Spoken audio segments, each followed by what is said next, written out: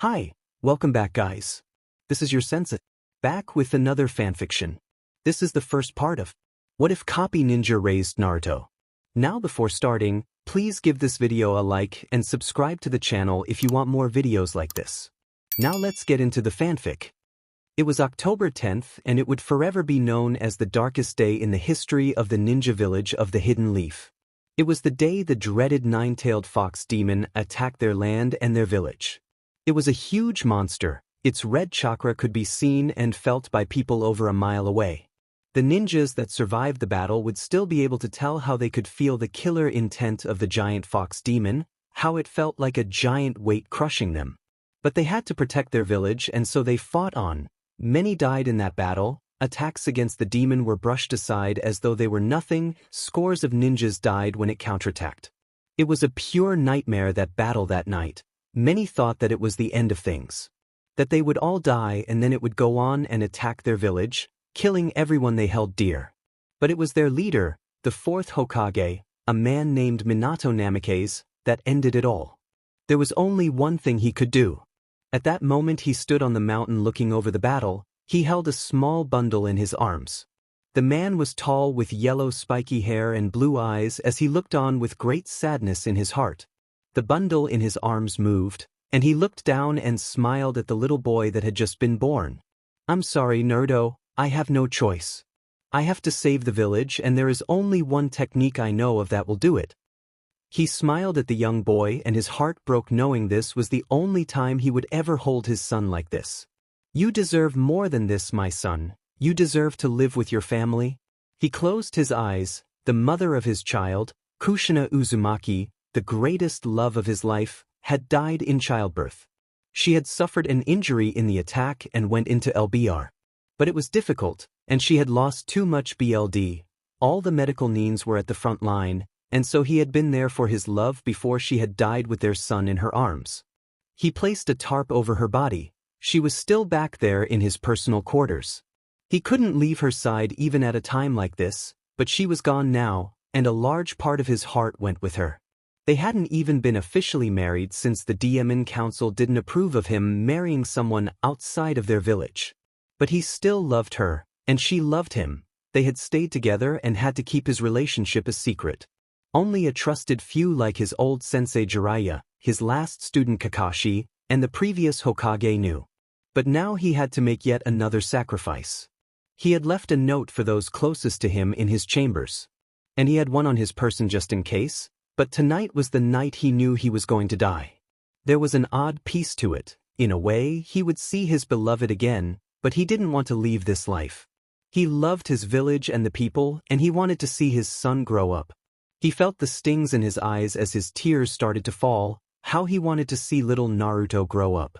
But he was Hokage. He had to protect the village, and his duty outweighed what he wanted in life. He just hoped that Naruto would one day forgive him and understand why he had to leave him. He had left one of his tags he used for his flying thunder god technique, something he used that teleported him around, the same technique that earned him the name the Yellow Flash.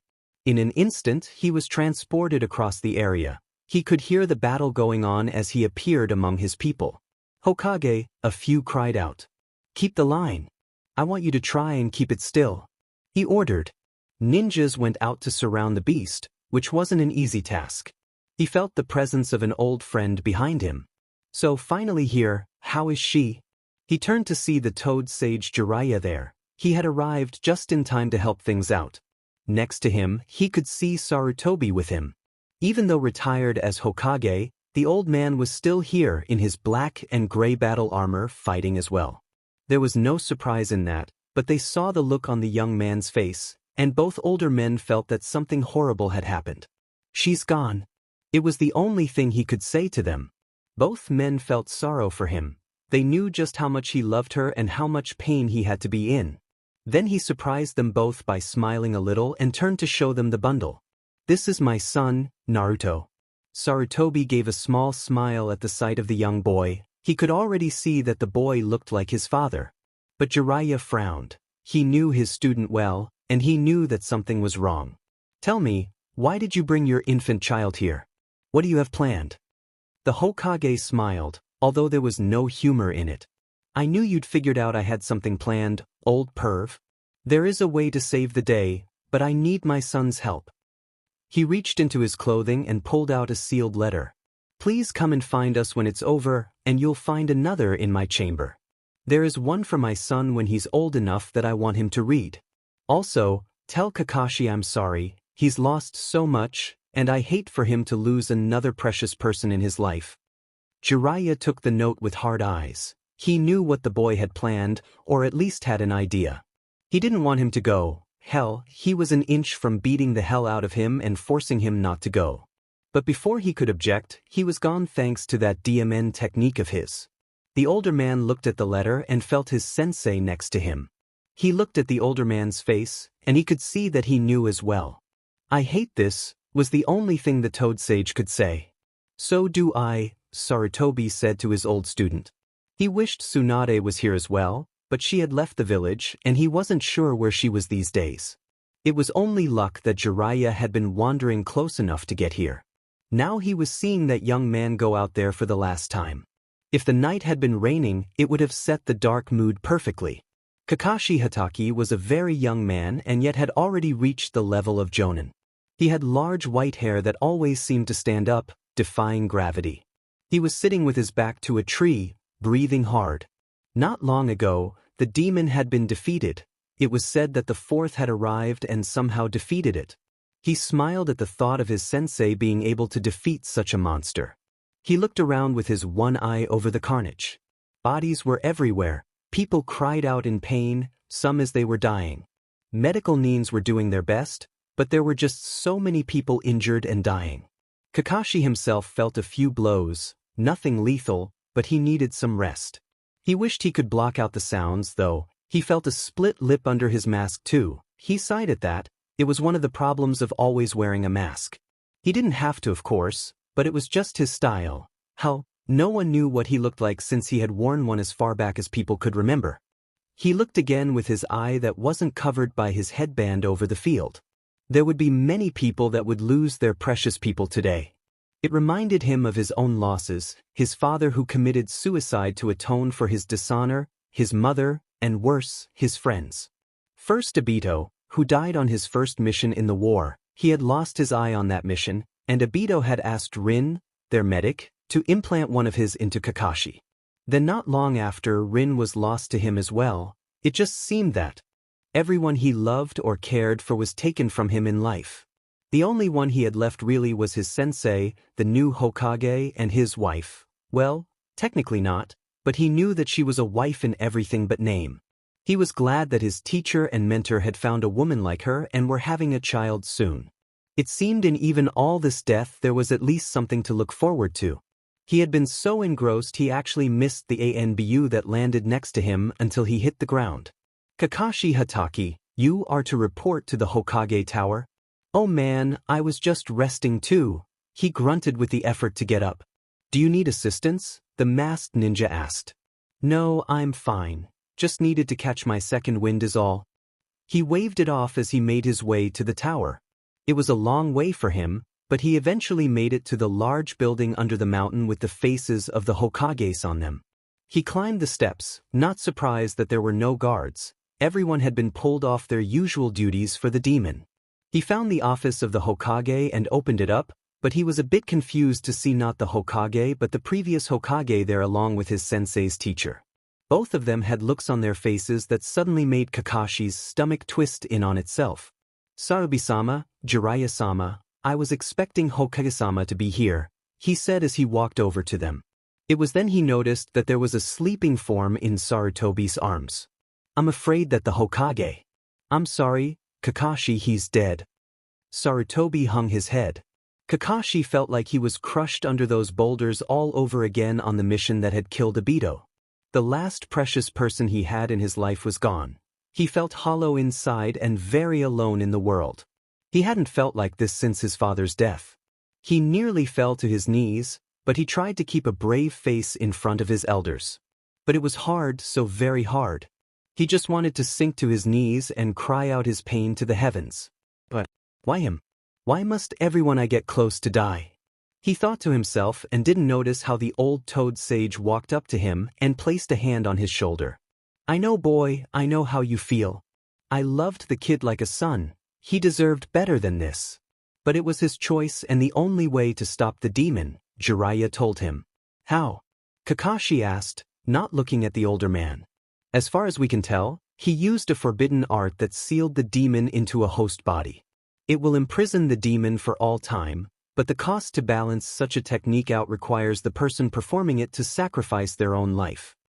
Sarutobi explained and walked over to the young man. This is Naruto, the Hokage's son. He used him to seal away the demon. He showed the snow-haired young man the child. Kakashi looked, and he could see the resemblance. The yellow hair and blue eyes were very alike. Although it was strange seeing what looked like whisker marks on his face. The young boy looked up at him with curious blue eyes. Kakashi actually grinned a bit. His teacher would have been a great father, and he knew that the man had been looking forward to this. But what of? He trailed off, asking about the mother, but the looks he got told him all he needed. I'm sorry, she died giving birth. When the demon attacked, she had been injured, and with the BR. It was just too much for her body, Jiraiya told him. There is a letter for you here. He made one out to you to read. Sarutobi pointed with a free hand to the desk. Kakashi walked slowly towards it. It was strange not seeing his sensei there behind the desk.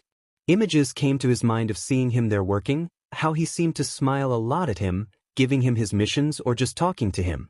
He saw the picture there of him and his original team, and then of his sensei's team when he was a kid. He knew there was a picture of his lover in his desk drawer as well. It just seemed like a very bad dream, one that he wanted to wake up from. That he was still alive and he would see him tomorrow. But as he picked up the letter, he knew deep down that he was just being stupid. He was gone. He opened the letter and read what was on there. Hello, Kakashi. I know by now you're reading this and you know what happened. I'm sorry to leave you. I know you've lost so much in your life, and I wish I didn't have to. But as Hokage, I had to put the lives of my people above my own life and happiness. There is so much I could tell you. You were always the brightest student I had, and I know you'll do me and the village proud. In fact, I'm already very proud of you. You were like a son to me, just like how Obito and Rin were like my own children. When we lost them, I felt like I had failed as a teacher. I was always afraid that I would lose you next, but it seems that you'll outlive me after all. Sorry, stupid to make a joke here, but I had to do something to lighten the mood, right? Kakashi, I want you to know that I'll always watch over you, but I want you to do me a favor. Please, I trust you to keep an eye on my son Naruto. He'll have a large burden placed on him as the jailer for the demon, and I wanted him to be seen as a hero for his duty. Please watch over him from time to time. I think I can rest peacefully knowing that you will keep an eye out for him. I have to go. I can see that Fox is already near the walls. Please live well, my student. Kakashi read it over a few times, trying to memorize each word into his mind. By the end, he felt the tears fall from his uncovered eye. He hung his head as he closed his eye, trying not to break down at the moment. Meanwhile, Sarutobi and Jiraiya were talking about what to do with Naruto. I'm not sure about this, Jiraiya said to his old mentor. I mean, you honestly want to tell the entire village that this boy holds the demon in his gut? He asked him. It was his wish, and he is the son of the Hokage, he said to his student. Look, I know you have faith in people and all, but look at what just happened out there. I honestly don't think people will react well to this. Hell, they might see the child as only a monster to be killed, the toad sage said. I do have faith in the people of this village. Like you did with Orochimaru? Jiraiya said coldly. Sarutobi's head came back as if he had been visibly struck. Then he cast his look down, and Jiraiya knew he hit the right place to prove his point. Hell, Orochimaru had been his teammate as a kid. He had been the genius, Tsunade the woman who was known for revolutionizing the medical ninja corps, and himself. Well, not the most well-known, he pulled his own weight as a MSTR of SEALs. He had never really liked Orochimaru, and when he went bad, it was no surprise to him, although he still felt betrayed. That bastard had experimented on his own people, the people he swore to protect, and when Sarutobi went after him, he had let him go in a moment of weakness. Sarutobi himself knew of that failure. He had honestly not seen the signs, although they had been there. He had seen how angry he had been when he hadn't named Orochimaru as Hokage after him. But he never thought that his own student would go to such evil lengths. Looking down at the child, he wondered if he was making another misjudgment. He should be put in a safe place. His father had lots of enemies, and they would love nothing more than to kill his son. Maybe put him into an orphanage. With all the death out there, it could be easy to say that his parents were killed in the battle. But knows how many orphans were made today anyway, Jiraiya muttered to himself. Oh. Both men turned to see Kakashi looking at them. They had forgotten that the boy had been there the entire time. I'll take him in. Jiraiya was the first to object. What? Kid, you're still a kid yourself. You can't possibly. I will, Kakashi said in an even tone. He is my sensei's son. He asked me to look out for him. He gave me so much in life. This is the least I can do to honor him. Kakashi meant his words. The little boy was the last living link to his sensei, someone who had been the only father figure in his life after his father's death. Looking after his son was the least he could do to honor the man, and besides, the thought of the Hokage's son living in some orphanage was not something he could bear. The boy deserved more than that. He was sure of it. Kid, this won't be easy, plus, with taking care of him, how will you deal when you have to go on missions? Jiraiya asked him, crossing his arms.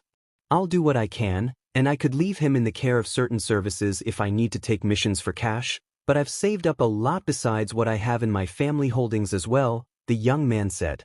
You really going to let this kid go through with this? Jiraiya asked the old Hokage. He looked down at the child who had fallen asleep, and then to the young man. He knew all too well of Kakashi's life story, and he was surprised the young man would take up such a responsibility. But maybe it would be better than just an orphanage for the young boy. There would already be too many children without parents tonight. Perhaps I could use you on the ANBU teams. I'll need more to fill in spots for at least a few years. It will keep you close, and although they don't have the pay for A or S class missions, they will afford you a bit of an easier time. Until that is, Naruto is a bit older and you can go back to going out on missions. Sarutobi also knew that Kakashi was well on his way to ANBU anyway, but this would help in both matters. Jiraiya gave a small grunt. No one was sure if he was for or against it, but it seemed like Kakashi wouldn't move on the subject. If you truly do want to do this, then you can try, but remember this might be a lot more difficult than any ninja missions, he warned the young man. He still remembered how he had raised his own children, not to mention his estranged son. Kakashi nodded his head as he walked towards the young boy. He knew this would be tough, but he had to do this, if only in the memory of the Hokage, plus one day Naruto should know of the kind of man his father was. And he could always teach little Naruto the things he had been taught as well, passing on the knowledge from Naruto's father through him. Sarutobi slowly handed the small boy to Kakashi as he held him for the first time. Naruto moved a bit, opened his eyes for a moment, and then went back to sleep. Kakashi looked at the young boy, and even though his heart was heavy and filled with the hole left in it, looking at the young boy filled him with something. In a way, a part of his teacher would live on in Naruto. Well, now that's out of the way, what do we tell the council? This will get out eventually, you know. The Toad Sage asked his teacher. I'm not sure, maybe we can tell only the elders and keep it secret by law. Only people of Jonin or higher rank could know, but maybe keep it all secret and the young boy's legacy and his task as jailer only to be known to us in this room and to him when the time is right. Sarutobi would have to think on this. He just hoped that when the time came, he could think of the best way to deal with Naruto's secrets, but in the meantime, he would let Kakashi made his way to Naruto's room. It had just been a small room that he used for storage, but he moved all that stuff out to make room for Naruto's crib and other things. He flicked on the light, blinded for a moment as the sting of the sudden light hit his eye. He blinked and saw the scene. The room was white, but he did plan on fixing it up a little with more color at some point. There was the crib, a changing table, and a few other things. He walked over to Naruto's crib and looked down at the young boy. How can someone so small have such a powerful set of lungs? He asked himself as he picked up the crying infant. He rocked Naruto gently, trying to soothe him. It had been 3 months since that night he took Naruto in, and he hadn't had a decent night's sleep since. Sure, he had gone days without sleep on missions, but this took things to a whole new level. He swore they should let ninjas take care of infants for those sleep deprivation training. There, what is it, little guy? You hungry again? Kakashi couldn't believe how much the little guy ate. It was kind of unbelievable someone so small had such a stomach. He couldn't smell anything, thank goodness, so it wasn't for changing. He carried Naruto into the kitchen as he went to get a bottle. The little blonde boy was dressed in orange. For some reason, he seemed to like the color. Kakashi always had trouble dressing him in other colors. He would throw fits for some reason unless it was orange. He got out a bottle from the fridge and used a small jutsu to heat it up. It was just a simple heating one used when you were stuck out in the cold. Mainly you used your chakra, the life energy that all ninjas train to use, to mainly make a blanket of warmth around you. He just used it on his hand until the bottle was nice and warm. He adjusted Naruto and the baby eagerly fed off the bottle. There you go, he said gently, closing the fridge with his foot and walking him around the apartment. He found out that this seemed to calm him down. Man, I know I said I'd look after you, but who knew this was so hard? Makes me glad for all those babysitting rank D missions I had as a kid. He shivered at the memories of those missions. They were not pleasant experiences, but he at least got something useful out of it and he was putting all of that to work. Naruto eventually finished and Kakashi started to pat his back to burp him. He heard the sound and smiled but then froze, feeling something warm slithering on his shoulder. I forgot to put a towel on me again, didn't I? He asked little Naruto, who giggled. Kakashi knew that he had some spit up on his shoulder now. He had been tired and forgot to put that rag on now and then. He found something else out. Getting that stuff cleaned off a ninja uniform wasn't easy. He sighed and proceeded to walk around with Naruto a little, rocking him. It took nearly an hour for the boy to sleep. He had a lot of energy in him and he was always looking around the place. Kakashi had to watch him as he liked to crawl and explore and usually get into trouble. Kakashi had to make sure that he kept all his weapons well out of the way. He had to stop Naruto from picking up and trying to play with a shuriken that he had dropped onto the floor at some point. It wasn't an easy life, that was sure, but he did it. Plus he knew that the boy needed him as well. Who else would look after him? The new Hokage, the third, after taking back his title, had decided that only the council would know of Naruto and his past as well as the ANBU and Jonins. He still remembered that day as well. A week ago, Kakashi was holding Naruto as he walked into the Hokage's office. By now, the entire village was slowly getting back on its feet. The dead had been buried and there was a mass funeral for everyone. He had been there with Naruto. It was only fitting after all Naruto had lost his parents that night. Even if the child didn't really know it at the moment, or maybe he had, for some strange reason Naruto had been uncharacteristically quiet during the whole thing. Kakashi went into the office as the Hokage had told him to arrive. He walked in seeing the third back behind the desk. He now wore the old robes he had used to wear before he had stepped down. The white robes with some red trimming, the large matching hat with the symbol of fire on the front of it. Hokage-sama, Kakashi bowed to him as much as he could. Ah, Kakashi, I'm glad to see you. How has Naruto been? The old man smiled at the little boy who looked up at the strange old man. He reached up with one hand to the pipe that the old man was smoking. Hokage, if you'd please, he said, nodding his head to the pipe. The old man smiled and put it out. He had given up on that with his own boys, but with them all grown up and moved out, he had taken it up again. Kakashi nodded his thanks. Well, Naruto is a handful, and I swear the amount of energy he has is frightening. I never knew a baby could wear you out so much so fast. The old man gave a small laugh, remembering his own experiences when he was younger. Well, the reason I called you here was to tell you about my decision. I had to tell the council about Naruto, his full heritage as well as the demons sealed away inside of him. Kakashi sighed. Didn't go well, did it? No, it didn't. He rubbed his temples from the headache that he got from that. At least there were a few of the more reasonable ones. The Hyugas seem to be not opposed, but they aren't exactly happy about it, but they will not go against the wishes of the fourth. The Aburames are just as neutral, but I think they're just waiting to see how the boy is before they judge him. That he was thankful for. At least the Aburame clan kept their emotions tightly controlled, but they were very logical as well. Any others? Kakashi asked. A few of the less powerful members will not seem to cause any problems, but there is a large faction that feels that the boy is too dangerous to live, This was led by the current head of the Uchiha clan. But I gave a law that stated that they were not to discuss this outside of the council. This is an S-class secret punishable by death. So only the members of the council will know of Naruto and his secrets, only the new heads will be told, and of course all the Jonins and NBU members.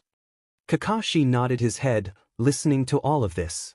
I have to wonder why you had to tell them at all. He would be much safer if no one knew. The Hokage nodded. I had considered that, but I also had to consider other things. What if the secret got out? The entire council would be after my head for keeping this from them. Also, we have to worry about what if one day the seal on Naruto breaks or someone tries to actually remove the DMN thing off of him. Kakashi hadn't thought of that, but then again, why would anyone do something like that? No one would be that insane, would they? It would most likely kill Naruto if they broke the seal. Kakashi felt a bit more protective of the boy, wondering what such a thing would do to the little blonde boy. My old student, the one that taught your sensei. He's heard of things. Naruto is not the first of his kind. There have been others before, but mostly they had been killed either by the demons they hold or by others. The old man looked very serious in that moment as he looked at Kakashi. There have been whispers of something brewing, rumors mainly that he was a bit concerned over. There have been lately someone or more than one person looking into people like Naruto. Vessels for demons. In fact, an ancient scroll of such things was said to have been stolen recently from the village of Mist. So there could be a threat, but he's still looking into such things, as he is looking for other things that are of concern as well. What else is going on? Kakashi asked. You are aware of Orochimaru's new status as a missing nin, correct? He asked, and Kakashi nodded. Well, one girl, Anko, is missing. She was training under him and disappeared soon before we found out about what Orochimaru was doing. The old man sighed and closed his eyes, still remembering the horrors he had found in that basement room. To think one of his own students capable of such evil things, he felt like he had failed his student in some way. We are searching for her, but we don't know if she knew of his status when she left or not. So my other student Jiraiya is looking for leads for him as well. He leaned back into his chair, feeling very tired. This year has been a very dark year, it seems. We will endure just as we always have, Hokage, Kakashi said honestly, and that made the old man smile just a bit. But I am worried that not everyone will obey your law about Naruto. Yes, they may find ways around it, but I felt you had to be told, just in case you need to be ready for anything, the Hokage said to him. Presently, Kakashi was putting Naruto back into his crib after the baby had gone back to sleep. He pulled the orange blanket over the sleeping form and placed his favorite toy next to him, a small orange fox. He wasn't sure why Naruto had an affinity for the animal. Maybe on some level he knew about the demon fox within him, or maybe it was a slight influence from the demon itself. He hated that last thought. The boy was so innocent, and the thought of him being taken over by that monster actually scared him. Kakashi had lost too much to lose another, and in this time Naruto was becoming an important part of his life. He worried about the little boy, but when Naruto laughed or smiled, it actually made Kakashi happy. Happier than he had been in a while actually, plus little Naruto had an infectious laugh. To think that people could hate such a baby was just stupid to him. He gently ran his hand over the blonde hair. I promise you I'll protect you, Naruto. Across the city, over in another district known as the Uchiha district, in the center of it was the main Uchiha home. This was where the main branch of the family resided. It was a very large estate on par only with that of the Hyugas, who were also the rivals of the Uchiha. In the main house, in one of the larger rooms lit by candles, sat many members of the council. At the head of the table was the leader of the Uchihas, Fugaku Uchiha. So we are all in agreement then? The head of the Uchihas asked those around him. He was a tall and powerful-looking man. He didn't show emotion and looked to be the type to demand perfection from everyone around him, especially of his clan. He had gathered those that knew that the Hokage was a fool to allow the vessel of the demon to live on. It didn't matter if it was the will of the fourth to keep the boy alive or even if he was his son. Personally, Fugaku never really thought much of the fourth Hokage anyway. He had seen that man before he became the legendary Yellow Flash, and he wasn't impressed with him then. So it was little consequence to him if the son of the last Hokage were killed or not. Although we can't take direct action, That doesn't mean that we can't take overt actions. He looked at the faces around him. All had eyes of hatred in them. All of them had lost someone precious to them to the demon's attack, and it was a powerful motivation. What can we do then, Fugaku-sama? One of the men asked. We can't make it obvious or else the Hokage would send the Anbu after whoever was behind things. Another said, yes, we need someone to take the fall. Another agreed. Yes, we need to find someone with no affiliation that will kill the boy without hesitation and if possible take their own life to prevent them from talking if captured, Fugaku said. But the problem is finding someone like that, plus with his noon father around, it will make things even harder. Yes, everyone knows of Kakashi, he even has your bloodline, the Sharingan, one of the men stated. Fugaku slammed his hand hard into the table. Never speak of that in my presence. The fact that fool of a friend of his gave him the pride of my clan shames us all. To think that someone outside my clan uses the Sharingan is an everlasting insult to me. If that fool Obito was still alive, I'd kill him myself for what he did. But you raise a fine point. Kakashi is not to be taken lightly and now he's an Anbu himself, so that makes things even more complicated. What do we do then? One of them asked. We wait. We find someone that we can use against the boy, but we also might have to wait until the boy is older. Kakashi is only an Anbu to stay close to the boy, but once he's old enough I know that Kakashi would go back into the field. He's that kind of ninja and he'll take on missions that will have him leave the village, and then we can easily strike at the demon boy, Fugaku said to them all. We shouldn't wait. He should be killed now. Someone spoke up. You fool, there is another reason to wait. He snapped at the man. The more time that goes by, the more relaxed security will be around the boy. Plus, any accidents that can happen to him would be more plausible. If something were to happen too soon, the Hokage would know that it had been set up to kill the boy. No, we wait for the time is right and then we will strike. Soon after that, the meeting was over but the leader of the Uchiha clan waited patiently. Then a door slid open and a young boy of about 5 with dark hair and matching eyes walked in. He held an impassive face just like the man across from him. What are your thoughts on this, Itachi? He asked the young man. I think it is wise to wait, father, he said calmly to his father. Although personally he didn't see the point in all of this just to kill a little boy. It was beneath his family to hide in the shadows like this and plot such a thing. They were the most powerful clan and here they were acting like some weak and pathetic group of cowards. It sickened him to think that his proud clan would be reduced to such a state, but he showed nothing of this. His father nodded his head. I want you to keep an eye out in the ninja ranks for anyone we can use. Most likely when someone is given the level of Jonin and learns of the boy's true nature, we will find who we need. Itachi bowed his head. As you wish, father. But if you don't mind, I need to prepare.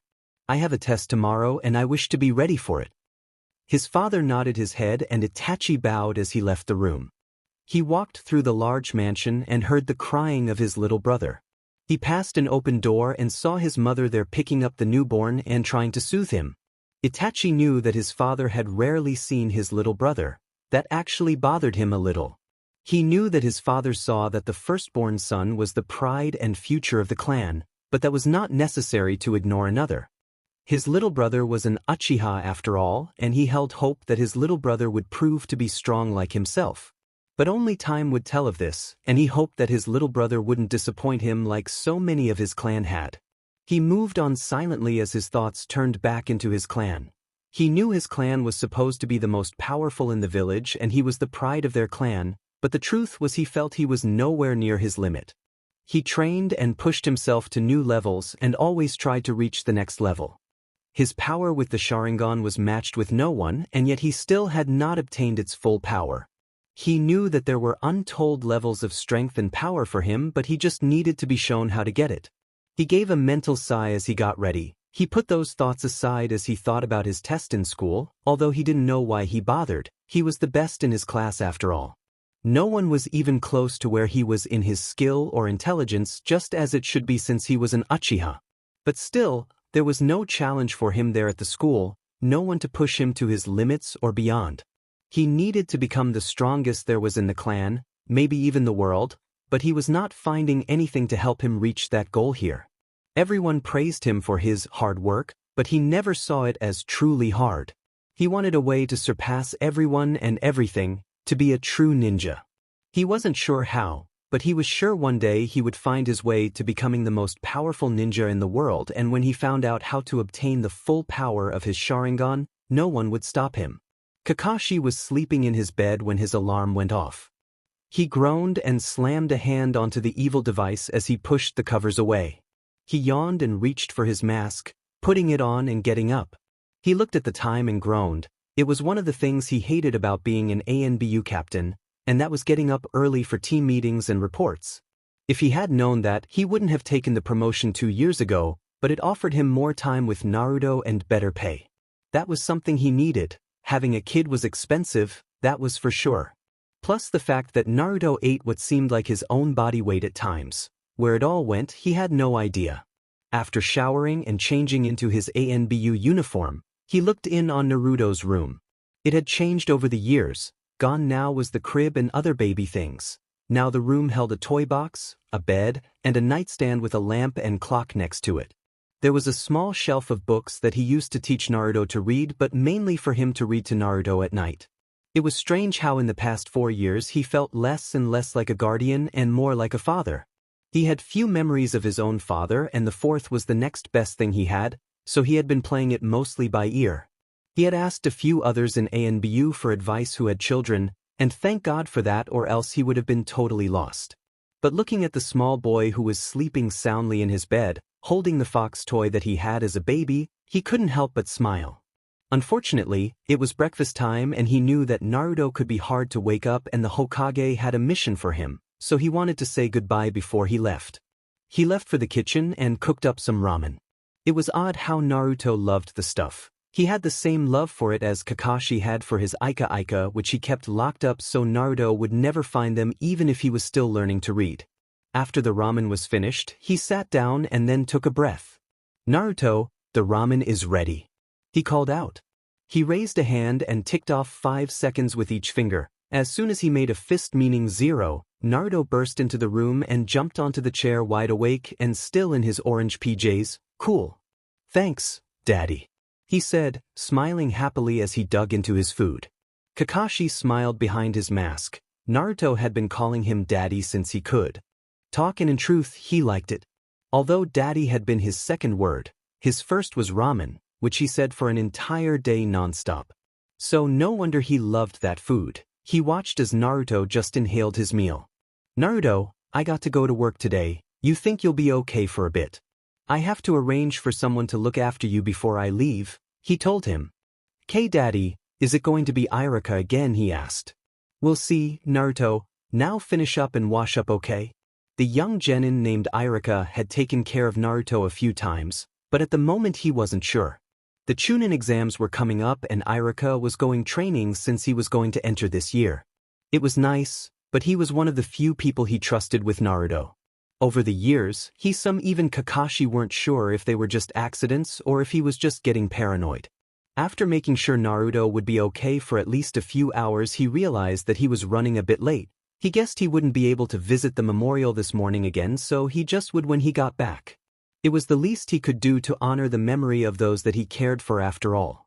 He put on his ANBU mask, that of a wolf, and made his way to the Hokage's office. He found the man at his desk trying to once more battle with his arch-nemesis, the dreaded paperwork. He smirked behind his mask, both of them actually, since he still had on his regular one under that. "Hey, sorry I'm late, Hokage-sama. An old lady needed help crossing the street," he said, taking off the wolf mask. The old man gave a grunt trying to hide his smirk. Hatake always seemed to have an excuse. "Well, now that you're finally here, I have a mission for you and your squad. Tell me you remember Anko, right?" "Oh yeah, the girl Kai's team found," Kakashi said as he remembered her. She had been taken by Orochimaru a few years ago and after about a year turned up alone on a beach. She had been starving and dehydrated. In fact, if the ANBU team hadn't found her, she might have died after a few more days.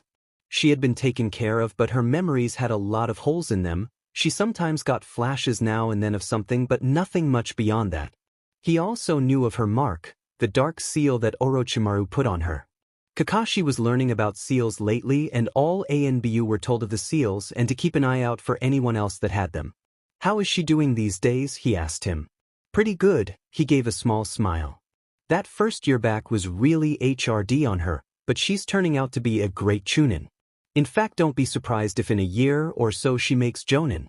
But she's also remembered something lately. She had another of her flashes, and I've been trying to help her remember. She thinks she remembers an area where Orochimaru might be or is. So you'll be taking her along to see if you can find anything. Kakashi nodded. Got it, but there is one other thing that I need help with. I need someone to look after Naruto, and well, I would like someone that can take care of himself. Lately I've been worried that someone is getting a bit more bold in harming him. The Hokage nodded his head. He heard everything Kakashi had told him and it was worrying the old man. That was why he had looked up someone special for looking after Naruto. He was a bit unorthodox even by Konoha standards, but he was still one of their best. I already have someone planned for that. Guy, you can come in now, he called out. The doors opened and in walked a jonin with the usual vest, but he wore a bright green spandex suit and had the strangest haircut. It looked like a bowl cut of some kind as he had pure black hair. He grinned with unnatural white teeth. Kakashi thought he could actually see them shine when he smiled as he gave him a thumbs up. Ah, so this is the mighty Kakashi, the famous copy ninja. The strange ninja said to him. I'm Mato Guy, sometimes referred to as the Green Beast. I'm sure you remember me. After all, we were on a couple of missions together. Kakashi looked at him for a moment in silence in a thinking pose. Nope, never heard of you, and as odd as it is, I don't remember you either. Guy nearly face planted at that as Kakashi turned to the Hokage. Is he on any medication that I should be aware of? Not that we know of, the third said under his breath. Guy was right back up to his old self in a second, clapping a hand to Kakashi's back. Don't worry, your youthful child is in perfect hands. If anything happens, I'll do 1,000 laps around Konoha on my hands with weights on my legs. He did the same flashing grin and thumbs up again. Kakashi suddenly had a very strong sense of doom at the moment. Later, Kakashi was with Naruto as he was watching a kids program on the TV happily. Now Naruto, be good to Guy, okay? Okay, but can I get Irika next time? I really like him, Daddy, he said over his shoulder. Yeah, he's a good young man, but behave with Guy, okay? He said, knowing how Naruto could get, especially if he got too much sugar. The times he managed to eat too much of that even made him more hyperactive. It was insane how such a little boy could get that hyper. He swore with all that energy he could run up and down the Hokage monument several times before getting tired. Daddy, how long will you be gone? Naruto asked a little worried. He hated it when his dad had to leave. He knew it was his job and all, but he didn't like it. His dad always knew what to do. He remembered when he was scared of the monster in his closet. His dad had come in asking him what was wrong and he told him about the monster. The next thing Naruto knew, his father threw several kunai into the closet in the blink of an eye. There now, Naruto, if the monster is still in there, he's not happy, and if he comes back, just remember, any monster that wants to harm you has to get through me first. After that, Naruto slept peacefully in his room, not afraid of any monster because he knew his daddy would protect him. So he always worried that something might happen when his dad was gone, but then again his dad was strong and brave and he wanted to be just like him. Kakashi thought about it. I'm not sure, but I promise I'll hurry, okay? Okay, Daddy. He smiled broadly at his dad and Kakashi couldn't help but smile back. The doorbell rang and Kakashi went to it. He opened it up to see Guy there giving one of those bright smiles. He pulled him in before he could start going on again about youth and stuff like that. Now look, I'll be gone for a few days, so take good care of him. There's a list of things you should know on the fridge, and careful not to give him too much sugar, and you do remember what you were told about Naruto and what to watch out for, right? Guy nodded, getting a bit more serious at that last part. He knew that certain people weren't too happy with Naruto and that anyone could be after him. He did honor the late Hokage's wishes, and besides, to him, anyone that would harm a small boy was the more unyouthful people that deserved no respect from him. No worries, Kakashi, I'll see to his safety and you can trust me. He flashed his grin and gave the thumbs up. Kakashi just sighed as he went to introduce Naruto to Guy. Outside his apartment, however, two shadowy figures were looming across the street. Both wore cloaks that hid the ninja garb under their vestments. They were a couple of missing nin, outlaw ninjas that had turned from their village. They had been hired to sneak into this village to assassinate of all things a young boy. Even among missing nins, some still had some standards, but these two were not one of them. What do you think, Ichigo? His partner asked. I think we should wait until Kakashi leaves Rinji, he said to him. There was no way that they wanted to fight Sharingan Kakashi. When they were told who was protecting the boy, they found out the reason why they were being paid so much. Although their employer, whoever it was, had made sure there was a way in and out for them and that their mission was timed so that Kakashi was far enough away, it was still a little unsettling. They heard the stories and they didn't want to fight the Jonins, so they would wait until he was a long distance away. That way, if they were found out, at least they had a good head start in getting the hell out of there. Besides, the one in the green didn't look like that much of a threat anyway. We wait and get ready. Ichigo, I want you to shadow them and take the boy out from a distance with your poison. I'll set up a backup plan just in case. Rinji told his partner. After that, Kakashi left his home and made his way to the gate, hoping that he wasn't too late. When he got in range of the massive gate, he could see two of his fellow NBU there, with a girl a little younger than he was, with purple hair pulled up at the back of her head. She was pretty looking, although the scowl on her face and how she looked a bit sad sent him a few warning bells about her. Demon it, where the hell is he? I thought NBU were supposed to be the elite ninjas of this city, and you'd think your captain would be on time for once, Anko said, tapping her foot. Unfortunately, he's has trouble with the time apparently, one of the ANBU said. He knew all too well that their captain was always late. It was a running joke that Kakashi would be late for his own funeral one day. She then noticed an ANBU walking up towards them. She guessed this was the one they were waiting for. Sorry about that, I got lost on the road to life, he simply said to them all. Anko raised an eyebrow. Lost on the road of life. What the hell does that even mean? You got a lot of nerve, buddy, she growled out, getting into his face. The least you could do is show up on demon time, and I don't care if you are an NBU, I'd still kick your butt. Duly noted, Kakashi said in a bored tone, although he could feel the killer intent from the young woman. He made a mental note not to PSS her off any further, or he'd have to see just how good she really was. Fine then, let's go before I forget anything important, she said, and Kakashi noticed the slightly more serious and darker look on her face. He had no idea what it had to be like living with giant holes in your memory, although sometimes he wondered if he would be better forgetting certain things as well. Hatake residence. Guy was one of the strongest ninjas there was. He had the patience of a mountain, strong like an oak tree. He had seen hundreds of battles, seen a lot in his young life, but at the moment he was wondering if he could handle such a thing as a hyperactive 4-year-old. Hey, why do you wear green? Why is your hair like that? What are those big things over your eyes? Do you know my daddy? He's the strongest and bestest there is, and I'm going to be just like him. Are you strong? Can you show me?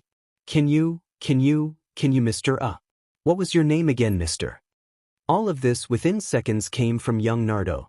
Guy had to admit the flames of youth in this boy was like a blazing inferno. He had never seen a child with so much potential energy. Oh Kakashi, you have a fine boy. The flames burn brightly in him. I hope to one day I too will find a boy with flames that match him. He would make the perfect student. He grinned at the boy, and Naruto was surprised by how shiny the tall man's teeth were. I'm Mato Guy, little Naruto-kun, but you can call me Guy, he said to him. Okay, Naruto grinned at the tall man. So Naruto, what do you want to do? Play ninja. Naruto suddenly ran off, leaving Guy to search for him. For such a small child he was fast, and Guy went into Naruto's room but couldn't see him anywhere. Guy was surprised that he could hide so fast, but then again he knew the home better than he did. Guy went around searching the room. He opened the closet but only saw a mess in there, nothing but what looked like a pile of laundry that hadn't been cleaned yet. Guy sighed at such a sight. He would have thought Kakashi would have taught young Naruto better than that. He shook his head and went searching for the young boy. He looked in a toy chest with no luck. Then he knelt down to check under the bed. That was when his sense of danger hit him. Like all experienced ninjas, they had learned to trust their gut when someone was watching or about to attack. He heard the feet running and turned just in time to catch the little blonde boy as he jumped at the man. He launched himself into Guy's chest as he caught the giggling boy. I got ya, he shouted out, and Guy looked across, seeing the disturbed pile of clothing. He smirked, knowing now that the boy had used that to hide himself. Guy had to admit the boy showed some talent, at least for surprises. He got up and placed Naruto on the ground as the young boy gave him a huge fox-like smile. Guy couldn't help but like the kid. He was full of the fires of youth. "Well, my youthful young man, what happens now that you got me?" Guy asked. "It's your turn to hide now. Then prepare yourself." Guy decided to show off a bit and threw down a smoke bomb. Naruto looked with wide eyes as the smoke cleared and Guy was gone. Then he grinned as he started running around looking for him. He ran out of the room and Guy, who was on the ceiling, smiled down at him. He was using his chakra to stick himself to the ceiling, and when Naruto left, simply and silently landed. He turned around going into a thinking pose as he thought about Naruto. He had heard how the great Kakashi had taken in the child, and he had to admit he had been surprised. He never pictured Kakashi as the family type. But he seemed to be doing a good job, although Naruto could be a bit more tidy, but maybe he was expecting a bit much from a 4-year-old. He wondered what Naruto would be like when he started his training. That was when he felt a small body wrap around his leg. "Got you again." He looked down surprised at the boy who had come back so quickly. "How did you—" "Daddy uses that trick too, mister." He smiled up at Guy and the older man just had to laugh. They continued to play for a bit until Naruto got a little tired. While taking a nap, Guy went over the list that Kakashi left. It was kind of simple, usually the do's and don'ts, although what was underlined in red was, "Don't feed him sugar," in big bold letters. Guy was wondering if Kakashi was being a hen mother or just trying to warn him. He heard the sounds of small footsteps and saw little Naruto rubbing his eye with a yawn. Then he heard the young boy's stomach growl. "Hungry?" he asked him, and Naruto nodded quickly. "So what do you want for lunch?" "Ramen," he yelled out happily. "Okay, but it's a good day out. We shouldn't waste it inside all the time. How about we go outside? I've heard of a place that is supposed to have the best ramen in the city." Guy smiled, seeing how huge Naruto's eyes were now. The little boy loved ramen, but if there was a place that served the best, he couldn't wait to go.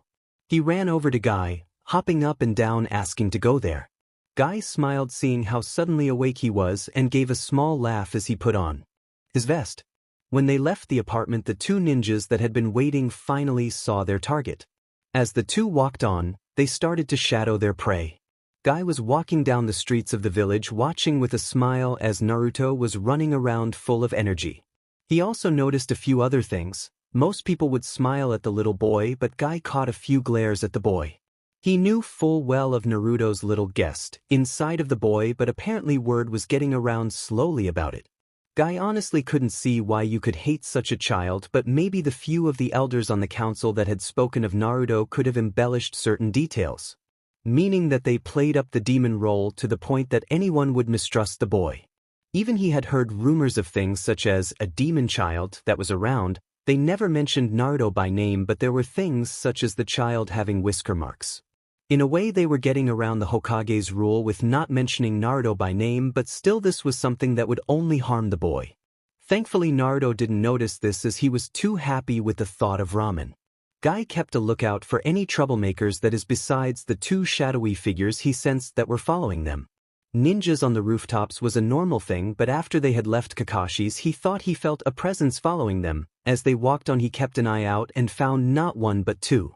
They weren't bad either. They weren't a Jonin, like he was most likely a high Chunin level of ninja. He couldn't turn his head to get a good look at them without giving away that he knew. So he kept an eye on them at any rate. He also continued to watch in amusement to how Naruto ran around with that huge smile on his face. "Naruto, here we are," he said, and he led the boy under a tarp with a sign over it that read Ichiraku Ramen. "Hey there, Ichiraku." A man with an apron who was working the hot stove looked over his shoulder. "Guy, what are you doing here this fine day? And who is the little one?" he asked, looking at Naruto. Naruto had to go on his tiptoes and pulled himself up just to look over the counter. He could smell ramen from here, and he looked like a predator ready to eat its prey at all the ramen. Guy smiled and ruffled his hair. "This is Naruto Hatake, and I'm taking care of him while his father is on a mission. And he seems to like ramen, and you make the best in the city." "You got that right," he said with pride. "Dad, where is that extra stack of noodles?" "I am." The young teenage daughter walked in. "I think under the counter, dear." "Okay." Then she turned to see a small blonde boy trying to get onto the stool. He obviously was having trouble. "Ah, who's the little cutie?" Guy picked up Naruto and placed him on the stool. "Naruto, he said happily, wondering where his ramen was. He's so cute, she gushed at the little boy. He had these cute little marks and these appealing blue eyes. She couldn't remember ever seeing anyone with eyes like his before. So what do you want, little man? Ramen, please. What kind? She asked. Naruto thought about it. He wasn't sure he liked all types of ramen. Well, not vegetarian for some reason. So he crossed his arms, looking deep in thought. Then he suddenly got an idea. All of it.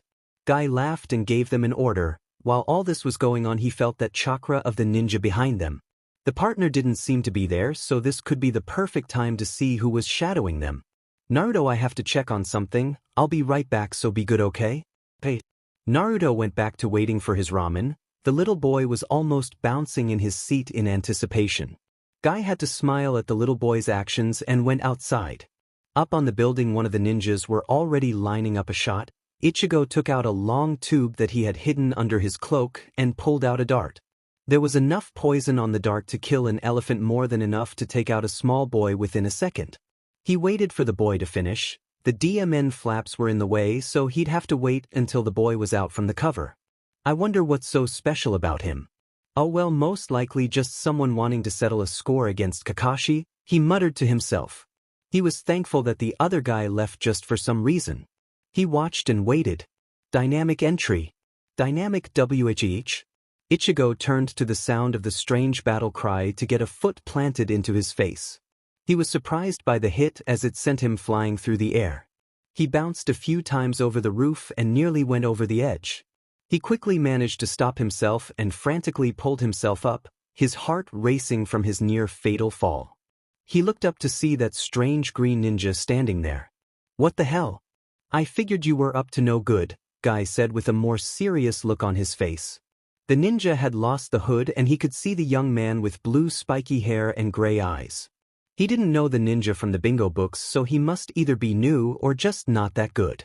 You knew? Ichigo couldn't believe that he had been found out. He figured he had shadowed the two of them perfectly. Of course, IMG water technique, rapid fire. Out of his mouth, many small but fast-moving pieces of water shot out at Guy. The water shots were formed into blades, and Guy noticed that when one hit the roof it actually cut into it. He knew that water at super pressure would cut through things like a blade, and so he quickly dodged the shots. His speed was so fast that Ichigo could barely even follow, and when the attack ended, Guy was right in front of him and landed a blow to his gut that felt like a sledgehammer hit him. He felt ribs break and fell to the ground, holding his chest, gasping for air. Guy lifted him up to face him. Now then, who sent you to attack Naruto-kun? Don't know his name, was through a middleman. Oh god, I think my lung is punctured. He managed to get out. Screaming was heard and Guy left the man there. He wasn't going anywhere, and if he was, it wouldn't be far anyway. He caught sight of another ninja running off with Naruto. So there was the other one, I sense. He felt foolish for forgetting the other one.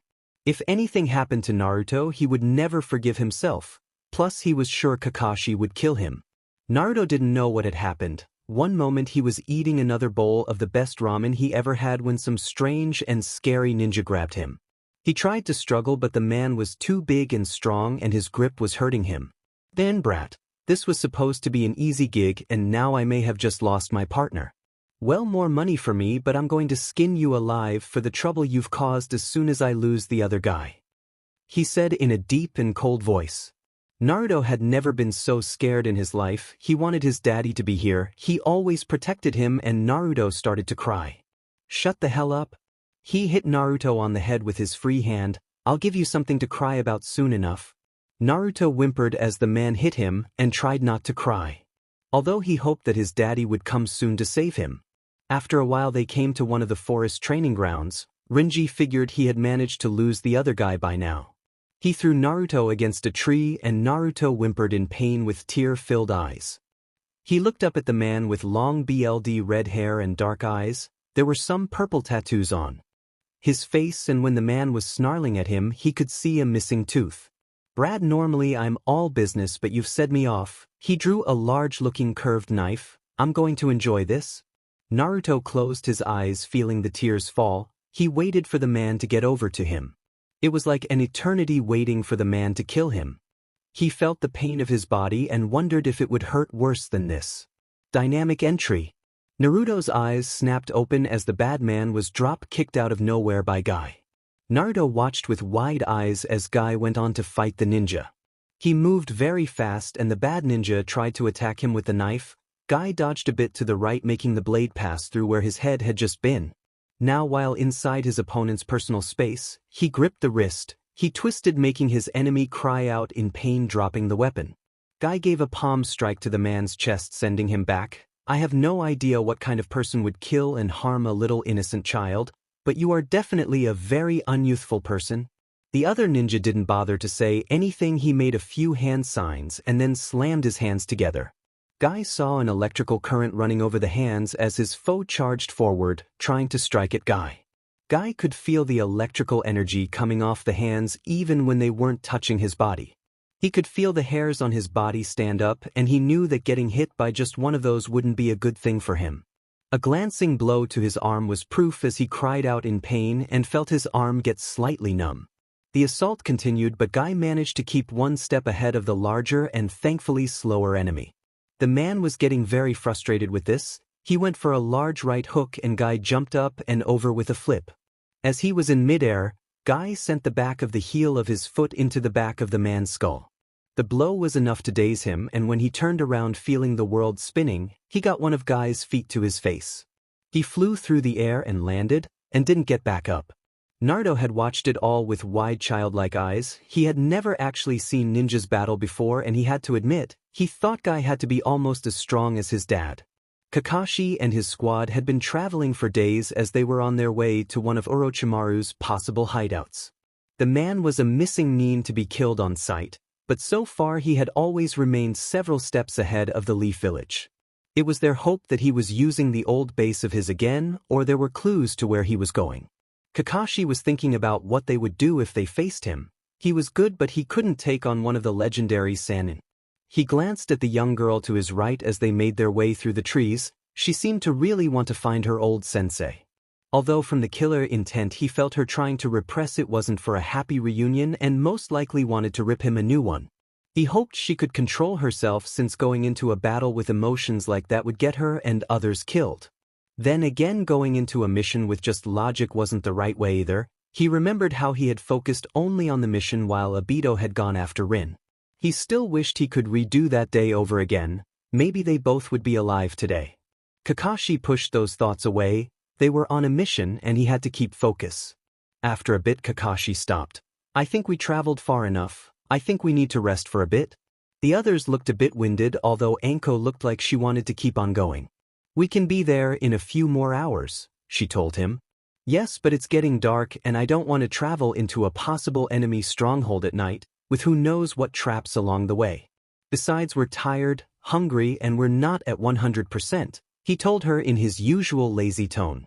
She seemed like she wanted to argue the point, but she seemed to take a moment and jumped down from the tree, still said but seemed to relent. He looked at his two other members of his team. Women, huh? He said as a joke. The other two shook their heads and jumped down. They set up a small camp with everyone taking turns at watch. Kakashi took the first watch as he pulled off his mask and sat down on a stone resting. He looked up at the stars and his thoughts turned to Naruto and hoping that Guy was taking good care of him. Because if he didn't, he was going to use his Sharingan on the green ninja. He sighed and pulled out his favorite orange book and started to read it. It was hard to find time and places to read his favorite series with Naruto around. About an hour into his watch he heard some miming and then a small gasp. He looked at the tents and after a bit Anko came out looking like she had a rough night, and from the looks and sounds of it, a nightmare too. He also was surprised to see her hair down. She looked more feminine like that, more soft in a way. Or it might be the lost look on her face as she sat down across the fire staring into it. Can't sleep, huh? He said, not looking up from his book. She just shrugged and muttered something he didn't hear. He thought about what could cause the girl nightmares, but given their lives it was part of the job. It's bad enough living with it when we're awake, but it's when we fall asleep, the point we let our guards down and want nothing but peace, that it seems to attack, he said. She looked at him confused. What? Our kind of life is a hard one. We see a lot and experience more than most. When we're awake we try and bury what has harmed us, But when we're asleep, that's when it can attack us at any time. She gave a small grunt looking at the strange Enbu. She was trying to figure this guy out. He didn't look much older than she was, although she was wondering why he was wearing that black mask when he wore that wolf one. Plus his forehead protector was covering one of his eyes, but from the small scar she saw, Anko figured he might be missing an eye. I don't need anyone's pity, she told him sternly. Wasn't offering. Then what? Understanding. That threw her for a bit. She had seen the looks about her when she first got back. She hated pity. She wasn't some weak little girl and hated it when people acted like she was around her. What would you know about anything? She muttered. I know loss and loneliness. She cast him a look. How so? Kakashi sighed, trying to concentrate on his book, but the memories that were coming up weren't easy. I lost my parents when I was young. My father killed himself in shame. My only 2 friends are dead. My sensei, who was like a father to me, is dead. All my precious people are gone except for one, and I don't ever want to lose him. Anko didn't know what to say to that. Her parents had died when she was young on missions. She really didn't have many friends. Although this Kurenai woman she had been teamed up with for her Chunin exam was nice and the only person she kept in touch with. But by the sounds of it, this guy had a rough life. Maybe that was why he hid his face from the world. So who is this person? My son, he told her. You got a kid. But you don't look that much older than I do, she said, shocked. Adopted, he lost his parents the night the Nine Tails attacked. I know what it's like to grow up alone, so I took him in. At first I was more like a guardian, but over the years, I think of him more like my own son now. Kakashi meant the words. Naruto was the most precious person in the world to him, he had no doubt about it. Anko didn't know what else to say, so she just looked into the fire. After a moment she looked at him reading one of those adult books that she had heard about. She was surprised he was reading that. Please tell me you don't keep those in your home, she smirked, pointing at the book. It's perfectly good literature. He ignored her snort at that comment. Besides, I lock them up so he never finds them. Anko actually broke a small smile at that. You're a strange one. You know I don't even know your name.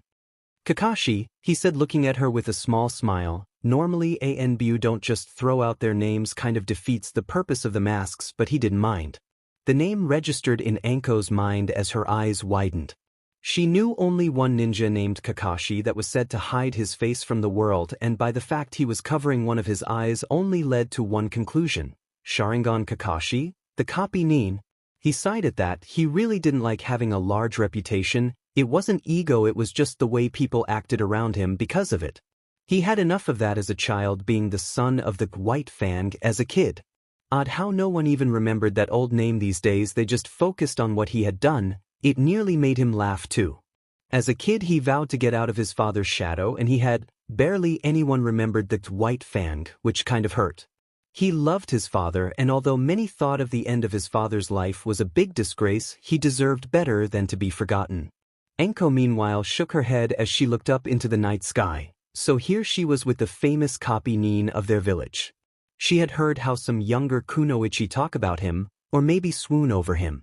Everyone wondered what was under that mask, and others thought he was so mysterious and tried to figure him out. It nearly made Anko laugh at how here she was with him and had most likely just learned more about him than any of those so-called fangirls learned in years. She looked at the man, trying to wonder how he was raising a son all his own. Since he never mentioned a woman in his life, she guessed he was single. At least that was something those girls would be pleased to hear. Hell, even Kurenai had gossiped about him a few times. At any rate, when she got back she could have some fun with this. There was all kinds of women that would pay to learn anything about him. She smiled, her nightmare forgotten, and then she frowned, glancing at him. Did he plan on making her better? He just sat there reading one of those books, looking dead to the world. She figured he didn't plan anything and decided to try and get some more sleep. Kakashi, however, watched her from the corner of his eye and smiled. He was glad that he could help her out. There was just something about her, that pain of being totally alone in life, that made him want to help her. Maybe because it was Naruto that helped to fill the void in his life, so he wanted to help others who had that same pain. At any rate, he went back to his book. It was getting to a good point and he wanted to finish before his shift ended. Naruto was back in bed. He was still scared to death from that morning, but he was better now that guy was looking after him. He was holding Mr. Foxy, his favorite toy, the orange fox, in a death grip to his chest. Guy was there in the doorway looking at the young boy. He had been so full of life that morning, and looking at him now was depressing.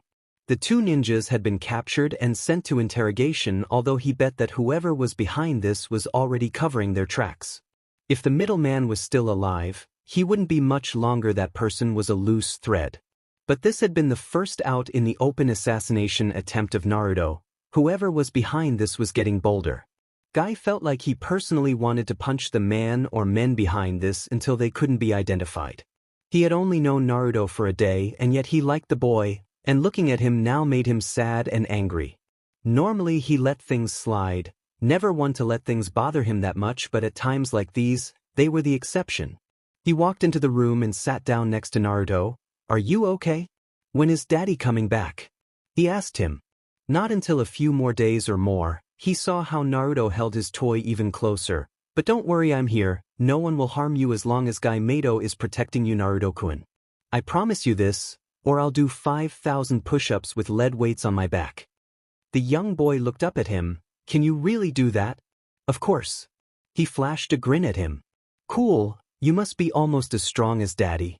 "Well, I like to think I can rival him. I may be even stronger." My daddy is the strongest ninja there is."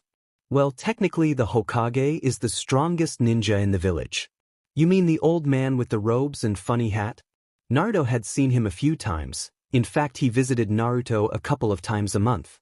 He found it strange that he was stronger than his dad. "The Hokage is the strongest in the village, and for a good reason. He protects everyone in the village, Naruto. It's his duty to protect everyone under his care, so he has to be strong." Naruto thought about that. He wanted to be as strong as his dad. He wanted to be able to be a great ninja as well. But if the old man was the strongest, then maybe he should be even stronger than him, stronger than anyone, so that he could protect his daddy. He knew that his dad went off on dangerous missions all the time and he always worried, but if he was stronger then he could look out for his dad. Little did anyone know that night Naruto made a new decision in life that would shape his future and the rest of Konoha. Guy ruffled his hair. "Get some sleep, Naruto, I'll be right here." Naruto nodded his head, feeling a bit better. "Thanks, Uncle Guy." Guy smiled at that. He gave a small laugh as Naruto tried to get some sleep, walking to the doorway. "Uncle Guy. I like that," he smirked to himself. It had been a couple of weeks and Kakashi finally managed to return home. They had finally found that base that Anko had remembered. The only problem, no one had been there for at least 3 months, if not more. Basically, Anko was said the entire trip back, and after all of that Kakashi was looking forward to getting back home and checking in on Naruto. He opened the door to his apartment feeling better just stepping inside of the door. "Ah, Kakashi, you have finally returned," a very loud voice said, and Kakashi sighed. He had forgotten about him. "Hey there, Guy, was it? How was Naruto? Any problems?" He caught the look in Guy's face and decided to sit down for this one. Guy filled him in on the two ninjas that had attacked Naruto. Kakashi knew that something like this might happen. The only problem was that he had hoped to have been there for him. He heard how the two ninjas were executed, although their contact was never found. It was hearing this that Kakashi was thinking of starting Naruto on his ninja training at the moment. Naruto needed to be able to protect himself, as it clearly showed that he wouldn't be around to protect Naruto all the time. He had to make sure that Naruto could be able to defend himself when the time came. "Thank you, Guy. Thank you for keeping Naruto safe," he finally said to him. Guy grinned at him. It was no trouble at all, although he was scared by the ordeal he seems to have come through. Kakashi was glad to hear it. "So where is he?" "Naruto, your father is home," he called out, and what came out would be something that gave Kakashi nightmares for 2 months.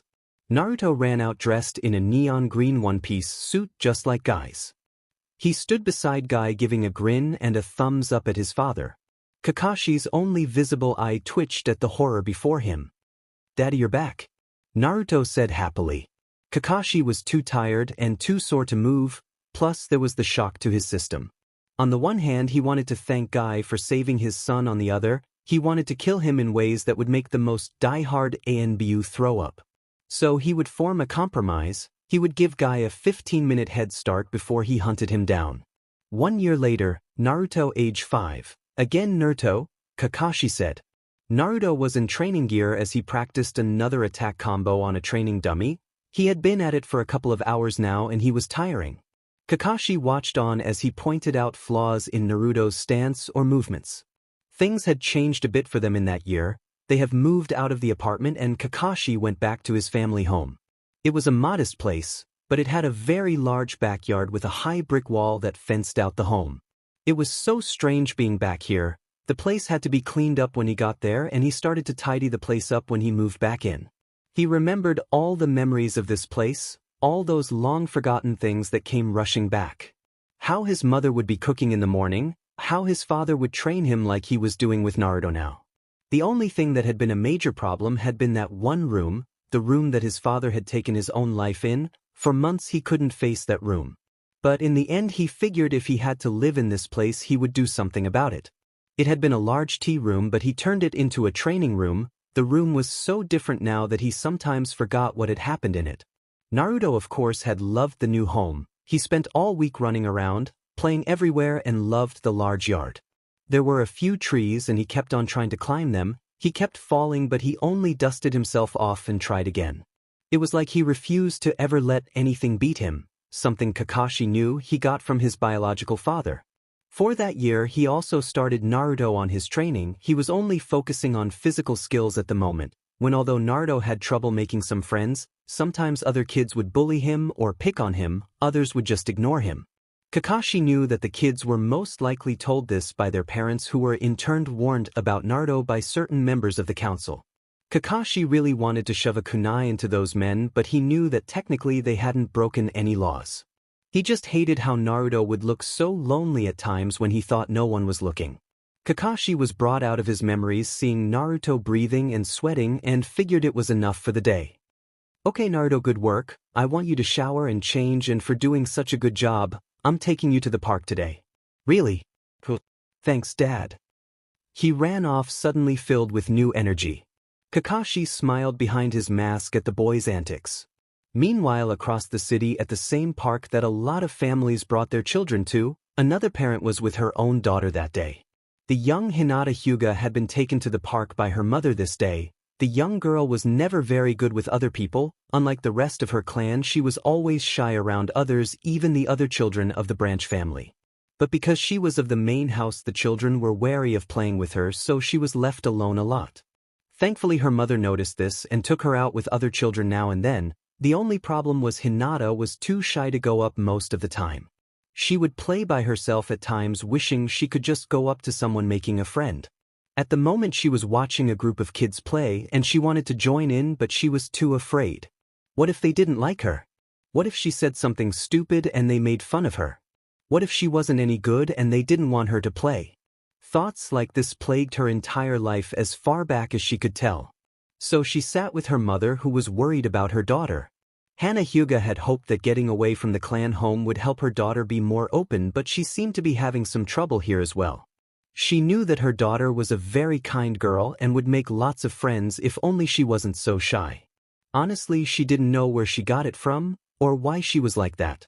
She knew that her husband was worried as well, especially if the clan elders thought that their daughter wasn't good enough to be the heir and maybe another member of the family should take the role. She stood up and Hinata did the same without a word. Why don't we get something to drink? Okay, mommy, she said in her usual quiet voice. They walked on and she noticed a tall man with large silver hair with a small blonde boy. It was a bit odd. The man had a mask on despite him being in more casual wear and had a headband over his eye. The boy had blonde hair and strange markings on his face, with a black shirt with an orange swirl pattern on them. Dad, after this can you teach me more cool ninja stuff? The boy asked excitedly. His father sighed. Yes, I swear Naruto, for a boy your age you seem to like training. Most kids want to play instead. Well, I don't really got many friends, he said, and suddenly his face took on a sad look. It was then that Hana knew the couple.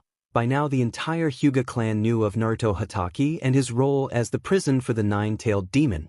However, it was never spoke outside of the clan as per the law, and the children were never told. Although she had overheard a few of the branch family members expressing concern for the safety of their children. Personally, she wasn't sure what to think, and maybe it was time for her to find out for herself what this Naruto was like. After all, he seemed nice enough as it was. She walked up to them and Kakashi noticed a Hyuga woman walking towards them. Everyone knew a Hyuga when they saw them. The pearl eyes were a dead giveaway, plus they always carried themselves with this type of elegance. She wore a blue and very expensive kimono, had long dark hair and very appealing features, and it soon came to him who exactly it was. "Good morning, Hyuga-sama," Kakashi said with a slight nod of his head. "Good morning to you, Hatake-san," she said politely. "Please drop the ch-san, I never like that stuff anyway." He waved it off. She looked at him. Everyone knew the legendary copy ninja, but she had expected a bit more. He was way too relaxed and seemed bored. He didn't carry himself like a warrior, and you'd never know he was with the way he talked. Naruto looked up at the lady. She seemed kind of pretty, but then he noticed something else. There was a small motion behind the lady and Naruto went to look. He walked around her to see a small girl roughly his age with short dark hair hiding behind the lady. "Hey, what's your name?" he asked. The girl made an eep sound and clutched her mother but looked at who asked. She looked to see a boy with golden hair and blue eyes looking at her confused. Hinata wasn't sure what to do. The boy had asked her a question and it was rude not to say anything, but she couldn't seem to find her voice. "Her name is Hinata. Now introduce yourself," her mother said softly. The girl released her mother's clothing and her cheeks flushed a bit. She fiddled with her fingers looking down a bit. "My name is Hinata Hyuga." The boy only smiled at her. "I'm Naruto, you want to go play?" Hinata looked up both shocked and surprised. No one had asked her to play before, but he seemed to want to. She looked up at her mother and she could see the woman smile and nod at her. Hinata gave a small smile and nodded. "Cool, let's go play." He grabbed her hand and quickly led her away as she blushed a bit. "You don't mind Naruto playing with her?" Kakashi asked, watching the children. "No, he seems like a nice boy and my daughter has trouble with making friends." She said, a small smile on her lips, seeing her daughter play with another child like a normal child should. Kakashi nodded his head. "Naruto has the same, but for other reasons, I'm afraid. I think Hinata is the only child that agreed to play with him like this before." "Then maybe they'll be good for each other," she said, watching. Naruto couldn't help but be happy. For the first time ever he had someone to play with. Sure, she was kind of strange. Her cheeks were red a lot. She had eyes like she had never seen before. They were all pale and with no iris in them. She talked kind of funny, but she seemed really nice. They started to play on the slides and jungle gym. He helped her out here and there, and then they got to something he always wanted to try, the seesaw. "Hey, come on, Hinata, I always wanted to try this." He took her hand, leading her to it. He looked at it confused, not sure how you got it started. Normally he only saw kids while playing it, not how they got on or off. "Do you know how it works?" Hinata nodded. "Why, yes. One goes on first and jumps up, then the other has to jump onto it when the other part goes down." "Oh, okay, then you go on first then." Hinata got on the smallest one since it looked to be built for kids their age. She had never got to play like this before. Naruto was just so fun to be around. He made her smile and feel happier than she had been in a very long time. Plus, that smile of his somehow always made her feel something, like when you felt the sun on your face on a nice spring day. It was warm and comforting. She only felt like this around her mother. Hinata prepared herself and jumped up. Naruto quickly got on. He barely made it onto it, but he got on. Then he got ready and jumped up. Both children had never been on something like this. The way they rushed up into the air and just stopped and then came back down was a new type of fun for them. Their parents looked on, happy to see their children play like this.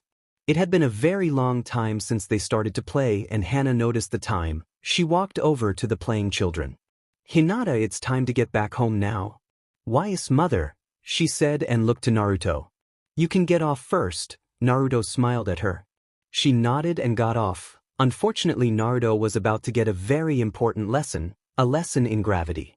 He hadn't expected to fall faster than the last time. The seat hit the ground hard and he bounced off and landed onto the ground on his back. Hinata gasped and ran over to him, worried. "And Naruto, are you okay?" "Ow, next time I got to remember to be careful." He propped himself up and gave her a smile. Hinata's worried look melted at his smile and she couldn't help but smile back. Then Naruto frowned a bit. He hadn't enjoyed himself like this in a long time and he didn't want to stop, but he knew that her mother had her reasons for going. Hana Hyuga walked up glad to see the young boy was okay, although she kept a slightly passive face as was the way of the clan. Hinata, you can say goodbye to your friend, but I can take you back here and you two can play again another day. Naruto blinked a few times. He never had a real friend his own age before. He looked at Hinata then. Hey Hinata. Are we, friends now? Hinata blushed as her fingers were interlaced. The truth was she liked Naruto and she did want to be his friend. She looked at her mother with hope-filled eyes and her mother only smiled at her. Hinata brightened up looking at him and gave a shy smile and nodded her head. Naruto's return smile was large and full of happiness. He finally had made a friend, a real friend. I'd like to have you as a friend. Hey Dad, you think Hinata-chan can come over and play sometime? Hinata was surprised again. She had never had a friend to just go over and play with. If this was what a friend was like, then she enjoyed it. She hoped that Naruto's father said yes, and that her mother would allow Naruto to come to the Hyuga compound sometime. For the first time in her short life, Hinata felt like there was something to look forward to. Well, I don't see why not, that is if Hyuga-sama here doesn't mind. Kakashi smiled at Naruto ruffling his wild hair. I think something can be arranged, she told the group. They said their goodbyes and she led her daughter back holding her hand.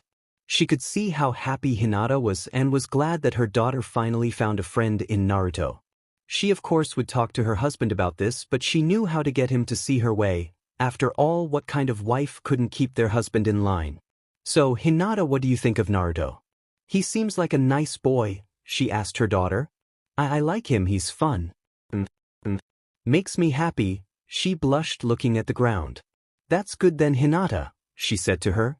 It had been a couple of months since Naruto met Hinata, and even though he hadn't made any more friends, she was still his best friend. They would play together all the time. They would meet in that park, and once Hinata's mother even brought her over to play. They had played in Naruto's large backyard. It wasn't as big as Hinata's home, not that Naruto would know since he hadn't been there yet. But to him it was huge. Hinata herself was better for having a friend in her life, and she looked forward to her time with Naruto. He was always smiling and making her feel happy. One time an older boy had been picking on her and she was reduced to tears. The next thing she knew, Naruto had tackled the older boy and was beating him up for making her cry. The fight hadn't been that long and the older boy was sent running, but Hinata had never had anyone stand up for her like that. She was thankful for someone to stand up for her like that. Naruto just didn't like to see Hinata cry, and he was bullied himself now and then, but if it was him he could take it, but not when they went after his friend. Kakashi himself was noticing how sometimes Naruto got into fights with some boys. Sometimes he would find him with a bloody lip, or dirt and bruises on his son's body. Nothing major, but he didn't like the fact that other kids were picking on him. Unfortunately, he knew for a fact that the older generation by now all knew or knew enough about Naruto. He caught some people glaring at him, so Kakashi glared back. He didn't want to think what would happen to Naruto if he wasn't around to take care of him. But he kept up Naruto's training, and he had to admit Naruto had a healthy work ethic. He kept on going sometimes until he just dropped. He was kind of proud of that. With some help he could become a great ninja one day. After all, given who his biological father and adopted father, it was no surprise if Naruto became a legend in his own right. It was kind of nice to know that the Hatake name through Naruto would continue on. Besides, with his busy life, he was doubtful that he would find a woman to settle down with and have any more kids. Sure, he went out now and then, but nothing serious. Some were just some women that wanted to unmask him, not that they ever did. Others wanted to know if the rumors about him were true. Although with the rumors that he found out, Kakashi was surprised since he was sure half the things he hadn't tried. Well, tried yet? But now there was another problem. He was being sent on a mission now and he couldn't find Irika to see if he could take care of Naruto. He was meeting with the Hokage now to see about the mission, and he had no idea on who to ask to look after Naruto. He wanted to make sure that he was well looked after, of course. He entered into the Hokage's room bowing slightly. I'm here, Hokage-sama. Ah, good Kakashi, I need you to go out and scout out the border. I've had reports of a group of missing nin that are from rock that is going around the borders. They stick close by raiding villages and then sneak across into the border of a country that is not on friendly terms with the one they just pillaged. Kakashi nodded. So any pressing ninjas will have trouble. Say if we went into Cloud territory, they might just attack us using the rogue group as a cover to settle old scores. He had to admit it was dangerous, but a cunning plan. Plus the fact that he was most likely going to lead an ANBU group meant these had to be A-class ninjas or above. This was definitely going to be a bit difficult to do. He was already making some plans on taking with him a backup squad just in case. "Before I go, I need the usual favor," he said, and the old man nodded. "I take it Irika isn't free this time," the old man said, smoking his pipe. Kakashi nodded, "And you know my rule on Guy, no more than 5 days alone with Naruto. So I need someone trustworthy and can handle things. You remember what happened last year with Naruto? I want to make sure who is left can handle things." The Hokage was deep in thought on who to trust. He knew that word that Naruto held the demon had circulated over the years. Thankfully no one had told the younger generation, but still it seemed that certain people were so afraid of the boy they would bend if not break his decree. He was wondering who to trust when the door was slammed open and a very set-off Kunoichi walked into the room. "The hell is this?" Enko demanded, throwing down a letter. "A simple C-rank mission. I didn't bust my butt to make Jonin just to do this, old man." Normally a person in his position would take offense to that, but he only smiled. He knew that Enko wouldn't like that, but honestly it had been the only mission at the time and she was getting restless. "I'm sorry Enko, but there aren't any more. It was either that or I give it to a genin team. This is..." She sat down with her arms crossed with a pout on her face. She needed some action. She was going stir-crazy with nothing to do. Plus she needed to prove herself, that she wasn't some failure, that she had the skills. She then noticed the ANBU with the mask, and she felt like she had seen that mask before. But after a while all the NBU looked alike to her.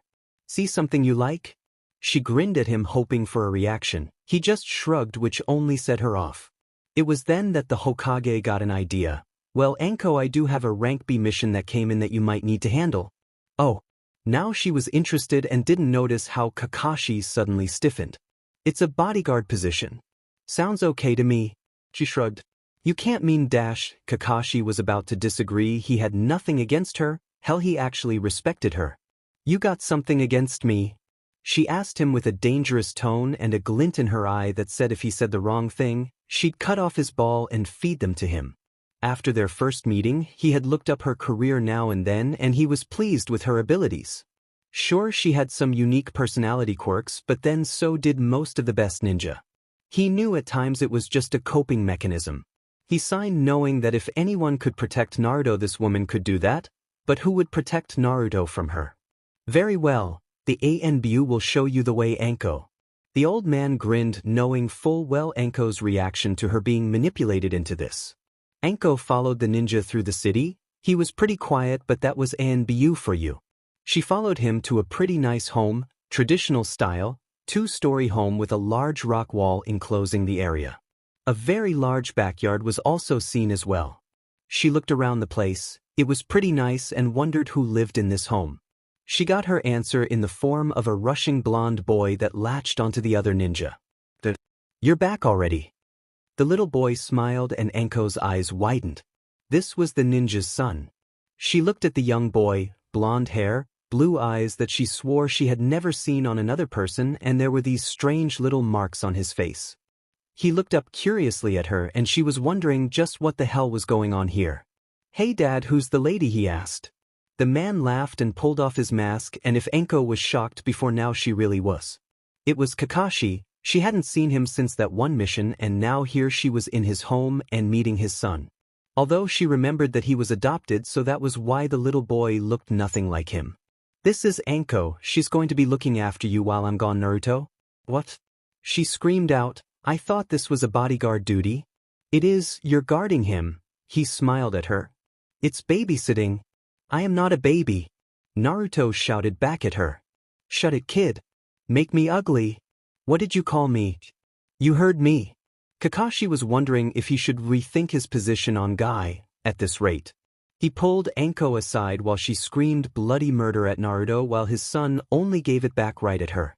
It was kind of funny seeing a jonin arguing with a little boy, but after they were alone she continued on with her ranting. First at him, then at the Hokage, and then at anything that came to mind. It took 15 minutes for her to calm down. "You calm now?" he asked, leaning against a wall. "Oh. You at least going to stop screaming?" "Yeah." "Good." He pushed himself off the wall. "Now listen Enko, this is important. Were you given the file on the QB when you were made Jonin? Yeah, it was about how him. She realized that it was Naruto that had the demon in him. The file said that the boy had been named Naruto and that he had 6 marks on his face. It went on saying he had been adopted by a ninja but by who had been blacked out. The only reason Kakashi would ask about that file was if Naruto was the container for that demon. Kakashi nodded, impressed with how fast she got it. Yes, and because of that many view him with fear or hatred. In fact, last year there was an assassination attempt the last time I left for a long mission. So you can understand why I want someone I either trust or someone powerful enough to be trusted with my son's life. Anko looked into his one eye and she could see he was dead serious about this. He means a lot to you, huh? He may not be of my BLD, but in every other sense he's my son. I've watched over him, cared for him, I've seen his first steps, his first words. I've been there for his entire life. I know what it's like to be alone in the world, and I wanted to make sure he never felt that pain. Although I've not done as good a job as I would have liked. She looked at him confused, not knowing that the only people in Naruto's life were the Hokage who visited him now and then, Kakashi, his uncle Guy, Irika, the 2 people that ran his favorite ramen stand, and finally Hinata, his only friend. He wanted more for his son, but with certain adults poisoning the minds of the younger generation, it wasn't easy for Naruto to make friends. Anko wanted to ask a bit more, but the look she saw made her rethink things. She guessed that Naruto did deserve to be protected. Even if he was a brat, he was still just a kid. Fine. But I'm not happy about this, just so you know. I know. Anko, thank you. He told her. They went into the other room and Anko tried to get used to the fact she was going to be a glorified babysitter for the little brat. She looked down at the little blonde, wondering how she got herself roped into this. Kakashi had left for his mission, leaving Anko a few things that she should know about, like Naruto's bedtime, not to feed him sugar and other things. There was a list, she just scanned through it and put it away. She took the time to look around the house. It was kind of nice, although kind of bland. She found a nice training room at least, and it would give her something to do later on. She found Naruto sitting in the living room, coloring and watching some kids' show.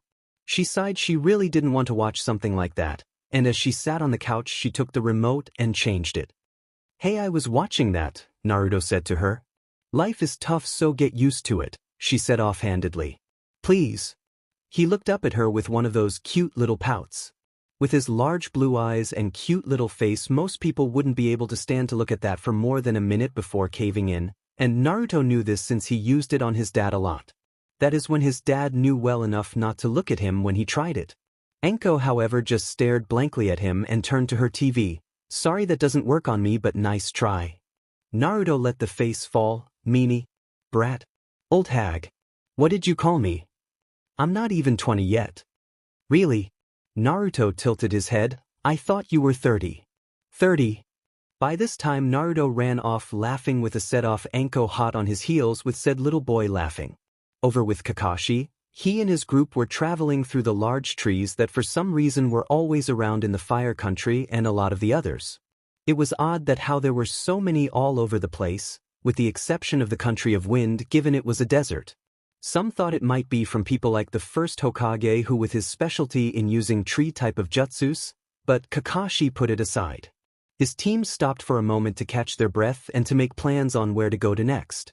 He sent Owl and Crane out first, while he was with Falcon and Ox. It was odd to always call each other by the mask they wore, but that was ANBU for you. They kept their identities secret from most, although Kakashi was starting to think he might want to go back to being a Jonin. Besides, these missions were starting to take a toll. That was the life in ANBU. You did the jobs that most didn't have the stomach for, but the downside was what it did to you. You could only do this for so long before it destroyed you. Images of his father suddenly got into his head, and he quickly put that away.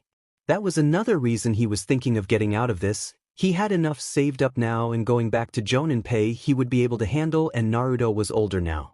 He didn't want to end up like his dad and leave Naruto alone in the world like he had been.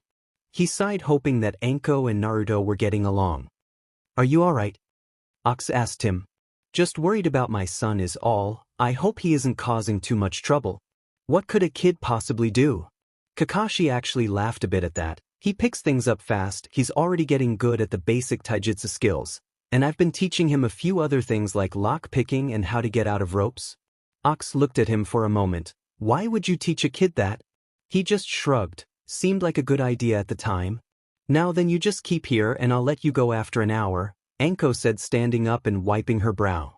Let me go you big meanie. Naruto yelled out, who was at this time tied to a chair. And to complete it, she gagged him lightly as he glared up at her. Hey, be thankful I'm not into spanking, plus I've been known to do a hell of a lot worse, kid. She gave him one of those grins she reserved to scare the CRP out of people, and it seemed to work well on bratty kids too. There, now just let Auntie Anko have 1 hour of peace and quiet, she said and closed the door. She didn't get 2 feet when the sounds of thumping and thrashing was heard. She sighed and rolled her eyes. I should get paid more for this. Anko was finally enjoying the quiet. She was on the couch just watching the TV and zoning out. It was half an hour later that she suddenly realized something. It was quiet, too quiet. In fact, the muffled sounds of Naruto were suddenly gone. Now she got a very bad feeling about this and carefully got up and went to the room she left him in. She opened the door a bit and looked in. Her eyes widened at the sight of the empty chair and ropes on the floor. She burst into the room. How the hell did wham? Anko felt something hit her head. She had been so surprised she let her guard down and a small sack of flour that had been rigged to the door hit her on the head.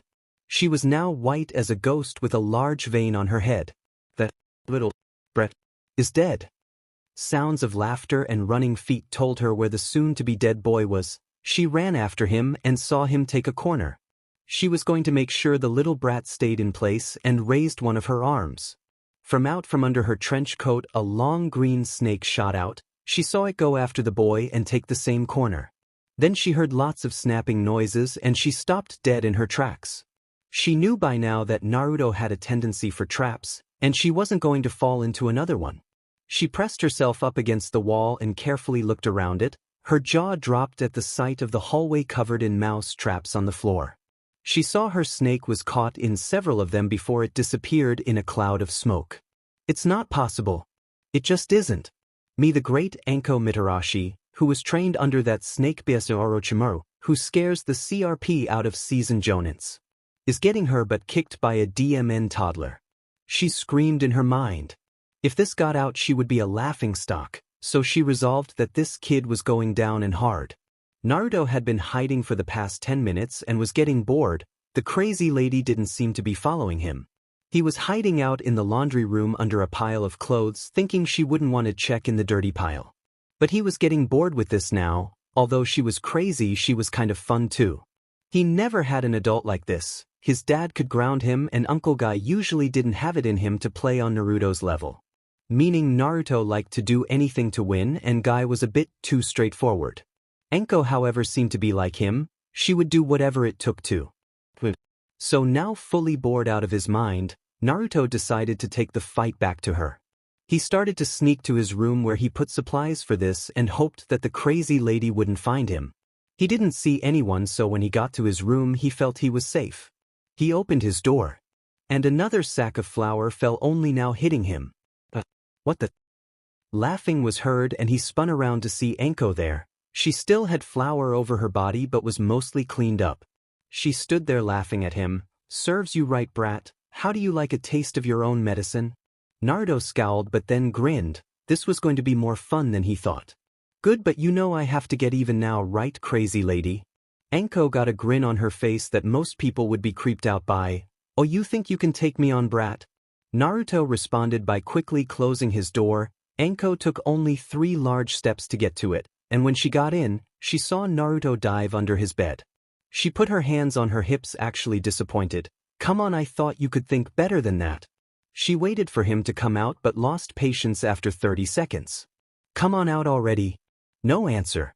Okay, then we do it the fun way. She took the bed and lifted it up and frowned at the fact no one was under the small bed.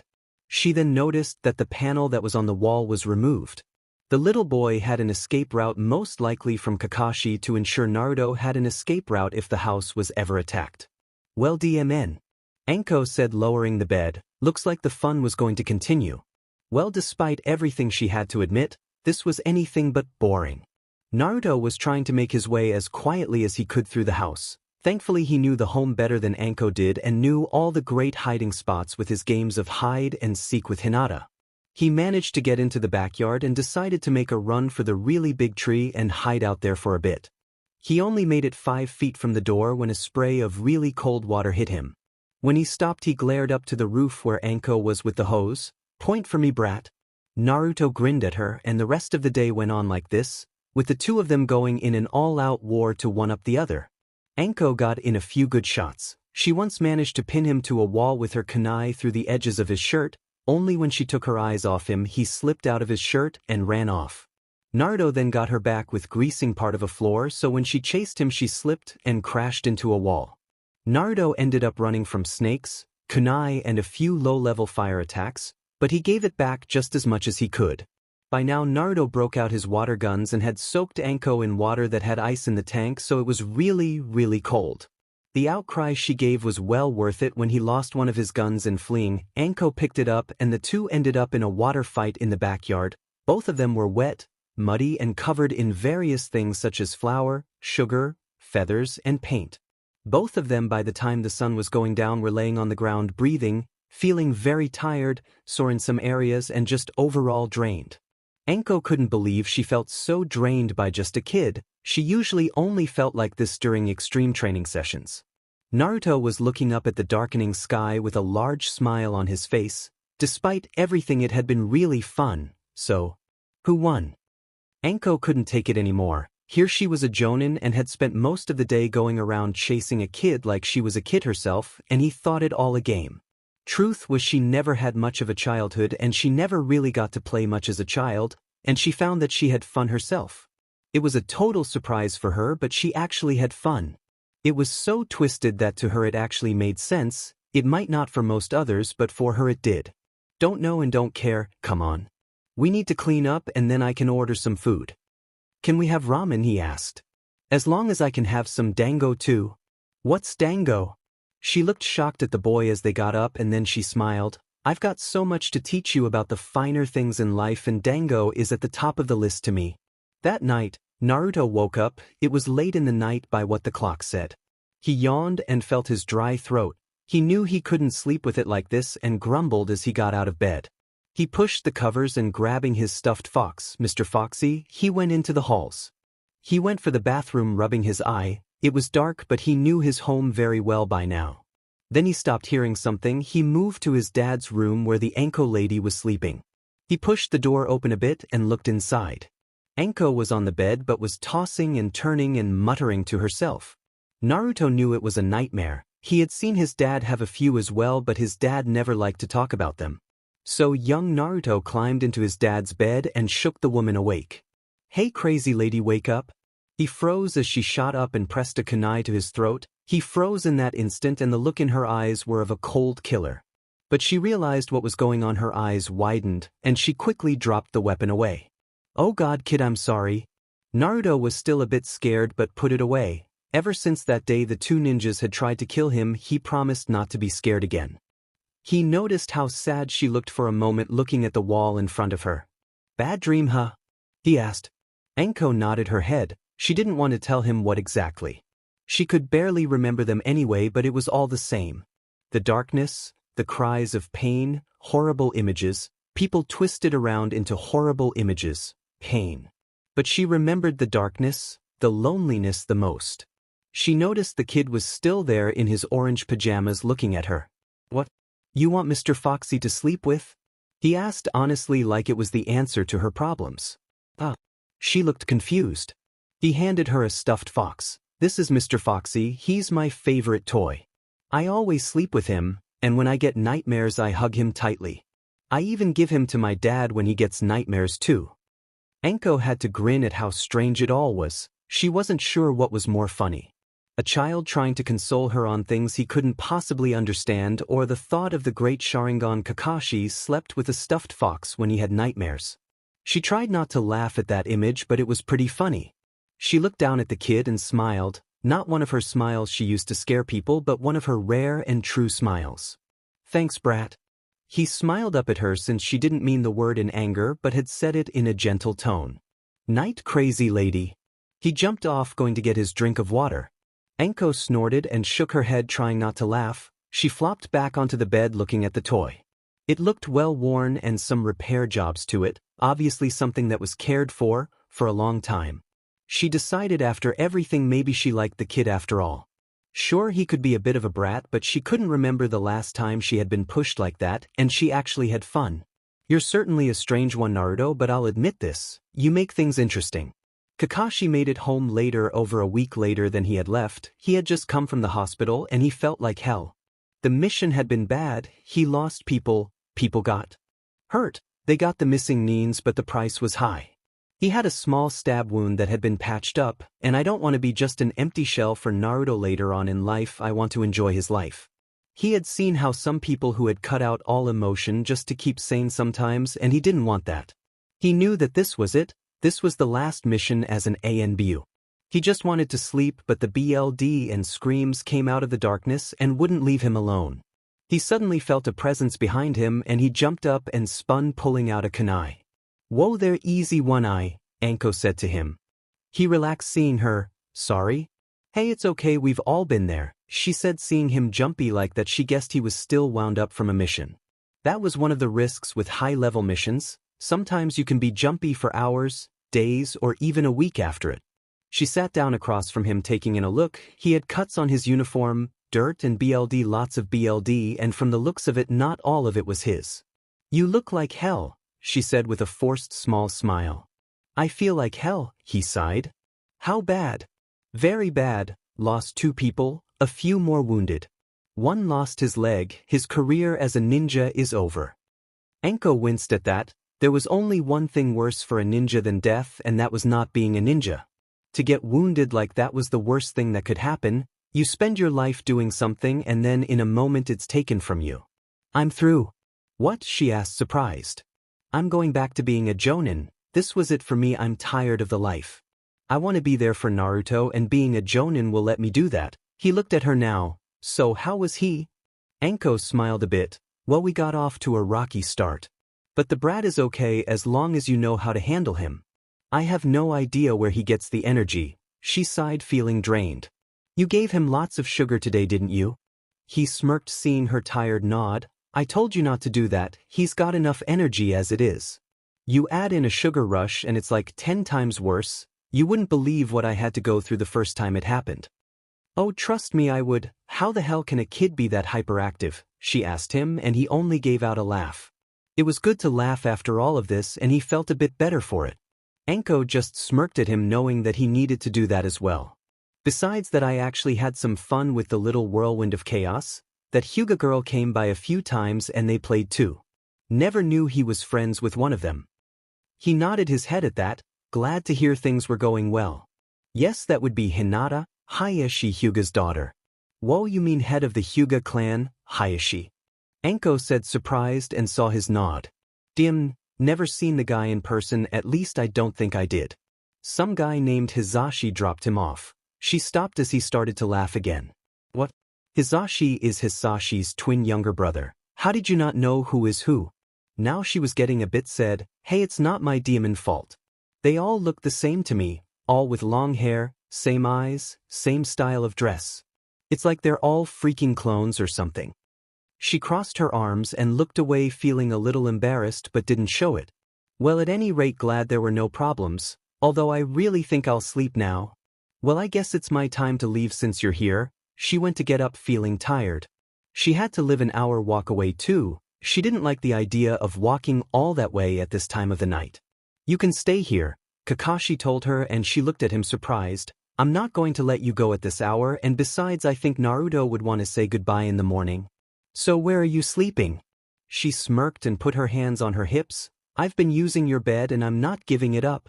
Don't worry, I don't think I can move from this spot. The couch is fine." He laid himself down and he was already feeling like he was about to pass out.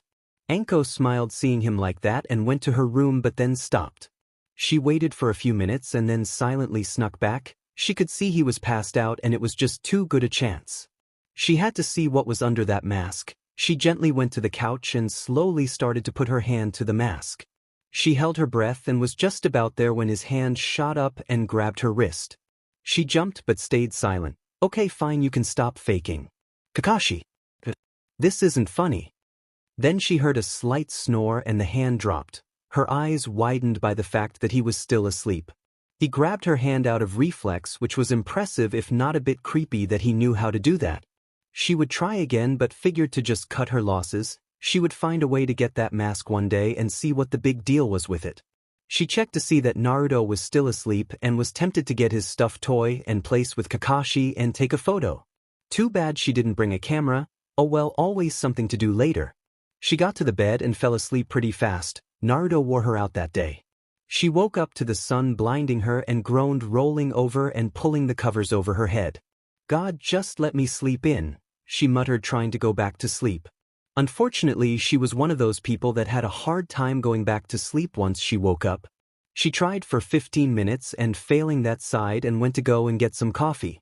She was on her way when she noticed the couch was empty and the wolf mask still on the table. She arched an eyebrow at that and took a look into the kitchen. I wonder where he is, she thought, but then remembered his bloody and torn uniform and the fact he had only just got back from a mission. He might be in the bathroom taking a shower or something. I doubt he wants the kid to see him all bloody like that. She started the coffee and after starting her own breakfast, she felt someone walk in behind her. She quickly glanced behind her and saw it was Kakashi. She had to admit she didn't even hear him. He was in loose breathes and a t-shirt but still had on that demon mask and kept his left eye closed. Morning. Morning, he sighed, sitting down, feeling all the physical pains of the mission settling in. May don't you look all domestic? He just barely managed to dodge a kitchen knife that had been thrown at him, although he guessed if she meant it, she wouldn't have missed. Got the warning, she asked, and he nodded. Good, 'cause there is no way in hell I'm domestic in any way. Got it, Cyclopes? Soon after that, Kakashi was helping out since it was a long time since he had a decent meal. Ration bars were not the best tasting food, plus he wanted to make some ramen for Naruto.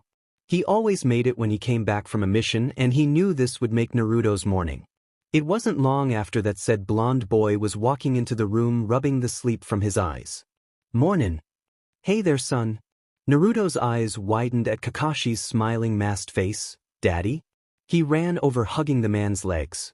Kakashi ruffled Naruto's hair a bit, so glad to see him again. Anko was looking at the scene and even she had to smile at the sight. She could barely remember her own family as a child, but what she could remember was that she had been happy back then.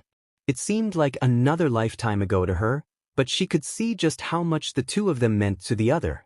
She watched Kakashi, one of the most feared ninjas to others outside of their village, a prodigy child that was a legend, act like a normal dad in front of her. She wasn't sure if it spoiled the illusion that many built up around him, but to her it just made him seem more human. They ate breakfast together, which was weird since she always ate alone in her place. Even the few times she had some male company over for the night, she usually either kicked out of bed that night or in the morning. She had figured she wasn't the type to get involved in relationships, they just complicated things. Although a small part of her did feel kind of nice like this, she almost felt like a normal person again. Just sitting here having breakfast with a loud, energetic kid, his laid-back father, as he listened to everything his son said with interests. It was kind of surreal for her to find herself like this, but she enjoyed it. After breakfast she got ready and was about to leave when Naruto walked up to her. Hey, you think you can come again sometime? She could see his hopeful expression, and truth was she liked the kid. I think so. He smiled even brightly. Cool, my birthday is next month, you wanna come? I don't know, she was never one for that kind of thing. Well, I hope you do, Kakashi said, coming around a corner. Naruto seems to have taken a liking to you, and the more the better, right Naruto? Yeah. He grinned up at her and she shrugged her shoulders. Tell you what. If I'm not busy I'll stop by. Thanks, Anko, I hope you come. Naruto took off running, happy that someone else might actually show up for his birthday for once. It was nice and all with his dad, but other kids got to have friends over, and so far he only had Hinata and Guy and Irika. He hoped Anko would show up, besides she was fun. Auntie Anko. She looked to Kakashi. You've really made an impression on him. He doesn't usually hand out his little titles like that to just anyone. Looks like he really likes having you around. He smiled at her. She gave a small grunt and turned to leave. Although she didn't show it, it was kind of nice to know that. Naruto woke up that morning and after getting fully awake he suddenly realized what today was. He jumped up and changed and ran into the kitchen where Kakashi was there with a breakfast all ready for him. Naruto jumped up and started to dig in right away. "Slow down, son," Kakashi smiled. "Sorry, Dad, but it's my birthday. And this is going to be the best one." He couldn't wait. For the first time in a long time he was going to have more people than ever. Hinata was supposed to come, Irika was coming, the old man with the robes, Guy said he'd show up and he hoped Anko would too. "Well, since it's your birthday, I think you can skip training today." "Aw, do I have to?" Kakashi was surprised by this. "You actually want to train today?" "Yeah, how else will I get to be a great ninja?" Kakashi smiled as he pulled down his mask to eat. It was one of the few times he actually took the time to eat slowly when he was alone with Naruto. He was also happy that Naruto had that kind of work ethic, although it seemed that Naruto seemed to equate training to fun for some reason. "Okay then, after this we'll train for a bit, then the others should be here after?" Naruto jumped up with a shout and Kakashi had to laugh. There was no doubt that Naruto was the most spirited boy on the planet and he was glad to have taken him in. Later that day Hinata Hyuga was walking towards Naruto's home with her gift. She hoped that Naruto would like it, and was a little worried he might not after all this was the first gift she got for a friend. Thankfully the presence of her mother beside her was comforting. "Now you be a good guest, okay?" her mother asked gently and she nodded her head. They arrived at the Hatake home and were welcomed in by an energetic Naruto who was happy to see his friend. He grabbed her hand and led her side glad to start things out. Her mother only smiled a little at the scene and walked in. She found Kakashi there with a young man with a scar over his face. "Ah, glad for you to show up." Kakashi smiled, at least she figured he was with that mask on. "This is Irika, he looks after Naruto sometimes and I think is like a surrogate big brother to him." Irika looked a little embarrassed by that. "It's nothing really, I got no family of my own and Naruto is. Well, he takes a little getting used to but he's pretty fun to hang out with and I got to admit he's never boring." She nodded her head. "Yes, I've noticed that myself." As the two children were playing a little, other guests showed up. First came in Guy, who got a nice welcome from Naruto and an impassive one from Kakashi. This led to Guy telling how Kakashi's attitude was always so hip and cool all the time while he showed off his fires of youth. Kakashi just responded by asking if he had said something making the other ninja face fault. In all honesty, Kakashi just tried to tune Guy out when he got on a roll, but he knew exactly what he was going on about. He just did this cause it was fun to tease Guy like that. The next guest was someone that the Hyuga matriarch was surprised to see, but the Hokage himself. He came in with his usual white robes and smiling as Kakashi welcomed him inside of the home. She was still composing herself, not expecting to see him there. She had no idea that Naruto knew the Hokage personally. "Hey old man," Naruto yelled out, running over to him. She thought that the Hokage would scold the young boy, but he actually smiled. "Hello there Naruto, how are you doing today?" he asked, bending down a little. "Great, this is going to be the best birthday ever." He smiled broadly at him. "They have a special relationship," Kakashi whispered to Hinata's mother, who was surprised that the man SCK up on her like that. He can get away with calling him that, but to him it's actually an honorary title that he gave out. Like with Guy, who he called uncle, and Irika, I've sometimes heard him call him big brother at times as well. It's his way of showing special affection to those close to him. She nodded her head in understanding now. It wasn't long until another guest showed up. A very sexily dressed young woman who she later learned was Anko. Now she understood why her brother's twin, when he came back one day, was muttering about unseemly female ninjas. Anko wore things that no Hyuga would dare be seen out in public, and she really didn't like the idea of her only daughter exposed to such things at such a young age. But it was Naruto's birthday and she wouldn't ruin it. "Ah, Kakashi, I must admit when I heard you were back as a jonin I was glad to hear it." Guy smiled at him. "Finally I can truly test myself against the mighty Kakashi as who is the best jonin in all of Koona." "What are you getting at, Guy?" he asked, confused. "Simple, I hear you are the best and I want to beat you in a challenge of my choosing." "Sorry, not interested." Naruto heard this and got an idea on how to get his dad to go along with it. "Dad, are you saying that you can't beat Uncle Guy? Then maybe the flames of youth are stronger and I should train myself with the power of youth on my side." "That's the spirit, Naruto." Guy gave him the thumbs up pose. Kakashi's visible eye twitched at this. He spent all that time taking away all of Guy's influence on his son. There was no way he was going to let Guy poison his son's mind with that power of youth. See? He started to walk to the backyard and yanked on Guy's shirt, hauling him with him. Come on and let's get this over with. Kakashi grumbled. Naruto grinned at that, but then he noticed the Hokage and walked over to him.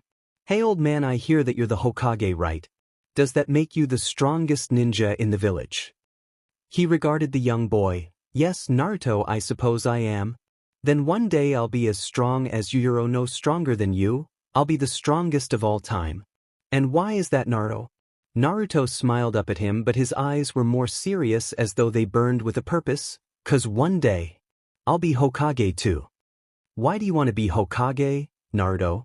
Naruto thought about it. Back when the scary man took me, Uncle Guy saved me. I couldn't do anything. But he saved me.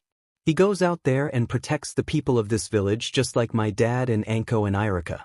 They all protect people and, well, I want to protect people too. I want to make sure nothing bad happens to them, so I'll become the strongest there is to make sure of it.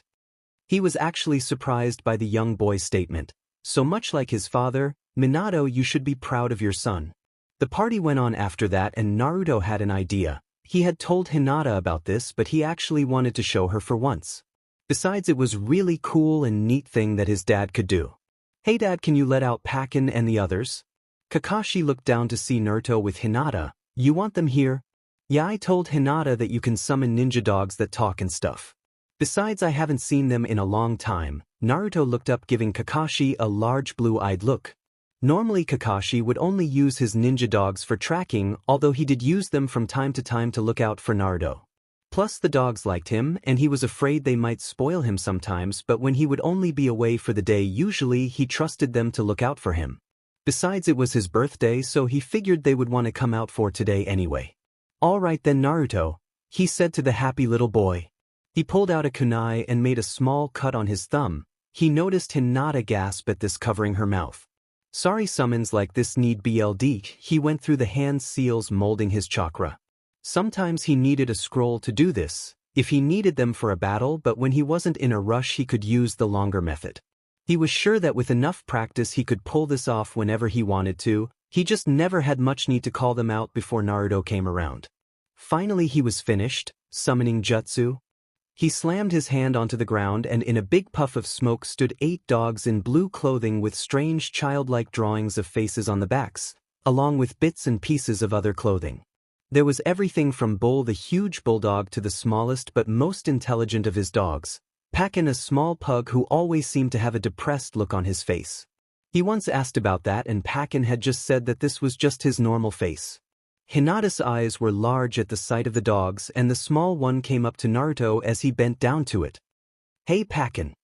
Naruto, how is it going? The dog said in a surprisingly deep voice. Great, it's my birthday and I wanted you to meet my friend Hinata. Hey Hinata, come and say hello.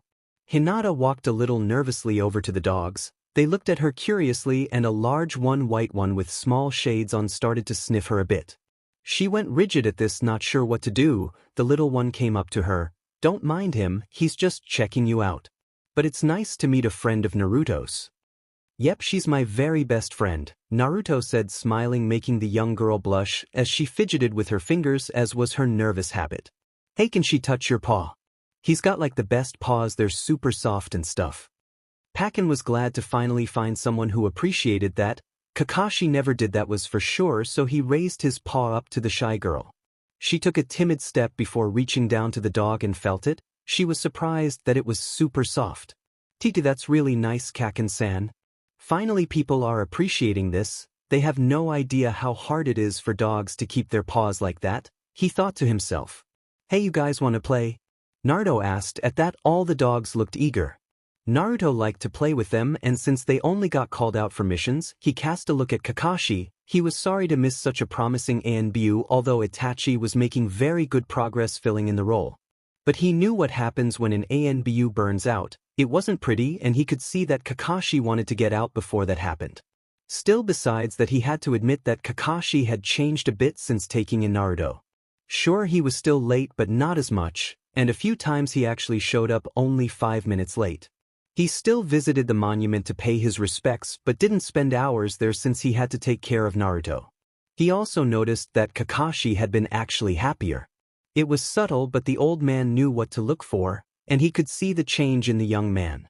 He cast a look to Anko, who was talking with the Hyuga matriarch, and who was trying to keep on her proper mask while Anko was trying her best to crack that mask. By the looks of it, she was giving one of her in-depth stories, either about something that would turn stomachs or make someone blush bright red. Even he had to admit she seemed a bit better knowing Naruto. It seemed that Naruto had the ability to touch the hearts and minds of those he came into contact with. He smiled at that. It was definitely something he would need if he truly did want to become Hokage. A frown slipped into his face then, remembering all the things that had happened to the boy, accidents, and other things.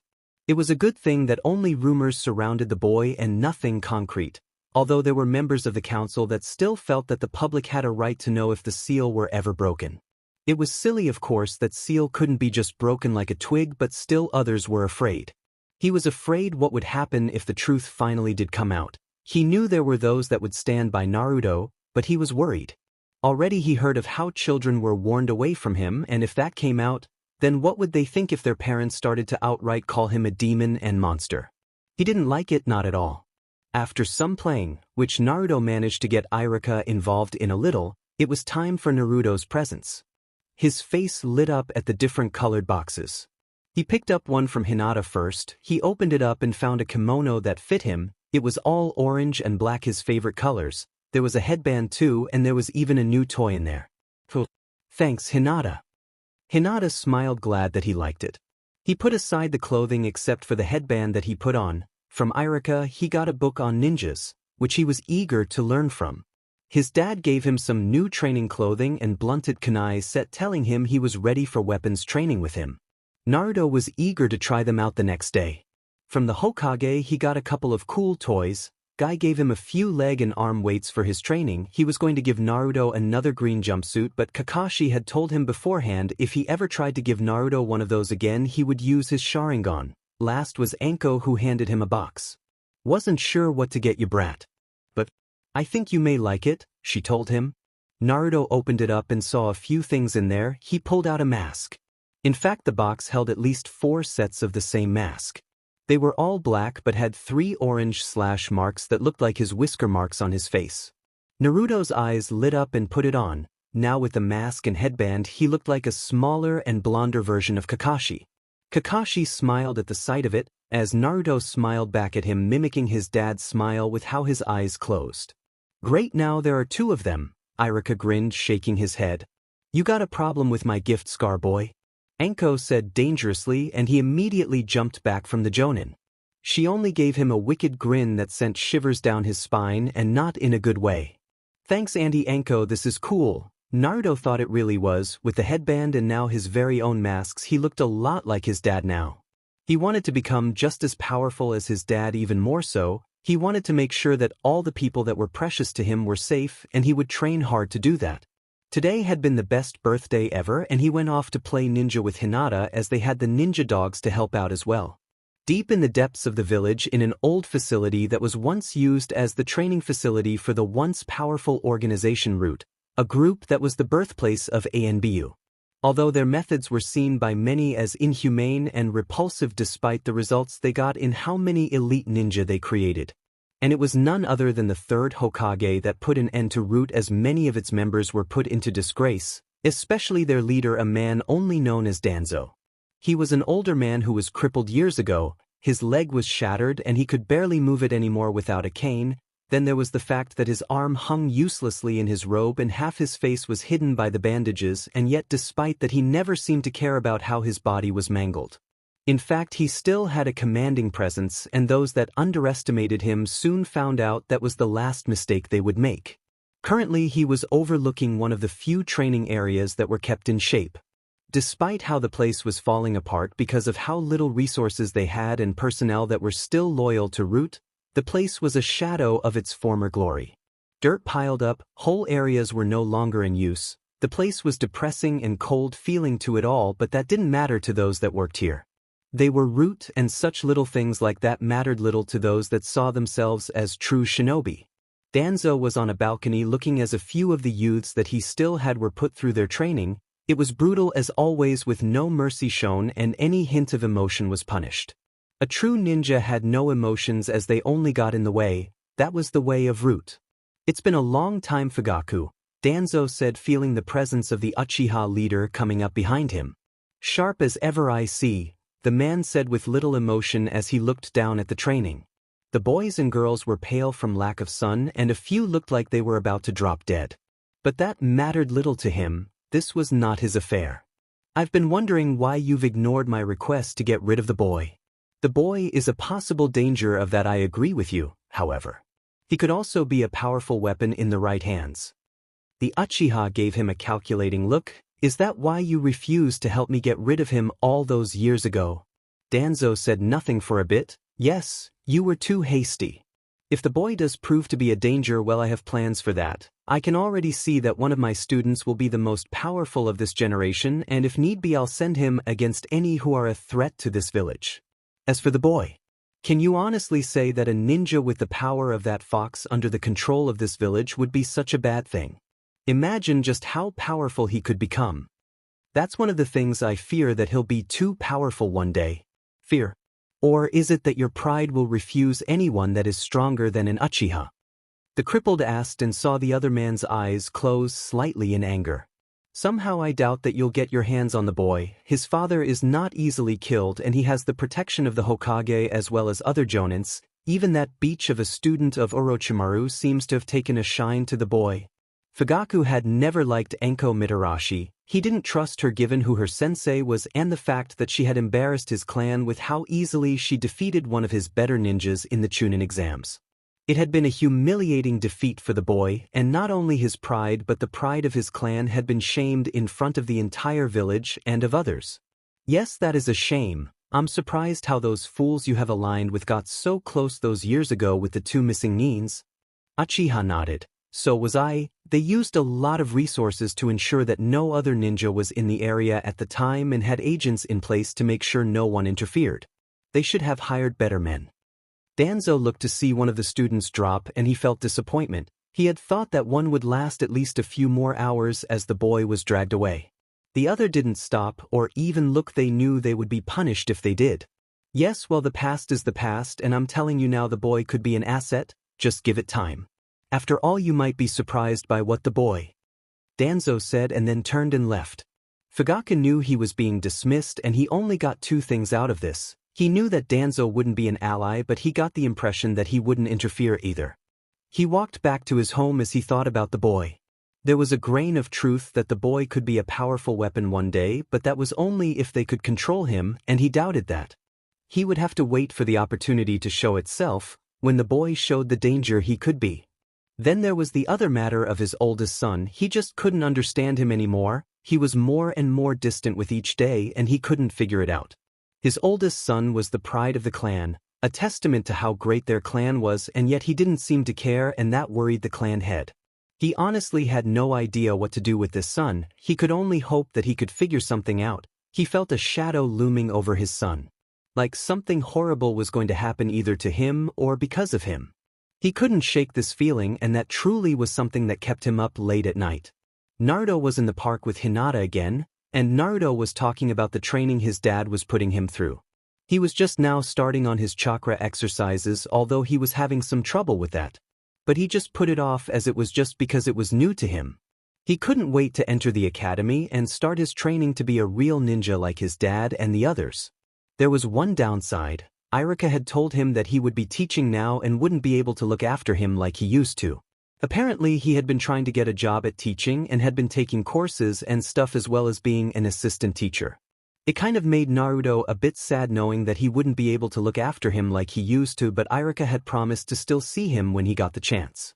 He also promised to take Naruto out for ramen the next time he could, which in Naruto's young mind made up for a lot. One of the things he started to do these days was wear his new mask that Enko gave him for his birthday a few months back all the time like his dad.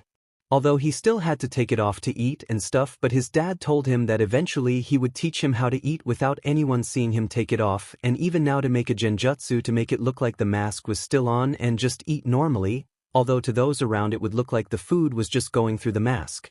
"So Hinata, you excited?" he asked her. You said that your mom is going to have another kid, right?" Hinata nodded her head. A couple of months ago she told her about it. Hinata was actually excited about this. She would have a baby brother or sister, and she couldn't wait.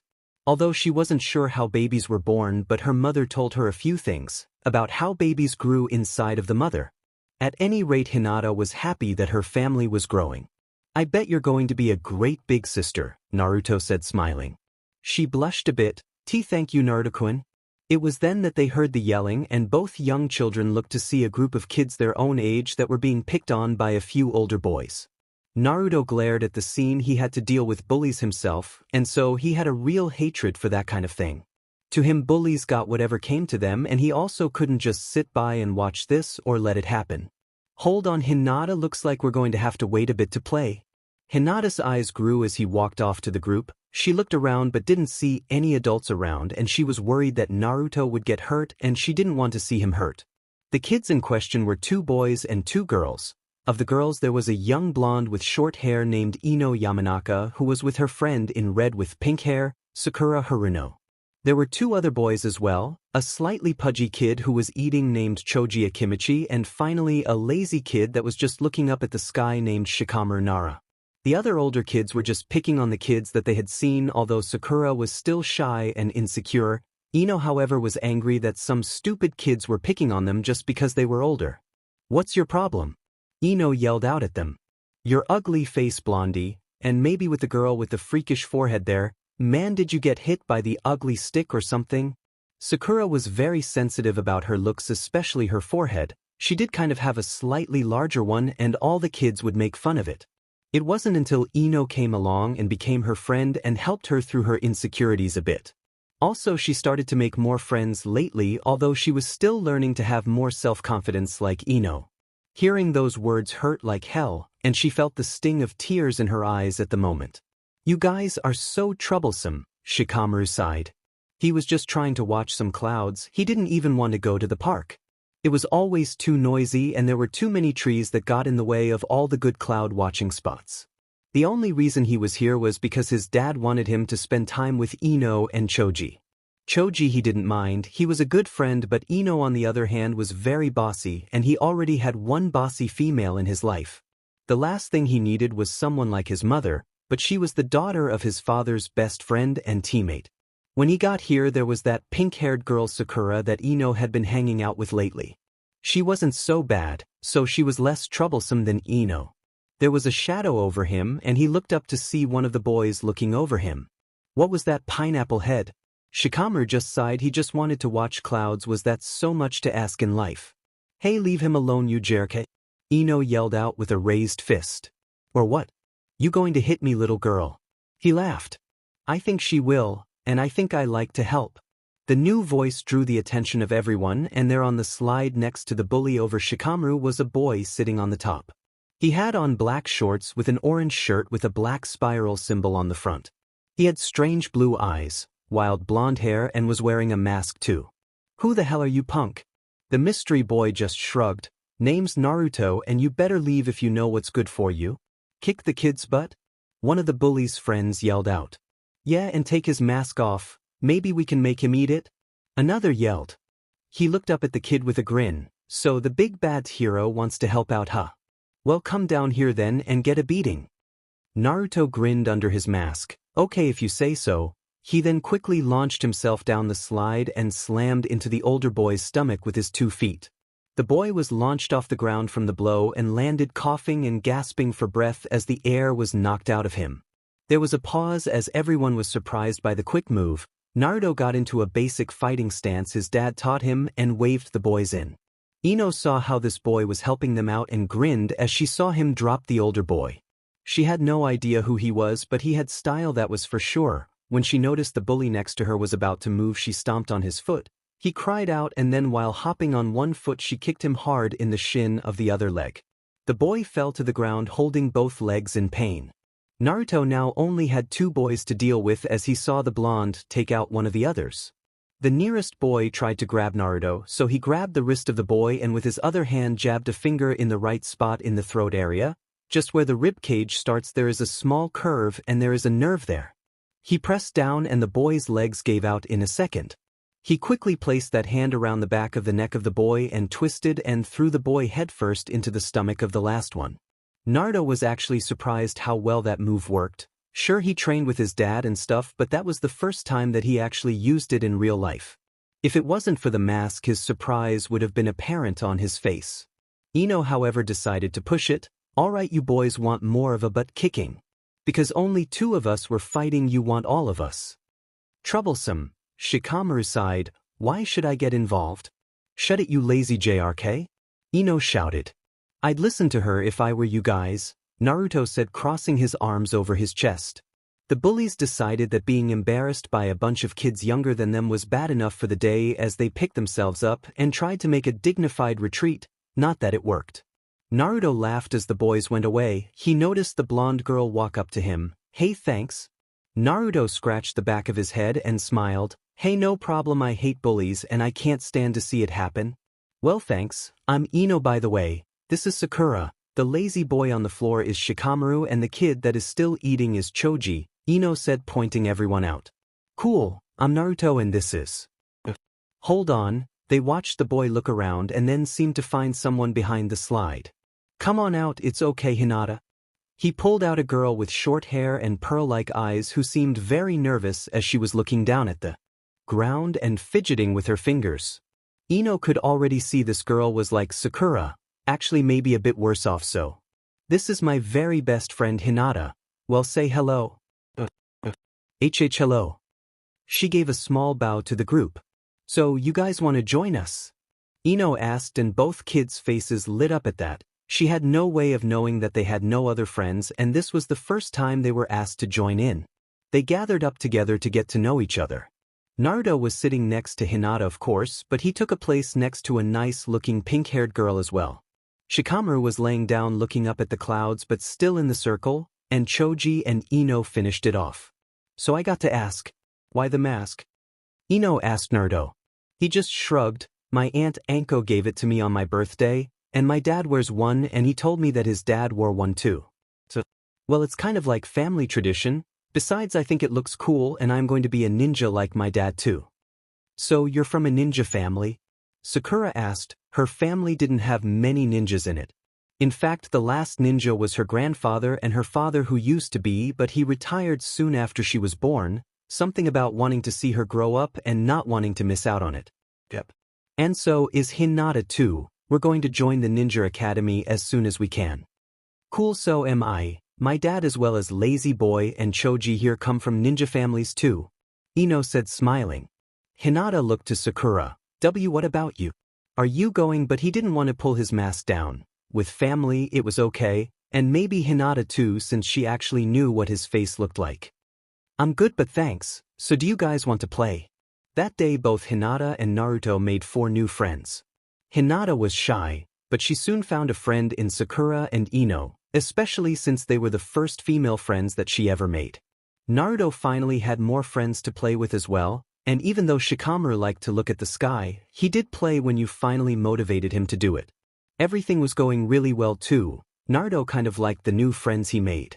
Choji seemed to like food, and he told the boy about the best ramen stand in town while he told Naruto about the best barbecue place as well. He watched clouds with Shikamaru for a bit as he picked out shapes out of the clouds. Ino was kind of bossy, but he didn't mind. Sakura was very nice as well. She was kind of like Hinata, but after a bit, she seemed to open up to them. Unfortunately, 3 adults came walking up. A large man, a man with scars on his face, and a man with long blonde hair. Hey kids, time to go home, the blonde one said. Ah, Daddy, we were having fun with our new friends, Ino whined. Ino's father looked to see the 2 new faces. He knew a Hyuga when he saw one, although it was strange to see one playing with other kids. He didn't see any seal on the kid's forehead either, so that might mean she was either too young or a main branch member, which was even stranger. So who are these 2 then? The large man asked as Choji went up to his dad. I'm Naruto Hatake, and this is Hinata Hyuga, Naruto said, smiling up at the adults, hoping they would be nice. Sometimes some adults looked at him strangely, and he didn't like how they looked at him. Hatake. Shikakanara said, looking at the boy. Must be Kakashi's kid. Heard rumors of him being some kind of monster or something, but what the hell kind of monster could be a kid? He's pretty nice, although a bit loud, Shikamaru sighed. Well then, glad that you met some new friends, Ino, Inoichi said to his daughter. Sakura, we're supposed to walk you home today since your dad is a bit busy with work? Sakura nodded and went with her best friend and her dad but looked back towards Naruto and Hinata. Goodbye, and I hope to see you both around later too. Hinata had on a small smile at being accepted by someone else, while Naruto had on a huge grin under his mask that always seemed to show despite it being covered. See you later, Sakura, Ino, Choji, and Shikamaru. We'll see you again here another day. This is great, Hinata. We got more friends to play with. This is great. Naruto jumped, excited. He couldn't wait to tell his dad. Hinata nodded her head. She was still shy around them, but they made her feel better, less lonely in fact. All in all, for the two of them, it was a great day as the sun was setting, and it looked like it was getting dark. Hey Hinata, you want me to walk you home? Naruto said, seeing how dark it was getting. She blushed a bit. Why you don't have to do that, Naruto-kun? Oh come on. I never get to see your home, and it's getting late, and it might rain. My dad's off on a mission and might not be back home until it's late anyway. So come on, let's go. He grabbed her hand, making her blush very red as she felt kind of strange. She felt like her stomach was fluttering or something and was feeling very warm. She didn't understand why she got like that, but in a strange way, it was kind of nice too as Naruto nearly dragged her home. Itachi Uchiha should have been a happy person. Here he was, the youngest member to make ANBU captain, a prodigy and pride of his whole clan, someone that many admired and respected. But was he happy? The thing was he could rarely remember being truly happy in life. Things just came too easily to him. There was no challenge here, and the only amusement was from his best and only friend Shursui, but that wasn't much. In fact, sometimes he wondered why he was friends with him at all, but there was just something about him that he actually liked. It was hard for him. He couldn't really relate to anyone these days. The closest were maybe his little brother and his best friend. He mentally sighed walking the halls. He felt like his talents were being wasted. He was said to be the strongest ninja in the clan and maybe soon in the whole village, but what did that truly mean? Was there anyone out there that could pose a challenge to him? It was so dull to just cut through his enemies so easily. It was almost maddening actually. He came to the outdoors training area only to see his little brother training again, only he noticed a bit more of a fire burning in his little brother. This actually piqued his interest as he walked over to him. The punching block looked like it was nearly about to start splintering a little, and his brother's knuckles seemed to be bleeding a bit. So what's gotten you into such a state? He calmly asked. Sasuke was surprised, not noticing his older brother until that moment. It's nothing. Itachi raised a single eyebrow at this. I don't believe that for a second. Sasuke was silent for a moment. I want to be better than you. Oh. Everyone looks at you, everyone sees you but me. I might as well be a ghost. Sasuke's anger filled him a bit, and his older brother saw the look of anger in his eyes. Interesting. Itachi looked at the board and then to his little brother. Itachi believed that emotions were a weakness that needed to be either controlled or cut out of you. They only hindered you, but apparently his little brother was starting to improve a little on his training with his anger. If this is anger, then I wonder what a stronger emotion like hatred would do. Which is stronger, no emotions or filled with them? It was an interesting question to Itachi, which would make the better ninja.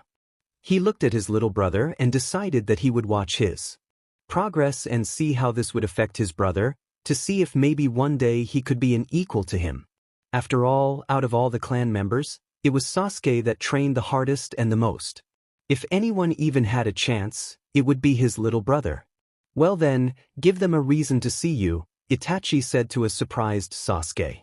You're an Uchiha, so start acting like one. You want to prove your worth? Then get stronger.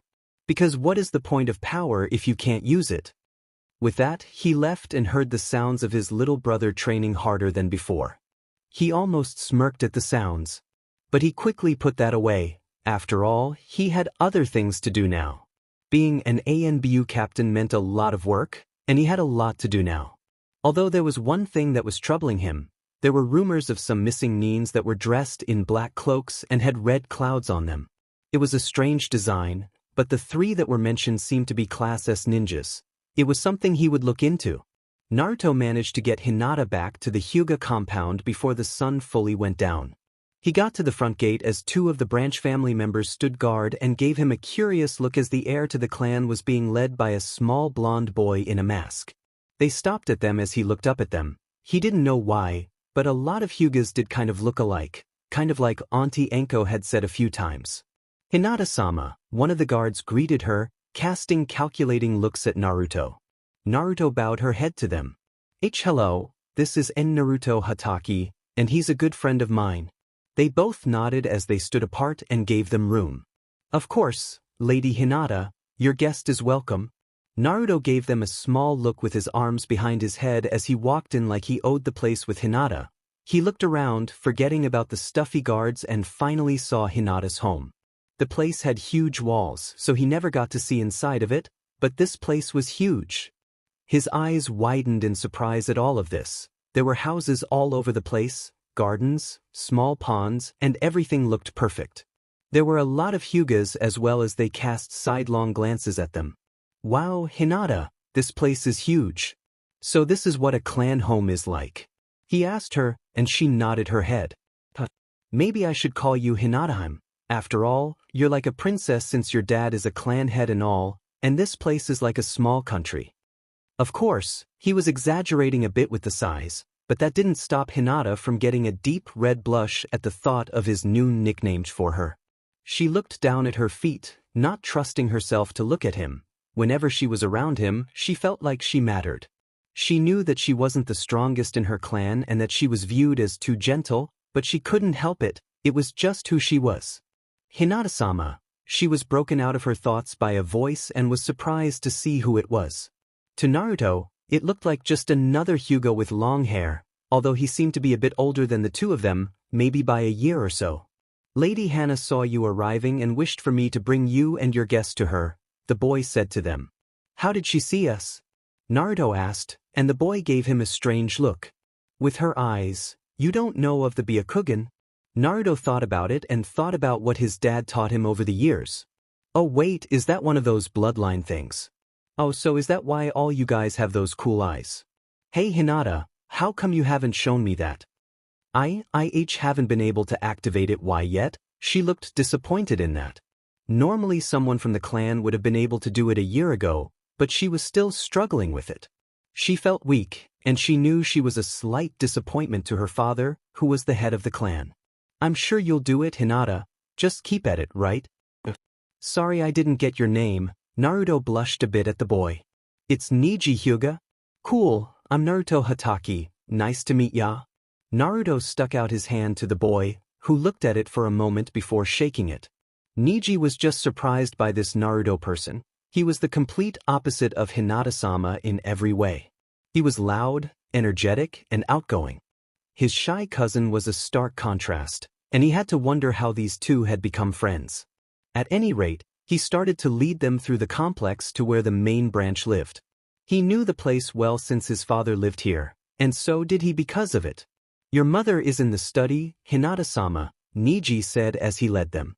Why you know you don't have to call me that. We are family. You are. Naruto was surprised at this. He's my cousin. Hey cool.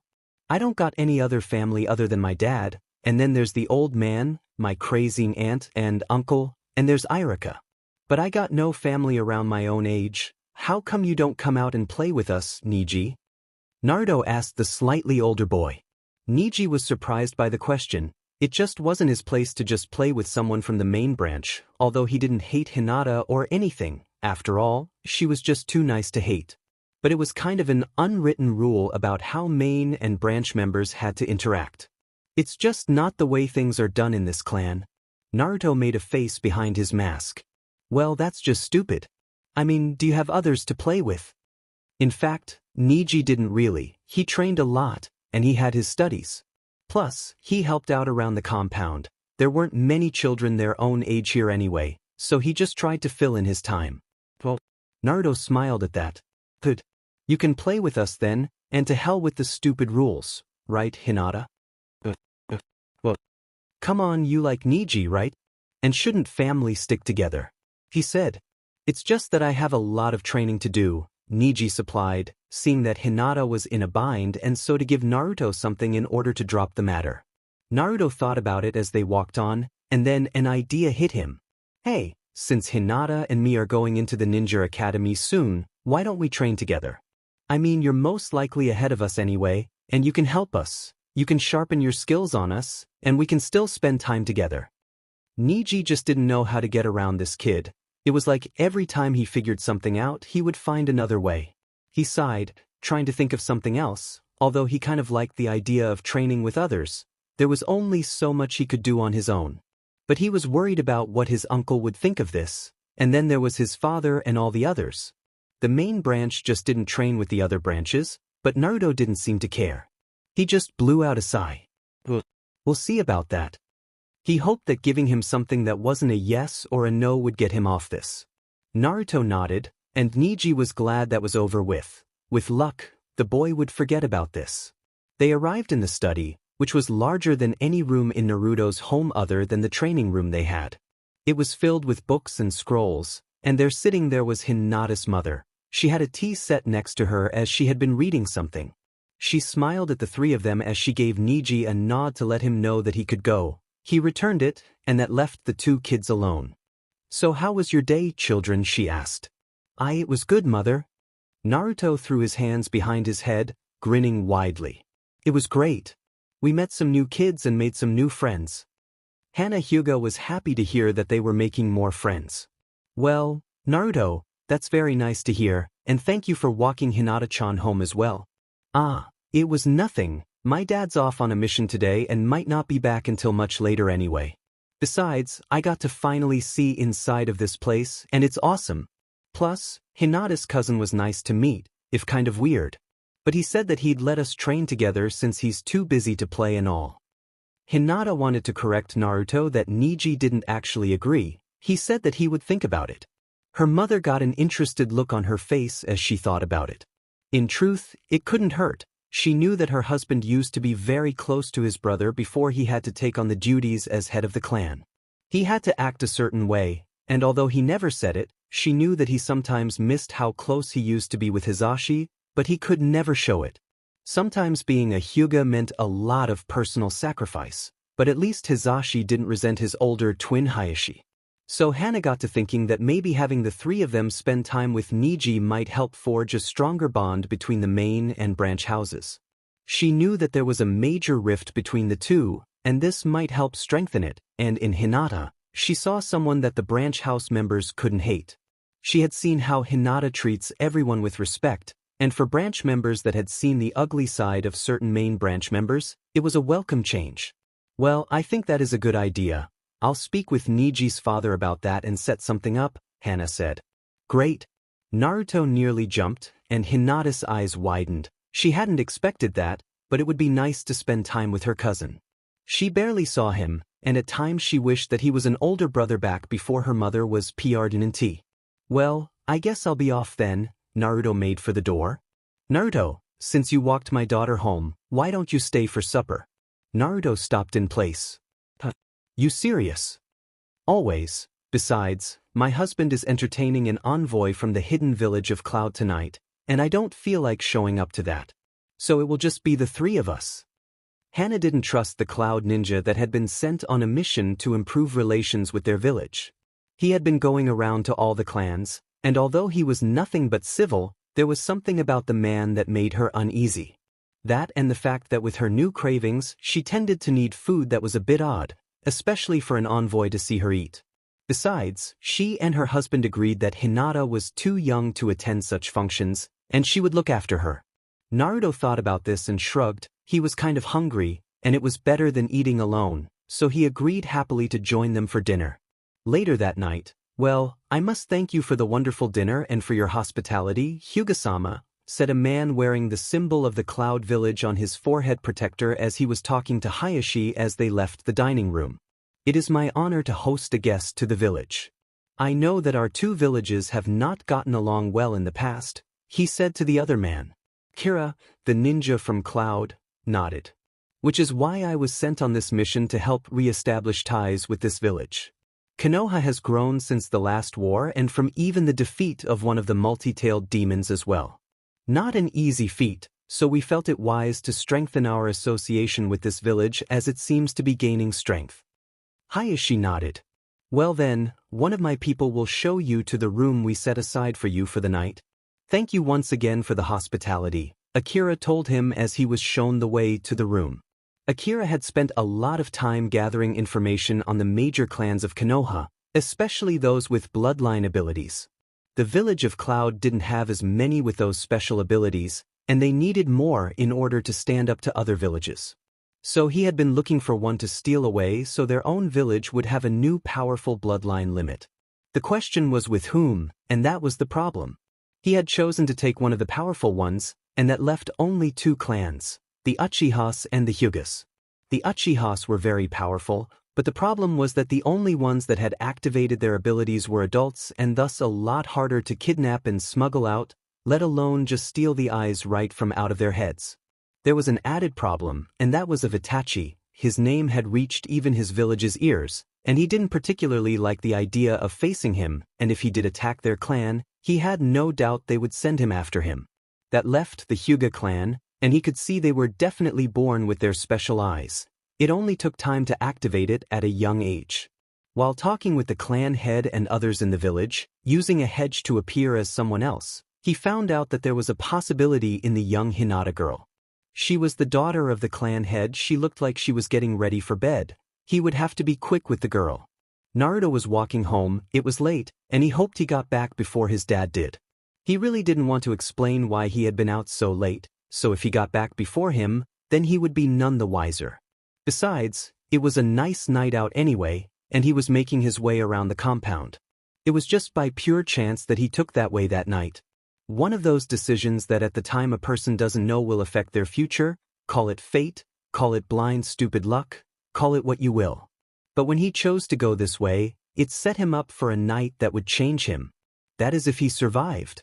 But Naruto didn't know any of this. He was just minding his own business when he saw a shadow leap on top of the wall and then jump down not far from him. He looked like a ninja to him with some kind of sack over his shoulder. At first, he thought it was just another Hyuga. Then he noticed the sack was moving a lot. Hey mister, what's in the bag? Naruto asked. A minute, the Cloud Ninja hadn't seen the boy. He had been so worried about the rest of the clan seeing him he missed the boy. It didn't help that the boy wore a lot of black, and add the night, and the boy nearly blended in. Help, came a crying voice. Naruto's eyes widened at that voice because he knew it, even without the stutter. What are you doing with Hinata-chan? Stupid kid, you saw too much. The Cloud Ninja threw several shurikens at the boy. Naruto saw them and dodged them easily enough. He dodged another set and smiled. He didn't know what this ninja was up to, but he was obviously kidnapping Hinata. He wouldn't let him, he would save her. He was proud of how well he was dodging the weapons. If only his dad could see him now. Then suddenly a pain hit his chest, and he stopped, confused as his body refused to move. He was wondering why his body was suddenly so hard to move, but he managed to look down. He was confused for a moment because there was a kunai in his chest. He didn't see him throw a kunai, so where did it come from? Then his mind registered that he was bleeding now. He put a hand to his chest and felt the warm blood, almost like he couldn't understand why this was happening. His legs finally gave out and he sank to his knees. Akira smirked at how stupid the boy was. He hadn't known that those throwing stars were just a diversion to set him up for a kunai throw. The shurikens, although could be lethal, demanded you hit a few vital areas, and he needed to be sure the boy was killed. A kunai to the chest would do that. So when the boy just dodged his second volley after he judged his speed, he threw his kunai at full speed, unlike the shurikens that had been about half his speed. He turned around, ready to go and leave the boy to die. For Naruto, he felt time slow down as his blood was leaking out of his wound. He was starting to feel a bit cold, and his vision was starting to blur. He could still hear Hinata calling for help, and he tried to move, but his body wouldn't listen. I failed. I failed to protect. But why do I have to be so weak? Naruto asked himself. He remembered when the ninja took him and how afraid he had been.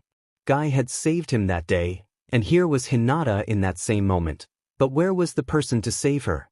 He was here, but he couldn't do anything. I can't die. I have to save her.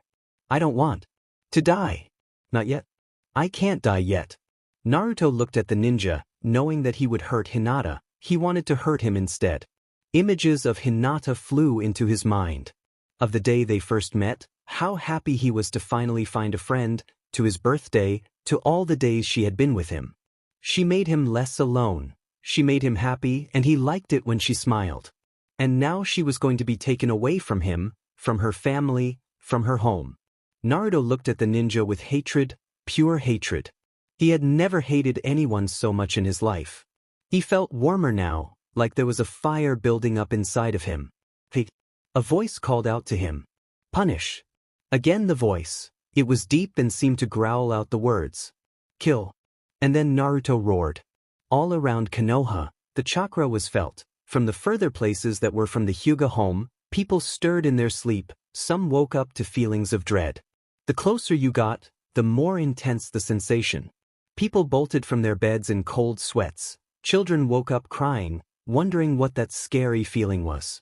The adults, however, knew. They had all felt that chakra before. That dreaded killing intent burned into their memories and into their nightmares of several years ago.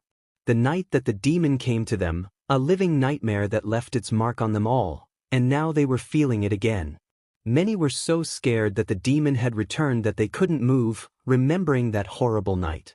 Others who hadn't been at the battle, who had been away when it came, or from civilians that had moved in after the battle, were never as scared as they were that night. The Hokage bolted out of his bed and rushed to his window. He could feel it in his bones, and he alone knew what was happening and that it was coming from the Hyuga compound. He quickly left to gather his Anbu and anyone else he could find. At the Uchiha estate, Fugaku just stared out his window in fear. The day that he had feared might have just happened, that the demon fox had found a way out of his prison. For Itachi, he was frozen in awe for a moment. He had never felt such power before. It was like it was pure power, true power, a force of nature itself. And a small part of him was drawn to it, that finally he had found a power greater than his, and he liked it, a power that great in his hands sent his mind racing with endless possibilities. In the Hyuga compound, they all woke up to the power of the chakra and the killing intent coming off it. Hayashi Hyuga knew this chakra as well. He activated his eyes, trying to find the source of it all. He felt the hand of his wife on his arm gripping it. Hayashi. I know. He tried to steady his voice as he searched, and then he found it. Out by the wall, there were two figures, no wait. Three. One of them was in a bag and... Hinata. What about Hinata? His wife shouted, but she didn't get an answer as her husband grabbed a robe and jumped through the window. Back with Akira, the Cloud Ninja, he was frozen in place as he looked in horror at the child. There was actually chakra coming off the boy in levels that he only thought a Kage would have. There was so much he could actually see it, but that wasn't what scared him. The chakra wasn't normal. It was red and swirled around the boy, looking like it was alive. Then the boy's eyes looked at him, and he knew that the boy's eyes had changed. He couldn't remember what they originally looked like, but there was no way he could miss those eyes. They were red and had slits like an animal's, but there was something else in those eyes. There was this untamed fury in them, like a predator that wanted to punish and kill. God, what are you? He whispered out. Naruto didn't hear him. He was in a haze of anger, fury, rage, and bloodlust. He pulled the kunai out of his chest and threw it with inhuman speed, sending it into the man's shoulder. He cried out as he dropped the bag with Hinata in it, and the next thing he knew, the boy was next to him. The speed was impossible for a boy that age. Then with Naruto's clawed hands, he slashed the man's face. He screamed in pain as half his face was clawed, but Naruto didn't stop. He punched him in the chest, and he was sent into the brick wall. It dented, and his bones shattered, and Naruto kept on going. He wanted to hurt this man. He wanted to kill him. He began to punch the man and wasn't stopping. His prey tried to put up an arm to defend himself, but it was broken after several hits. You will not hurt Hinata-chan. Again. He shouted out between punches. Naruto. The voice of Hinata snapped him out of it, and he looked over at the struggling bag. He weakly walked over to it as he tried to get the bag opened. He finally did to find the crying form of Hinata in there. She looked up scared at him, and Naruto felt the anger leave him. He felt the fire in his blood slowly drain. "And Naruto-kun," she sniffled. "Yeah. Are you okay?" Naruto asked, and she nodded her head. "That's good. I'm glad that you're okay." Naruto collapsed there onto the ground, and Hinata noticed all the blood on his chest and the hole in it. "Naruto," she cried out. Hinata was crying over Naruto's bloody body when her father landed. He looked over the scene as he looked at the motionless Cloud Ninja also there. The man looked like a wild animal had torn into him. There was a slash mark on his face that looked like it had destroyed one of the eyes. His face was bloody and bruised, and his arm was hanging in a way that wasn't natural either. He looked at the young boy and the blood-soaked clothing, and he had to wonder just what kind of strength this young boy had to do that to a ninja. Hinata looked up, her eyes all red and puffy from crying. She had blood on her clothing and a bruise on her face. Obviously, someone had hit her in order to stun her. His blood ran cold at the thought of someone going after his family like that. "Father, please help him," she cried out to him. He knelt down as his brother and a few of the guards landed onto the scene too. Hisashi Hyuga looked over the scene with shock on his face at the other ninja. He bent down and checked for a pulse. "This one is still alive." Hayashi nodded his head as he checked on Naruto.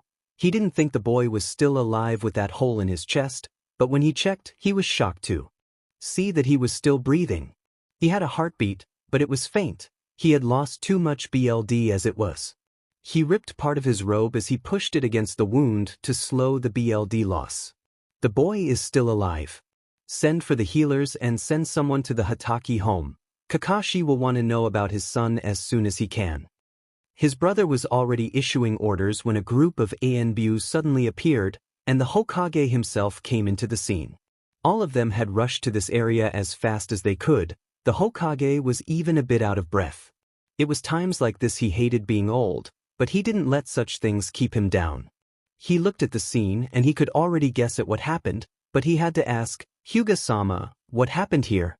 "I'm unsure, but that man there was a guest in my home, but there was a large chakra spike, and I found the boy fighting him who had my daughter in that bag over that.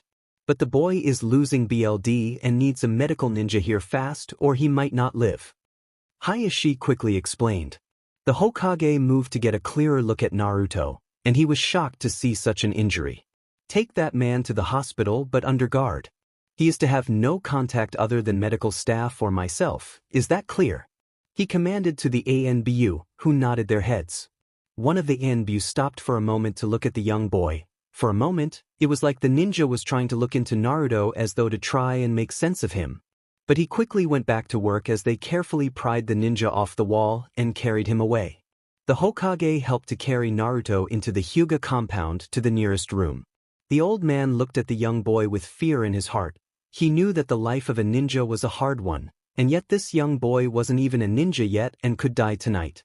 He had seen a lot of death in his life, seen a lot of hardships, but to watch a young boy that he knew and cared for like another grandchild dying was hard to take. Thoughts came back to his new grandchild Konohamaru, and how it would be to lose him like this. Quickly he and Hayashi stripped off his shirt, and although the wound wasn't bleeding much, he was still in danger. A sniffle caught their attention, and they both turned to see a wide-eyed and very frightened Hinata looking at them. "This is not a sight for you to see, daughter. Get out now." Hayashi commanded his daughter, who flinched but actually didn't move. Just then his wife came into the room, and a hand went to her mouth at the sight of Naruto. The young boy had only had a meal with them not that long ago, and there he was with a bloody chest. "Hana, please take our daughter from here," Hayashi told her. Hana agreed with this. This was not something her daughter should see. She took hold of her daughter's shoulders and started to lead her out of the room. They left as two of the healers that worked at the compound ran into the room and closed the door behind them. Hinata couldn't stand it anymore. She turned around and buried her face into her mother's robes and cried her heart out. She had been so scared, and then Naruto had saved her, and now he might be dying. Naruto was her first and best friend. He always made her happy and feel better about herself, and now because she couldn't fight he had gotten hurt. Hana only held her daughter, trying to soothe her as much as possible. Hinata still could see the blood all over Naruto's body when she closed her eyes, and she felt totally helpless. Hana cradled her child. Every cry brought pain to her heart. She had never heard her daughter cry like this. "It will be okay, Hinata. I'm sure he'll be okay. They're in there now making sure of that. But what if? What if?" She choked out.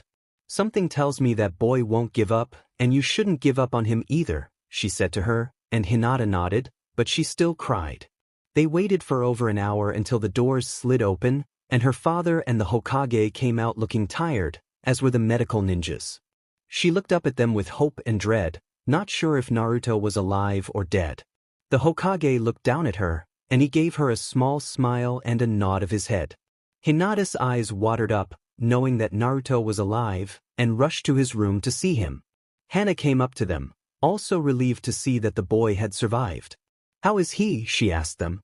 "The boy seems to just refuse to die," her husband said in a neutral tone, but she knew that for him, that was actually a joke. She hadn't spent years with him not knowing how he hid his humor at times. Thanks to his guest that is inside of him, Naruto's healing abilities are greater than normal. He should have been killed by that kunai, but he still lived. The Hokage smiled, shaking his head at the boy. "He's full of surprises. The wound is closed, but the medics want to take him to a hospital tomorrow, but he's out of the woods. He has lost a lot of blood and is suffering from chakra exhaustion, so it will take him time to recover." "That is good to know." Hana looked at the doors to the room. "If he hadn't been there, I don't know what would have happened to Hinata." Her husband nodded his head. He hadn't been sure of the Hatake boy. He may have been a bit weary of him, but after tonight, he had a lot to think on. Hinata, meanwhile, walked into the room as the medics were packing up. She saw how his chest was all bandaged up and the red stain on the center of it all. He looked kind of pale, and he had his mask off. She saw it there in a pile of his clothing and picked it up. She walked over to the small bed of the unused guest room and sat down next to him. She felt a few tears again and touched his hand gently. She held his hand, hoping that he could feel it. He just sat there looking at him, watching over him, holding his hand in one hand and his mask in another. "Hinata-sama," came a gentle tone, and she looked over to see Niji there. "You should get some sleep after all that's happened."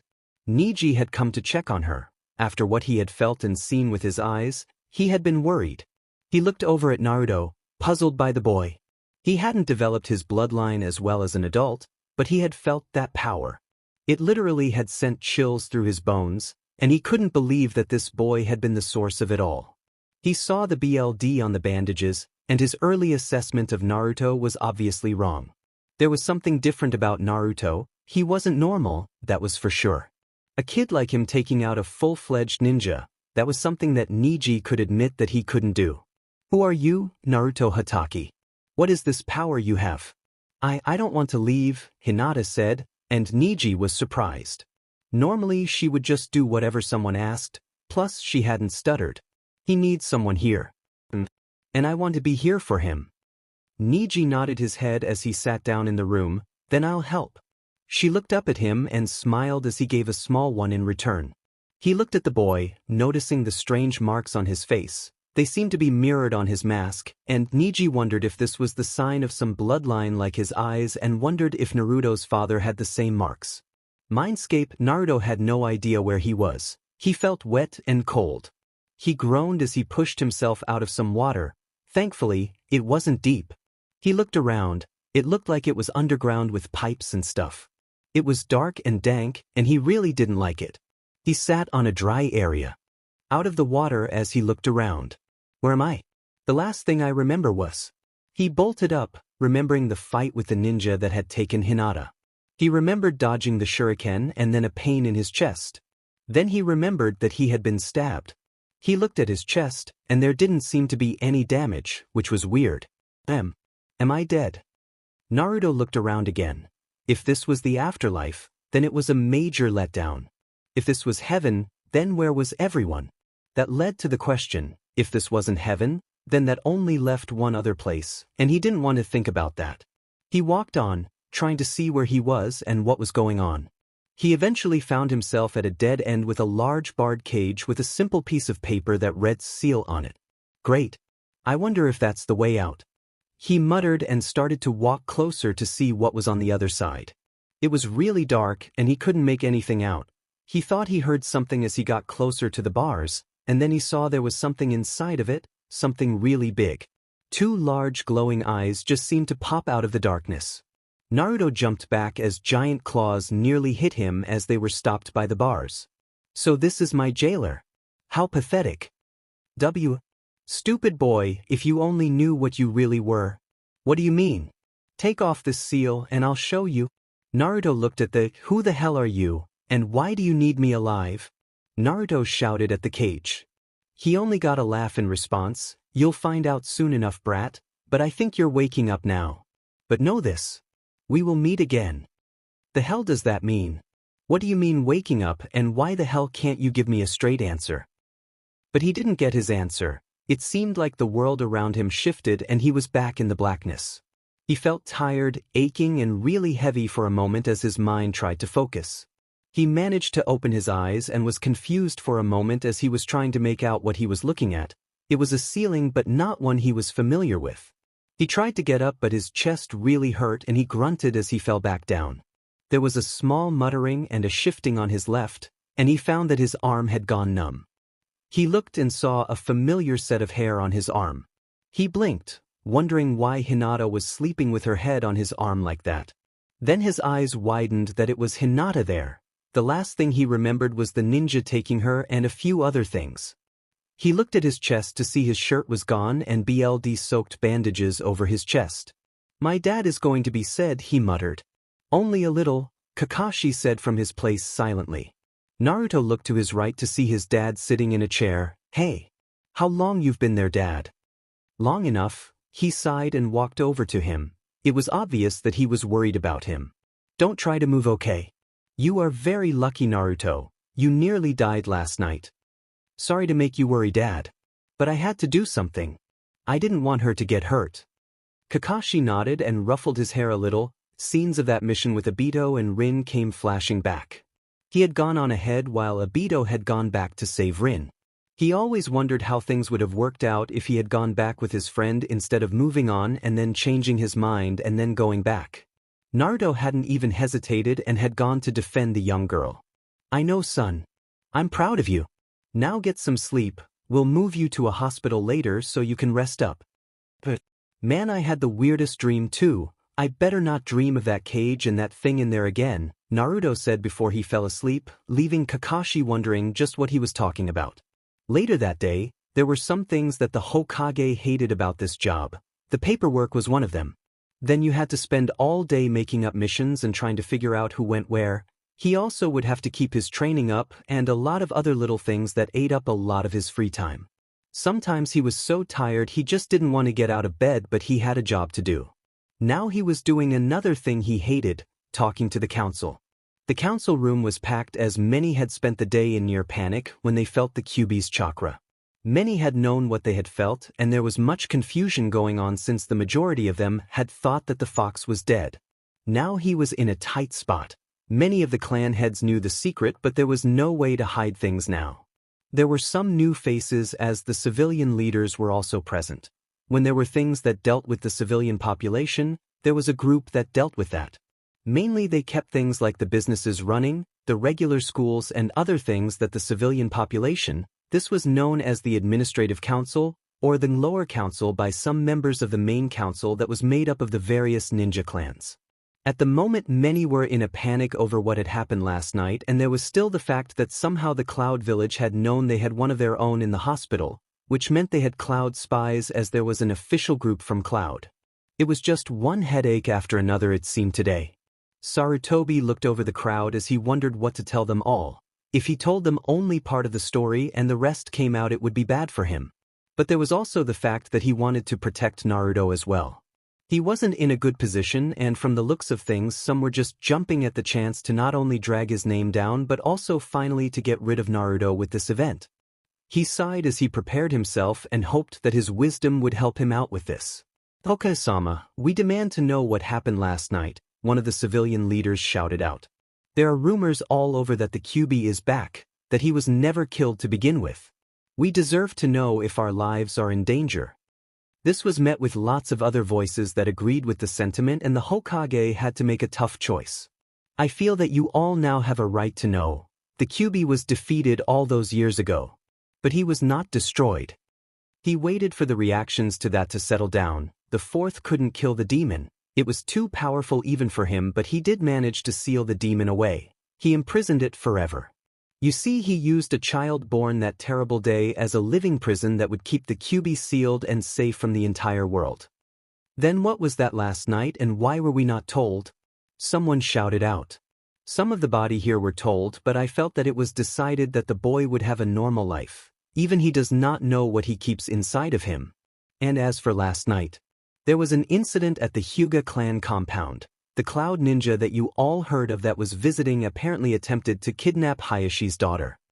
Again, more reactions as many cast looks to the Hyuga clan head.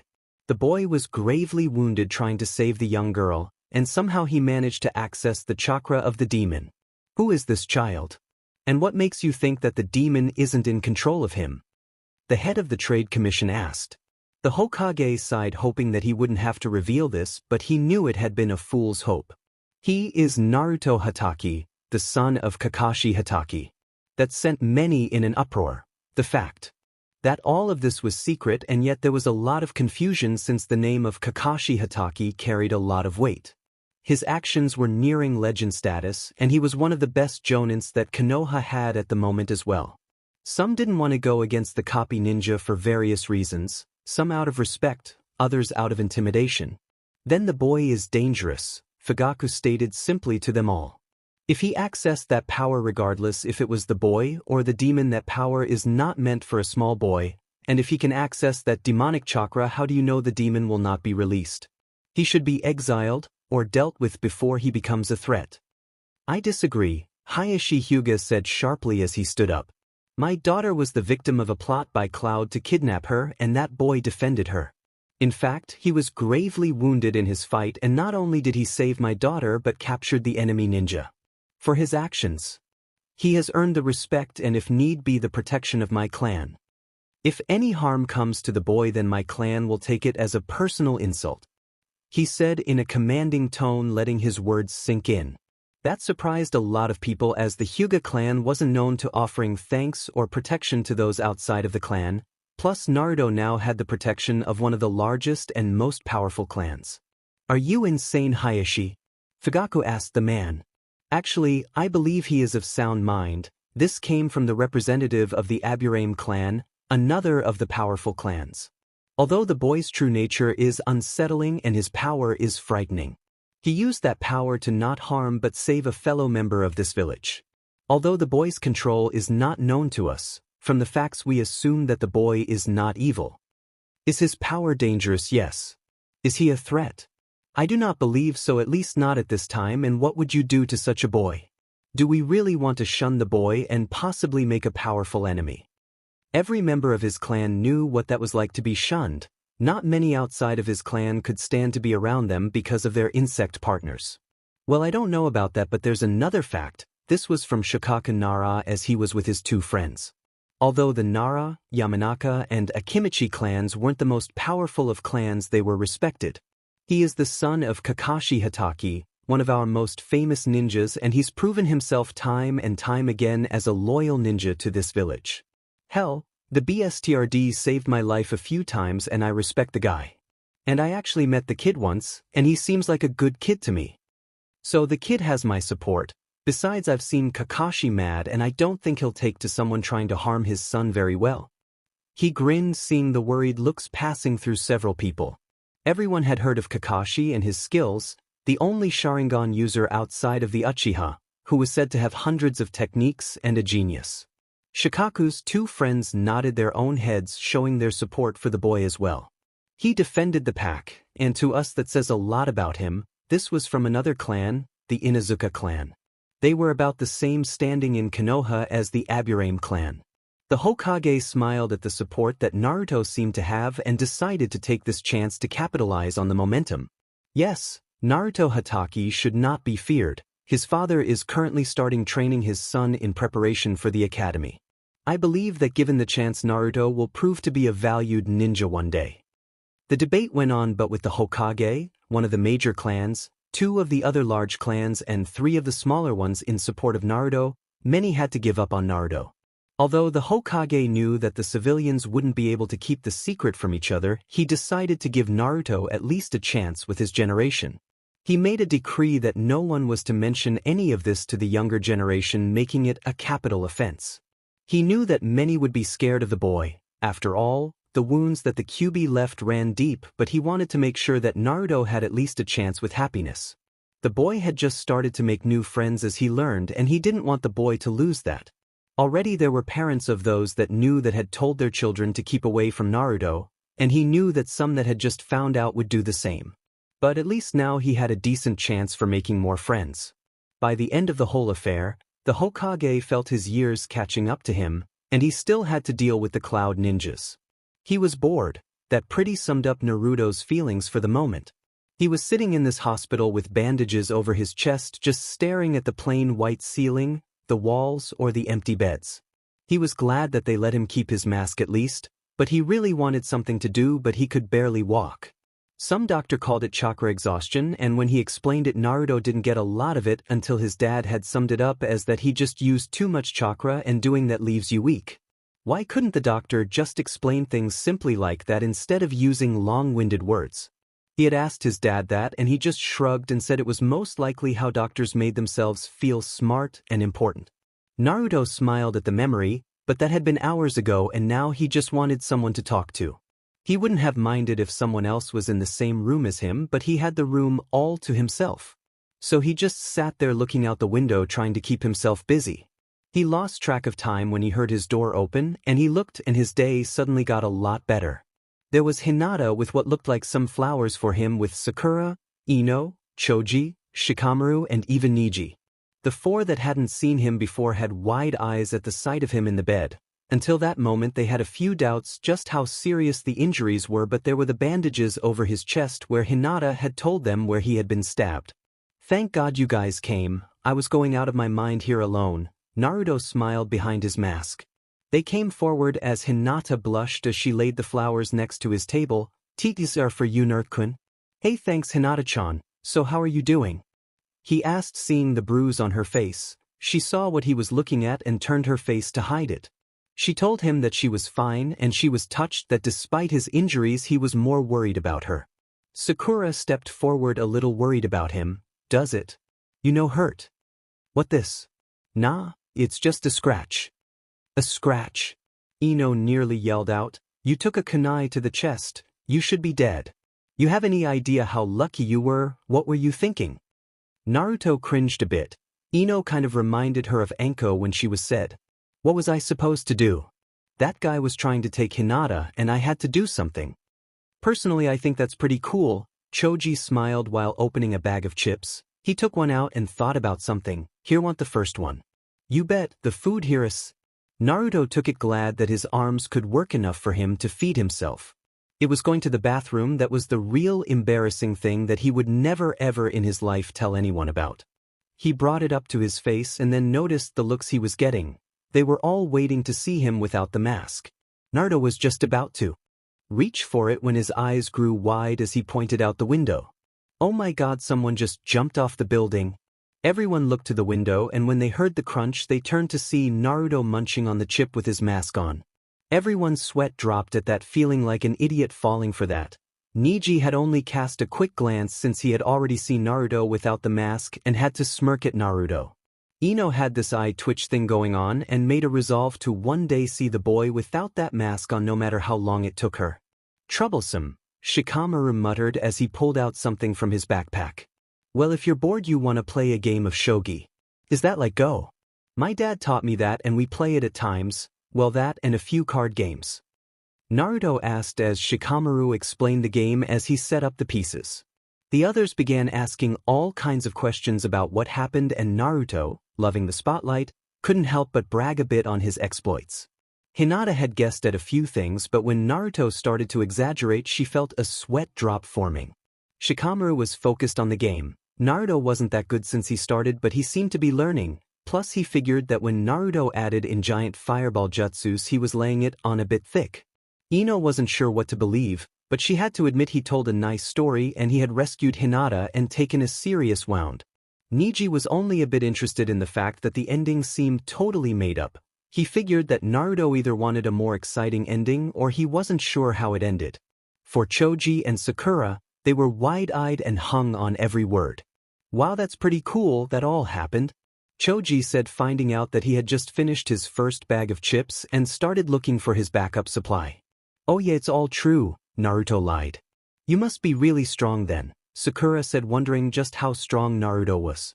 Where the hell is he? Came a very loud woman's voice. Everyone looked curious at the door while Naruto suddenly felt very afraid. He knew that voice and the tone like the back of his hand. The door was slammed open and there stood Anko in her usual clothing looking livid. The kids stared at the strange lady as she marched right up to Naruto. Hey Auntie Anko, how are you doing? She pointed a finger right at him. Don't you, Auntie me you brat. I come back from a nice easygoing mission and you know what I wanted to do. I wanted to relax, go to the hot springs, eat some dango, but what do I hear? I hear about you and what you did and that you were in the hospital. What the hell were you thinking? As Anko continued her rant on him, the other kids looked on not sure how to handle this. Most just decided to let the woman rant on, seeing that she was kind of scary. Hinata, however, stepped up to Anko while she was threatening him with something that involved snakes, pointed objects and blunt force trauma. PP, please don't be mad at him. Naruto-kun was only saving me. Anko took her eyes off Naruto to look at the young girl. Seeing her pleading expression, it didn't help that Hinata had this ability to just look cute and helpless at times, making people take it easy on her. The small bruise on her face didn't hurt either. Anko just gave a disgruntled sigh. She knew that Naruto did the right thing, but she wasn't going to tell him that. It would give him a swelled head and he needed to be more careful in the future. It's okay, Hinata-chan, that's just her way of showing that she cares. OW. Naruto began rubbing the top of his head where Anko had hit him, although she had a satisfied smirk on her face doing it. A chuckling was heard and everyone turned to the window to see a man with very big silver hair, a vest only seen on Chunins, and above in dark clothing with a mask and one eye hidden. Now Anko, you shouldn't go and hurt someone already in the hospital. Yeah. Naruto agreed, which earned him another smack to the head. He turned to the guy in the window. Dad, make her stop. At that, everyone who didn't know who Naruto's father was turned to look at the man who seemed to carry himself in a lazy manner that would make any Nara proud. The kids looked at the tall man who smiled under his mask, and if it wasn't for the mask they wouldn't see any resemblance. Many of the kids figured that Naruto got his looks from his mother than his dad, since they didn't know he was adopted at this point, but later when they would find out would make a lot more sense. I don't know. I think Anko does make a point. After all, I can't smack you around unless it's in training, since that would be child abuse on my part, so I never will hit my children. So I think I'll let Anko handle that. Kakashi smirked at Naruto's horrified face as he quickly looked to Anko, who was cracking her knuckles. Then Kakashi turned to the other kids in the room. Hinata, nice to see you again, and I see Naruto has made some new friends. The man seemed friendly enough, so the kids started to introduce themselves to him. Kakashi was glad that Naruto had found some new friends. After the events of last night he knew that things for Naruto might never be the same, so having friends he could count on would be a big help to him later on. Niji, when no one was looking, decided to take a peek behind the mask with his Byakugan, but there was something odd about the mask. There were thin layers of chakra moving around the mask. He blinked and realized that the man actually had fibers that drained a very small amount of chakra. It didn't do anything noticeable, but the thin mess protected his face from even his abilities. Just how paranoid is he about people seeing his face? He wondered as Naruto's father talked with the kids. Little did he know that it was an old technique that Kakashi's father had created. Apparently in his youth the White Fang had lots of women trying to see his face too, and this had been developed when a bunch of Hyuga women saw through the mask, and it led to, I'm sure that guy would love to help you train on days that I'm gone, and I'm also sure that Anko here wouldn't mind some time with you as well. Oh, this is going to be fun. Anko laughed in a sadistic way as the smile on her face made the kids take a few steps back. What the hell kind of family does Naruto belong to? Ino wondered looking at the strange man that was Naruto's father and the crazy-looking woman that was his aunt. She had no idea who this guy was, but he was in this family. She had a feeling he would be a weird one too. She looked at Naruto and he had gone very pale and looked like he had wished that he had died last night. Which was exactly what Naruto was thinking. His dad was tough on him with his training, and knowing how insane his uncle trained made Naruto get a seeking feeling in his stomach, but it was the training that he would get with Anko that really scared him. She knew how she could get, and the fact that his dad was letting her loose on him gave him shivers down his spine. Oh man, just one more year, then dad will let me join. That is if I survive.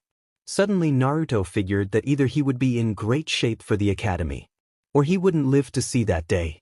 Later, after that day, Sakura and Ino were walking home. Ino was talking, but Sakura kept thinking back to Naruto and what he had done. She never would have done something as scary as that, and she wondered if she would ever be strong like that. She remembered how she was before Ino became her friend. She was so lonely all the time, no one would play with her and they all made fun of her large forehead. She tried to hide it with her hair, but it didn't work.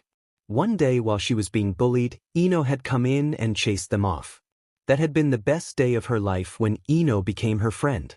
She still wore the red ribbon on her head that Ino had given her. After that day she felt stronger and more outgoing thanks to Ino. It was odd how Naruto had come into her life the same way as Ino had. He had fought those bullies and Ino helped a bit as well. She looked at her best friend and saw how she was into her story. I want to be more like her, stronger and more sure. Like how Naruto is. Yeah, he seems nice too, inner Sakura said to her. Ever since she could remember, Sakura had this little self of her inside of her head. She never told anyone since people would just think she was weird and ugly. But inner Sakura had always been with her, helping her through her lonely times and as a voice to talk to. She wasn't sure if it was just her mind that made her, some weird BLD limit, or if she suffered from multiple personalities, but inner Sakura was there to stay. Yes. But I wonder what's under that mask. I wonder if he's really cute. Inner Sakura started to draw up possible pictures of Naruto without the mask. Sakura blushed a bit at that and went back to her original line of thoughts. I need to be stronger, but how? Well, maybe we could train with Naruto. Plus, didn't Hinata say she is already training? We don't train yet, and I bet they'll be way stronger than us by the time we get to the academy. Sakura nodded to herself and then she focused on Ino. Hey Ino. Do you train with your family? Ino was surprised by the turn of conversation. Well, no, not really. My daddy gave me a few lessons in hand-to-hand, but nothing much. Why? Well, Naruto and Hinata train, but when we get to the academy we'll be behind them. And I want to be stronger like Naruto. He stood up for Hinata and saved her and nearly died. My dad retired and is doing administration work at the Hokage Tower now, but he could train me if I asked. Ino was starting to wonder herself. She did want to be a strong ninja one day to make her dad proud. Maybe it couldn't hurt, but she stopped and pointed. Hey look. It's Sasuke-kun. Sakura turned to look to see the handsome young Uchiha walking with his mother. Both girls giggled seeing the boy. Ino, like all girls, had a crush on the mysterious boy. He was so dark and had this lone wolf thing to him. Didn't hurt that he was cute too. Although Sakura did agree with the looks, she mainly went on with the other girls because she wanted to fit in. Shinaro. Hey, what if we're in a class with Sasuke and Naruto? Wouldn't that be great? Inner Sakura started to hug two little dolls that looked like chibi versions of Naruto and Sasuke. Sakura just sweat dropped and decided to ignore her inner self for the next few hours. Hokage Tower the past couple of weeks had been almost peaceful for the Hokage. He had visited Naruto a few times since he was in and out of the hospital. And by the looks of it, Kakashi was putting his son through the ringer. He knew that Kakashi was just worried about his son and wanted him to be prepared for the future. He also knew that Kakashi was blaming himself for Naruto nearly dying. Although the old man did admit he had never seen Kakashi this motivated since before he had a personality change after the deaths of his genin team. He was actually focused in his training with Naruto and got help from unlikely sources. Guy, of course, wanted to give Naruto weights, although the amount he wanted to give him was insane, so Kakashi cut the original weight in half just so his son could walk. Another surprise was that Anko herself was training him a few times, although Naruto said they were more like torture sessions. He nearly laughed when he used his crystal ball to look in on when Anko wanted to make sure the boy would be able to dodge attacks in the future. So she spent hours throwing all kinds of weapons at him, making sure his body knew how to dodge. Anko had to be pulled off the interrogation of the Cloud Ninja in the hospital as well. Although she was a special Jonin that helped Ibiki out with getting information out of prisoners, she had nearly killed the man at one point. Actually, she managed to stop his heart for a full minute before starting it again. So far they managed to get out the real purpose for his visit to their village, and to think that the Cloud Village would stoop so low. And here he was waiting for the official envoy for their prisoner as well. A messenger told him that the envoy was here and he told him to bring them in. He sat up straight, putting on his best Hokage face. He saw 3 people walk in, a slim little girl that looked to be of Jonin rank, with a tall red-haired man with spiky hair with a large cleaver on his back. The man in front wore black with gold and carried with him a short sword at his hilt. "Okay-sama, I am Kojiro Miki.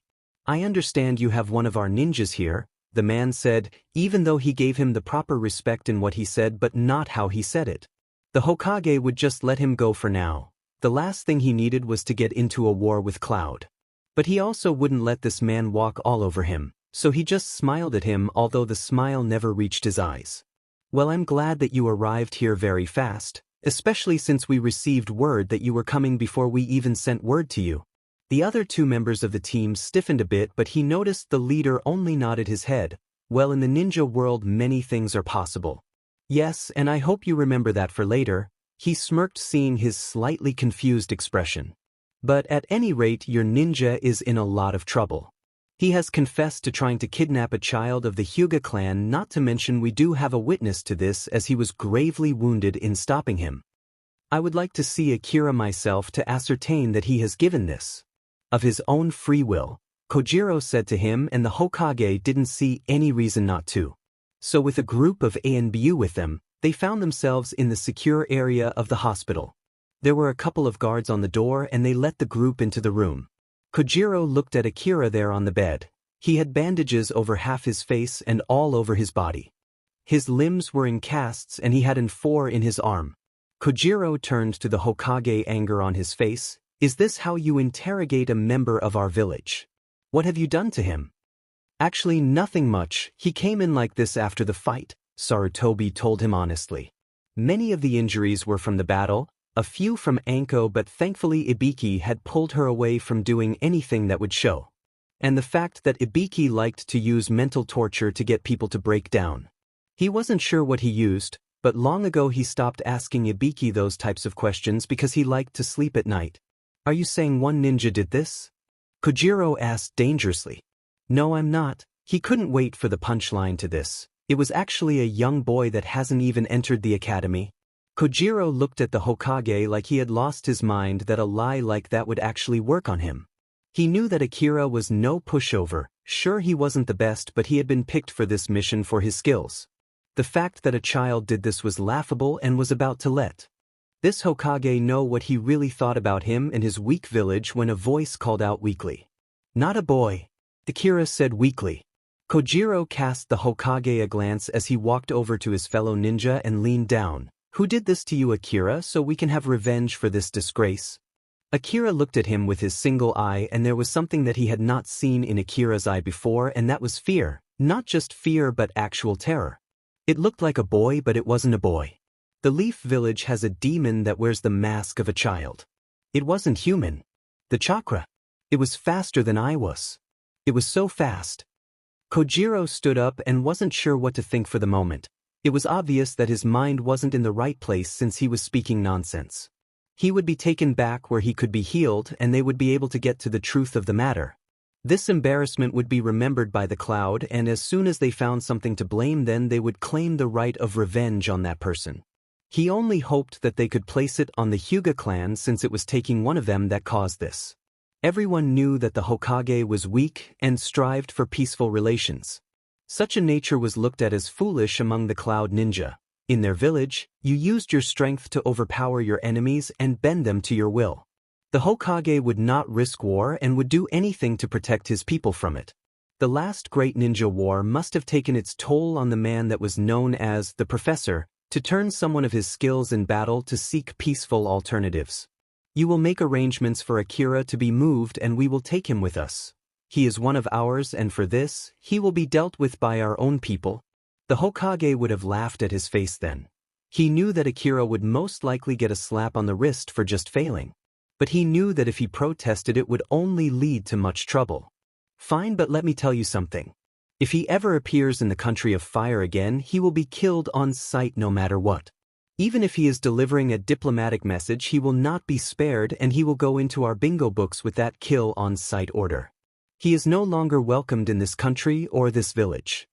The Hokage stared into the young man's eyes with hardened eyes of a veteran and of a man that was more powerful than the young man could ever hope to become. Kojiro nodded his head to that. The old man knew how to play the game. He had removed an enemy without actually killing him and yet gave them what they wanted. Although he was sure that they came out the victor in this little games that was politics, since as soon as Akira confirmed the identity of the one that got in the way of the plans to take a BLD limit for their own, they would deal with that person. After all, the word of one man or woman against Akira could be contested, and they were certain that the Hokage would send that person out as a sacrificial lamb if it saved the village. But the thought of a child doing this was impossible. There was no way any Konoha child was that strong. After all, the Leaf Village was known to lack the bloodlust or real warriors unlike them or say the Rock Village. What he didn't know was that Sarutobi knew that Akira would never change his story and that the Cloud would never believe the story of a demon child, so he knew that Naruto was safe at least for now. He made plans to get rid of him, although he knew that the Hyuga clan would have liked to have had him killed for this crime. This was the best solution. If this ninja ever entered his lands again, he would be killed, so the Hyuga's honor would be satisfied. As he watched them take the man away, he only hoped that the Cloud would be too busy and frustrated with Akira's answers to let the matter drop. Although he could expect more Cloud spies in his territory and maybe his own village for the next few months as they tried to get more information, which meant ANBU would be busy for a bit as well. Sometimes I wish you were still here, Minato. They wouldn't have dared to try something like this if you were still alive. The old man decided to go for a walk today. He needed to clear his head and to find some way to distress after this kind of day. A nice walk in the park would help, and if luck would have it, he would see Naruto playing with his new friends as well. Now for the first time all day he had a real smile on his face. If there was one thing Naruto was good for besides making life less boring, it was to cheer people up. Itachi had been on a week-long mission with his group to hunt down a group of ninjas that had been in the country of fire for a while now. The Lord was getting nervous and was getting complaints on attacks by a few ninjas in black cloaks with red clouds. They had found one of them, but the strength of these ninjas had been understated. He had already lost one member of his ANBU team already as they started to chase this ninja. He was fast, nearly as fast as he was, and he had on a forehead protector that had a slash over it. From the symbol, it looked like he was an ex-ninja from Rock, which made sense with the Earth-style attacks that they had come up against. Suddenly the ground shot up at them and Itachi managed to dodge, but Raven was caught as giant and sharp rocks the size of trees came out of the ground and crushed the elite ninja. That only left him and Crane, and by the way Crane was moving he could read his body and tell he was rattled. He was about to bark at him to get his mind focused when they had to dodge what looked like a giant shuriken. Itachi activated his Sharingan as the enemy came into view. He started to make hand seals and he matched it, taking the jutsu for himself. At the same time, they both cried out, "Earth release." Stone pillars. Giant stone pillars shot out of the ground all over the place, some of them colliding together trying to smash the other ninja between them. His partner came up behind the cloaked ninja with a sword and slashed into the ninja. Itachi watched as the ninja's body turned into earth as he realized it was an earth clone. He was going to warn his comrade when a stone blade pierced his chest. Anbu looked down almost like he was confused, but when it was pulled out the body fell to the ground and died very quickly from the fatal wound. Itachi now saw the ninja with some type of earth-like armor on his arms and legs. One of the arms was bladed as well. It was too bad he hadn't seen the ninja use that technique. He would have liked to have added that to his growing list of abilities. Itachi fired off kunai with steel lines attached trying to immobilize him. He was satisfied when he saw most of the wires holding him in place. Fire release, fire dragon missile.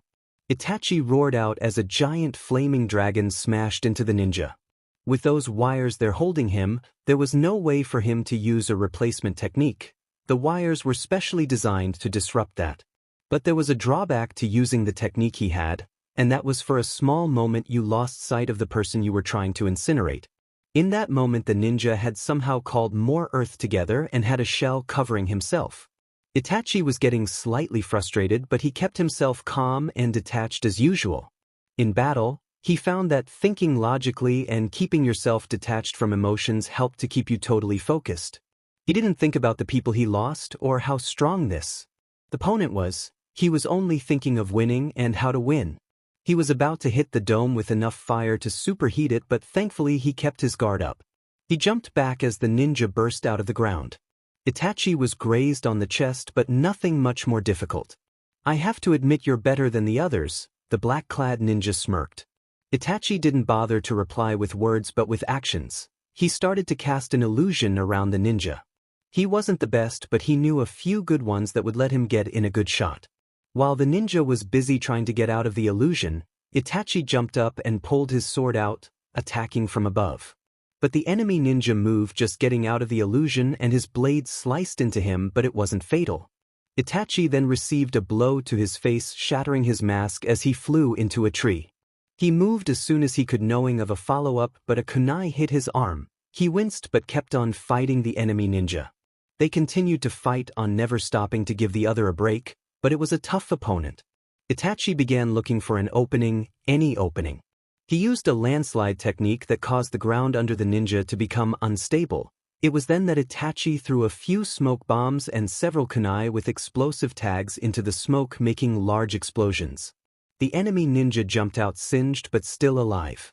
He began looking for the other ninja and felt movement to his left. He grinned and dodged the sword and gripped the ninja by the throat. "Time to end this, little ninja." Itachi gave only a look with his eyes that seemed to say to him that he knew something. "Yes, I agree with that." Then there was a sharp pain in the ninja as a blade was shoved through his chest from his back and into Itachi. Only a split second later Itachi became a puff of smoke as the shadow clone vanished. The ninja managed to look behind him, seeing the real Itachi there. "DMN. Got me with my own move." Itachi let the ninja fall dead just like he had with his partner that the ninja had. It was then that he suddenly felt a presence behind him and turned, but was hit in the stomach, then in the face in a blow that was harder than he could remember ever being hit before. Itachi coughed up BLD, feeling a loose tooth somewhere in the back of his mouth. The taste of iron from his BLD was in his mouth as he looked up at the newcomer. The last one had been difficult, but this man, he was on a whole other level.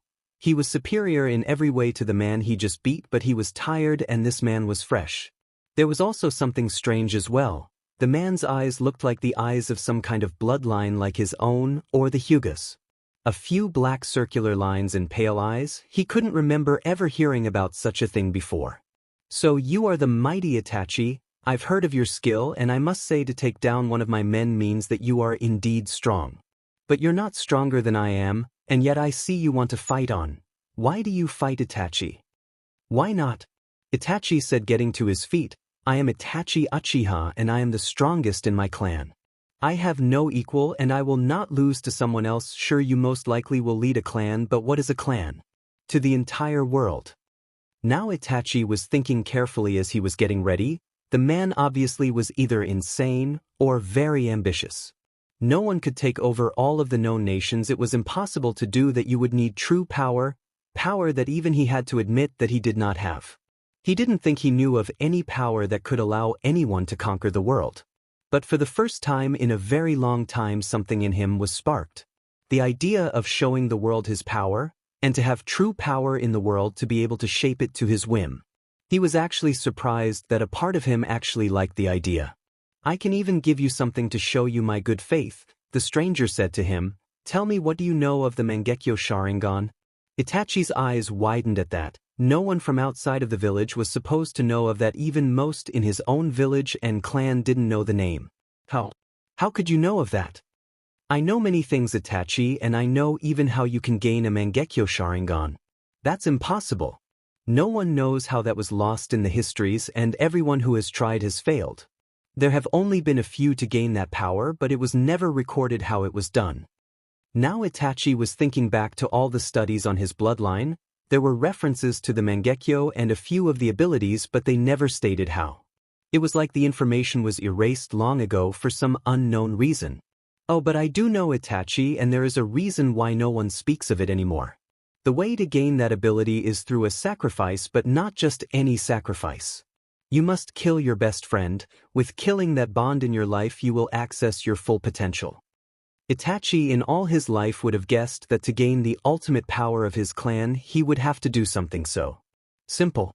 It was simple, and yet he could see why no one had tried it. It would make sense why no one would talk about it or remember it, and why only a handful had gained it.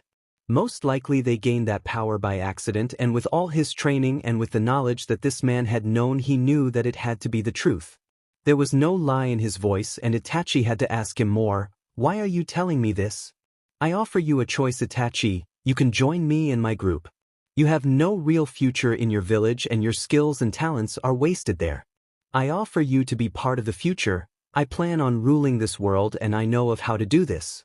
There are powers hidden all over the world, great demons that had been sealed away. I plan on taking their power and using it as the ultimate power. Nothing will stand in my way. And as I've said, you've interested me, so go back home and chose. If you want the power, kill your friend. If you do know your life there is over with, and as proof of your commitment to me, you must show me that there is nothing to hold to your old life. You must destroy your old life as proof that you seek the future. The man turned and started to walk away, but then he stopped. Think on it, Itachi, because if you do not accept, the next time we meet you will die. Then he was suddenly gone, and Itachi was left with his dead comrades and left to think on his own future. Sasuke was having a good day. He had nearly killed himself trying to get that one jutsu that he saw his brother use, and after days he finally got it down. In fact, even his father seemed pleased, at least that's what he thought. But something was still wrong. For some reason he said not to follow in his brother's path, which confused him. Wasn't his brother the strongest in the clan?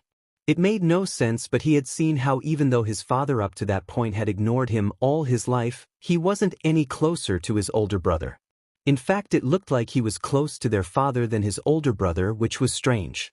Things had been very odd around the compound too. It all started a few days ago when one of them seemed to have committed suicide, something nearly unheard of in their clan. He had drowned himself apparently, as a note with his handwriting was found in his room, but his father's reaction was not what he expected. Instead of being angry with a member of the clan for showing such weakness or even consoling the family as was his obligation as clan head, he seemed to be deep in thought about something. Well, for Sasuke, he didn't understand any of this, but he was too happy with his father finally acknowledging him to really care. For the first time in his life, his father would train him personally, and to finally get his father's approval after all this time and effort, well, it just felt really good to him. Across the village there was another son undergoing training, but this was under his father's gaze. Naruto was finally doing chakra control exercises, or at least trying to. He had this stupid leaf on his hand and he had to make it float, but too little chakra and it wouldn't do anything, too much and it would burn. And by the huge pile of burnt leaves he had a real problem with not burning them. Kakashi was sitting on the deck reading one of his perverted books. Although he looked to be reading, he was actually thinking. Naruto was having a lot of trouble with such a simple thing. Anyone else would have gotten this long ago, but they had nearly a quarter of the leaves off one small tree gone now. It sent him thinking on why this was so hard for his son. One answer was that Naruto had no skills with chakra, but given who his biological father and mother was, that made no sense. Two other reasons were that because Naruto had such a huge amount of chakra, it was a lot harder for him to mold. Kids his age didn't have that much. Hell, there were low-grade chunins that didn't have that much chakra. Another reason he figured was because of the fox's chakra. Kakashi wasn't sure exactly how it worked with Naruto's chakra system, but it wasn't normal chakra, it was far more powerful and potent. If some of it was mixing in with his, that also could explain a few things. It could even be because of those two factors, which meant that he would have to really work on Naruto's chakra control. He sighed as his son burnt another leaf and started to yell at it and lose his temper. It was a long road for his son, but there was a bright side to things. Naruto never gave up and he worked hard, maybe harder than anyone. He wouldn't stop until he got something right, even to the point he just dropped from exhaustion. Also the fact that with his little training, some of guy with taijutsu and whatever Anko did that didn't kill him, the thought of what Naruto could be when he grew up made him a little giddy. His son had so much potential, now he just needed to know what to teach him. He could easily help him with the academy stuff, but he wanted his son to have an edge. There were so many techniques to teach him, but when he was ready there were two that he wasn't sure which to teach him. His own technique, the Chidori, or the technique of his father, the Rasengan. In a way, he felt that because Naruto was his adopted son he should get his own and only original technique, but he was sure that Minato would want his son to have the Rasengan. He had been taught the Rasengan, but he had only actually used it 3 times in actual combat.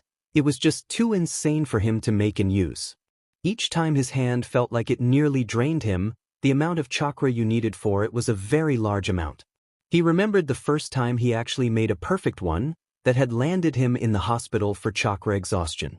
It was pretty much something he saved if there was no other way. Sure, now he had a lot more chakra than most as he had one of the largest among the jonins, but he still wasn't anywhere near his old sensei had. Even now he could make one without using up all his chakra, but he would be very weak after it and wouldn't be able to make another. That was why he stuck with his own technique. It wasn't as powerful as the Rasengan, but it sure got the job done, and he could use that a few times in one day as well. There was only one other person who could teach Naruto the Rasengan anyways, but he hadn't been around for years. It was too bad since Kakashi had a bunch of books he would love to get autographed. He only had bought the limited edition of the first series with his autograph. Cost him a whole month of savings, but it was worth it. Naruto started to throw another burnt leaf down, and Kakashi starting to try and think of other exercises that would help Naruto. Later that night, as the sun fell, Fugaku was walking along the clan compound trying to puzzle out the small mystery before him. Shirsue's death bothered him, mainly because he knew that young man and he was anything but suicidal. But there was another thing bothering him. Shirsue had been reporting on his son Itachi and what his son had been doing. His son seemed to be acting odd after his return from that mission where he had been the only survivor. The fact that the boy had suddenly died made him think that Itachi might be linked to it. He honestly didn't know what was going on with his son, but lately Itachi had been in the family library before the boy's death researching something. His oldest son hadn't been seen after Shirsue had been found, and already he had recalled the family members. If his oldest son had been responsible, then he would need forces to take him down. His son held so much promise, and he wondered where he had gone wrong with him. He could have led the clan to greatness, but it looked like he would become their great shame.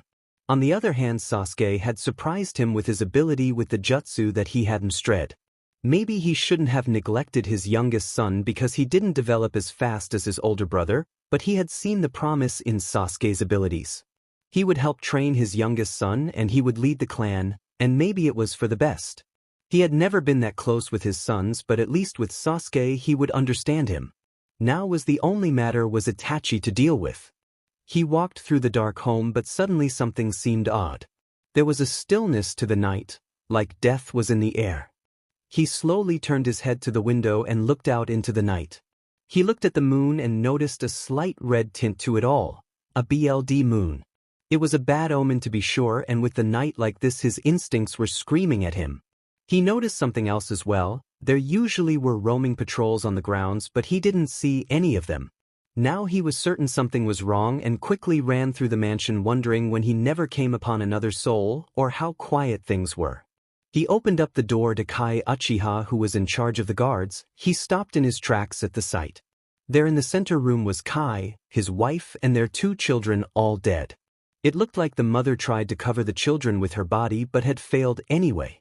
No one had ever managed to get this deep inside of the Uchiha home and commit a murder such as this. The person that could only do something like this, he knew, would have to be extraordinarily trained and would have to know the compound very well. Then the answer hit him and he ran to check on the rest of his own family. He came into the common room and was met by a sight that broke through his nearly emotionless mask. There was Itachi in his ANBU uniform with a bloody katana. On the floor was his wife. His heart seemed to be like stone at the sight of his wife's unmoving body. As clan head, he had to be totally in control and keep his emotions, but this sight broke through all his control. He might not have said it much or often, but he loved his wife, and seeing her dead at the hands of their own son was heartbreaking. He took a few steps looking. at her pale face and then looked at his son, but when he saw his son's eyes he was surprised to see the Sharingan was different. It took a moment to process, but there was only one thing that it could be. His son had found a way to activate the last level of the Sharingan, something only a handful had been able to do but had been lost for several generations. But he didn't care about that. He stood to face his son, setting his face in stone. "Why? Anything in particular, father?" Itachi asked in the same manner. He didn't say anything, only glaring at the young man. "You could have become clan head, even maybe be Hokage one day.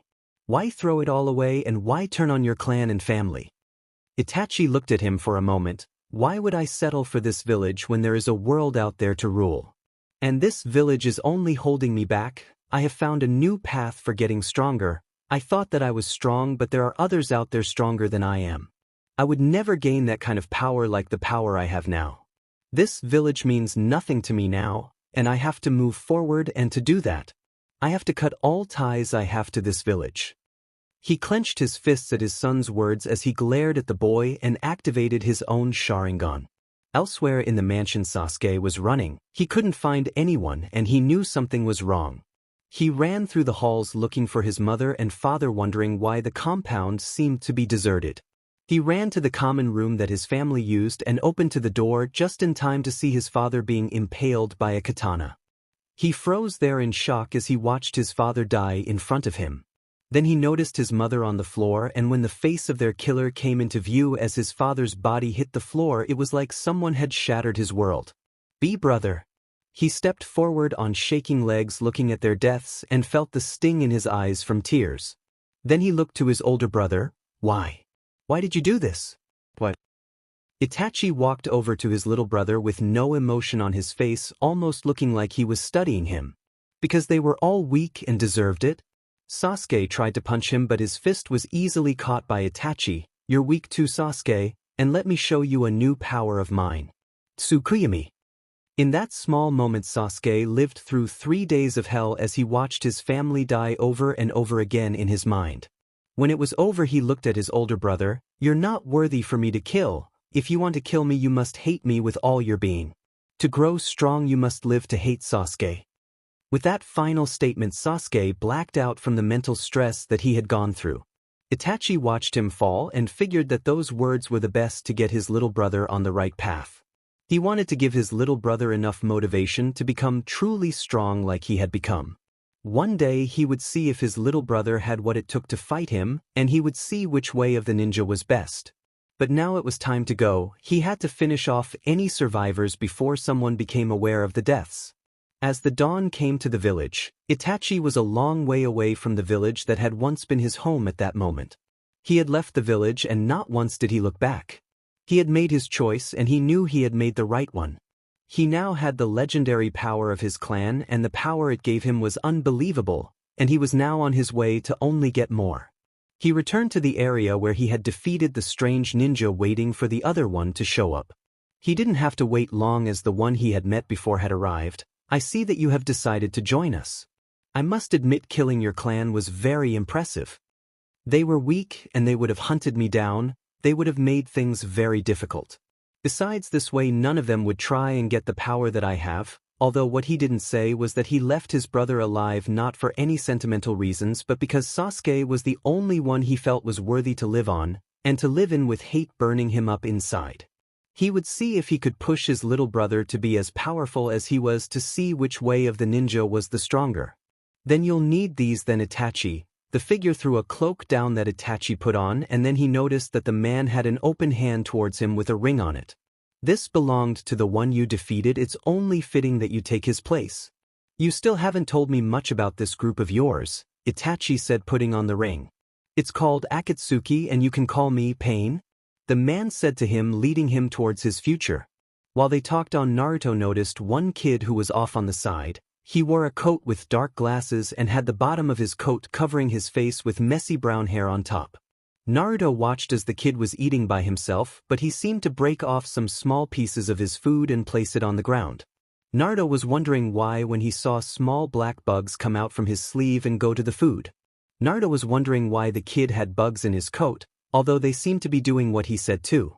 Naruto just shrugged it off as someone asked him a question. The rest of the day went by pretty well, at least, although Naruto learned one aspect of school that he would hate until the last day of his life in school. The most dreaded word that would go into his list of words that he hated, and that word was homework. Naruto sighed as he walked home with his new books and stuff, all the while muttering to himself about how he spent all day learning stuff and doing work, and now he had to take work home with him. Sometimes life just didn't seem fair to Naruto, and then his mind began to wonder about how to liven things up at school. A few ideas started to form, and he couldn't wait until he started his plan to make school less boring, and one target he would love to try it out on was Sasuke. That guy needed to get that stick removed, and he was going to make that boy liven up even if it killed him. For the next couple of weeks, Naruto got used to his new life in school. He was learning some neat things, although he was still bored at times. Sometimes Iruka would yell at him and Shikamaru because they fell asleep, plus the fact that he was getting a reputation. Well, actually it was a couple. One was when after a week a string of mysterious pranks started to plague the school. Someone put dye in the teachers' tea and coffee in their teachers' lounge, making all the teachers have black or green mouths and tongues for the day. Then there was the incident when had set up shaving cream bombs of some sort, and then there was the day smoke bombs went off at random intervals throughout the day. No one was sure who was the culprit, and the teachers had decided to catch whoever it was in the act. That was how they caught Naruto after school, planting clues on all the chairs of the teachers. Iruka had been disappointed in Naruto, and they had a talk with his father, who was 2 hours late for the meeting, of course. Kakashi said he would punish Naruto, although Iruka figured from the attitude that Kakashi actually thought it was kind of funny and would most likely just increase Naruto's training at home. They also made Naruto apologize to the entire school, although Neji, who was a year ahead, had to admit the fact that Naruto managed to get all of that done and not get caught until now was surprising, but he never would admit it. He didn't even say that he knew Naruto since no one asked him, which he was thankful for. Naruto was also known for being the only one that could keep up with the Uchiha prodigy as well. The two of them competed all the time, races, sparring matches, and anything else they could do. Although they acted a bit hostile towards the other, it was just their way. Besides, Naruto enjoyed having someone that made him push himself. He figured the harder he worked, the faster he could make Hokage one day. But there was one fact that had escaped Naruto during that time, and that was because he was the only one that rivaled Sasuke. It made him more noticeable, especially to certain members of the female class. Although the Sasuke fangirls were numerous, Naruto had a smaller following as well. If he wasn't lazy in class or pulled pranks, he would have gotten more, but there were other things that made certain girls like him. First was the fact that he always wore a mask, making him kind of mysterious in a way. No one knew what he looked like, and that curiosity was alluring to some of them. Another was the fact that Naruto, once you got to know him, was a very nice guy. Sasuke would always just blow the girls off, and at times when he was really annoyed might say something hurtful just so he could get some peace and quiet. Naruto, on the other hand, always would talk to the girls that went up to him. That made him much more approachable. The thing was, he had no idea that the girls liked him in that way. He just thought they were being friendly and was just trying to make new friends. This, of course, was misread by the girls that he was interested in them, and of course would lead to some trouble here and there, mainly young girls getting into fights over who was better, Naruto or Sasuke, and who liked the boy more. It also kind of made Hinata a bit awkward. Although she would have gladly been placed in the Naruto fangirl side of things, she was also Naruto's best friend, and she was always close to the boy. This led to some jealousy with some other girls over how close Hinata was with him. Sakura was getting a little confused. She liked Sasuke, but Naruto was so nice to her all the time as well, so she had no idea which boy was better. Ino thankfully was only after Sasuke, and helped keep the three girls together in tougher times. She had no rivalry with Hinata, and Sakura hadn't made her intentions clear, so to Ino that meant that none of them were a threat to her and hurt Sasuke-kun. But there were a couple of people that Naruto was curious about. Mainly was the Shino kid that always wore a heavy coat all the time. He always seemed to be alone, and Naruto remembered how that was like. The other was Kiba, who was a loud-mouth show-off, which meant Naruto was starting to like the guy. Plus, when Naruto had been caught as the Academy Gremlin, as the mysterious prankster had been called, he had laughed so hard and gave Naruto a large smile. Kiba always seemed to enjoy his pranks the most, and he was thinking of asking the boy if he would be his friend as well. But first he waited for recess to come around. It took forever for the bell to ring, and usually Naruto would be rushing towards the door, but this time he held back, watching where Shino went. He followed the other boy and was confused when he walked to the bushes and knelt down. He seemed to be doing something but Naruto couldn't guess what it was. He waited but patience was always one of the things that Naruto had trouble with. Naruto walked up behind him looking over his shoulder but he couldn't guess at what the boy was doing. "Hey there, what you doing, Shino, right?" He only got silence but the boy did turn to him slightly with a raised eyebrow. Naruto waited then frowned. "Oh come on, I just wanted to know, is that so much to ask?" Shino looked at him for a moment before moving slightly to the left and pointed. Naruto saw a small insect that was crawling on the branches. He wasn't sure why the boy was interested in it, although he did admit it was kind of cool with the red and black markings. "Okay, so what? You want to keep it or something?" For breeding, the boy finally spoke and Naruto turned to face him, surprised he managed to get him to talk. Normally Shino only talked when Irika asked him a question in class and he had to answer. Naruto of course took this as a victory in getting the strange boy to finally open up a little. "Cool, so you collect bugs and stuff for that?" He got a nod from the boy and Naruto went back to looking at the bug. "Nice, although I noticed you liked bugs. You always been like that." Again Shino raised an eyebrow. "It's the way of my clan, we raise and control bugs as part of our fighting style." That was the longest answer that Naruto had ever heard him give for a while. He figured the boy was just the quiet type, but when you talked about bugs that was when he seemed to talk a bit more. So Naruto asked him all about his clan and Shino answered. For Shino, he had never met anyone who was interested in his clan. Most of the time he hardly went outside of the clan compound because a lot of people were uneasy around them. But Naruto seemed to be genuinely interested and wasn't freaked out by anything. When Naruto asked what exactly they did with bugs, he showed the masked boy a few of them that he had on him by commanding them to crawl out of his coat. He explained how they would be used to attack an opponent by draining their chakra and other things. Naruto, who had first-hand experience with chakra exhaustion on many times, knew firsthand how bad that could be. His respect for bugs went up a notch and made a mental note not to PSS off any of the bug users in the future. Despite things Shino was having a nice time, no one had ever talked to him like this before. He knew that his social skills weren't exactly that great, but it seemed that Naruto listened well, which was odd given how many times the boy slept during class. "Hey Shino, you want to meet my other friends?" Naruto asked the boy, and he could see some kind of hesitation, or at least what Naruto assumed was. The boy was very good at keeping his expression blank a lot. The only thing Naruto could pick up was slight body movements and his eyebrows. He couldn't even see his eyes, and the lower half of his face was covered by his jacket. "Oh come on, they'll like you if you just open up a bit." Naruto wasn't going to give up and he could see that Shino was thinking about it, so he decided to give him an extra push, that being grabbing his sleeve and dragging the taller boy with him. "Come on, just give it a shot already." Naruto dragged the boy across the yard over to where his friends were. They were talking when they noticed Naruto dragging some poor boy with him. "Hey guys, you mind if Shino here joins us?" "Whatever," Shikamaru said with a shrug, and there were no other real objections. "Cool, Shino, that's Shikamaru, Choji, Ino, Sakura-chan, Hinata-chan. Guys, this is Shino. He doesn't say much at first, but he's a nice guy, and get this, he can talk to bugs and stuff and make them do things." Naruto saw varying expressions. Ino didn't like bugs that much, and always did think that Shino was a bit on the creepy side, that he never talked, and with those black sunglasses you couldn't tell where he was looking. Sakura tilted her head, wondering how you could talk to bugs, let alone making them do things. Shikamaru looked over with a raised eyebrow, and Choji just kept on eating.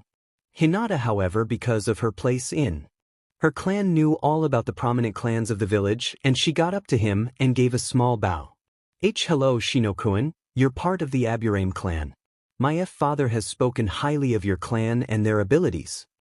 Shino nodded his head. "You are the heiress of the Hyuga clan. My clan has respect for yours, as my father said you are to be trusted." "Wow. That's the most I've heard him talk in like, forever."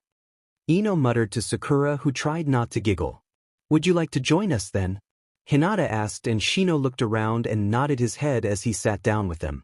It felt good for Shino to feel being accepted inside the grouping. Their clan over the years had been inspired by their insects and their collective. Belonging to a group and being a productive member of that group was one of the things their clan tried to do. First they viewed their clan as the first collective, and then also that of Konoha, but Shino had no other grouping that he felt like he was a part of outside of this clan, so this small grouping was nice to him. As he got to know the others, he started to analyze the new grouping that he hoped to be accepted into. Shikamaru seemed lazy, but he had seen the boy always answered the questions when he was asked, and as far as he had observed, he had never lost to a game of shogi he had played with anyone. That meant there were hidden depths to the boy that he was hiding. Choji, although looked physically unfit, Shino had seen him hit the wooden targets harder than the other boys. Although he seemed to have self-image problems, he was a very loyal person. Ino was loud and brash, but she too was loyal to her friends and protective of them. She also wasn't afraid to be herself or speak her mind. Her friend Sakura seemed nice and intelligent but seemed to second-guess herself a lot. It was like with Hinata. She was kind to a fault really, but she was a very warm person. And then there was Naruto, who Shino was still trying to pin down. At one moment he was hyperactive, loud, and acted very childish, but at other times he was the complete opposite. Was he bipolar or something, or was there just more to him? Plus one other thing, his insects felt something different about him. He asked, but they couldn't tell him why, only that Naruto was more than what he seemed. Shino looked at Naruto as he was fooling around making Ino angry and was getting yelled at. Who are you, Naruto Hatake, and what is it about you that makes you so different? Naruto's next person on his list was Kiba. He found Kiba after school waiting around. He walked over to him and waved. Hey there, Kiba. He looked over and grinned. Hey Naruto, you come up with anything new for class? I'm waiting for things to cool off a bit. I really don't want to go through what my dad did for the weekend after that meeting with Irika-sensei. Kiba raised an eyebrow. Why, what did he do? One day full training with Uncle Guy and the next with Auntie Anko. Naruto was actually sore for a day after that, and he could hardly move. Kiba didn't understand what was so bad about that, although he didn't know who those people were, so he just laughed a bit. Come on, what's so bad about that? Are you kidding? Their training is insane. Guy likes to do laps around the entire village on his hands, and that's just his personal training. You even want to know what he had me do? Then there's Anko, and she's crazy. Kiba blinked for a moment. He wasn't sure if Naruto was exaggerating, but from the looks of the masked blonde he wasn't so sure. So, what's this Anko like then? Naruto made a face at him. First time she babysat me, she tied me up to a chair. She likes to use these snake styles ninjutsu stuff and likes to scare the CRP out of people. I think she said she was thinking of going into some training to get into the torture and information extraction section. That made Kiba's eye twitch, and for a moment his older sister didn't look so bad in comparison. Sure, his older sister gave him some grief now and then, but at least she wasn't into torture, even though Kiba figured she could have a shot at it, so he only shook his head in sympathy for Naruto. He couldn't blame the shorter boy for letting things cool off. It was too bad. He really enjoyed the pranks Naruto did. They were the high point of the day for him at times. Anyway, tomorrow me, Shikamaru, and Choji are going to the park. I'm hoping Shino will come too. You want to come with us, Kiba? Kiba shrugged. He was still trying to make some friends, and even though he didn't like Naruto much at first, he had to admit he was starting to like the guy. He was unpredictable and he guessed he could do worse. Well, that sounds okay, but my sister wants me to do some work with the dogs later. So why me? We hardly say much to each other, well, besides some insults and stuff. But Kiba said it with a grin, since he and Naruto always seemed to try and push each other's buttons, especially during the sparring matches, although Kiba was still sore that he only got in one win and had a suspicion that Naruto had let him win that time anyway. Naruto just shrugged. Why not? I mean, yeah, you're in, but sometimes, but I like you. I'm in, but. Listen here, shorty, I'm not the one that starts most of the fights. Oh yeah, and I'm not short. I just haven't hit my growth spurt yet. Kiba smirked at him. You'll be lucky to reach 5 feet at the rate it's going. Naruto scowled at him and was about to give a retort when a woman's voice yelled out, and Kiba suddenly stiffened and had a look on his face that Naruto was pretty sure that was the same look on his face whenever Anko gets into one of her moods and he's in mortal danger. He looked over to see a girl a few years older with the same markings on her face, same hair, only in a long ponytail, with an annoyed look on her face. What do you want? I thought Mom was coming by. Kiba asked. The older girl put her hands on her hips and glared at him. Mom's not coming, she got held up, and don't talk to me like that, you little brat. That was when she noticed Naruto and looked at the boy with an odd look. Mainly it was because she never seen a boy with a mask on like that before, and she was wondering what was going on as she had seen the two arguing about something. Hey kid, is my idiot little brother bugging you? She asked. You're Kiba's sister? Naruto asked. Yeah, my name is Hana Inazuka. Naruto looked at her for a second before saying something. Wait, your name is Hana. Cool, my best friend's mom has the same name. Is it a popular name or something, or just for pretty girls? Hana wasn't sure to be angry at being compared to someone's mother or flattered that he said she was pretty. Naruto then gave a small bow with his head. Well, it's nice to meet you, Hana-san. Kiba always said that his big sister was young and pretty, but he never said how pretty. Now Hana was smiling while Kiba was wondering what the hell was going on. He never said anything of the sort. Hell, he was sure he said the complete opposite a few times. Well, nice to know that my little brother isn't a total pain then. Who are you anyway? Name's Naruto Hatake, and I was wondering if Kiba could play with us at the park tomorrow, that is if that's okay?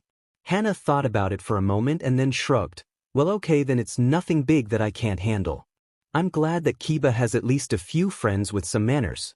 Kiba, I'll see you in a bit. I got to go and drop something off and I'll be right back, so make some plans with Naruto here.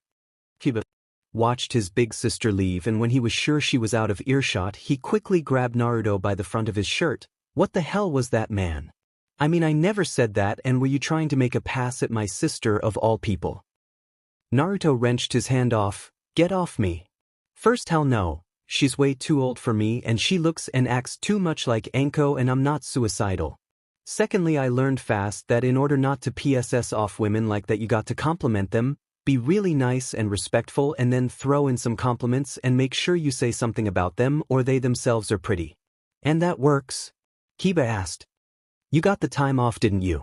Naruto smirked under his mask, making Kiba laugh a bit, and asked him where he learned that from. My dad actually has some good advice. I use it on Anko when she's got that killer look in her eyes. Well, that and promise her dango that oddly works better with her. Kiba just shook his head at it all. It seemed that Naruto and his whole family was weird, but he did get him out of working with his big sister later, and he might as well play with the guys. Besides, he needed some guys to hang out with, and he might like these guys given half a chance. Well, that and they were the only interesting ones he could think of, and there was no way in hell he would hang out with that Uchiha kid. Kiba thought of him as a stuck-up JRK anyway.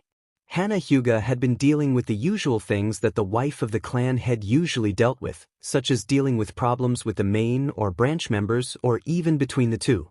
Plus there was dealing with other clans, merchants, council members, as well as social functions. But lately she had been trying to deal with them, but she had been getting lots of headaches lately. At first she thought they were just from stress, but something had happened when she had tried to use her bloodline. She had received blinding pain in her head and behind her eyes. She deactivated them quickly, but she was dizzy and a throbbing pain for the rest of the day. That was when she had gone to the hospital, and for the entire day she had been wondering what was going on with her. Unfortunately, what they told her had left her in a state of shock for the rest of the day. She had walked back home and just wanted to see her little girls. She had hugged her daughters close and had been avoiding everyone else all day because she was worried that she might just break down. So there she was at the moment in her private quarters, just sitting down with the shades because of the headache direct sunlight gave her eyes. She had been thinking all the time and she just didn't know what she could do. She heard the door open, and for the first time in a long time she had a harshness to her tone. I said I wanted to be left alone. What is wrong? Said the voice of her husband, and Hana nearly jumped as she turned around surprised to see him closing the door and walking over to her. My love, I didn't know it was you. He walked over to her and sat down across from her and took her hands. He looked her in the eyes and she could see the worry in them. He only ever allowed that mask he wore to fall off between them when they were alone. I will ask again, what is wrong? It's nothing. My love, I know you've been tired lately, you have had headaches a lot and you can't sleep well at night. And I know that you went to the hospital this morning as well, and you are eating less than you normally do. So please don't insult me, you know I love you more than anything, so please tell me what's wrong, he pleaded with her. Her eyes dropped and she shut her eyes. She couldn't look him in the face. How could she look him in the face with this news? It was tearing her apart inside, and she finally let the tears fall. She still couldn't believe this was happening. She just wanted this to be a bad dream and let it be over with, already to wake up and have it all just some nightmare. She took a calming breath before she could speak what the doctors told her. I have bloodline poisoning. Hayashi felt like someone had just hit him in the gut with a sledgehammer. He knew of that every person with a bloodline trait, that illness. Sometimes there was a genetic anomaly and the bloodline actually turned on the person like a cancer. It was very hard to treat and had to be treated quickly, because if it reached a certain level then it became terminal. How far along is it? He was surprised at how soft and weak his own voice sounded. There was no commanding presence in it anymore, there was no strength in it. It sounded totally alien to his own ears. She looked up into his eyes hoping for some strength for this. They don't know yet. I have to go back for more in-depth examination and then they'll start the treatments and see how it goes. If things get too bad, they might have to take out my eyes in order to save my life. She started to tremble then. For a Hyuga there was no worse fate than to lose your eyes. You would become pitted by everyone in the clan, and that kind of weakness was almost like a shame that you couldn't run away from. Some who had lost their eyes in battle ended up taking their own life than live with the shame. And it was hard to get new eyes implanted for their clan. Their eyes were keyed to them in ways that made it difficult, like they were bonded to the person. Even a Hyuga giving their eyes to another ran a risk of being rejected. Then Hana felt the arms of her husband engulf her and she pulled him close, burying her face into her husband. I'm so scared, Hayashi-kun. I know, Hana-chan, I know, but we must have hope. You're strong and I know you can beat this, he said softly to her, stroking her long hair. He wanted to believe that as well. She was the best part of his life, and if she died he wasn't sure what he would do without her. He didn't want to think about that. As he held his wife as she softly sobbed, she still had hope, at least that the next few treatments would send it into remission and give her more time, but until then she just had to hope, and she wanted to live her life with her family. Her precious children meant so much, and she didn't want to leave Hinata, and have Hanabi grow up without a mother, and to leave her husband alone. She was happy with her life and would fight with every fiber in her being to stay here. She felt Hinata's body against hers and felt the sting of tears in her eyes. Her daughter had such a good heart and she wanted to see it grow. She knew that her daughter was something special. She had a quality that she had seen in only one other little boy. She smiled at the thought of Naruto and how Hinata seemed to idolize him, and was on her way to a crush as well. She wanted to see what would happen with them and see if she could give her daughter advice on boys when the time was right, to do all the things that mothers and their daughters did. She wanted to do all of that and so much more. I will not give up, I have to go on for my family. She thought strongly to herself, hugging her precious daughter. Hana Hyuga was sitting in the garden taking a rest. She did that a lot these days, it seemed. She had been going in for treatments, but she wasn't getting any better. In fact, she was just getting weaker, and some days she couldn't even get out of bed because the pain was too much for her at times. She tried to put on a brave front along with her husband, but she knew that even Hinata knew something was wrong. The doctors had told her that her condition had worsened and that taking her eyes was no longer an option. It had run too far too fast in her and was now attacking her brain. But today was one of her better days. They were looking for a new healer from outside the village who might be able to help her. She didn't want to just give up and die. She wanted to stay with her family. She watched the flowers blowing in the soft wind and she could see how appealing the day was. It was one of the things she loved about this village. There was just this timeless beauty to it all. Hana-sama. She turned to see one of the branch members bowing slightly to her. It is time for the meeting now. Yes, I'll be right there. She stood up and walked there, making sure that any sign of her weakness wasn't showing. She was a proud Hyuga and wouldn't look weak in front of others. Besides, she was the matriarch of the clan and she couldn't be seen as weak. But it wasn't easy. Even though her husband had asked her to take a few days rest now and then, she didn't like being in a bed all day. She couldn't stand that. She was just walking when she felt another stab of pain in her head, but this time it was much worse. She felt sick to her stomach and her nerves were on fire. She only made a choking sound before she fell to the ground. The Hyuga member was scared to death at this and ran to her, calling her name. When he put her onto her back, he noticed a trail of blood coming out of her nose and ears. She wasn't waking up and he yelled out for help. Across the village in the ninja academy, Hinata was spacing off as Irika was going through a lecture on concealment. She had been having trouble focusing lately and she didn't know what to do. This thing with her mother was scaring her. Her mother kept saying that she would get better, but she didn't seem to be. In fact, she only seemed to be getting worse. She was scared and didn't know what to do. It didn't go unnoticed as well among her friends, as they saw the change in her as well. Normally she was just the shy girl, but now she was practically withdrawn most of the time. It was really worrying for them to see her like this. Naruto had even tried to cheer her up with his usual attitude and threw in a few pranks, but she never once reacted. Of course, everyone else did, and he got his usual detention after school, but he was still worried about her. He had talked to his dad and he didn't know much about what was going on either. Naruto had talked with his close circle of friends and no one seemed to know other than she was worried about her mother. Ino's mother heard that Hinata's mother wasn't feeling well lately and no one could remember the last time she had come to the school to pick her up. Usually it was her father or her uncle. So they would watch and see if they could try and be helpful for her. Naruto, however, wanted to know firsthand what the problem was. After all, Hana Hyuga was one of the first adults that he had made friends with and he was worried too if she was sick. He waited for the last bell to ring as he packed away his school stuff and saw her slowly walking to the door. Naruto, you think that Hinata will be okay? He turned to see Ino there with Sakura looking just as worried. I don't know, but I intend to find out for sure what's going on, Ino. He told them and both girls nodded, wishing him luck. They knew how close the two were. Naruto managed to catch up with Hinata as she was waiting for someone from her family and he walked up next to her. Hinata-chan, what's wrong? You've not been yourself for a while and it's starting to worry everyone.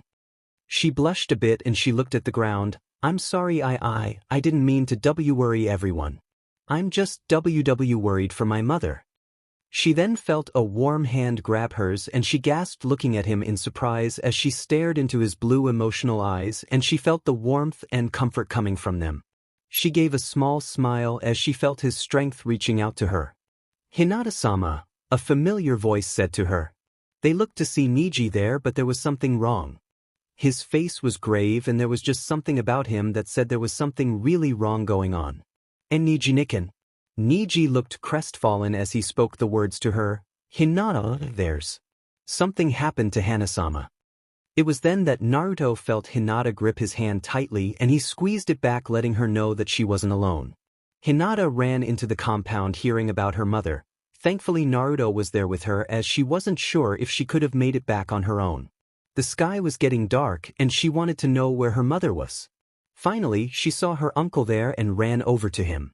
Uncle Hizashi. He knelt down to the young girl as she came running up with tears in her eyes. He noticed his son and Naruto with her both had looks that wanted to know what was going on. He sighed as he placed a hand on her shoulder, seeing her nearly break out into sobs. What's wrong with mother? She asked him. Hinata. As you know, she's been very sick lately and it looks like it's been getting worse. Your mother didn't want you to worry and she put on a brave face. She wanted to fight this and hope that she could beat it, but she's going to be okay though, right? She'll get better. Naruto asked him and Hizashi couldn't lie to them. They were all going to be ninja one day and they needed to face the reality that people died. He just wished it wasn't such a harsh lesson on them, especially his niece who was the kindest person he had known in his life. Looking at her face broke his heart inside and he sadly shook his head. Hinata broke down into sobs as her uncle cradled her against him. Inside one of the rooms of the mansion, Hayashi was with his wife who was sleeping now as the healer had given her something to take away the pain she had been feeling. He looked down at his wife. She was so very pale and so very weak. They had both been hoping that they could have beaten this, but the healer didn't look like he could do anything. I'm sorry, Hayashi-sama, but it's gone too far. I'm afraid that the disease has just spread too far, too fast. There is nothing more we can do other than make her comfortable. Hayashi didn't want to admit that his wife was dying. There had to be something that could be done, something that could save his wife. But he knew they had tried everything they could think of. They tried looking for specialists in this, but the few they were able to find hadn't been able to do anything. Bloodline poisoning was a rare disease and so little research had been done into it, plus it was devastating. Sometimes it wasn't caught in time, so there had been deaths that until after an autopsy revealed what had caused the death. He walked over to her and stroked her long hair lovingly. How much longer? I'm sorry, but it's in the final stages. She may or may not last the night. Hayashi nodded his head, closing his eyes, and told him to leave. When the man was gone, that's when he lost all the strength in his legs and he fell down next to her. He never cried in public, but for the first time in years he felt the sting of tears on his face. He held her hand and kissed it, knowing that this was the last night he would have with the woman that was the love of his life, the bright spot of his soul, the only woman he had and would ever love. She was everything to him, and the mother of his precious daughters, and he couldn't bear to lose her. It felt like someone was ripping his insides out, like he was falling and the end was not in sight. He didn't know how long he knelt there until he felt a hand gripping his own, and he looked up into his wife's face. "Please, my love, I don't want to see you like this," she told him. "I can't help it, the healers." He couldn't even finish the sentence. "How long?" she asked him, knowing full well what was happening to her.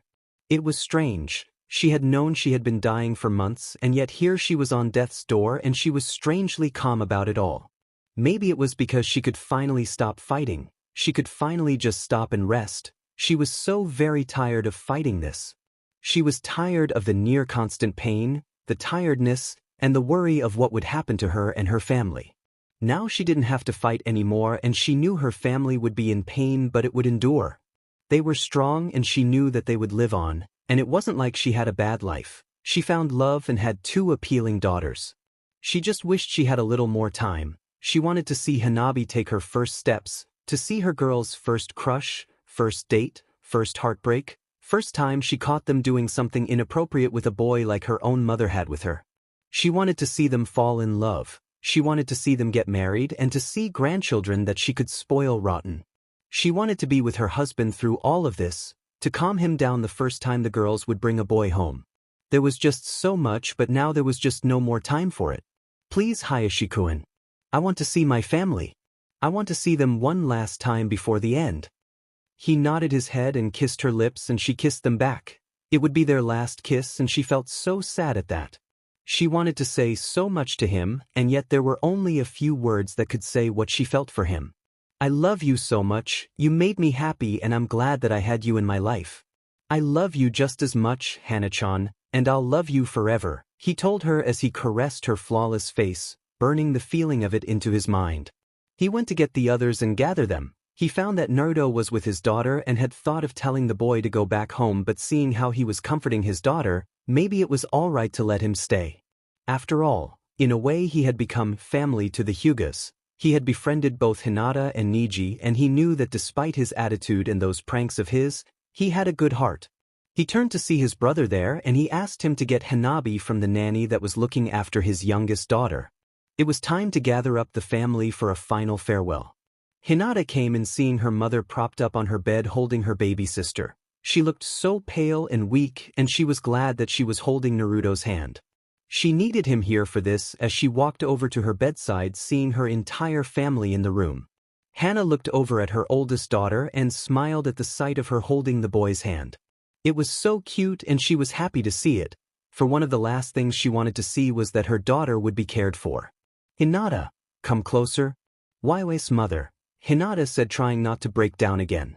Hana reached out and caressed her daughter's face and smiled at her. "I'm so sorry that I won't see the appealing woman that you'll grow into, Hinata my dear. I'm sorry that I won't see Hanabi either, and I'm so sorry that I have to leave you all." "Oh, I don't want you to go, mother," Hinata cried out, clutching her mother's arm. "I don't want to either, dear, but my time is nearly up and I wanted to spend my last moments with the people I love the most. I tried to stay strong and to keep myself alive. I never gave up, but I guess I wasn't strong enough. Hinata, just know that I'll always love you and your sister, and that I'll always be watching." Hinata just nodded her head, crying her heart out, and Hana looked over to Naruto, seeing the red eyes the boy had from his own tears. She smiled at the boy with the mask on, and she remembered that first day when a curious child with whisker marks on his face came up and asked who her daughter was, who had been hiding behind her legs. They had been good friends for one another, and Naruto had always been there for her daughter. "Naruto-kun," Hana said to him. "Weiss, Hana-sen," Naruto said to her. It was the few times he ever used the term "san" with someone and meant it. "Please look after Hinata for me. Watch over her while I can't be here physically. Be there for her and always be someone she can depend on." She asked this child. Naruto nodded. "I promise, and I never break my promises." "I know, that's why I asked," Hana said with a small smile. The night was a cold one. There was no moon in the sky as it was blocked by clouds, and they were there to help make Hana more comfortable. Hana talked to her family and she didn't look sad. She didn't want their last memory of her being sad. But then she was feeling so tired. She wanted to rest, she just wanted to rest a bit before the end. So tired. She said weakly. I know you are, Hayashi said, trying to not choke on a sob that he was holding back, and held her hand. Rest now, my love. I always loved you, my husband. Look after our family. I'm happy to have had a family like this. I love you also. Third.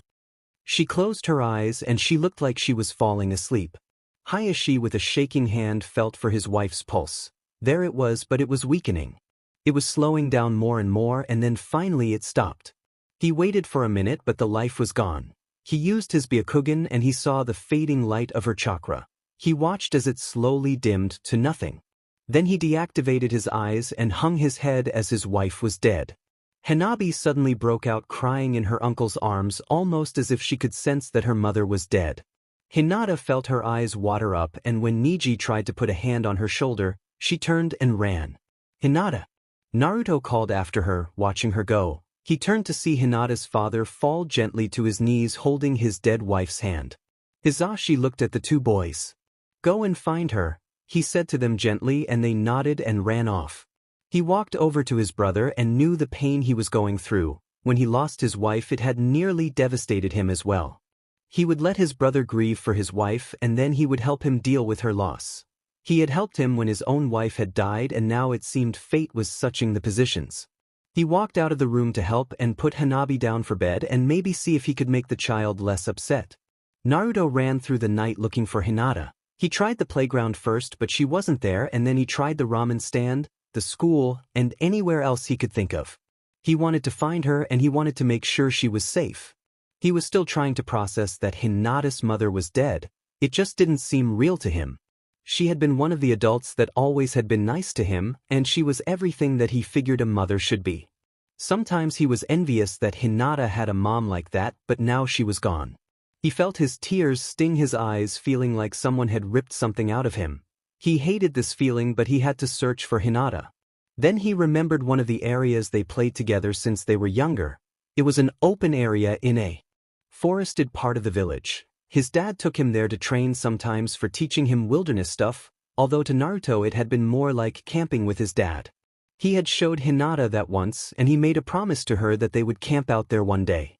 He ran to that place and his lungs were burning, and he stopped scanning the darkness. He thought that he had guessed wrong and was about to move on when sobbing noises got his attention. He followed them around a tree, and there huddled there was Hinata crying. He hated seeing Hinata cry. He felt like crying himself, and he did something he hadn't done in a long time. He pulled down his mask for her to see his face. He bent down next to her and gently touched her shoulder. Hinata! Hinata jumped at the touch and turned to see who it was. She slowly saw in the moonlight that it was a boy, but then it took her a moment to know who it was. It was Naruto, but without his mask. She hadn't seen his face in over a year, and she had missed it. She missed seeing his smiles and those whisker marks on his face. His blue eyes, which usually were full of energy and happiness, were filled with sadness.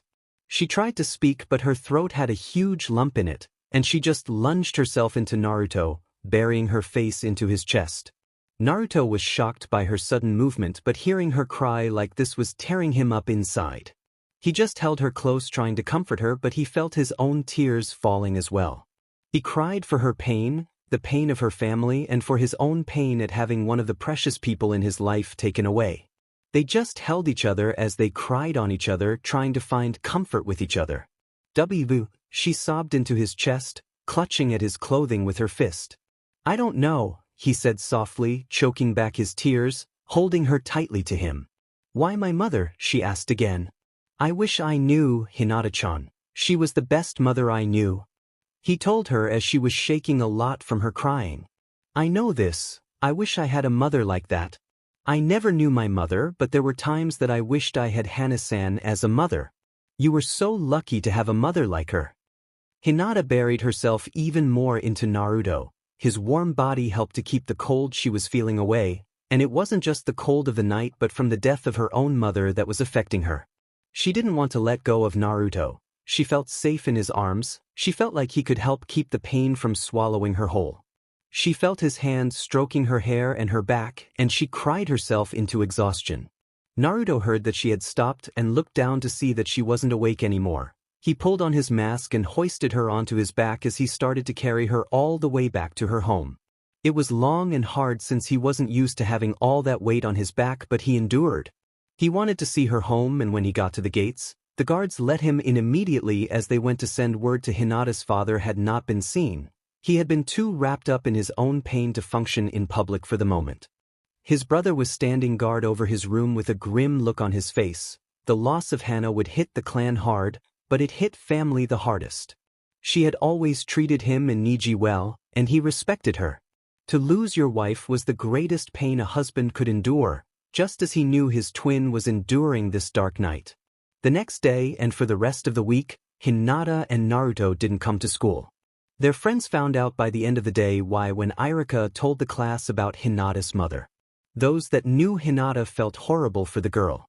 Someone was asked to bring the schoolwork to Naruto and Hinata so they didn't fall behind, and Ino and Sakura were the first to do it. Everyone went to visit Hinata the next day, and they found her with Naruto as he was helping her through it all. They had never seen Hinata look like that in their lives, and the image would be burned into their memories. They were there for her, and even though she didn't show it, she was thankful for the support of her friends. Naruto refused to leave her side for long periods of time. For the first few days, he actually stayed with the Hyugas in a spare room as Hinata had trouble sleeping. He would always be there for her, and she would use him to cry on. After the funeral, Hinata was in a deep depression. Niji, knowing what it was like to lose a mother at a young age, was a very strong comfort for his cousin as he knew his father was helping Hinata's father as well. That whole year was tough all around for Hinata, and her friends kept by her side. Naruto, most of all, was always there for her. It took time, but Hinata finally did smile and laugh again, but the pain would always be there for her.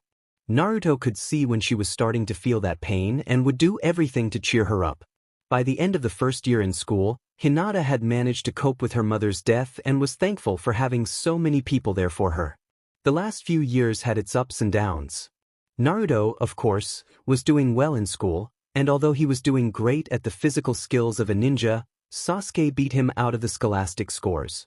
Over the years, they had formed a strong rivalry, always trying to outdo the other in everything. One of his favorite moments had been when Sasuke had been a bit too annoying, and Naruto tried out a technique his father taught him. Mainly, you pulled someone under the ground so just their head was left.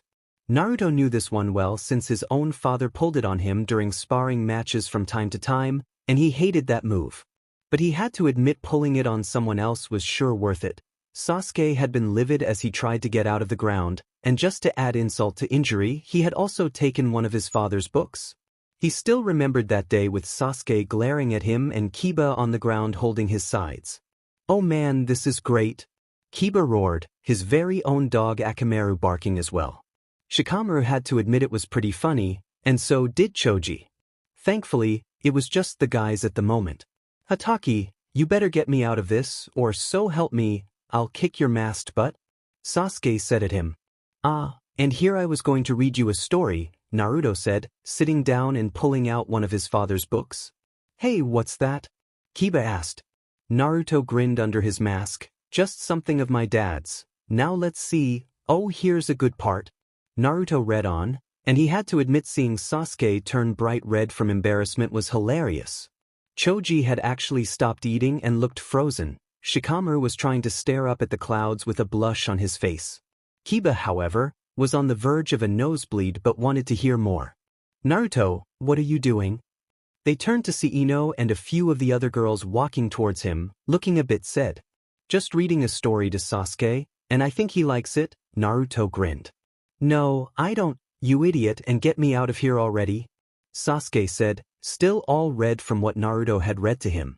"Naruto, get Sasuke-kun out of there right this minute," Ino demanded. "Fine, but finish the story for the guys, will you?" Naruto handed her the book and she looked at it, curious as to what it was.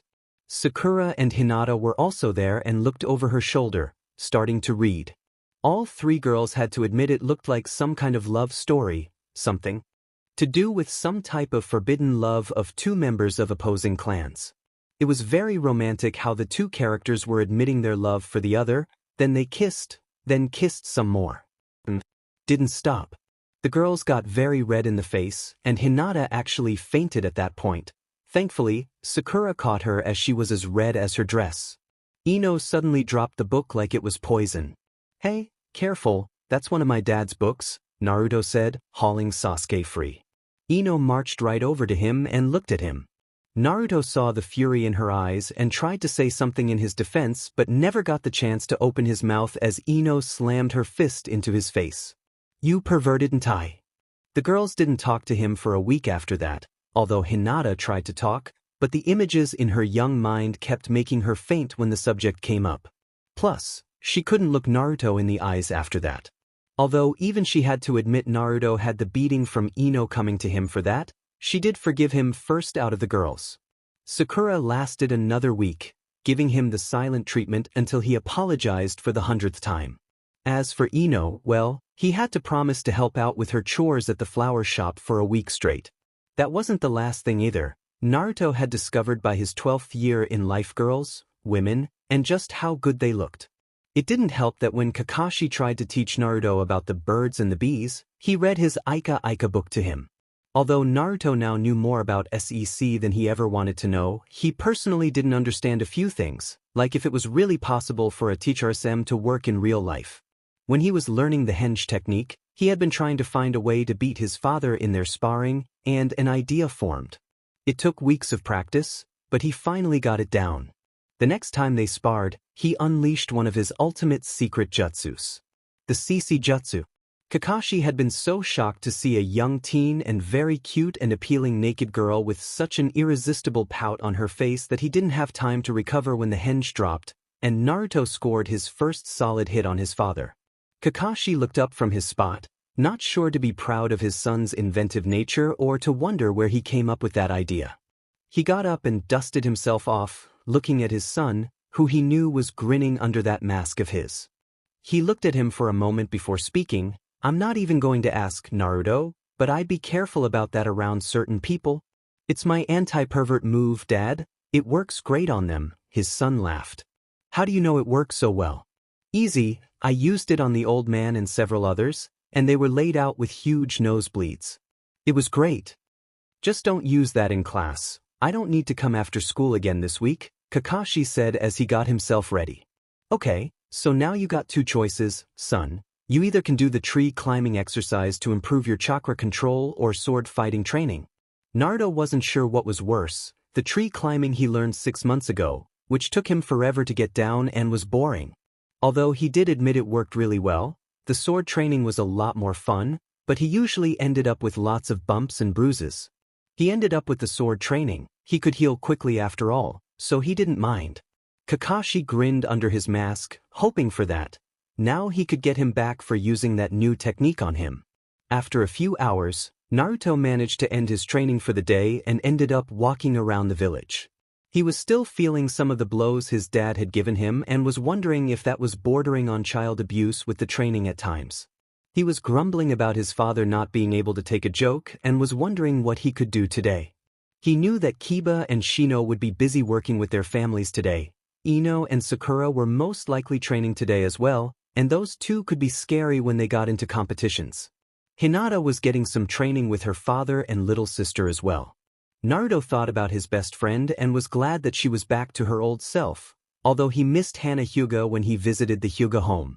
Hinata's father was a bit more stern after that, but thankfully it seemed his brother was able to help curve that a little. Then he thought of Niji and a smile broke out under his mask. He had graduated last year and was put on a team of all people, his Uncle Guy. He laughed his butt off when Niji told him that. He actually felt a bit sorry for Niji. He knew that Guy could get a little overboard with training, but he was interested in meeting the team. There was this kid Lee that sounded nice and a girl, Tenten as well. He hadn't seen his Uncle Guy and Niji in a long time too with the missions they went on. He knew where they trained, and he decided to take a little look to see what this team was like. In the field that Team Guy used, their sensei was currently teaching Lee some more taijutsu moves while Tenten was sparring with Niji. He had to admit he liked this team. Sure, they were a bit unorthodox, but then again, knowing Guy beforehand helped to adjust faster. That is, he thought it would before him and Lee got this very close bond that led to some disturbing scenes. Although at the moment, he had to concentrate since if he wasn't, 1010 would cut him up into pieces. With his bloodline activated, he saw the incoming weapons and would step out of the way or deflect them. She was very good. She moved with speed and agility and with such deadly accuracy that he actually wondered if she had any Hyuga BLD in her family. She always would smile and laugh as they sparred, even when he tried to remain focused and passive. In a way, she reminded him of Naruto, only less hyper and not as loud. She was easy to get to know, and even though he never told anyone, he actually found her attractive but never hinted at it. He knew the risks of getting involved with a teammate and also what it would mean down the line. The seal on his forehead was an ever-constant reminder of what awaited his own children, and he didn't think a non-Hyuga would cope with that being done to their children. He was pulled out of his thoughts as he caught someone watching from a branch. He smirked to himself a little as he reached a pause in the sparring. 10, can you send a kunai 75 degrees high and 15 to your right into that tree over there? He asked her, and he saw her confusion. We have an uninvited guest. Now she understood and quickly threw her kunai into the leaves. A scream was heard as someone fell out of the tree and landed heavily onto the ground. The training stopped for the entire team as 1010 got a good look at the boy. He looked to be about a year or so younger than her, with blonde spiky hair and wore black breeds with an orange stripe on the side, an orange t-shirt over a black vest with pockets and a black mask with 6 orange slash marks that looked like whiskers. "Ain't it, Niji, you told her to do that, didn't you?" Naruto accused the older boy, pointing a finger at him. "Oh, I didn't know you were there, Naruto," Niji said, faking innocence. "Bullshit. She could have killed me." "Hardly. 1010 can hit a target 100 times out of 100. Give her a target, and she'll never miss," Niji said to Naruto, who paused for a moment to take that in as he was impressed with it but then went into yelling at the boy a bit more. 1010 felt her cheeks slightly heat up at Niji's compliment of her abilities. It was nice to know he thought of her skills so highly. It was then that he took a good look at the girl with Chinese puns and a pink-styled shirt. "You know, Niji, you never said you had such a pretty girl on your team." 1010 actually felt a slight blush on her cheeks from the compliment. She never focused on her looks, but it was still nice for a girl to hear that from a boy now and then. Niji, however, had a slight flash of emotion on his face that Naruto caught when Niji saw the girl blush from the compliment. "Oh, so Niji may finally like a girl. Oh, I so have to tell Hinata this. Maybe we can have some fun and break him out of that Hyuga shell of his." Naruto grinned under his mask, seeing Niji give him a slight glare. "Ah, Naruto-kun, one of my most youthful friends." Guy jumped into the scene and took one of his poses. "Hey, Uncle Guy, how's the training going?" Naruto asked. "Wait, Uncle Guy?" 1010 asked. She had no idea that Guy had any other family other than his parents. "Actually, Naruto is the son of my friend and rival Kakashi Hatake, but I've known Naruto-kun since he was a young boy, and he thinks of me as an uncle," Guy told them. It was nearly the day of the final exams, the day they would all be ninja, and the kids were kind of excited over it all. But there was one person that was actually worrying, and that was Naruto of all people. He and his friends had been training all this time to make sure they all passed as they were in a special training spot in the woods that Naruto had found a few years ago. There was a cabin where they could keep supplies and plenty of space to train.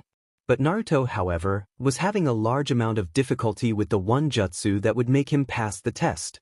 He had his physical skills down now, and it took over a week for him to get the henge just right, but now he was having a lot of trouble with making clones. Whenever he tried it, they came out sickly and just lay there on the ground looking like death. He tried, and yet he couldn't get it to work right. He was currently in the area with his friends and once again was trying to make a clone. There was the puff of smoke, and he looked to his right hoping that this time he got it, but it was just another failed clone. "Damn it, why the hell can't I get this?" Naruto shouted out in frustration. "Naruto, what the hell is wrong with you?"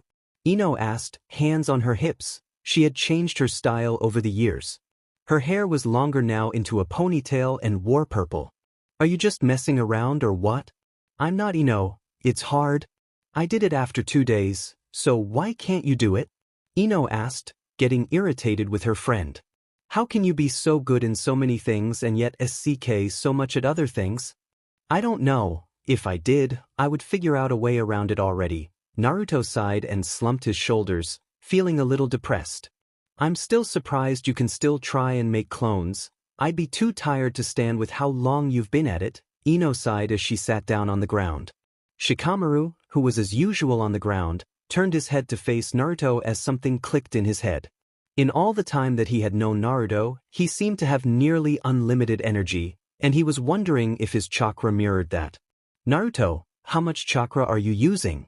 Naruto scratched the back of his head, thinking about it. I don't know, I just use whatever I can. Naruto, chided Sakura at him, you have to use a set amount for clones. Didn't you pay attention to that in class? Sakura had also grown over the years. She chided Naruto at times and kept him in line.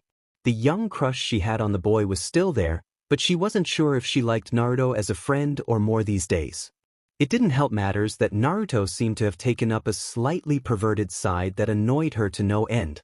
Her hair was still short. She had thought of making it long like Ino since she heard Sasuke liked long-haired girls, but she had asked him if she looked better with long hair. He only grunted and walked off. Naruto had commented that she looked cute with short hair, so she went with Naruto since he was honest about these things. Okay, so he could be really sweet when he wasn't being an idiot or perverted. Sometimes she wondered why the top two boys in the class had to be so difficult. Sasuke was handsome and intelligent, strong and cool. But he was so cold to everyone, and you couldn't get close to him. Naruto was the opposite of that. He radiated warmth and made you smile. Too bad he sometimes was too hyper. His pranks were childish even though she did find a few of them very funny, and the aforementioned moments of being an idiot and perverted. It was like Naruto was the sun and Sasuke was the moon, and sometimes she felt that both were just unattainable. Hey, Hinata, why don't you see how much chakra he's using with your eyes? Sakura asked the shy girl as the idea hit her. I mean, maybe you can tell how much he's using, and he can use that as a way to help him judge how much he's using.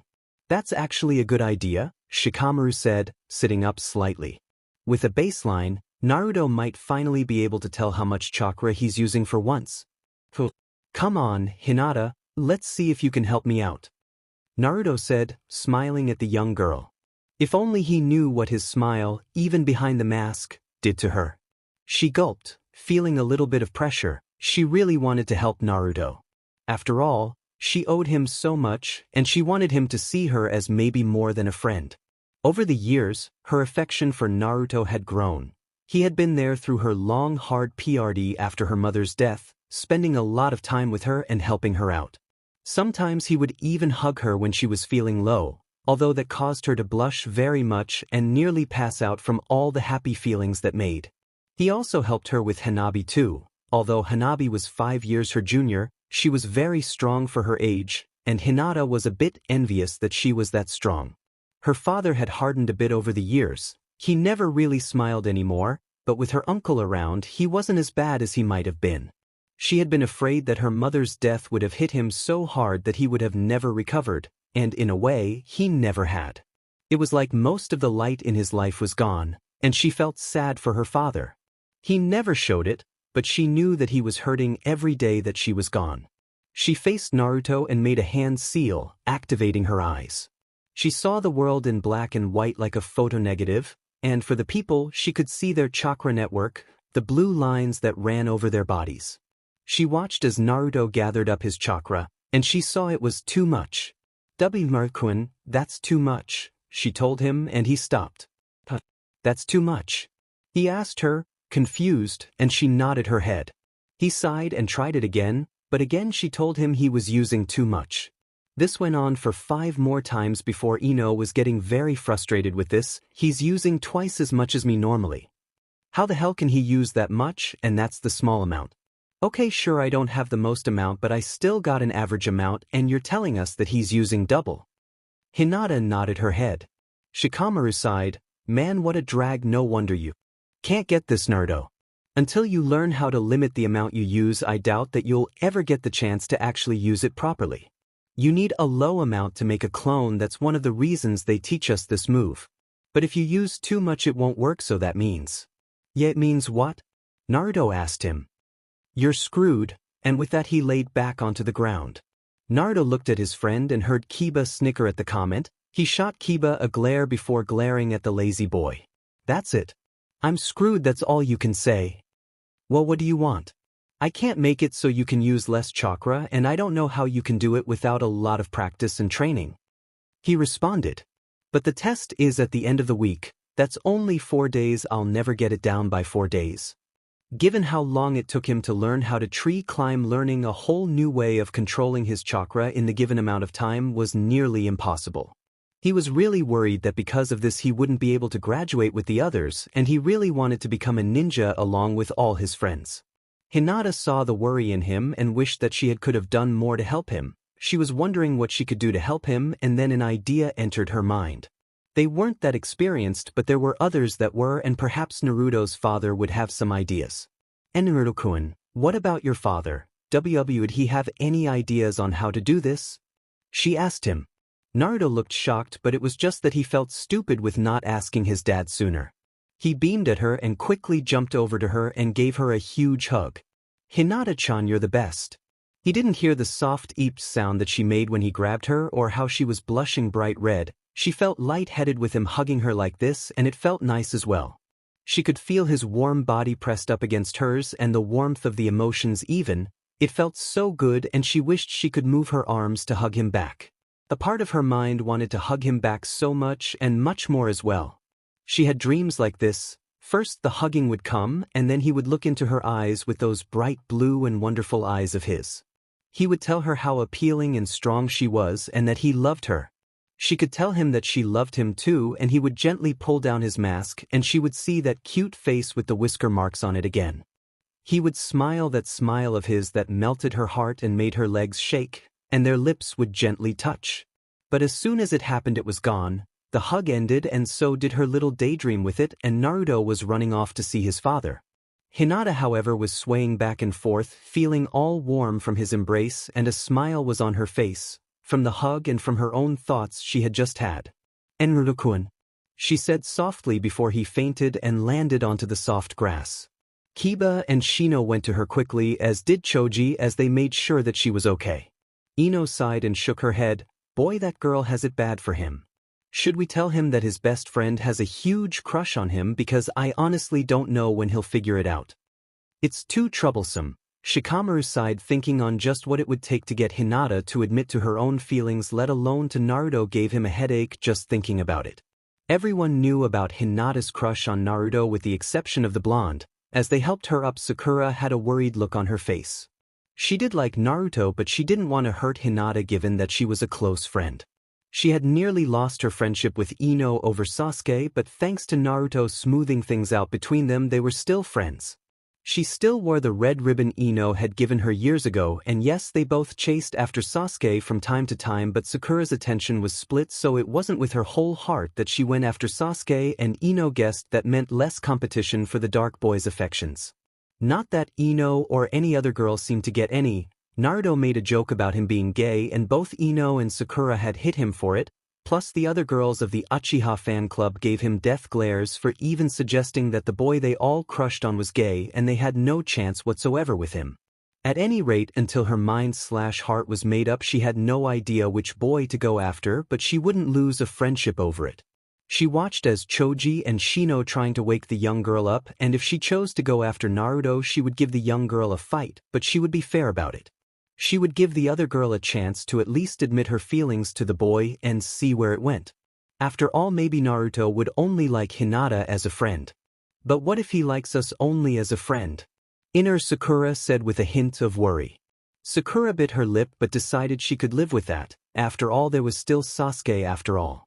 It took some time, but they managed to get Hinata to wake up, and she felt embarrassed over what had happened to her. She really wished she could stop doing that, but it was just so hard for her. Hinata walked home by herself, feeling slightly embarrassed that she had fainted like that in front of everyone, but it was just whenever Naruto was that close, when he did things like that, it always made her heart P&D so loud she could hear it and feel it. She just totally lost it, and she wished she could just gather the strength to tell him how she felt and to be able to not faint. She sighed. Out of all of her friends, she felt that she hadn't changed much. Although she had taken an interest in medicine shortly after her mother's death, but mainly just medical herbs and such things like that, she didn't want to become a medical neen. But a good idea on healing salves, potions and antidotes had become a new hobby for her. Sakura and Ino helped her with an herb garden on the Hyuga compound that she maintained to help her with that.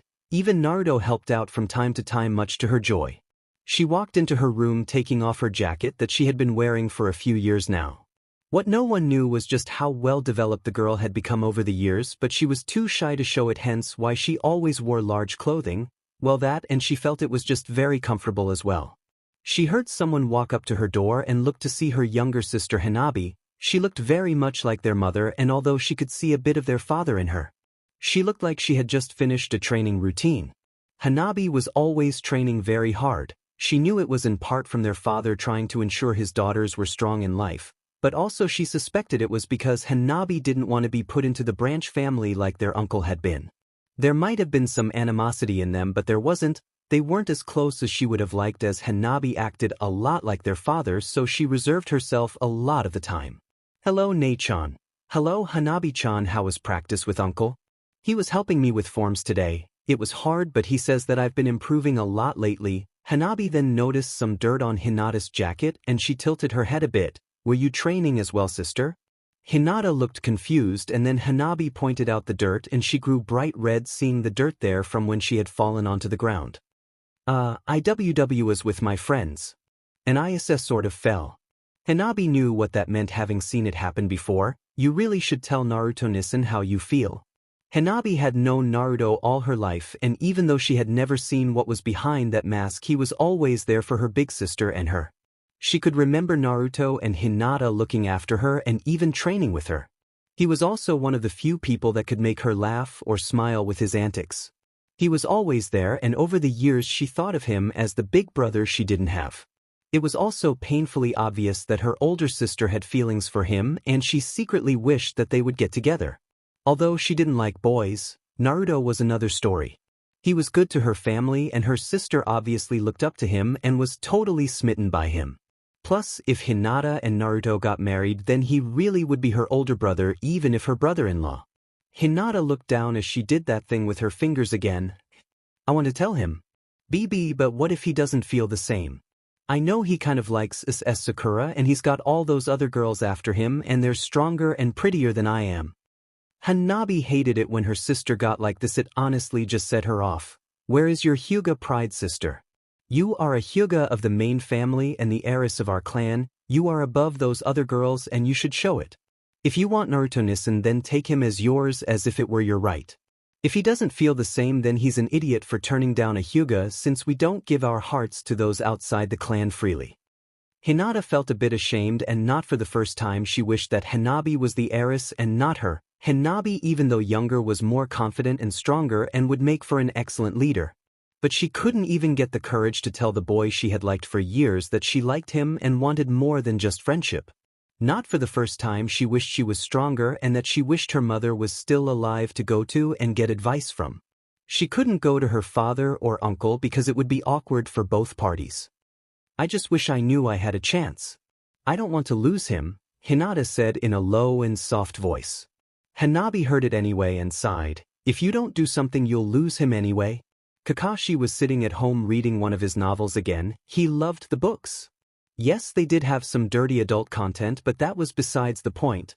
Well, okay, it was also a big selling point as well, since he had learned some very interesting techniques from the book. Hard to believe that the writer of these books was the sensei to his sensei, but then again he remembered a few times when Minato tried to act a bit perverted around his then girlfriend and later future wife.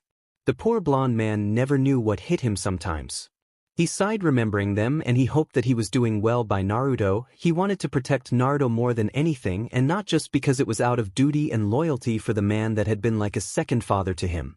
He honestly did love Naruto like a son. It was strange, but Naruto helped him to ease away the loneliness of his life had become. With his two best friends and teammates killed, his father dead, and then his teacher, his life had been so empty. He put down his book remembering his birthdays, how the Hokage sometimes liked to have Naruto in his office to babysit while he had been on a mission. Naruto said he liked it because he could learn how to become a Hokage himself one day. He remembered the first time he met Hinata and he could see the bond that had formed over the years with those two. But Naruto had lots of friends now and an extended family as well. He had to admit things were never dull in his life, although he did like the quiet moments such as now. A sudden banging sound of the front door was heard all over the home and Naruto's loud voice calling out to him. Kakashi sighed knowing that the only quiet he would get when Naruto was at school. He casually walked to find his son running through the house looking for him. I need your help with something important.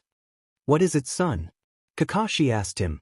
I can't do a clone because I can't use as little chakra as the other kids, but I need to make a clone or else I won't graduate and I want to pass with all my friends. Can't you teach me something that will help me pass? Come on, there's got to be some trick you can help me use less chakra or something. How about some type of restraining chakra thing? Or maybe some kind of jutsu that can get me around it. Kakashi blinked, wondering how he could have said all that in a rush in just one lung full of air. He shook his head and started to think about it. He knew this issue would come up. Naruto's chakra control was bad at the best of times, but he had gained more control now after years of practice. But he still had trouble with the simpler stuff because of the limited amount of chakra you needed to put into it. Basically, it was like trying to force a ton of water through a small pipe. Kakashi knew that the test was coming up and he didn't want to see Naruto fail. But in order to get his chakra control that good would take a lot longer than he needed to train Naruto for this. If only there was a way around doing a simple clone then. An idea hit him. Naruto, you said that it's a clone test, right? Kakashi asked him and the blonde nodded his head quickly, looking up expectantly. Any type of clone at all? Naruto thought about that one. All Iruka-sensei said was the tests would be physical skills outside, then a written one, a henge and finally a clone, but he didn't say what kind. Hey, are there different kinds of clones? Kakashi nodded his head. Yes, there are, and I could teach you one, but you have to understand, Naruto, this clone isn't the typical one. It can be dangerous and no one your age should even attempt it, but with your high concentration of chakra you might just be able to pull this off. Kakashi wasn't kidding about this being dangerous, but desperate times called for desperate measures. He had been hoping that Naruto would have gotten enough control to do a simple clone, but it looked like he might have to teach him this one. He could use another type of clone than the one he had in mind, but in all honesty, he felt that Naruto could learn it. Besides, there was a bit of his pride telling him how great it would be for his son to learn such a high-level jutsu in such a short time. It's going to be a lot of hard work, Naruto, and if you can't handle it, I'll call it off, understood? He said in all seriousness.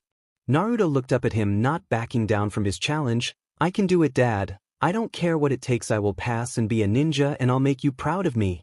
I already am proud of you, Naruto, Kakashi thought to himself with a smile. Alright then, let's get you started on training for the new clone technique. This Naruto is called the Shadow Clone Jutsu. It was early morning, but Naruto had been up for an hour anyway. It was still quiet, but that would soon change. For the past few days he had been training with his dad, and now he knew he could pass that test now for sure with his secret weapon that he had.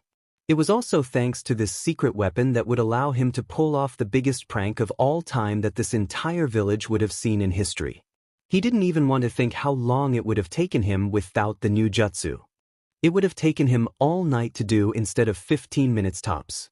Naruto had gained several reputations over the years, but one that he was most prideful of was that of a prankster like no other. He really had a taste for it, and it didn't help that his father had a trickster side to him as well.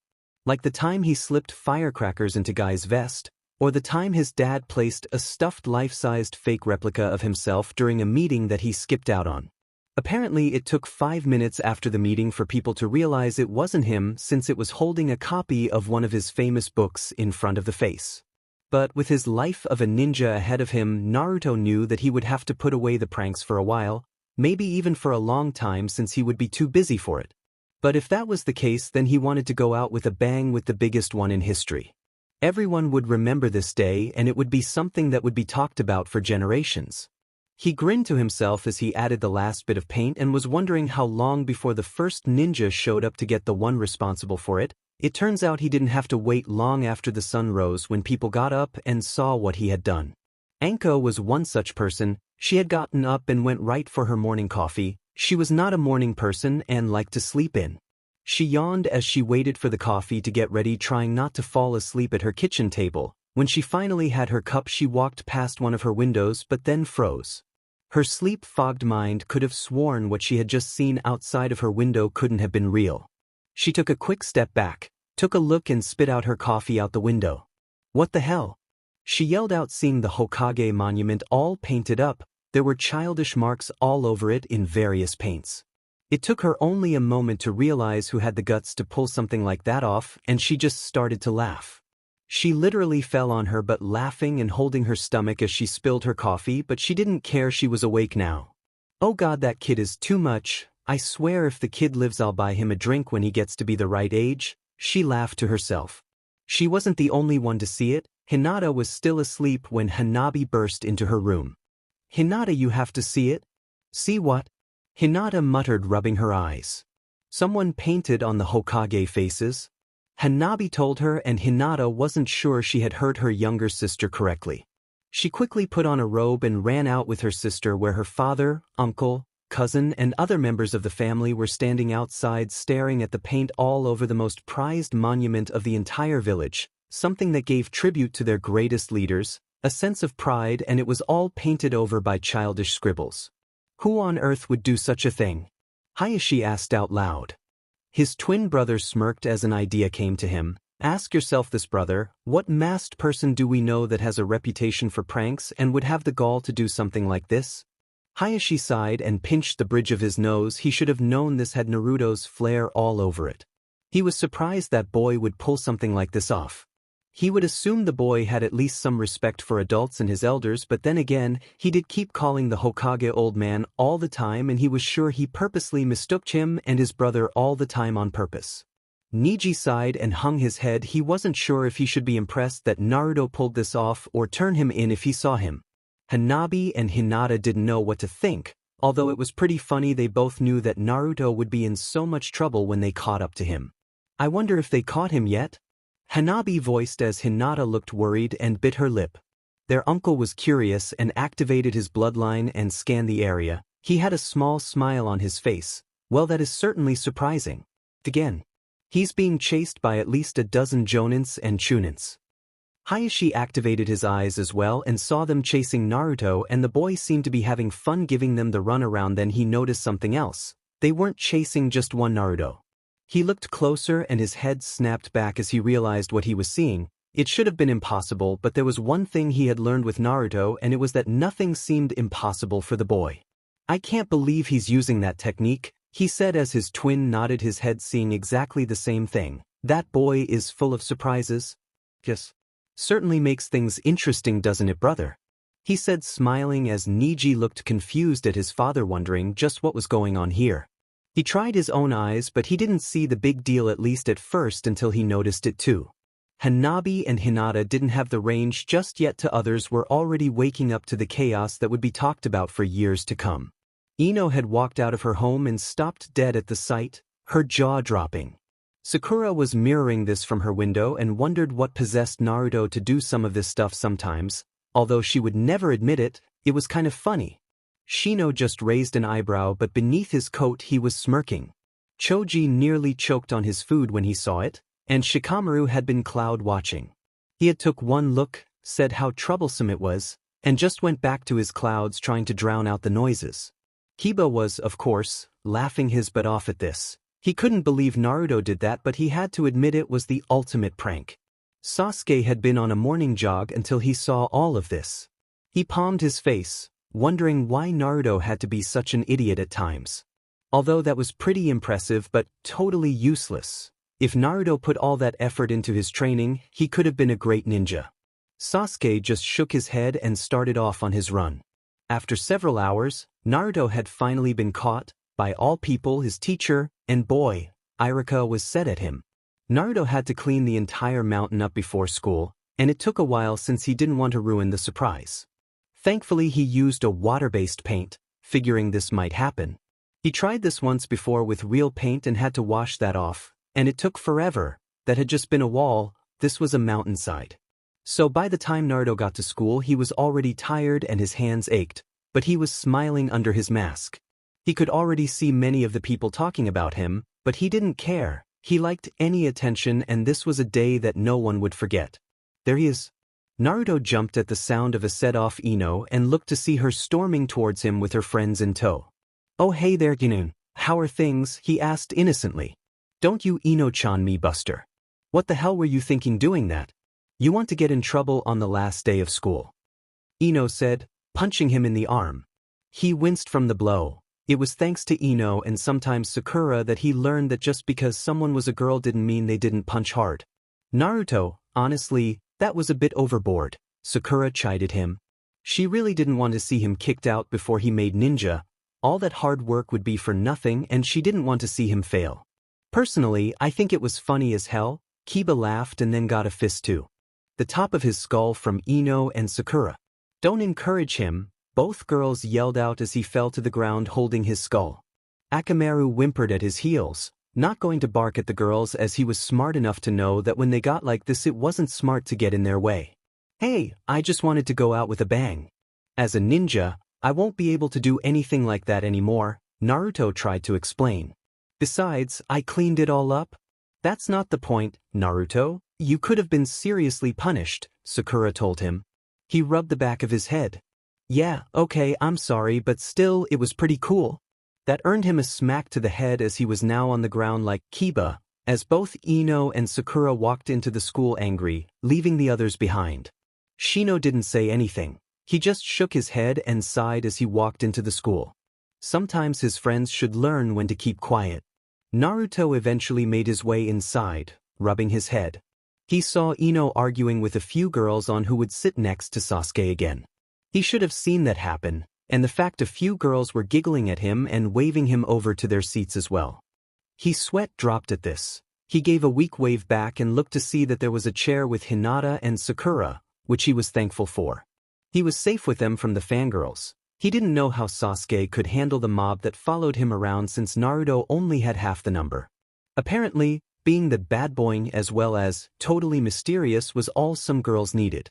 He sighed, seeing Sasuke enter the front of the class and walk up to him. Naruto smiled at his rival and got up closer. "Hey Sasuke, did you see my greatest prank of all time? Why must you waste your time with such idiotic things?" He sighed and shook his head. How a boy like him got to be the only one that could challenge him was beyond the Avengers' understanding. "Ah, you're just jealous that I did something that you could never do," Naruto waved it off, throwing in his too cool attitude of his father in there. It didn't work as well on Sasuke like it did on Guy, but it usually got some kind of annoyed reaction out of the young Uchiha. What both boys didn't notice, however, was that the argument with the girls got to the point when shoving started to happen.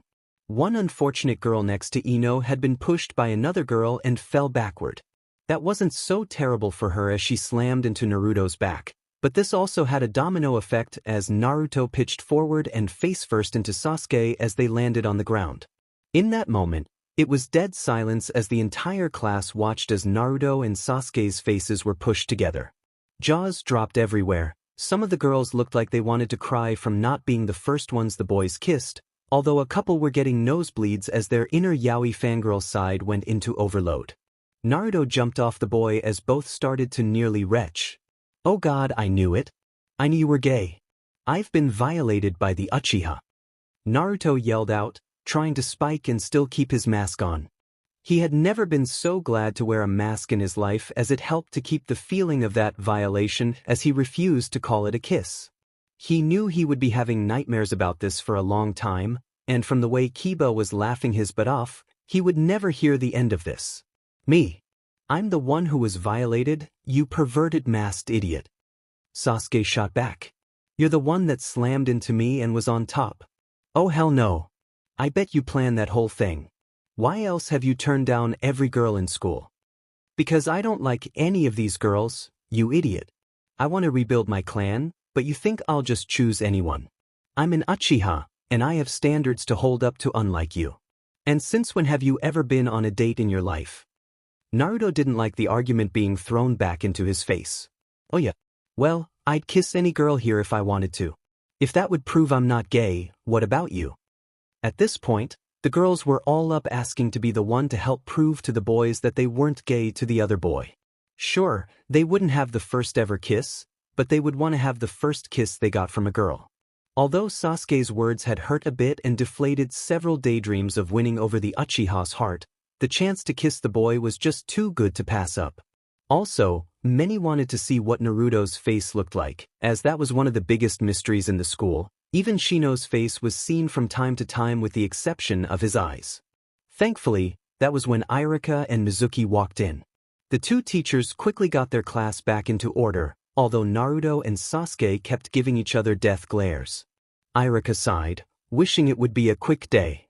After the years, his group would finally graduate, and he was looking forward to the break before the next school course started up. The tests were simple enough. A written exam for their final marks to test their theory knowledge, then it was on to the practical stuff. He started off the tests, and then it was just a waiting game. He wasn't surprised when Sakura was the first one done, of course. Mizuki, however, even though he kept a smile on, secretly distasted this village. His old Orochimo had left him behind as he had taken Anko of all people all those years ago. He still was angry that he had chosen her over him, and then she returned with no memory and that cursed seal and techniques. The woman didn't even use the gift that Orochimaru had given her, and she was a special jonin while she was stuck in the Chunin ranks. He deserved more to be promoted out of this school, but his skills and abilities were always overlooked. Here he was, teaching a bunch of brats when the real ninjas got to go on missions and prove their strength to the world. Strength is what mattered in this world, and knowledge of jutsus. That was what he learned from his sensei, and he took it to heart. But he was denied the skills that jonin got when they reached that level and could read the forbidden scroll for more powerful techniques and moves. He looked at the brats and internally hated them, especially a certain few. There was the Uchiha boy who was given everything just because of what family he was born into. He was the last, and his clan was crushed and gone, and yet they still treated him like a prince. He never liked that clan. Just because they were a founding member of the village, they had been able to act tough and push others around. Then there were the Hyuga clan, who were just as arrogant, and yet the little girl here was so weak it was pathetic. He knew, though, that she would eventually lead her clan just because of whose daughter she was, and it made him angry. She was guaranteed to go far just because of that, and because he was not from any clan, he was overlooked. It seemed that as long as you were part of a clan, the more things went your way and the more you were given. He knew it was rare for anyone else outside of a clan to get to jonin rank. There was Kurenai, who was recently promoted from Chunin just because of her clan. Then there was the Hokage's chain-smoking son as well. Then he looked at the Yamanaka, Nara, and Akimichi children and how their parents were heads of their own small clans. But there was another boy that stood out for him as well, and that was Naruto Hatake. The Hatake name had been put into disgrace, and yet Kakashi had pulled it out of the mud. Not a clan, but he was well respected, but only because of that BGMI he had.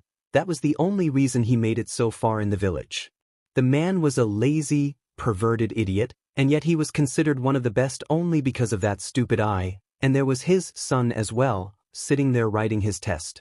After the failed Hyuga kidnapping incident, many knew that Naruto held the nine-tailed fox inside of him, and even though Mizuki knew that the boy was not the demon, he had been close enough to sense that power that night. He knew that the boy was given a great power inside of him, and yet he did nothing with it. Yet another person to get a gift, and why did the fourth pick him of all people? Mizuki hated how the village never respected him or gave him what he had earned, but being stuck at this school he couldn't gain any missions, and he had asked to be put elsewhere, but that stupid old man of a Hokage had said he was more valuable here. Mizuki knew that the Hokage was just putting him aside just because he had no name to throw around. The children had finished their testing, and it was time for the one-on-one. Irika told the children to go outside and wait. He couldn't understand why his old friend was such a fool. The man actually wanted to stay in his place, but then again, Irika wasn't as good a ninja as he was, never had been in his opinion, but he wasn't from some noble clan, so that was why he had stayed friends with him, even if Mizuki did think the man was naive. Outside, the children waited for their tests. Many were worried about this since this was the final test, the one that would prove them worthy to be ninjas, something they all had worked years to do. For Hinata, she was biting her lower lip in worry. She didn't want to fail and disappoint her family, but she was so nervous and thought that she might screw things up. She was so absorbed that she didn't notice someone walking up behind her until she felt a gentle hand on her shoulder. "Hey Hinata-chan, you okay?" Naruto asked, seeing how nervous she was. And Naruto-kun, I'm just a little nervous. I don't want to fail." "Hey, there's no way you'd fail. You're a great ninja, and I know you can do this, so don't worry because I'm behind you. I know for a fact that you'll blow this test out of the water." He smiled behind his mask at her, and she felt her heart beat faster thanks to his words.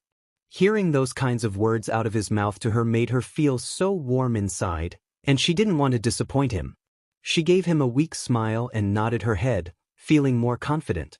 Her name was called after Ino came out of the room smiling brightly as she was carrying her own forehead protector. Naruto watched Hinata go with a smile, and she looked back once, and he nodded to her.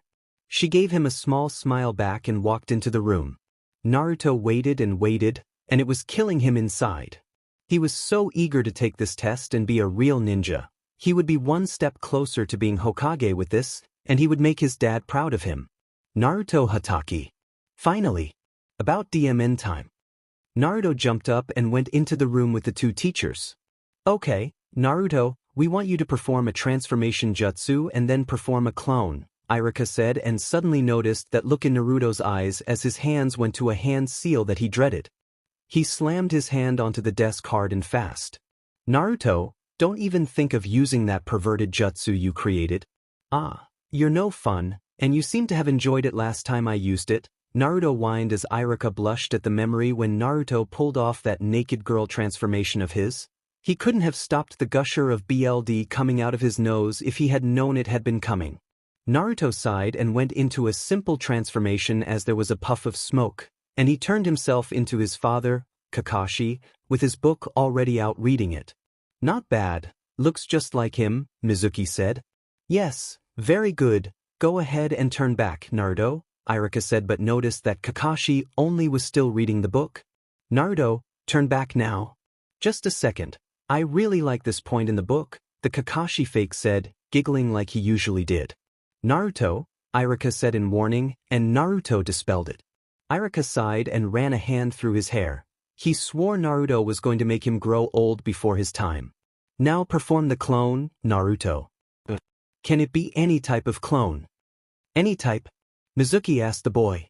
"Yeah, see, I have a problem. I can't perform a normal one because my body has too much chakra, but my dad taught me a really cool one that's even better."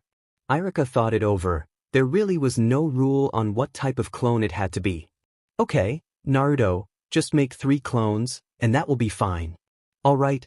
Naruto jumped up and went into the usual hand seals for a typical clone, only the last seal was different as it ended in a cross sign.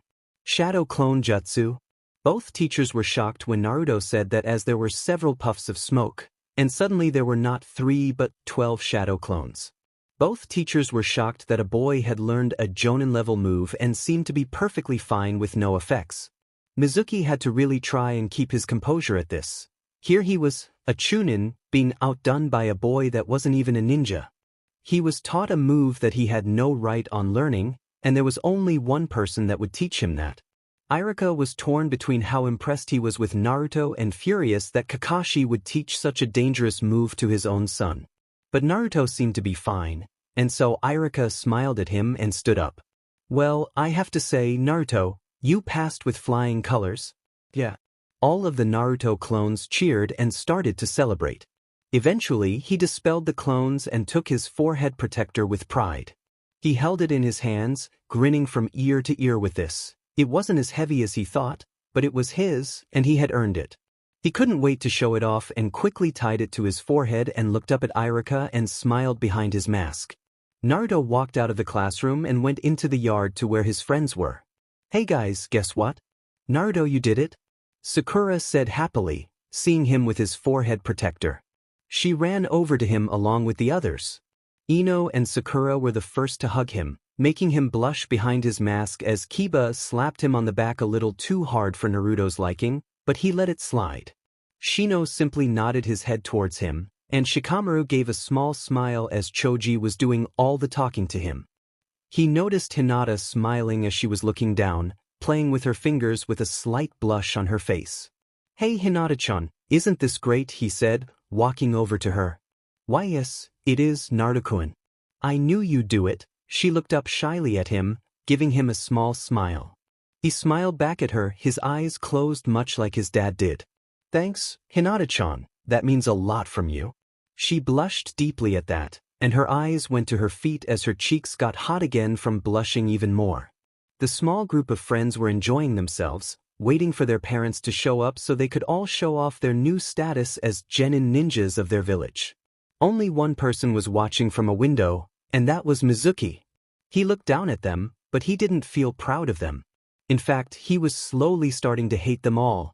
He had been pushed to his limits with the Hatake boy learning that move. This village obviously didn't appreciate him at all and had overlooked him for far too long. Maybe it was time to do what he had been thinking of for a while now and join his sensei, Orochimaru. He obviously had the right idea leaving this village behind, but his old MSTR would require something of value as proof of his skills and abilities. Slowly looking at the children, a small plan was starting to unfold, and perhaps he could not only gain something of value but ruin some revenge on the clans and those that always had everything given to them on a silver platter as well. So Naruto, I take it Kakashi is running late again, Hizashi said to Naruto. Naruto grumbled something about buying his father a watch with preset alarms but just shrugged it off. He was used to his father being late all the time anyway. He knew that his father would be proud of him when he saw him later anyway. So how did you do, Hinata-sama? Niji asked his cousin. She blushed a bit as everyone started to look at her and she looked at the ground nervously playing with her fingers. I did well. Irika-sensei said I made 4th highest in the class. Her father frowned a bit as he thought about that. I see. Well, I am glad that you passed, daughter, although I can see that the Uchiha boy and Naruto would most likely be in the top, but who else did you lose to? Hinata winced as her father used the term lose, as she still couldn't beat her own little sister in sparring matches. She looked disappointed when she said that Sakura managed to get the top marks out of the kunoichi of the class, and she could see that her father was disappointed that she had been beat out by a girl that was not even from any clan and whose family had no known or famous ninja in it. Hinata was left feeling like she had let her father down. Although he never said anything about it, she could tell that he was. She knew that her clan had very high standards and not making top of the class or even top kunoichi was just another sign of her weakness, and she wished she was better. She tried to train hard, but she could never bring herself to harm her friends or family in spars, and even though she wasn't stupid, she knew that Sakura was brilliant when it came to book smarts. She had beat out all the other girls, which did say something to her, but still being beaten by a non-clan member was something of a black mark against her. There was nothing wrong with coming from no clan, but those that were in clans, many felt that they had to be a bit above the rest, and the Hyuga clan took that to heart as they always tried to show just how powerful their clan was. Now with the Uchiha clan practically gone, they were the most powerful group in the village, and her showing weakness at this time she knew wasn't a good thing for her family. The elders of the clan still held enough power to place someone more worthy as heir, and she would have to be put into the branch family and have the birdcage seal placed on her like her cousin was forced to have put on him. Hinata hated that seal and wanted the practice stopped, but she had no power in her clan, and if she was removed into the branch, then any hope of freeing her clan from that would be ruined. She needed to prove herself to the elders so she one day could help stop it. Hey Hinata, Yuro-chan, you okay? Naruto asked, seeing her space out in thought. She jerked to attention, her cheeks blushing a bit. Why yes, I'm fine, Naruto-kun. He looked a bit closer, making her cheeks a bit more brighter at how close he was. Naruto was just looking to see what was wrong with her. Are you sure you're okay? I mean, you've been getting all red a lot and warm. He pressed a hand to her head to feel if she had a temperature. She froze at the contact and how her whole face was red. Her eyes widened, and before she could say anything she fainted, only this time forward and hit Naruto in his head with a headbutt. He gave a short outcry as he was hit and fell back, and Hinata, now dazed, fell back as her father caught her. He grimaced at the public display from his daughter and looked to see his brother looking over the dazed Naruto. She really needs to get over that shyness of hers, brother, Hizashi stated, seeing that Naruto was okay. Hayashi nodded his head at that. It was painfully obvious that his daughter fancied the boy, and he guessed it was something that was bound to happen. The two of them had been childhood friends for years, and Hinata was very close to the boy, but being a Hyuga made such a thing difficult, as dating outside the clan was a very hard thing to earn.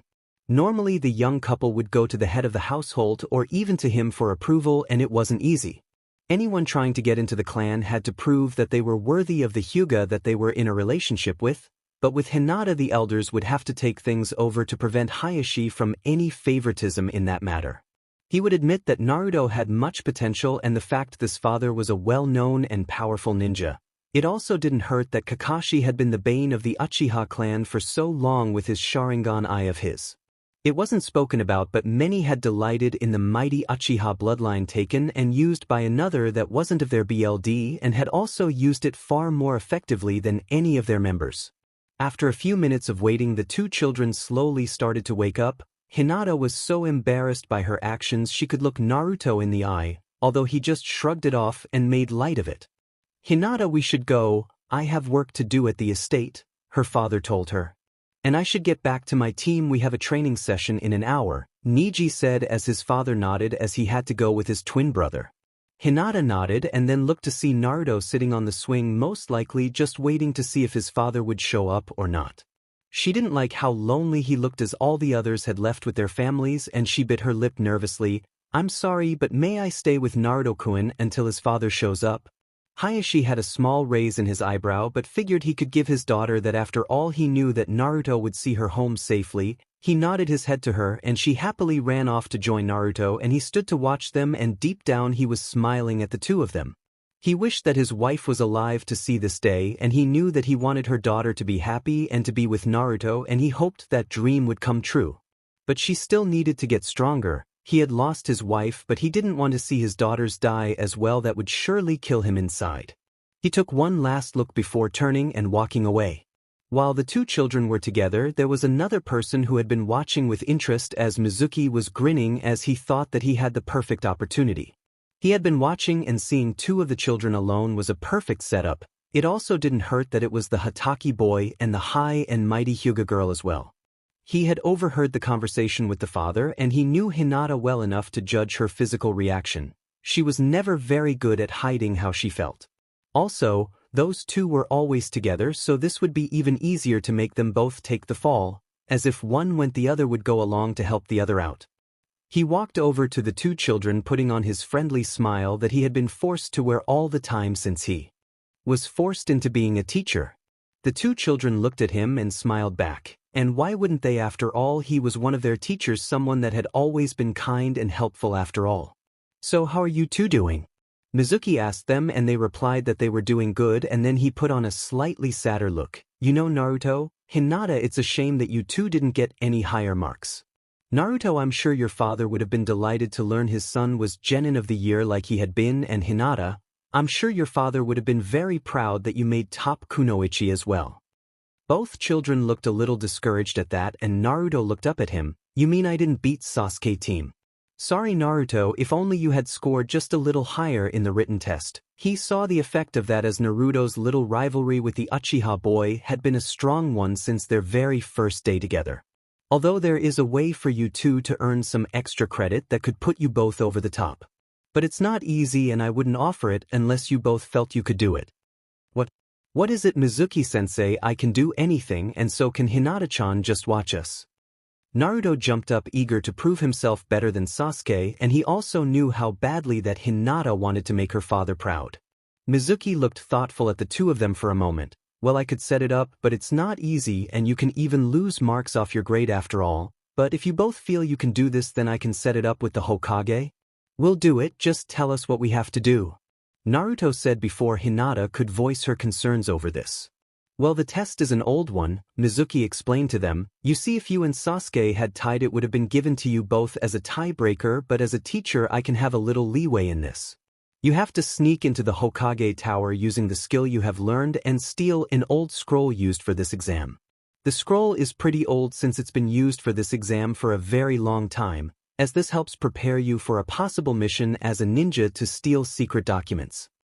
But the scroll will be guarded, and you have to find a way to defeat the guards and take the scroll to a drop-off point, without being caught or followed.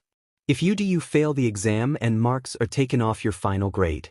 Now I will ask you both, are you sure you want to try for this special exam?" "I don't know about this, Naruto-kun. Something doesn't seem right," Hinata said to him. She had never heard of this before, but then again it was possible that she couldn't have known if such a thing did exist, but it seemed kind of strange to her. Why were only her and Naruto given this? Shouldn't Sakura and Sasuke also been given the chance, since that would be more fair? Come on Hinata-chan, we could make our parents proud of us if we do this. Think of what your dad and family will think of you if you make the top kunoichi in the class. Hinata bit her lip. She would love to make her father proud of her, and his earlier reaction played in her mind, and she wanted so much for him to say how proud he was of her. She wanted it so badly that she decided to go with whatever Naruto decided to pick. If he chose to do this, then she would go with him and help him out. After all the times he helped her, it was time she did the same for him. I'll do whatever you think is best, Naruto-kun. Alright, I knew I could count on you, Hinata-chan. Naruto shouted in joy and looked at his teacher. Alright, we're in. Good, Mizuki smiled at them. Then it will start in an hour. Now let me tell you more about your exam and where you'll be placing the scroll that you get. Later, the sun had set and Naruto and Hinata were just outside of the Hokage Tower. The two had snuck all the way there, not sure what kind of guards that Mizuki would have placed in their way to stop them, so Naruto had asked Hinata to use her eyes to make sure they avoided everyone just to be sure. He was glad that she was here with him. With her he knew that they would pass this with no trouble at all. As they finally reached it, Naruto asked her if she could see inside of the tower. She nodded and scanned the place for the scroll that Mizuki had told them about. He was very detailed about it, and she eventually found what she guessed had to be it. It was a very large scroll in a room all its own that was next to the Hokage's office, but she noticed that the office wasn't empty. Naruto, the Hokage, is still in there, she told him. CRP, the old man must be in on it too. He must think it's funny to let himself test us, but he made a major mistake, as I know his greatest weakness. Naruto grinned and Hinata gave him a confused look. Hinata, keep an eye on me. If you spot anyone coming my way, give one of those signals we learned in class, like a bird call or something, okay? He asked her and she nodded once he was off.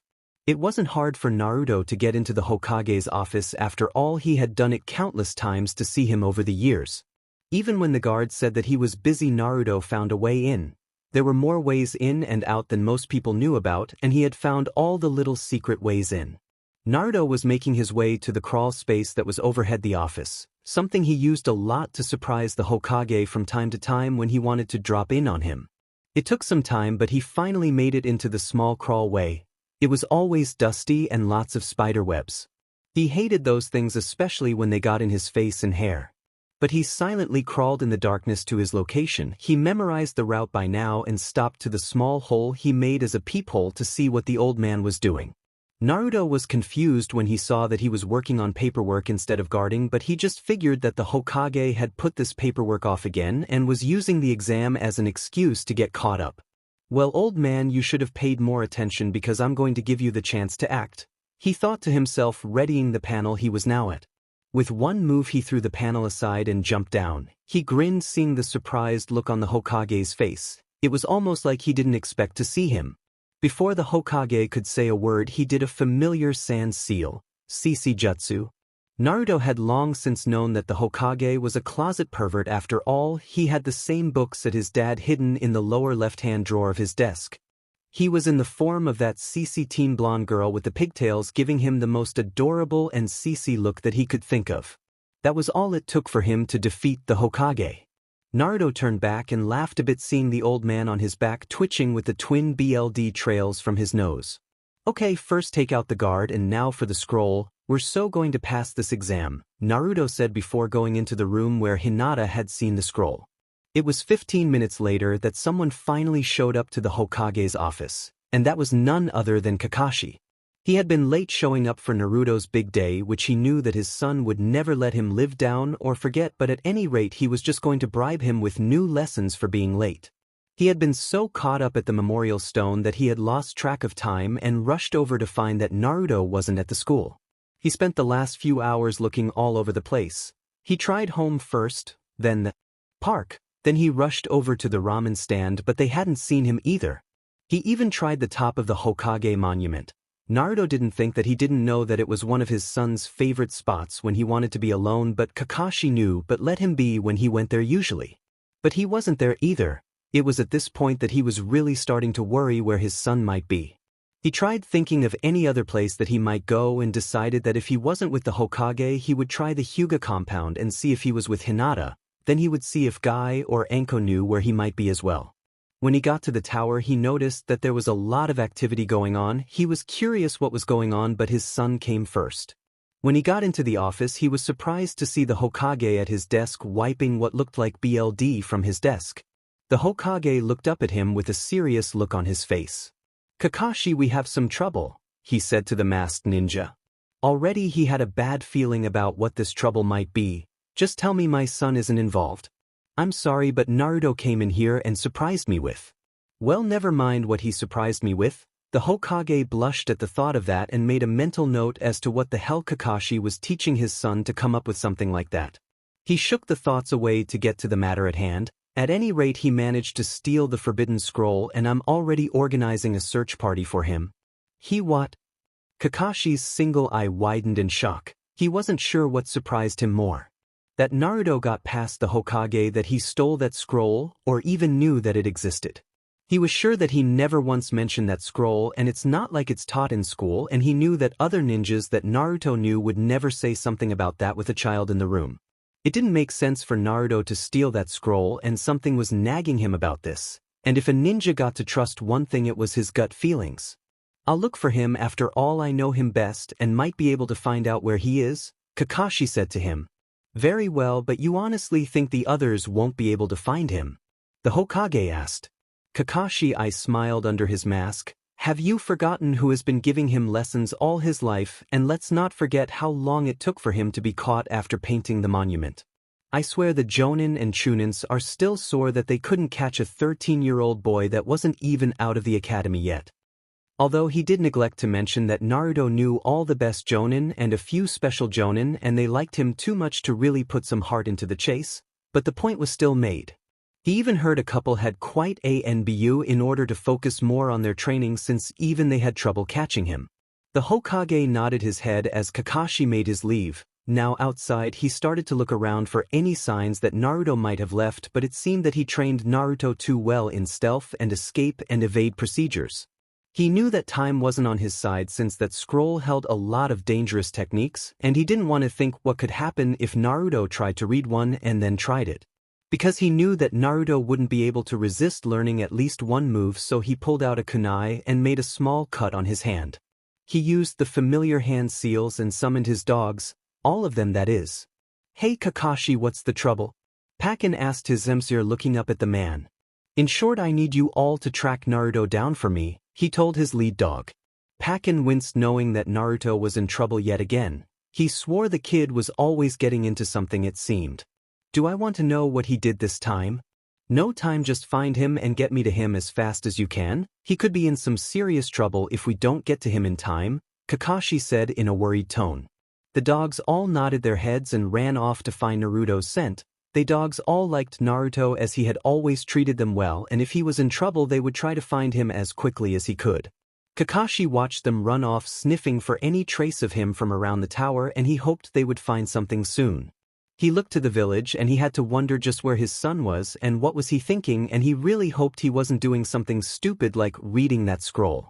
In the woods that surrounded the village, Naruto and Hinata were at a small clearing with a small shed. Hinata was with him, looking nervous, as Naruto was on the grass trying to read the large scroll by moonlight. He had been curious as to what the scroll had in it, and when he pulled it open he was surprised to see a list of jutsus and other techniques. Naruto thought it was some type of teaching scroll that maybe you get to learn something from it if you manage to take it or something like that. Hinata wasn't so sure. The moves that Naruto listed off, she wasn't familiar with most of them, and a few she thought she noticed only high-ranking ninjas did, at least higher than a genin was supposed to know. "Hey Hinata-chan, check this out, it's got the shadow clone jutsu in here too." Naruto pointed to the same technique his father taught him. "The what?" Hinata took a closer look. It looked like a regular clone technique but with a different hand seal at the end of it. Yeah, Hinata took a closer look at the instructions as she read on out loud. It was one of the few times she could speak without stuttering when she was reading something. The Shadow Clone Jutsu is a Jonin level technique and should not be taught until then because the level of chakra needed to use it safely could seriously harm or kill a person with too little chakra. She looked at Naruto worried, but he just brushed it off. What do they know? I can do it just fine. She read on. The clones when dispelled also send the original person all of their memories and experiences. This makes them perfect for spying as any information they have will be sent back to the original. What? I didn't notice that when I used it. Naruto looked closer at the fine print and tried to remember all the training he did with the clones. He had done it so many times that he just thought that the memories he had were just from all his tries, but actually looking back and thinking hard about it, he realized that the scroll was right. I can't believe I didn't notice that before, I'm such an idiot, he yelled out, grabbing his head. Hinata felt a little sorry for him but honestly never knew what to say in these moments. But then Naruto was back to reading the scroll again, trying to find something he could use. Anuhukun, what are you looking for? I'm looking for a new kick-ass jutsu that I can try out in this thing. Hey, maybe there is something for you to use as well. I bet it would impress your dad if you could MST or something from this as well too. Naruto said brightly, and Hinata thought about it. Would her father be proud of something like that? She honestly thought that he might if she could learn an advanced move all on her own, so against her better judgment, she decided to look with Naruto as well. Naruto had been poring over the scroll, and he just couldn't decide on what to try and learn. There were so many cool things that he never even heard of. There were elemental attacks, defensive jutsus, genjutsus, but since he SCD at those, he just skipped them entirely. He was like a kid in a candy store, and he just wanted to learn them all if he could. Hinata was looking with him, but something was wrong to her. All these moves were way too advanced for them, so why was the test to take this scroll if it held such dangerous-looking techniques? Everyone had some type of warning to it, and she was starting to worry that maybe they took the wrong one. Man, Hinata-chan, this is awesome. Which one should we try for? He asked her. I don't know. I mean, these look a little too dangerous. He just shrugged. Hey, the shadow clone is in here, and I used that, so how bad could it be? Oh cool, something with lightning. That should be great. WB wasn't your affinity wind? Naruto looked at her a little confused as to what she meant. You remember WW and Irika-sensei tested us for affinities. The paper that changed when we touched it. Naruto thought hard, but he honestly had been thinking about something else. He kind of remembered a paper being passed around, but he was too busy making doodles in his notes of him beating up Sasuke to pay much attention. Hinata saw this and sweat dropped that he could forget his own elemental affinity. She herself learned that hers was water, but Hyugas didn't use much jutsus in battle and mainly used their gentle fist style a lot. Yours was wind, remember? He just shrugged. Sorry, but if you say so, then let me see. Oh, here's a cool one, Vortex Fist. No, don't. Hinata said, stopping him from making the hand seals. Look at the warning. Naruto looked, and reading it over, the jutsu was used to make a condensed wind in your fist, then with a punching motion, you sent out a blast of powerful wind that would rip to shreds anything in its path. The downside was that it could also rip apart the user's hand and arm if they weren't careful, and in bold it said that only seasoned jonin should even attempt it. Naruto looked at his hand, and even though he had two, he wasn't sure he wanted his arm ripped off. Man, this Esikas. What can I do then? He asked as he looked around some more, and then his eye caught something. What's this? Exploding shadow clones. This looked like it would work for him, and he read the name. It was credited to have been made by an Itachi Uchiha. Naruto thought back, and he wasn't sure if he remembered someone like that or not. It sounded very familiar to him for some reason, but he just shrugged. Sasuke was the only one left now, but he wouldn't ask him if he knew the guy. Most likely it was just some clan member that he wouldn't have known anyway. Naruto looked at it, but it was kind of complicated, so he asked Hinata for help. It would be later when Mizuki eventually showed up and put on his smile again as he came to the two children. Well, I'm most impressed you two managed to do it. Your parents will be very proud of you too, Mizuki lied to them. Yeah, I knew it. It wasn't hard at all, they barely even tried to stop us anyway. Naruto grinned and scratched the back of his head. Hinata stepped forward, looking a little worried. And Mizuki-sensei, I think we took the wrong scroll. Oh, and what is that? He asked her. She fiddled with her fingers as Naruto rolled it up. It's just that what's in it is way too advanced for G-Genins. Why would that be the scroll for the test when any genin that took it could do a lot of harm with it? Mizuki shouldn't have been surprised that Hinata had figured out something was wrong, but it didn't matter, he was going to kill the kids anyway, so it hardly mattered to him. He smiled at her to reassure her and knelt down to her height. It's okay, Hinata. I'm sure that everything is okay. Naruto, why don't you hand me that scroll now? Oh, okay, sure thing. Naruto picked up the large scroll. Wait. Maybe we should be the ones to take it back after all. We took it, Hinata said to them both. She wasn't sure, but something about all of this was wrong. Something inside was screaming it at her. She didn't know why, but she felt that the scroll had to be taken back, and they had to be sure of it. From what she read, it was too dangerous to be out in the open like this. It held a lot of the village's jutsus, and some looked as though they were ones that the village only had as well. Mizuki smirked at her. I should have guessed you might have been a problem. Naruto is too stupid to think things through, but I figured since you're such a weak little girl, you wouldn't have said anything.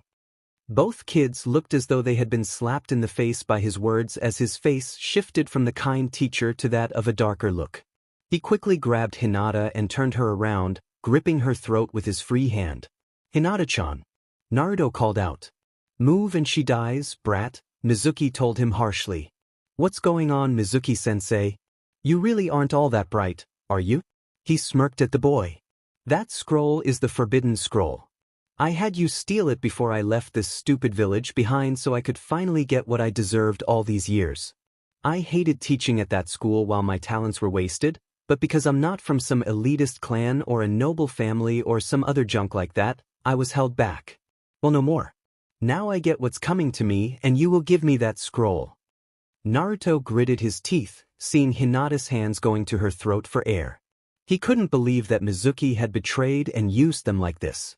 He thought he had known him, he had always seemed so nice, but he had used them to steal from the old man, and because he had dragged Hinata into this, she was in trouble all because of his stupid pride. He closed his eyes and picked up the scroll, wondering what to do, and then he thought of something his father told him many times in their training. Naruto, remember this. A ninja that breaks the rules is trash, but a ninja that turns their backs on their friends is worse than trash. I remember, Dad, Naruto thought to himself and looked at Hinata's pained face as she struggled for air. It was all his fault, and he wouldn't let Hinata get hurt because of his stupidity. He angrily looked at Mizuki and tossed the scroll by his former teacher, glaring at him as it landed a few feet from the adult. There, now let her go, Naruto said to him. Mizuki just smirked at the boy, and with his hand tightened his hold on Hinata's neck even more. She was frantically trying to get his hand off as she couldn't breathe anymore. Naruto saw her face changing color and saw her eyes widen in fear, pleading for him to help her. What are you doing? Stop it. You're going to kill her. I gave you the stupid scroll. Naruto shouted at him. He just laughed in response. Stupid brat, you really think I'll let you two live? You can tell them exactly who took the scroll, and by the time they find your bodies and figure out that I'm no longer in the village, I'll be long gone by then. You should have known better, but I guess it won't be all bad after all. There are people that would celebrate your death. Naruto had always known that some people hated him. He never knew why, he just figured that maybe they just hated his family. After all, he had heard from his dad how his grandfather had killed himself after being a disgrace and all, but he was more worried about Hinata as she looked as though she had passed out by now. Do you want to know the real reason why so many hate you and why people have tried to kill you, even like those two ninjas or those accidents that happen to you from time to time? Mizuki grinned, seeing the boy's look made this all too sweet for him. You remember the lessons on the demon fox that came and killed so many of our villagers? The Kyubi, the nine-tailed fox. Well, it was said that the fourth Hokage killed it, but it turns out that was all a lie. You see, he couldn't kill it, but instead sealed it into a boy, a baby born on October 10th. Naruto's eyes widened as he felt a sliver of fear and dread enter his heart at his words because that was the day he was born. You were that boy, you are the nine-tailed fox in a human form, Mizuki laughed, seeing the boy's eyes, and he had to admit it was nice to take the demon boy down a bit, and he decided to twist the knife a bit more. If you don't believe me, how do you think you survived that kunai to the chest when you saved this girl all those years ago? How do you think you even managed to defeat a ninja at that age? You used the power of the demon inside of you, that's how. The village just should have killed you and been done with it, but no, that stupid fool, the third, thought otherwise, and then Kakashi of all people had to take you in as his own son. Naruto felt like he had just been kicked in the chest. He knew that he didn't look like his father, but he just figured that he got his looks from his mother.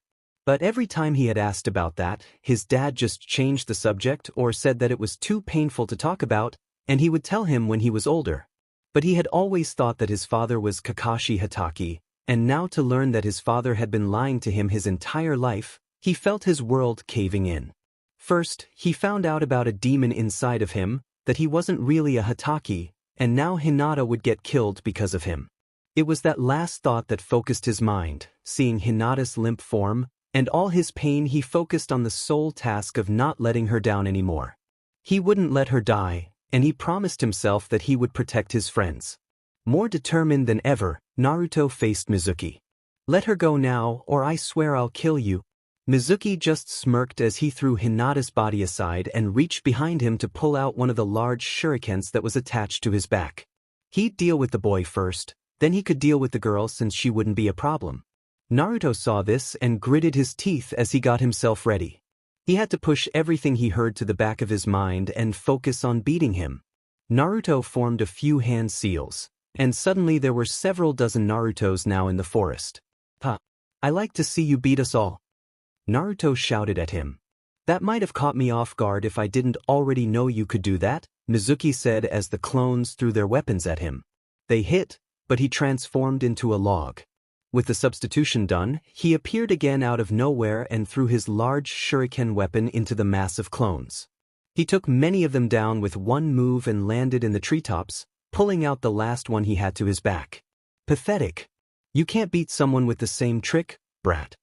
"That's why I learned something new," Naruto said, making more clones as they all charged Mizuki. He only threw the weapon at them, cutting them all down to pieces. He jumped down to the Naruto left and grabbed the boy by the throat, holding a kunai to his neck. "You should have run, boy, and what did I say about the same old trick?" Naruto only gave a small laugh. "I guess I forgot to say the new move, huh? Exploding. Shadow Clone Jutsu." With that, Naruto suddenly blew up, sending the Chunin back into a tree with small burns and in a lot of pain.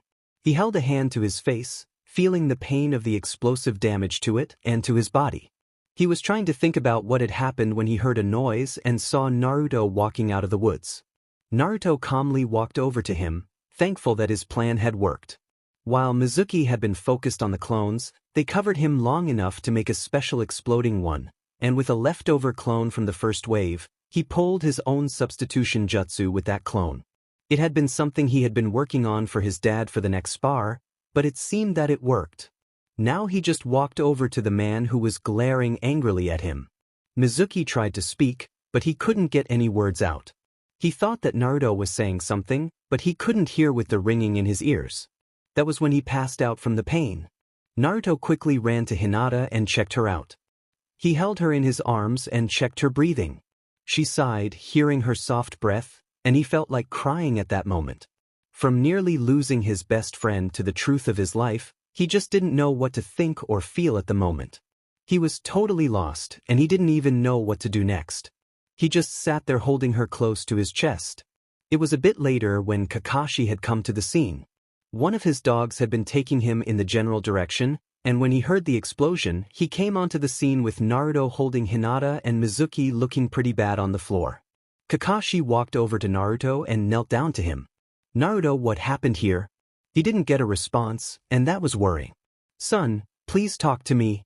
"He told me," Naruto said and looked up at him with tears in his eyes.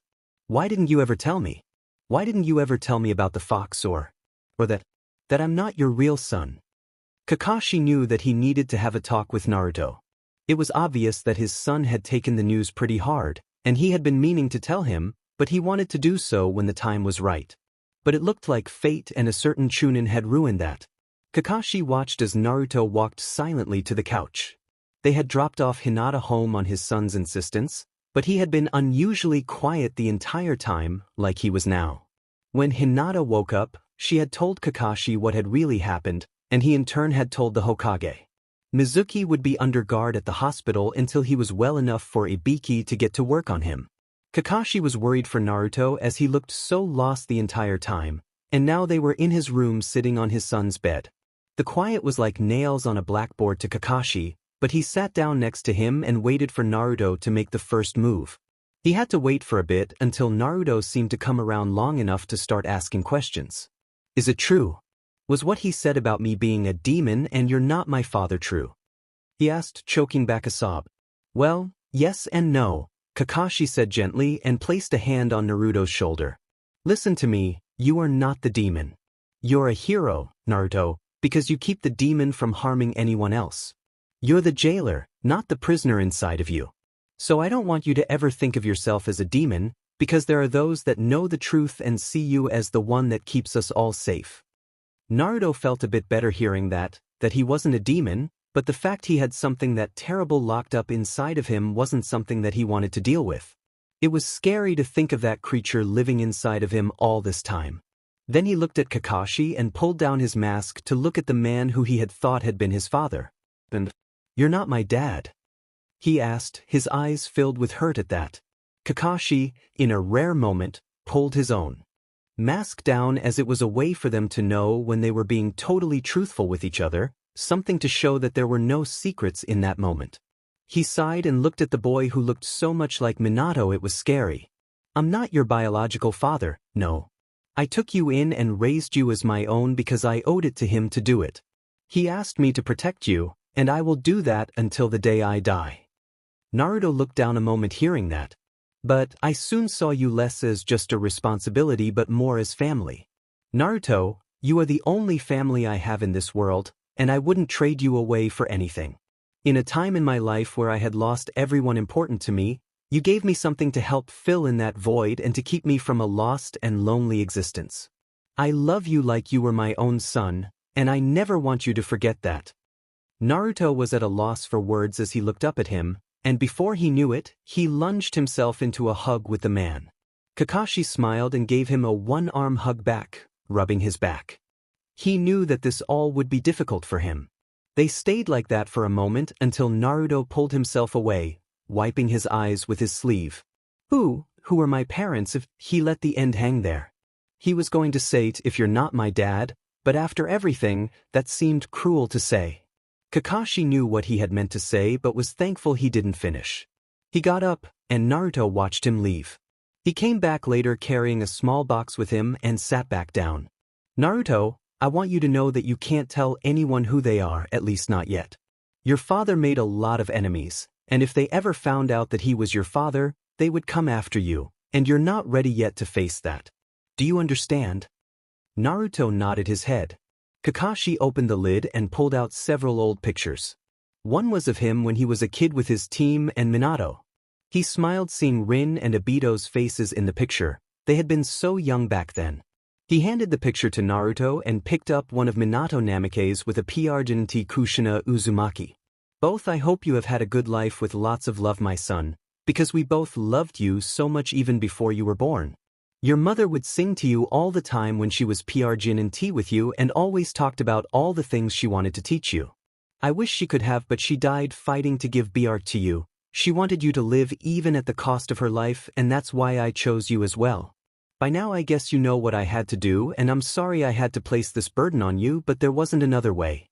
A newborn was needed since only that would survive and hold the demon and I couldn't ask anyone else to do this if I wasn't. I designed the seal to allow the demon's chakra to merge with yours over time. It's my hope this will give you a lot of extra power. It is also my hope that you are seen as the hero of the village as was my wish. I asked Kakashi Hatake to look after you. I trust him more than anything to take care of our son. Naruto know this. You are a hero and your parents loved you more than life itself so please remember this my son and I know you will do us proud. Minato. Naruto felt the sting of tears in his eyes again after reading it. He didn't know what to say to that. He had learned so much about his life in one night that it was just too much to take all at once. He would need time to digest this all but the thought that his BRH parents had loved him so much and that he wasn't the demon but the one holding it back gave him a sense of strength. And his dream of becoming Hokage took on a new determination as well. His biological father had placed a lot of trust in him and he would do him proud. He would become Hokage as well just as he did and protect this village too. Can I keep these? Naruto asked Kakashi. Only if you keep them safe and out of sight for now, he told him, and Naruto nodded his head. Kakashi was about to leave when Naruto spoke up again. You know, they may have been my BRH parents and he may be my father, but I don't know him. Naruto said softly and then looked up at Kakashi. He was never there for me when I was scared or hurt or lonely. He never made me laugh or took me out for ramen or trained me. He never told me stories when I was little or took me to the park to play. Yeah, he was my father. But you're my dad. You always have been and you'll always be my dad no matter what. Kakashi smiled as he ruffled Naruto's hair and the young boy grinned up at him. I'm glad because even in all the ways that matter you are my son. Thanks, Dad, Naruto said softly. Well, it's been a long night and you got a big day coming up, remember? Kakashi said, and Naruto knew what he meant. In a couple of days they would put him on a team. He couldn't wait for it, but he was also dead tired. He could see Hinata tomorrow and check in on her as well. He hoped that she was okay. He put the letter and photo back into the box and placed it on a shelf in his room as he got ready for bed. Kakashi watched him by the door and gave a soft smile. He knew that Naruto was keeping things inside. He always did that to prevent others from worrying. He just hoped that he would be okay. This was a lot to put on his shoulders. He was a strong boy, but even the strongest blades can break eventually. He walked off hoping that Naruto would eventually be okay and hoping that Ibiki would have a lot of fun with Mizuki and wondering if the man would let him join in at one point. After all, the man had tried to kill his son and frame him for a theft as well. Kakashi had just left Naruto and ran a hand through his long silver hair. It had been a long night and he hoped he would be able to get some sleep since he had a meeting tomorrow with the other Jonins about the teams. He mentally shrugged. He could always sleep in. At any rate, there were some pluses to constantly being late and people expecting it. He was about to turn in when of course someone was at his door. He sighed in irritation at who would come to their home in the dead of night and walked over and opened the door. There stood Anko of all people, which was a surprise for him. Hey Kakashi she stopped dead in mid-sentence as her eyes widened a bit. She at first thought she was at the wrong house because the person that opened the door was the most handsome man she had ever seen. His face was practically perfect, a strong chin, perfect lips, flawless skin that almost made her jealous, and even though one of his eyes was covered she could see someone that could make any woman's head turn. Anko, what is it? The man spoke. It was then that she realized that this was Kakashi. He had his mask down and she was seeing his face for the first time in years. She had finally seen it and she was totally taken aback by it. Oh God, he's gorgeous. Why the hell does he keep that hidden away? She thought as she struggled to speak something. Oh God, pull yourself together, Anko. This is Kakashi, remember? Your friend and father to the brat. The guy reading those perverted books. Who had the best looks in Konohiro. Snap out of it, Diamanit. Mask, she managed to get out. He looked at her confused and then his visible eye widened and he quickly went for his mask. He had forgotten to pull it up with his little heart-to-heart with Naruto. He saw the slight blush on her face as she was pulling herself together and he sighed. This was why he kept it covered, although he never got what people saw in his face. It was just a face after all. So, any reason why you're here? Anko asked and shook her head. Oh right, I just wanted to know how Naruto was doing. I heard something went down with that BSRD Mizuki. Kakashi sighed and let her walk inside. They sat on the couch as he told her everything that Naruto had gone through, including learning that he was adopted and of the fox. Anko by the end of it looked livid and ready to kill someone. She was pacing the floor muttering all kinds of sadistic and disturbing things. Kakashi was impressed with her knowledge of the human body and wondered if some of the things she said were actually physically possible. She was still in the middle of it when he heard more knocking on the door. He sighed and got up, checking his mask just to be sure, and found Guy there with Asuma and Kurenai. I guess you all heard as well? Kakashi asked, pretty much guessing from the serious looks on their faces, including Guy, and when he got serious you knew that he was taking the matter with serious intent. That was surprising. He let them in as they found Anko still muttering death threats. How long has she been like that? Asuma asked him. Kakashi shrugged. She started on A and now it seems she's gone into the versus. I didn't know there were that many torture methods and curses that started with that letter. That's kind of impressive.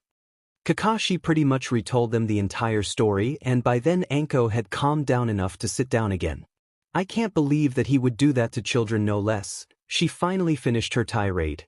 If there was one thing she couldn't stand, it was children being lied to and used mainly because of her own experiences as a young genin. She didn't remember a lot, but she had looked up to her sensei, and then he had placed the curse mark on her and threw her away, leaving her alone in the world. Naruto had become someone special to her, like almost a family member, and knowing how hurt he must be from everyone keeping that secret from him and not telling him had to hurt like hell. Naruto will pull through. His fires of youth can never be undone. Guy nearly shouted, standing up and pointing to the sky. Everyone just sweat dropped at his antics and moved on. At any rate, you think he'll be okay? Asuma asked him. Kakashi sighed and slouched forward, feeling like a weight was put on his shoulders. He seriously hoped that he would be, but he knew that this was something that Naruto would be dealing with for a while now. He wished he didn't have to, but his son was growing up, and with that he would have to deal with hardships. Hardships were part of a ninja's life, and if he didn't learn to deal with this now, then he wouldn't last long as a ninja. Anko saw the look on his face after years of knowing him. She learned to read his face with the mask, and she felt sorry for him. She had seen how they were together and knew that Kakashi and Naruto were very close, given they were the only family that each other had. She felt jealous at times seeing how close a bond they had, and she couldn't remember having something like that in her life. But seeing him now, she saw how worried he was with him.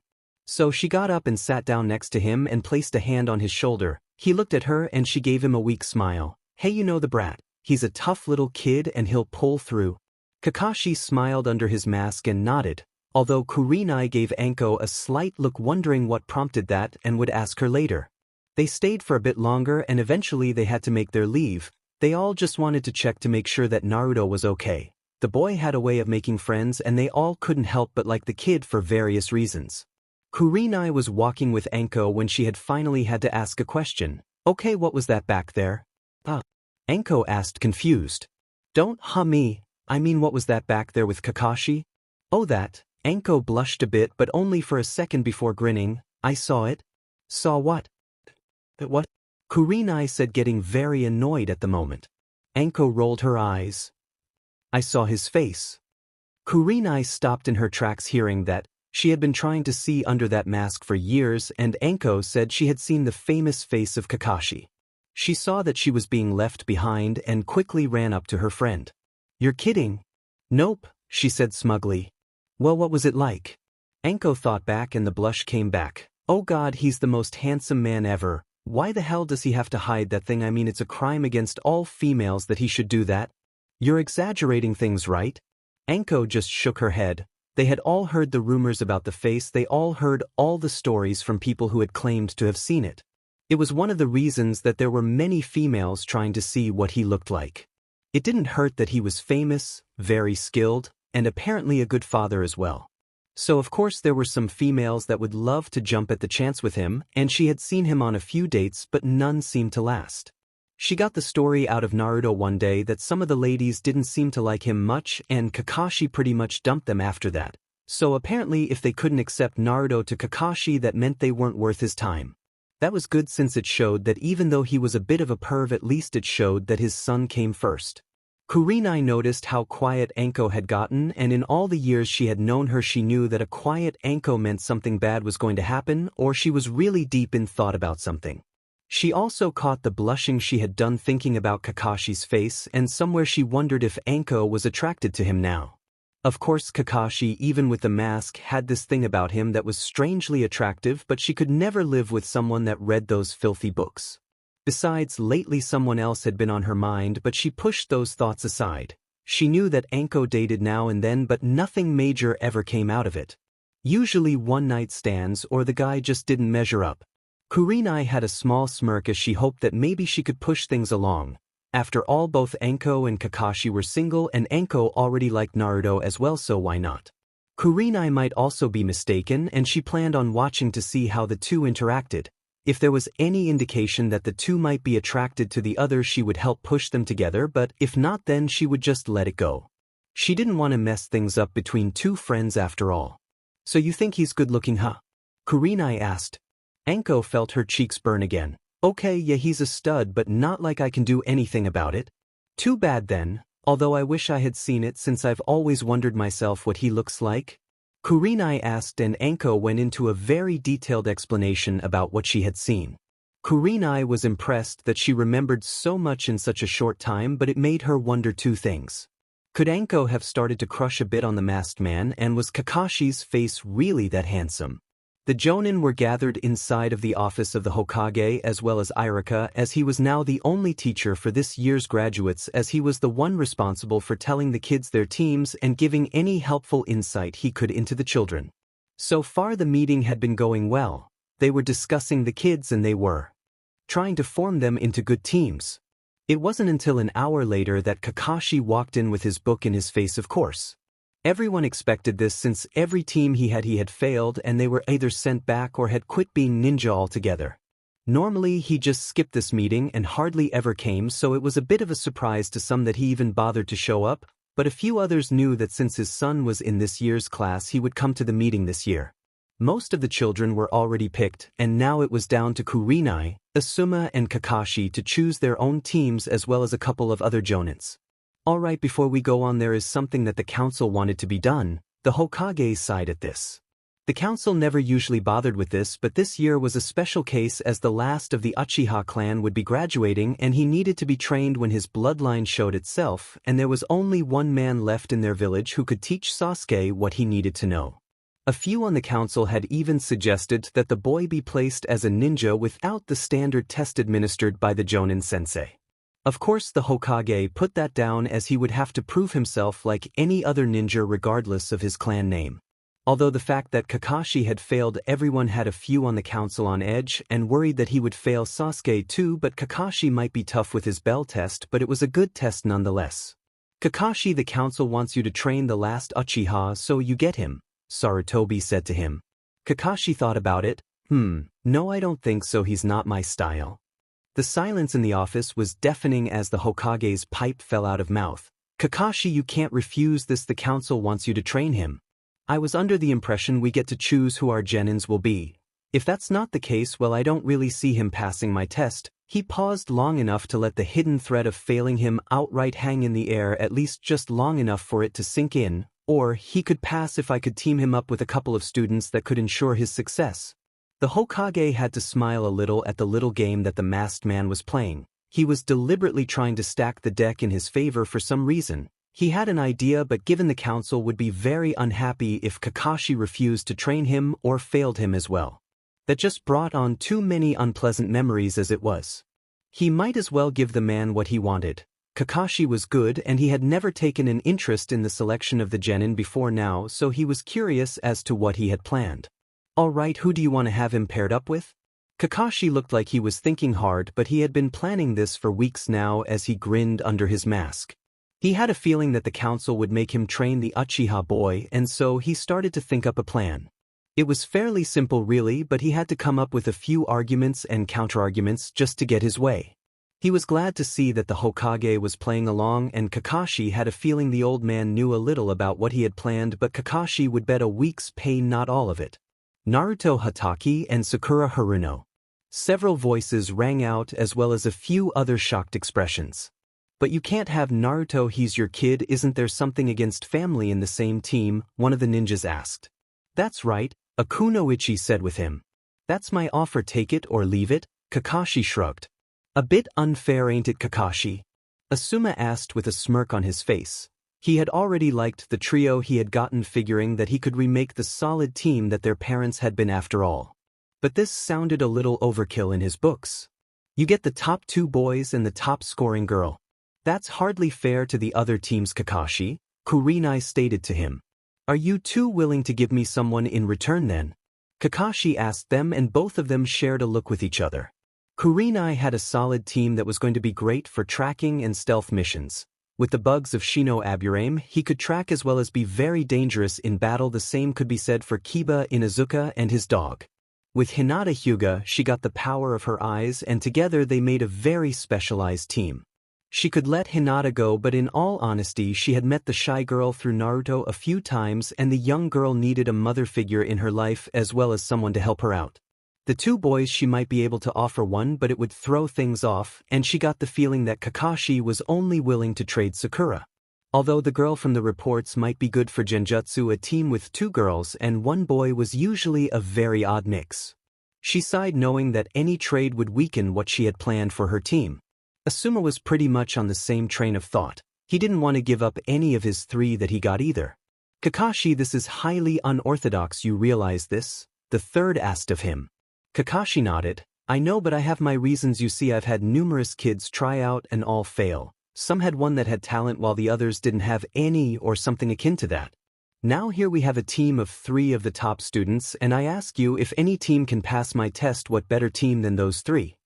He asked the room, and although many weren't happy, he could see that a few found some logic in that.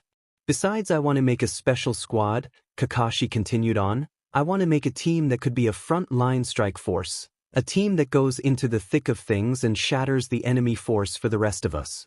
A team that can go in, get the job done, and get back out alive. The third was interested in that. Those types of teams were rare. In fact, the last team that had been like that was the legendary trio the Sannin made up of his former students. They had been an awesome force before they had been shattered apart. One went to the side of darkness for power, the other lost her will of fire with the deaths of the 2 closest to her, and the last seemed lost with no direction anymore. It was sad what had happened to his students, but when they had been together they had been a legendary team that could not be beaten. He looked at Kakashi wondering if he could remake such a team. They were at peace, but he knew that war would one day come again, although he didn't want to live long enough to see it happen again. He had lost much in that time, and he didn't want to see his people suffer through that again. But if war did happen, a new trio such as that would be needed. He gave it much thought before raising his eyes to Kakashi's. In it, why do things have to be so hard? He thought to himself. I mean, first I find out about a stupid demon stuck in my gut, that I had another dad and mom, that it was that father that put this thing inside of me, and I might have just set off my best friend's family by putting her in danger. I either have the worst luck in the world or I'm cursed. He looked up to see the faces of the past Hokages on the mountain and looked at the face of the 4th. He had always been fascinated by that one for some reason, and he guessed now he knew why. He had been thinking about this all the time. How many people knew who his father really was, who knew about the demon within him, all the lies and half-truths that people told him his entire life? It was hard to know what was real and what had just been an illusion. Are you going in or not, Naro? He jumped at the voice that sounded slightly annoyed and turned to see Niji there on the wall sitting down looking at him. How long have you been there? Naruto demanded. I've been watching you with my eyes for at least 4 walks around the compound, and so before I got dizzy I decided to see why you haven't come in to see my cousin, since I know that's why you're here, Niji replied. Naruto cast his eyes down to the ground. I wasn't sure I would still be welcomed. I mean, aren't you sad about what happened? Niji had heard the story from his father and had talked to Hinata about the events to see what had happened. He was a bit disappointed that Hinata and Naruto would do something so foolish, but they were both just out to please their parents. Niji had been guilty of that himself from time to time. He supposed it was something all children tried to do at some point to please their parents. Naruto, you made a mistake, but did you learn from it? Niji asked him from his place on the wall. Naruto scratched the back of his head. Yeah, don't trust adults? Niji's mouth actually quirked a little, trying a bit of a smile at that, but remained serious. At any rate, all you can do is learn, and Hinata is worried about you, so you better go and see her. Naruto watched him leave and guessed he shouldn't worry Hinata. He was about to move when he stopped himself. But 5 more minutes and then I'll go. While Naruto was gathering up his courage, Hinata was in her room staring at her ceiling. She had been feeling pretty low lately, and there were a few reasons for it. She placed a hand on her throat where it still hurt a bit from the bruises from Mizuki's hold on her. She felt pathetic that she hadn't even fought back, but it had been the first life-and-death situation that she had been in. Well, that wasn't entirely true. She still had vague memories of her kidnapping attempt, but as a ninja, this had been her first life-and-death fight, and she froze. She had panicked and lost consciousness as well. She didn't know how, but Naruto had saved her life again. She wished she could have helped and not have been such a burden to him. She wanted to be stronger, but she couldn't use any of the skills in that scroll. They were just too powerful and she didn't have the chakra reserve to try and use them. She remembered a few of them and wrote them down when she woke up in her room. She might not be able to use them now, but with training, she could master them when the time was right. Her father had been both worried for her and disappointed that she had tried something so foolish. All she wanted was to please him, and she had made him both a little distraught and disappointed again. She felt like she couldn't do anything right and she was a failure as a Hyuga. She was supposed to take over the clan, and here she was failing to live up to her clan's way of excellence. She was just staring up at her ceiling wishing that tomorrow would come earlier so she could get on her team and start missions to help her make up for this. She was lost in thought when she heard something tap against her window. She looked and nearly gave a startled cry seeing Naruto there tapping on her window. She sat right up in bed quickly and looked at her door, glad to see it closed. The last thing she needed was her father to catch her with a boy. That thought alone made her blush deep crimson. She quickly opened the window as he looked a little uncomfortable. "Hey Hinata-chan, are you doing okay?" Naruto mentally winced at how lame that sounded, but he honestly couldn't think of anything else to say to her at this point. "I am doing fine," she said back to him. "Are you doing okay?" Naruto put on one of his huge smiles, which somehow always seemed to translate through the mask. "Yeah, I'm fine." Although the truth was he was far from it, but he really didn't want to worry her about things. He was still dealing with some issues anyway and he wasn't up to talking about it with someone at the moment. First, he would deal with Hinata and then he would start to deal with that huge load that had been placed on him last night. Both looked away for a moment in silence, unsure what to say next, until they both couldn't stand it anymore and at the exact same time they blurted out how sorry they were. They both looked at each other in confusion because they thought that they had been the one to blame, not the other. "What do you mean sorry?" "I'm the one that made us do that stupid thing," Naruto spoke first. "Just because I wanted to show up Sasuke and you got hurt because of it and all the trouble as well. Not to mention I bet your dad is kind of sad at me for putting you in danger like that." "And no, it's not like that," she quickly told him. "He's not angry. He knows that it was Mizuki's fault, but I'm just sorry that I couldn't help you. I just froze and I was useless. I thought I was stronger than that, but I'm just weak." "You're not weak," he said to her, making her look up at him. "You're one of the strongest people I know. You have one of the most caring and understanding hearts I know as well. You were just surprised, so was I. You did nothing wrong. After all, he was a Chunin. But you were able to beat him." "I got lucky," he said, hoping she would buy it. He didn't want her to feel worse by telling her he used one of the moves he got from the scroll. She seemed to be having enough troubles as it were. "Anyway, I guess we both messed up, but that shouldn't stop us. We're ninjas now, and we just have to learn from this and get better and stronger." Hinata smiled at his words. He always had a way of inspiring her and others. She wasn't sure why he had such an ability, but it was one of the reasons she cared for him so much. He also made her feel stronger and more confident as well. She was about to say something when there was a knock on her door. She jumped at the sudden realization that Naruto had snuck into her room.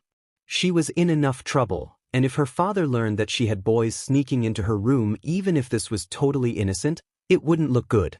"Naruto, you have to hide," she said quickly, blushing deeply as she pushed him into the closet.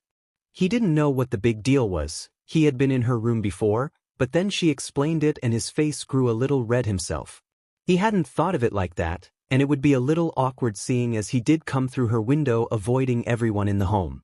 "See, come in," Hinata called out. Hanabi walked in, looking around, wondering what all the noise had been about that she had heard. She had knocked several times and had gotten curious about what her big sister had been up to. She had on a small smile as she walked into the room, making a point to look around, making Hinata sweat a little. "It is going to be lunch soon, as I was told to tell you that it would be in the main dining hall today," Hanabi said. "I'll be there," Hinata said even more nervously than usual. Hanabi was about to exit the door when she stopped and smiled. "Oh, and I hope you don't start hiding boys all the time since I doubt father would like them much and wouldn't like the idea of one of his daughters doing something inappropriate, right Noonison?" There was a sudden sound of someone face-palming in the closet, and Hinata's mouth hung open like a fish by the time her little sister left the room, trying not to giggle at the reactions. It was the day that everyone was waiting for, the day the teams would be made known to them, and everyone was eager to get to the academy and see where they would be placed. Naruto, of course, was no exception as he had blown through his kitchen, past his father without eating. Kakashi was so surprised that Naruto had actually skipped breakfast, but he figured he was going to stop by the ramen stand first. Normally he wouldn't let him, but it was a special day after all. Turns out that was exactly where he went, and after that, he went over to Hinata's to walk her to school like normal. He was still a little uneasy about walking into her place, but so far no one seemed to be glaring at him, although Hanabi kept grinning at the two of them, making both of them uncomfortable. So they were on their way to school with Naruto talking the entire time about what possible teams they would be put on. "Naruto-kun, do you think W will be put onto the same team?" she asked him. She was hoping that they would be, since that meant she would get to see him all the time and go on missions together. She always had her own little dreams of the both of them working together on missions, and of course, most of those dreams ended with them alone together sharing a moment. One that she really remembered was one where they had been older and were in a forest. They were tracking someone and they came to this appealing grotto, and Naruto had taken her in his arms and told her how appealing she was, and then he kissed her. She blushed a bit remembering those dreams. They were always her favorite. Naruto thought about it.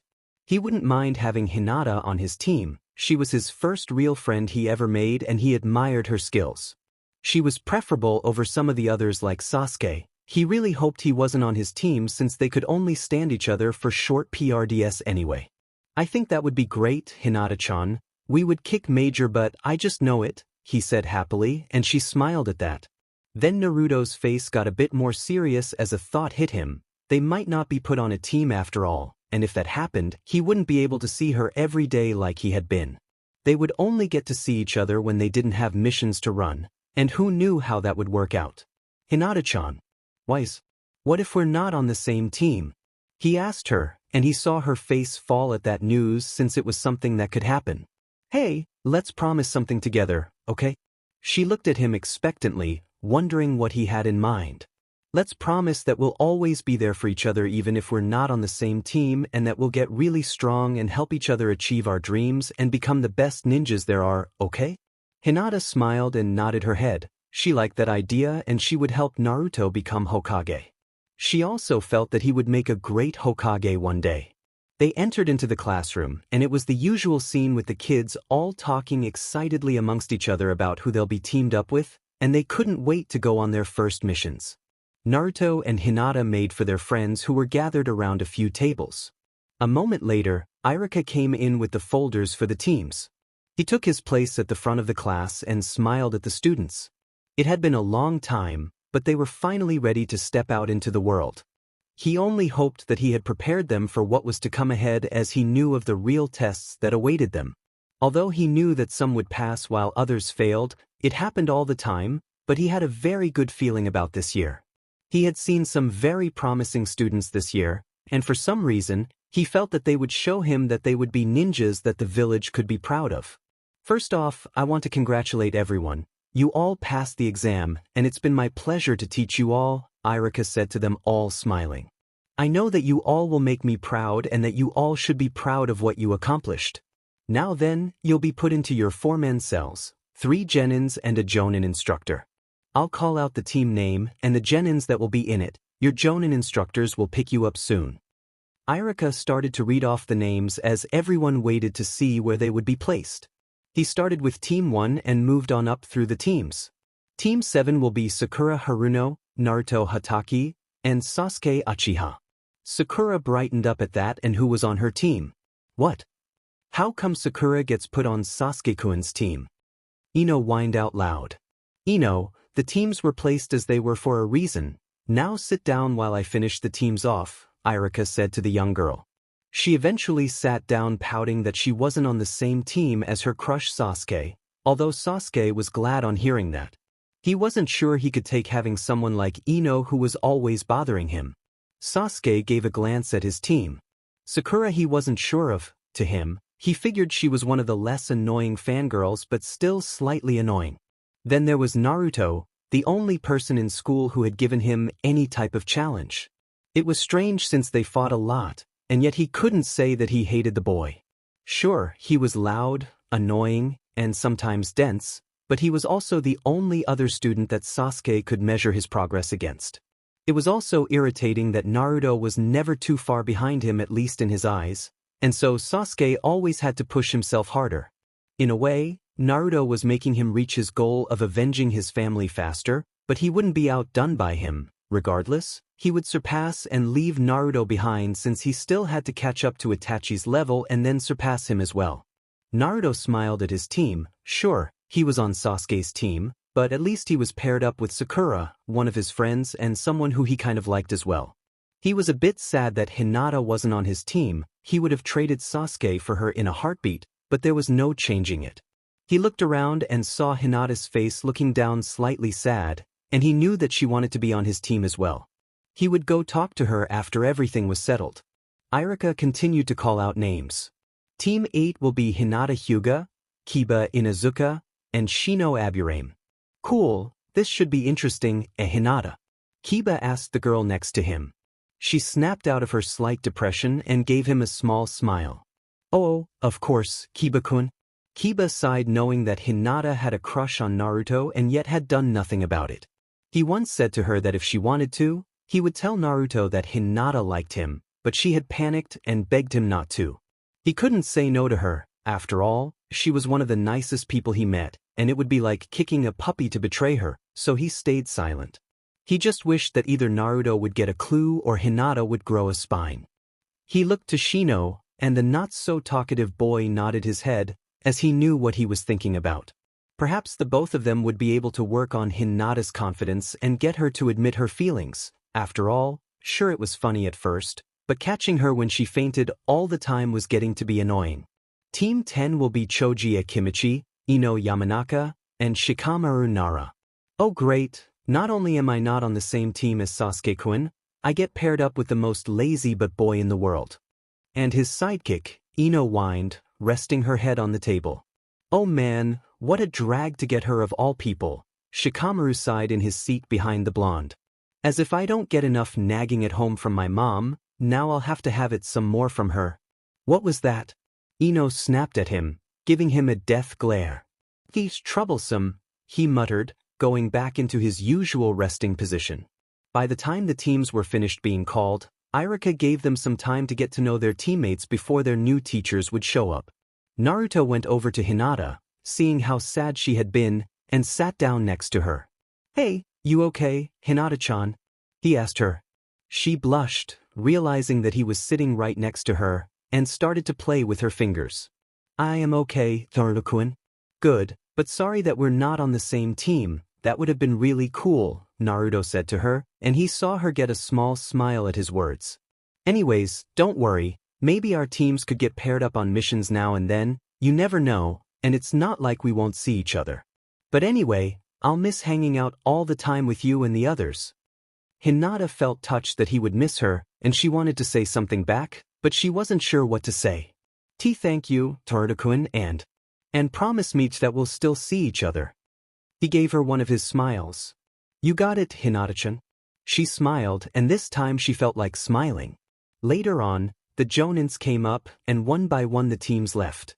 Naruto said goodbye to Hinata and all his other friends, and it was only until Team 7 was the last team left in the room waiting for their Jonin to pick them up. It was over an hour later, and still, their instructor wasn't around, and the three Genins were getting very bored. Sasuke was staring out the window at nothing, and Naruto looked like he was about to sleep while Sakura, who was sitting between them, was tapping her fingers on the desk annoyed about all of this. She sighed and looked at Sasuke and couldn't help but grin at beating Ino and every other girl to be on this team. First, she had Sasuke-kun, and she also had Naruto. Both boys were sought after, although most went after Sasuke. He was very handsome and skilled, although he was so distant. She looked at Naruto, who was still partially a mystery. She had known him for all this time, and still, she didn't know what he looked like under his mask. But he was kind and caring, but he was also slightly perverted and an idiot at times, so she just sighed back to her original problem. The fact was she liked Naruto as a friend, but she wasn't sure if there was more to it or should she try and get through to Sasuke. She had talked to her mother, which turned out to be no help at all. She couldn't talk to Ino as she would just tell her to go after Naruto so she could have Sasuke to herself, and Hinata would say go after Sasuke for other reasons. She went back to looking at Sasuke and was about to ask him what he was thinking when suddenly there were loud banging sounds. Both young teens jumped and looked at Naruto, who was banging his head against the desk, muttering to himself. I can't believe it, why? Isn't it against the rules? I mean it's cool, but it's also not cool. Oh man, why did it have to be him? We're never going to. He just couldn't figure it out, but since they were on the same team now maybe he would finally find out. The only thing that was a bit annoying was Sakura. She was one of the fangirls, but at least she seemed a bit milder than the others, like that loud blonde friend of hers. Every time that blonde shouted out, Sasuke-kun, he shivered inside. Why couldn't these girls take a hint and see he wasn't interested in fangirls? He needed a real woman in his life, someone to help him rebuild the clan back and someone he could at least respect. He had no time for timid or shy girls, or girls that didn't take the life of a ninja seriously. That was only Sakura's saving grace, as she at least seemed to try and make an effort, but she seemed a little indecisive about whether to go after him or the masked idiot making a dent in the desk with his head. Naruto, stop it. Sakura yelled at him. You don't understand, I know who our Jonin instructor is, Naruto said to her, and now both Genins were looking at him. Ooh. Sasuke asked him. Well, since all the others are taken, there is only one left that would be this late, Naruto sighed, hanging his head. Well then who? Sakura asked him anxiously. It was at that moment that the door slid open, and a masked man with long silver hair and only one eye visible poked his head in. He gave a smile behind his mask that left his visible eye closed. Oh, sorry I'm late, but I had to help a lost dog find its owner. So why don't you all meet me up on the roof so we can get to know each other better? With that, Kakashi left, and there was a moment of silence, which was soon broken by a loud thunk as Naruto's head once more hit the desk. He knew that his dad would never be on time, and that was just one of those little excuses he used all the time. It wasn't that he didn't mind his dad being here, it was kind of awesome actually, but that just meant that he would have to get used to his dad's more unique nature full-time. He hated waiting around, and now he would have to do it all the time with him teaching them. Naruto wasn't that. Sakura trailed off, knowing full well who Naruto's father was. After all, she, as well as the others, had gone over to the Hatake home many times. Yeah, that's my dad, Naruto sighed, picking himself up and going to the door. Sakura followed as Sasuke walked with them, his hands in his pockets, looking like he was bored, although he was slightly interested to know just how Naruto's father got to be their Jonin. Sasuke had never met Naruto's family, although he had heard the stories, but he was wondering if the Hatake family had some type of thing with masks and wild spiky hair. They made it to the roof, and the three sat down across from their new sensei as he was leaning up against the railing. Kakashi looked at the three students, and for a moment, he was taken back to his own genin days. It was kind of strong to see how history repeated itself. He could already see Sasuke as the serious one in the group, like he had been. That would be something that he would have to work on with the boy. Seeing Sasuke brought back memories of his own youth, and Kakashi really wished he hadn't been so serious all the time. He could have had a lot more fun and a better childhood. He mentally shrugged that off. You couldn't change the past, so it was best to learn from it, he figured. Next, he looked at Naruto, and he already knew that his son would be the Obito of this group. He was actually glad for that since it would help balance things out and keep things interesting. Although, unlike Obito, at least Naruto had a good work ethic and always liked to train and learn more practical ninja skills. Sometimes he was like a sponge with that, especially with ninjutsu. He had met Sakura a few times but didn't really know that much about her. He had seen her fiery temper a few times and her calm manner as well. She was like Rin, only she seemed a little less secure about herself, so that was something he hoped to help her with. Not to mention, from her file, she had book smarts and was very intelligent, but her other skills were just basic. Now then, why don't you all tell me about yourselves so I can get a good handle on you and for each other? And yes, Naruto, you have to do this too. I know you well enough, but it's for their benefit as well, Kakashi added in, seeing that Naruto was about to say something. Kakashi-sensei, why don't you start so we can get an idea? Sakura asked. Kakashi nodded his head. Well, let's see, my name is Kakashi Hatake. I like a lot of things and don't like some things, My dreams are really none of your business, and I have few hobbies. The three genins sweat dropped at that since they didn't learn anything from it. That is until Naruto decided to fill in some blanks. He loves his perverted books and reads them all the time, and I think one of his dreams is to have them all done into a movie. He's one of the top jonins, has a rivalry with another named Guy, and he one day wishes he can beat a 12-year-old at cards. He smirked at that last bit, seeing Kakashi give him a parental glare. Naruto knew that his dad would get even with him for that one later. He just sighed and looked at Sakura. Okay, fine then, you're up. Sakura Haruno, I like flowers and my friends. I want to become strong to protect them and to be the best kunoichi that I can be. And as for dreams, well, I kind of like. She trailed off as she was sitting between Naruto and Sasuke, her eyes darting between both boys as she blushed. Kakashi had to chuckle at that. All right, emo boy, you're up, Kakashi said to Sasuke. His eyebrow twitched at being called that, but Sasuke remained serious. I don't like much other than training and getting stronger. I hate those stupid fangirls who, instead of focusing on being a ninja, act like this is a stupid game. I don't have a dream, but I do have an ambition, and that's to restore my clan to its former glory and to kill a certain someone. Kakashi knew who that person was, and he honestly couldn't blame the boy. His own older brother, someone he had looked up to, had killed his entire family, leaving him alone in the world. Kakashi didn't know the details, although he had seen the bodies. He had been there on the cleanup, and it hadn't been pretty. So many dead, and even the non-ninjas and the children had been slaughtered. For a young child to witness it obviously had left deep scars on the young boy. Is it my turn yet, Dad? Naruto yelled out. Yes, but while we're on the clock, I expect some respect, Naruto, Kakashi warned him, and Naruto nodded his head. Naruto Hatake, I like ramen, training, my friends, and I do anything to protect those close to me. I hate bullies and people who think they're better than everyone else, and my dream is to be the greatest Hokage of all time. Kakashi I smiled at that. He had heard it all the same, but Naruto always seemed to get really excited about it just the same. After that, he felt that he knew enough about them. Anything more he could learn over time as he got to see underneath with them. Okay then, now that's out of the way, it's time for me to tell you about the real Genin test. Kakashi grinned. Oh CRP, I forgot about that. Naruto yelled out, clutching his head. Given that his dad had told him about how there was a real test after a Genin was graduated, and if they failed, they were sent back. He had been so focused on passing the academy that it slipped his mind.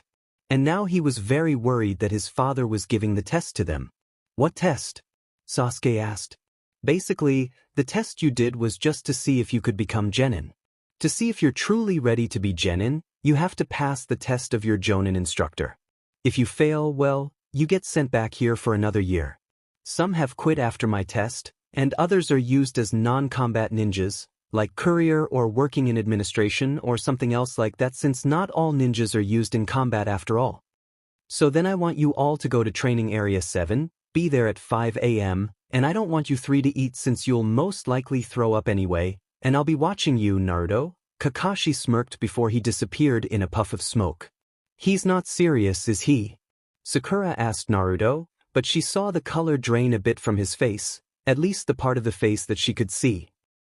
How hard can this be? Sasuke asked. I think pretty hard, Naruto said, scratching the back of his head. For years, they've been trying to get him to take a Genin team, but my dad has failed every single group that they sent him. He has a DMN scoreboard on a tree out back, and every time they fail, he puts another notch to it. Wait a minute, I think I saw that tree last time I was over at your house for your last birthday. Sakura remembered, once seeing a tree with lots of marks on it but wasn't sure what it had been for. She had meant to ask but had forgotten when the party game started up, and Ino had dragged her to be with Hinata with a game of the boys against the girls. Yeah, he's never passed a team, and I mean never, he's got the longest record of doing that too, Naruto sighed, knowing that things wouldn't get easy for them.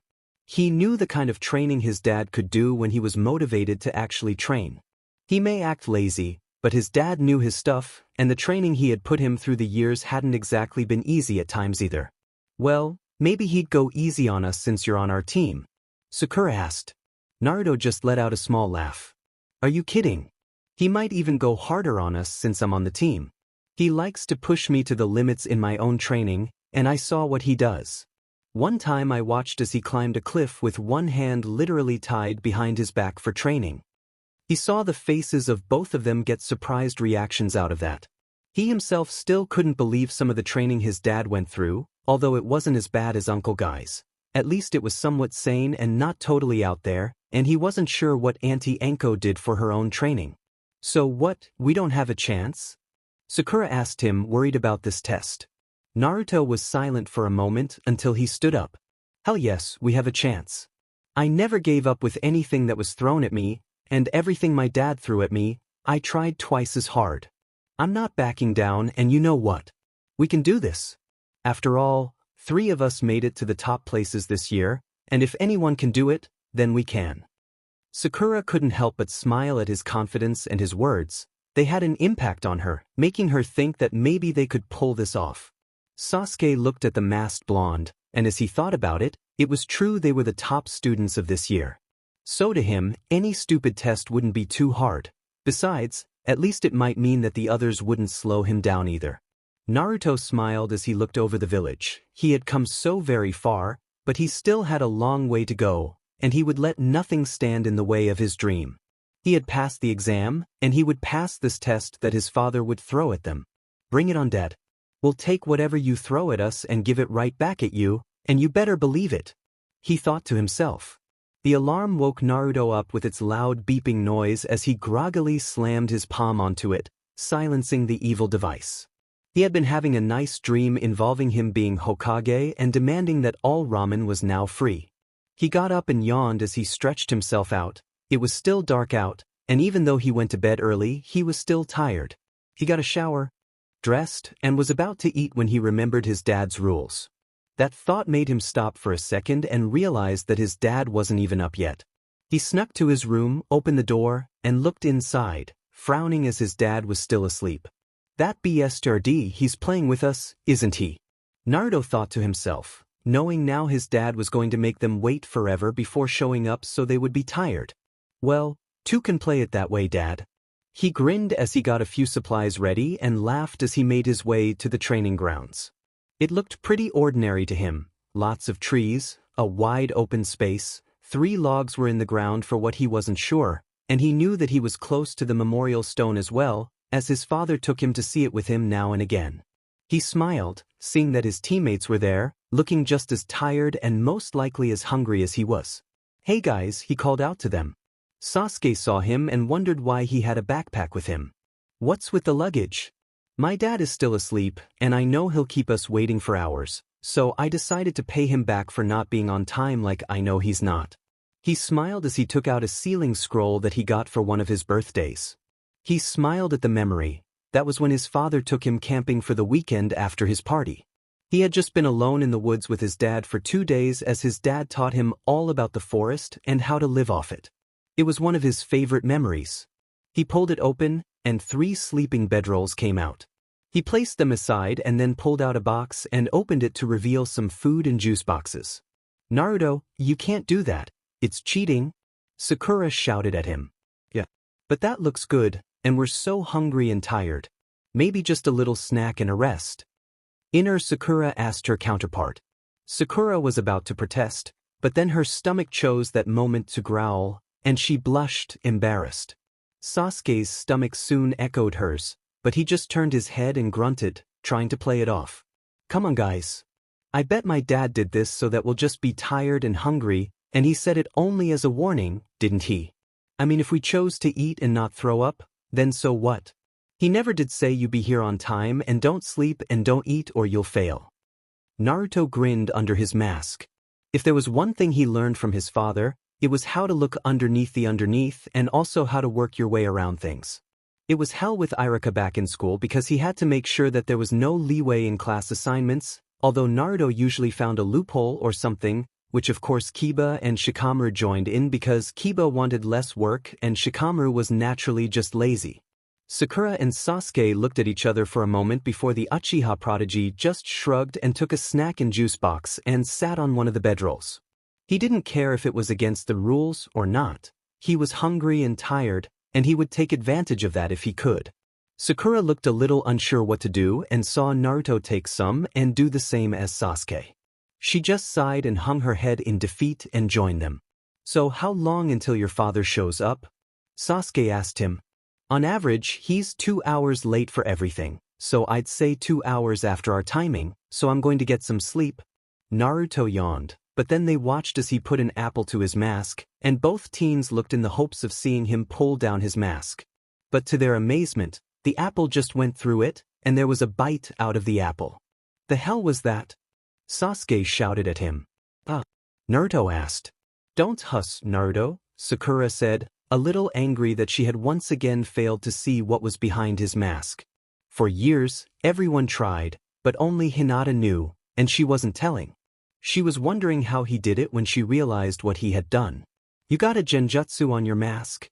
I thought that was your worst subject, Dobe," Sasuke said to him, knowing full well that in genjutsu, he had beaten Naruto every time while he had barely passed the subject. Naruto scratched the back of his head. Yeah, it is, but I can do a few things. I just can't really detect them all that great and do them. It's just so complex and all that stuff, but the very simple ones I can do, and besides, this is a Hatake family jutsu." "Hatake jutsu?" Sakura asked him, eager to know it. "Yep," Naruto smiled proudly. "Hatake mask illusion jutsu. We use it all the time to cover our faces and so we can eat with our masks down so people will see us with a mask." "That is the dumbest thing I have ever heard of," Sasuke's sweat dropped at that. To think a family would go to all that trouble just to keep their faces hidden was a bit eccentric to him.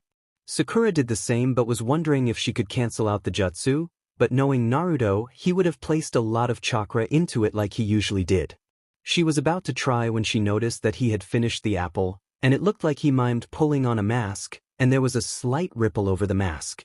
"Damn it, I was so close." Sakura screamed in her head, knowing that he was wearing the real one this time.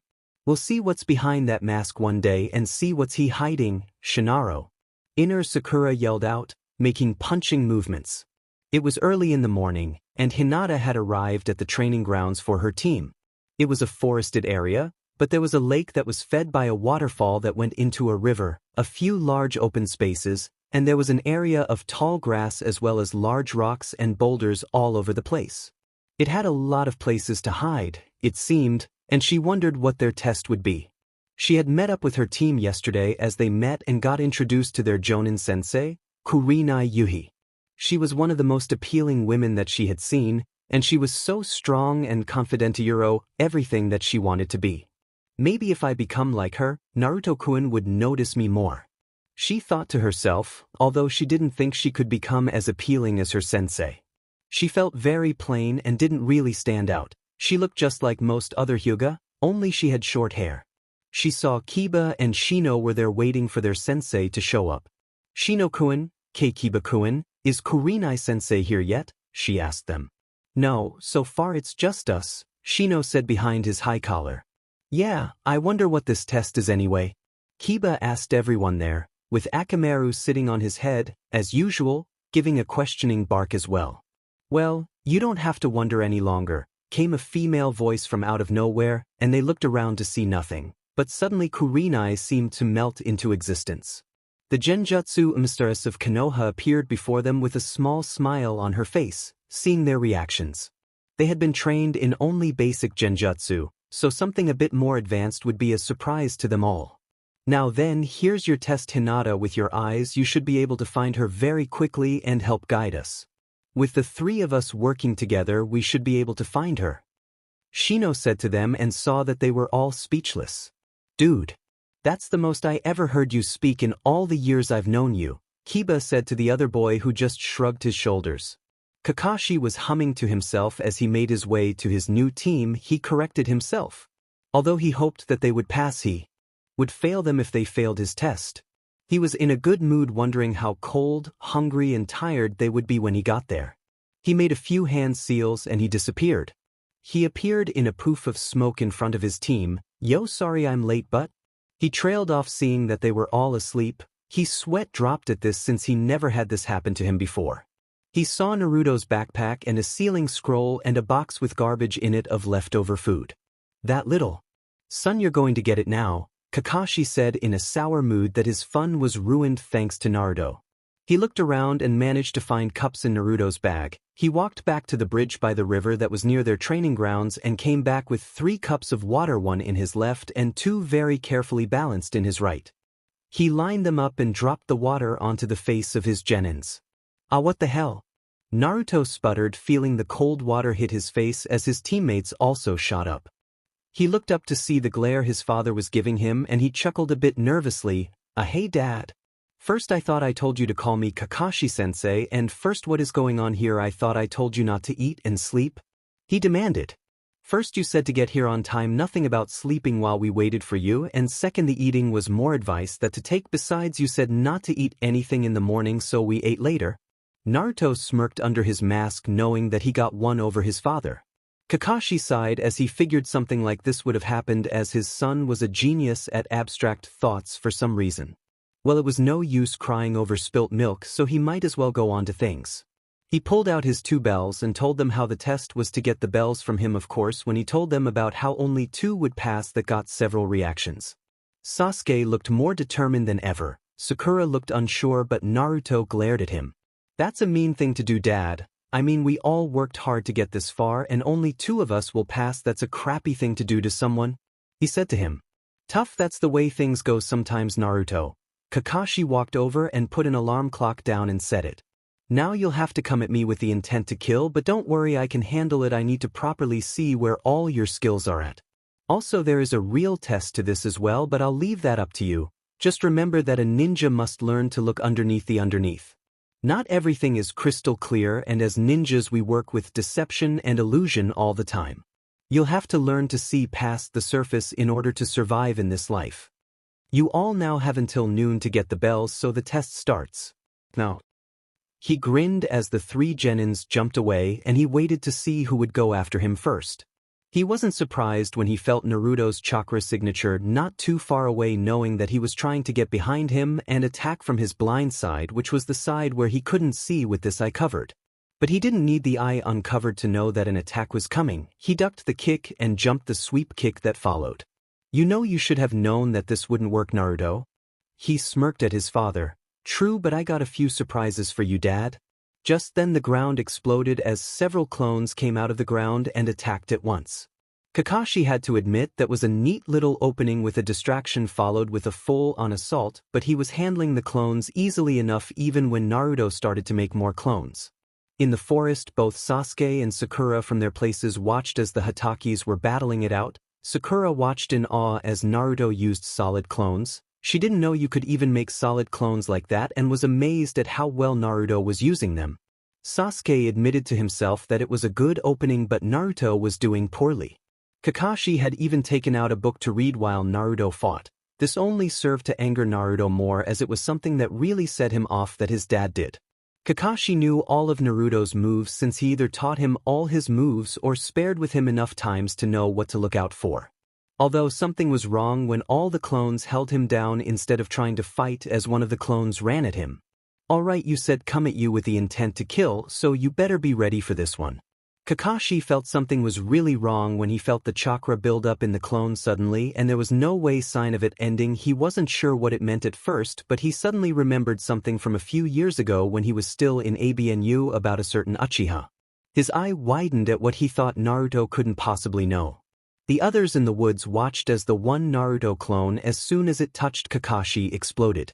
There was a large poof of smoke from the other clones, but as it cleared there was nothing but scorched earth and pieces of a log that he had been used as a replacement. Maybe that was a bit overkill? Naruto wondered to himself out loud.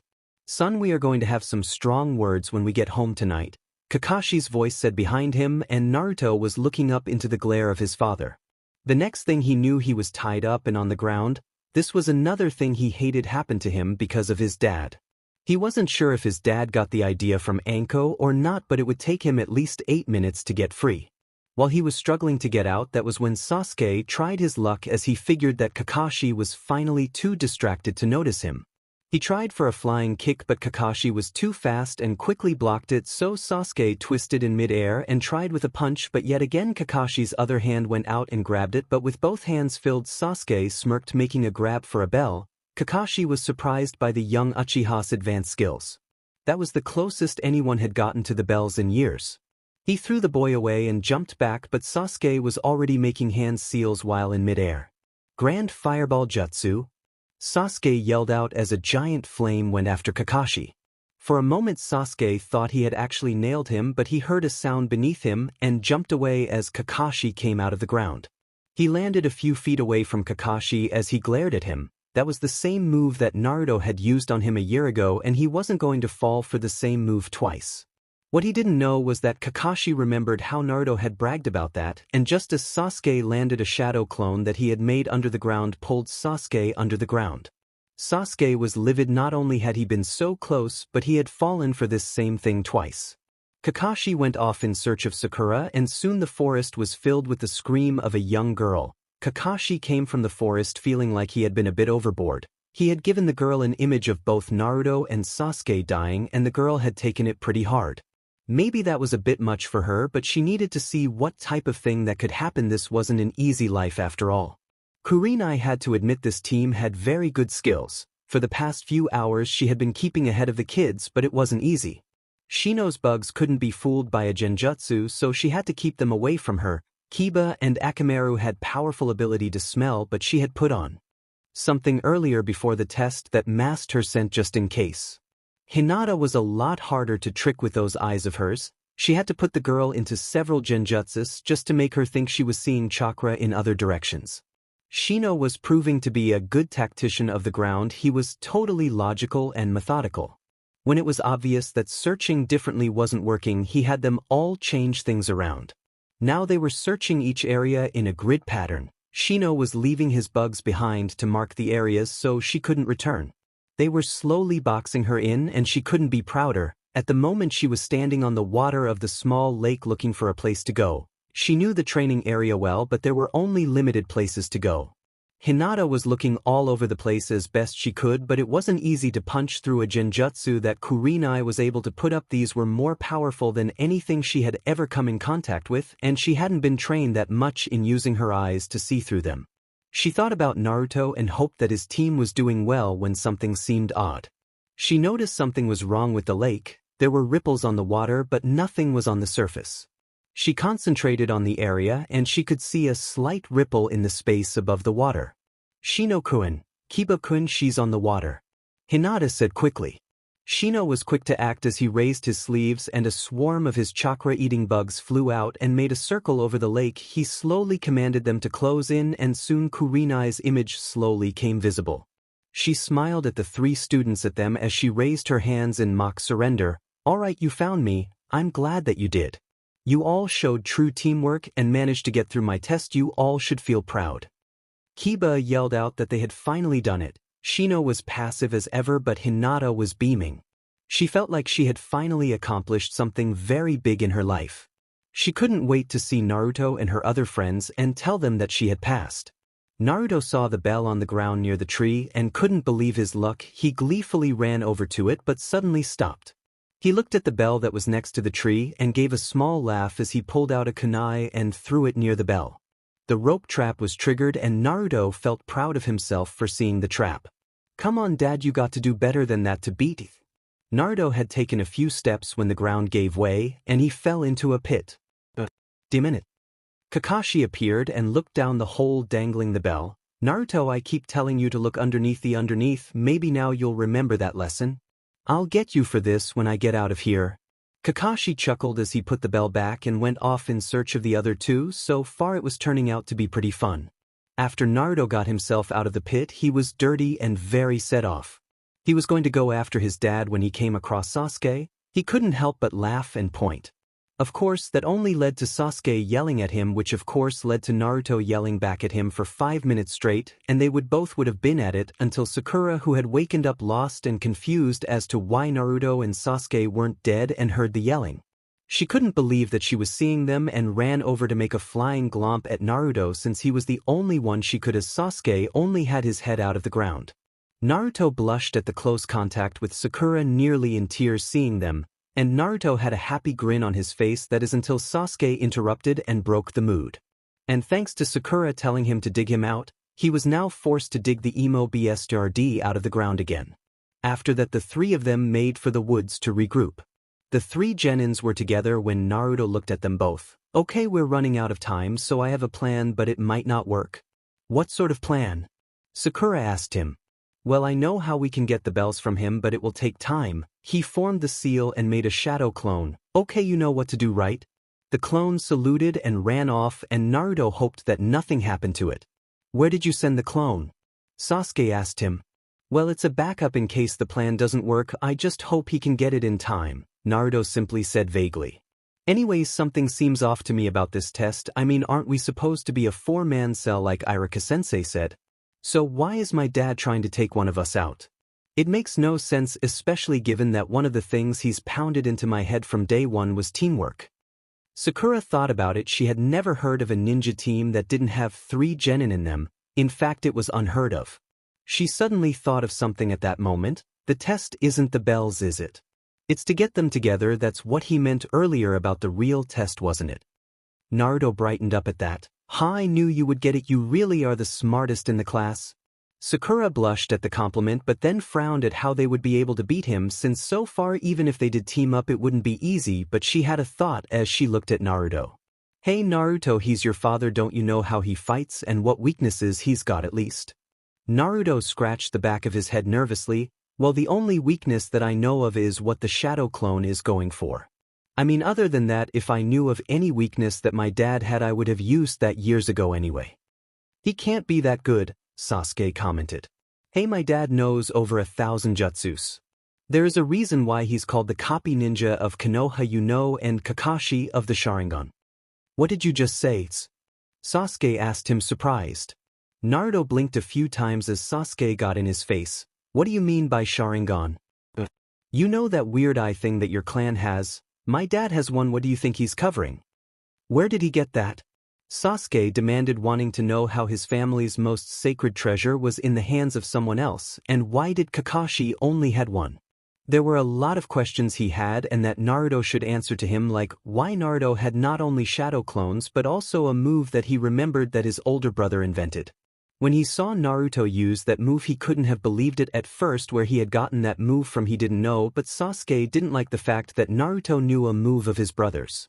We don't have time for this, Naruto told him, and Sasuke let it go, but he would save this for later. One way or another, Naruto would answer all his questions. Soon the 3 kids started to shoot around ideas on what to do. Kakashi sighed, reading his book, wondering what was going on and why the kids were taking so long.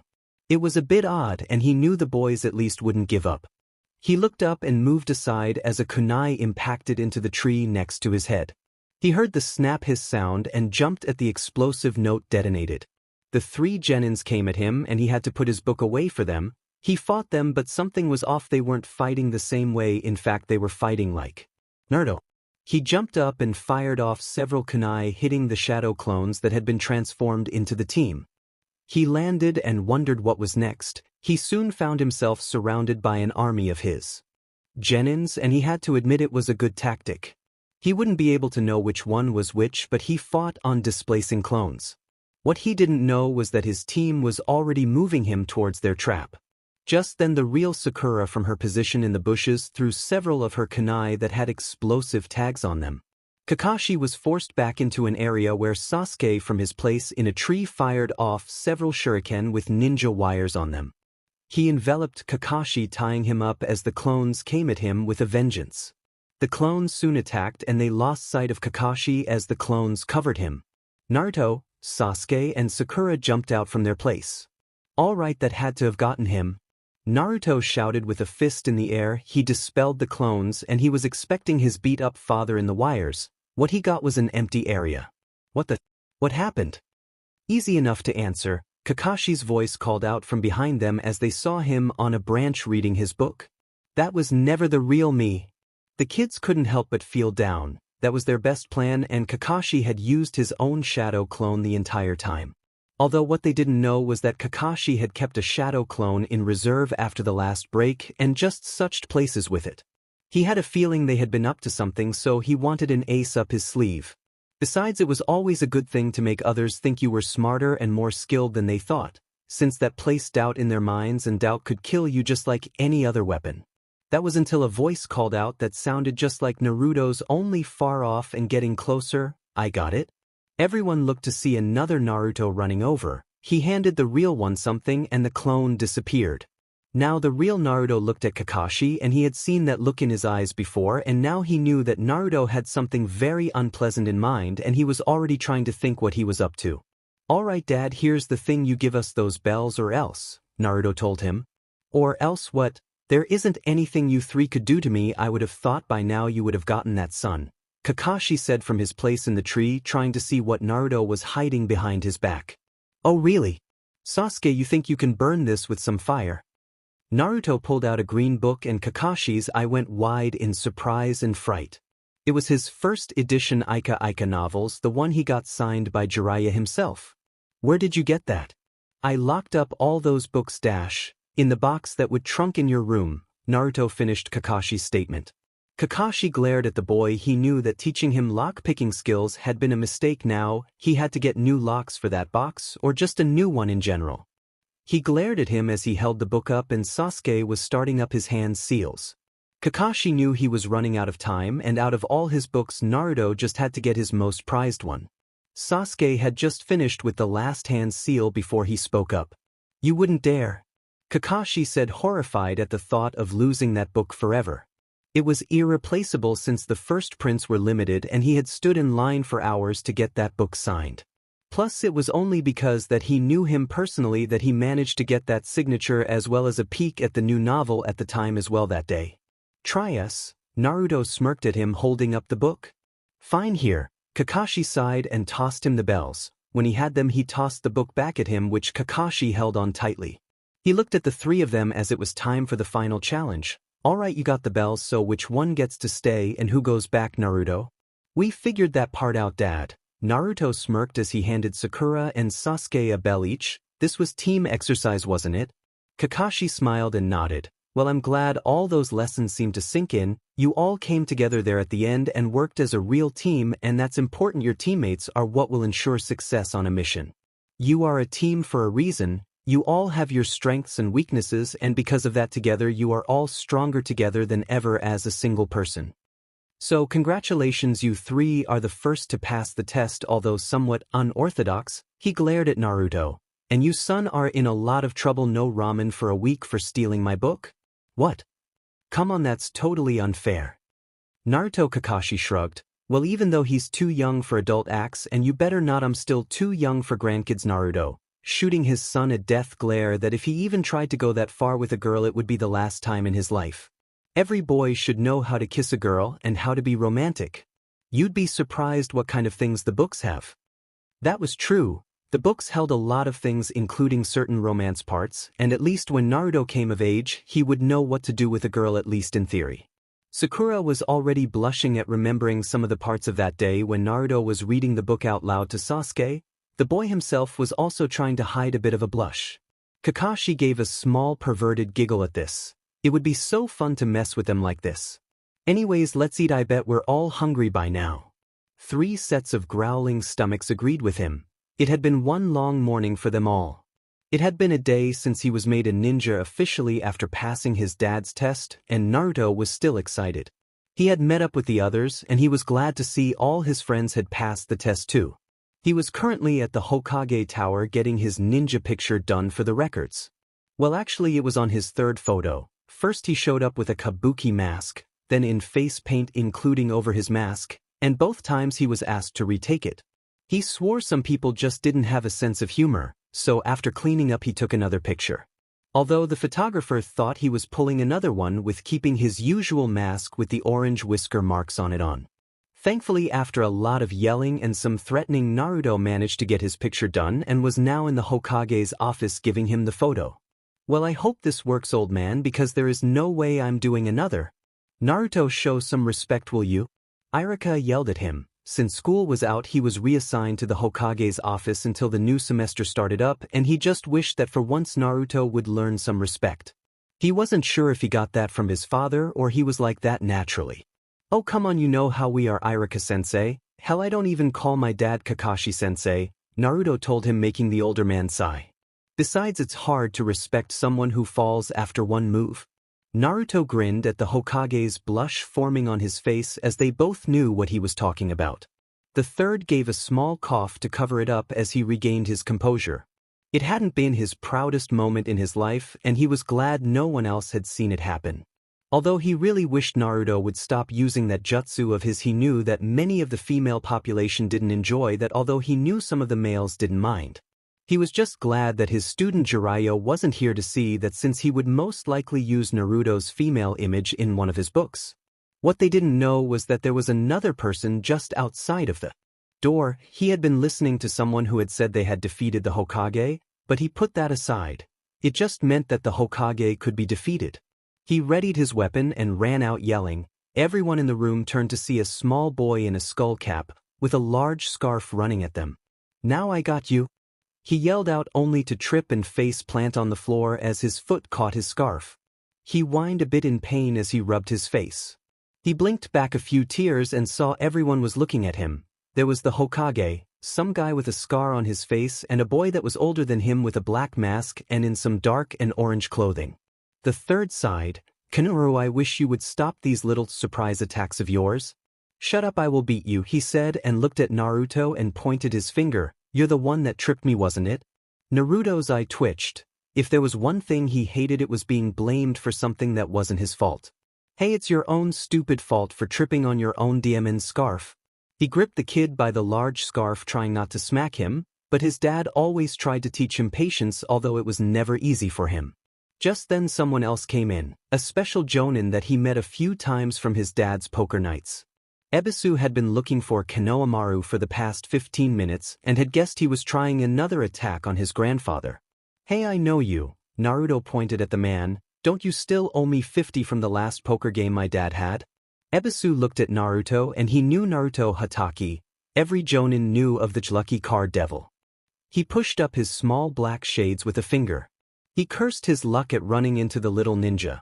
He had heard the rumors, of course, about how no one won a game at the Hatake home, but he didn't believe it. He still couldn't believe that the boy had beaten him and the others at nearly every hand.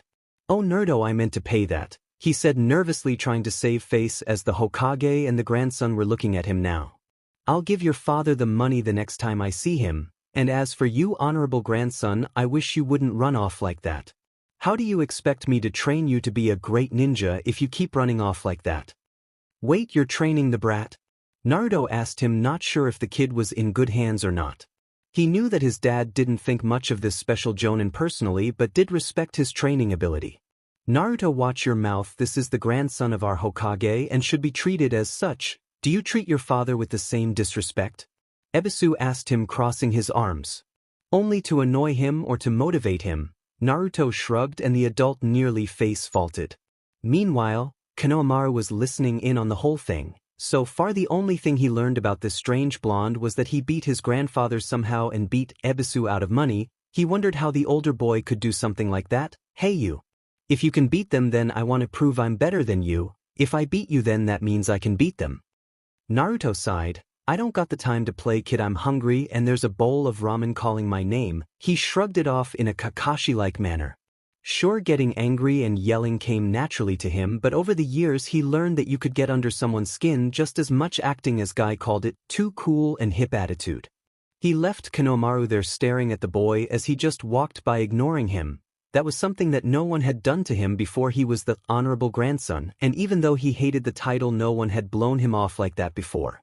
So he made a plan to follow this genin and see what kind of skills he had and what kind of weaknesses too.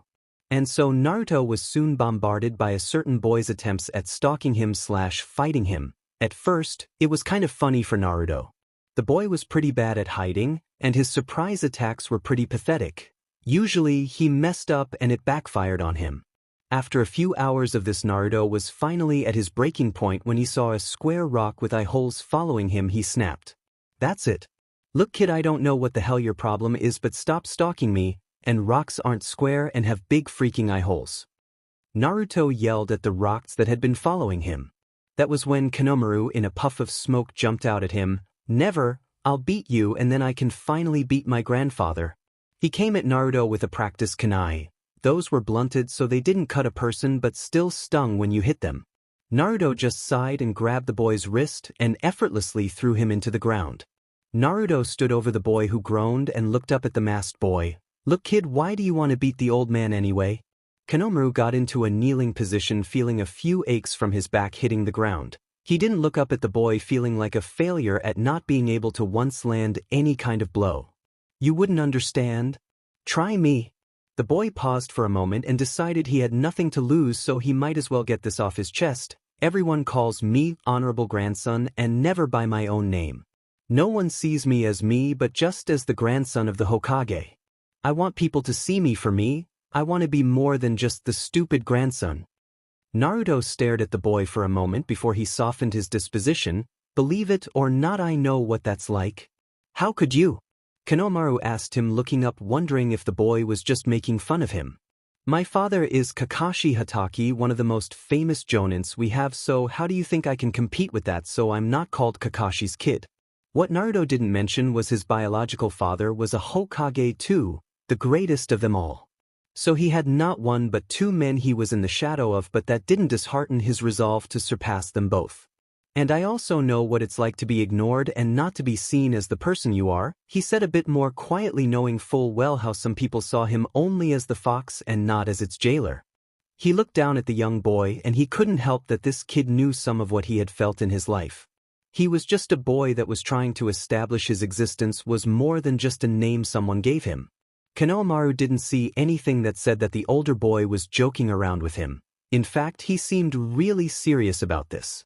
He slowly got up, and for the first time he wondered if he had found someone that could understand what it was like to live in the Sarutobi family. Having a grandfather that was Hokage was tough, plus he rarely got to see his uncle Asuma too. He knew that his uncle and his father didn't get along that well for some reason, because Asuma was one of the few people that treated him other than the honorable grandson, which he hated. But now he might have just found someone else, and he looked at Naruto. "Can you help me then? Can you help me get stronger so that people will see me for me?" Naruto scratched the back of his head, not sure what to say. He could just blow the kid off, but he reminded him too much of well himself to be honest. "Well, I do have some free time, but what do you want me to teach you?" "Teach me that move you used to beat up Grandpa," he shouted out. Naruto thought about that. It wasn't something he knew you should teach a kid, but on the other hand, it would be hilarious too. See the old man downed again by that move, and it would help the kid stand out from his family more too. Naruto smirked under his mask at that and then nodded.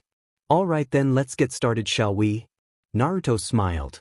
"Are you sure we should be doing this, boss?" the young boy asked Naruto. "Well, you want to learn how to make a cool henge, right? Well, you got to learn what to use for it," Naruto explained as they came to the hot springs. "I mean, I used the reading material my dad reads as a start, but I needed something a bit more to get the right details on the CC jutsu, and where better than the hot springs?" So far the training hadn't been going as good as Naruto had hoped. The boy could henge, but they were terrible. Then again, he was just as bad when he first started too, until he got some help with it.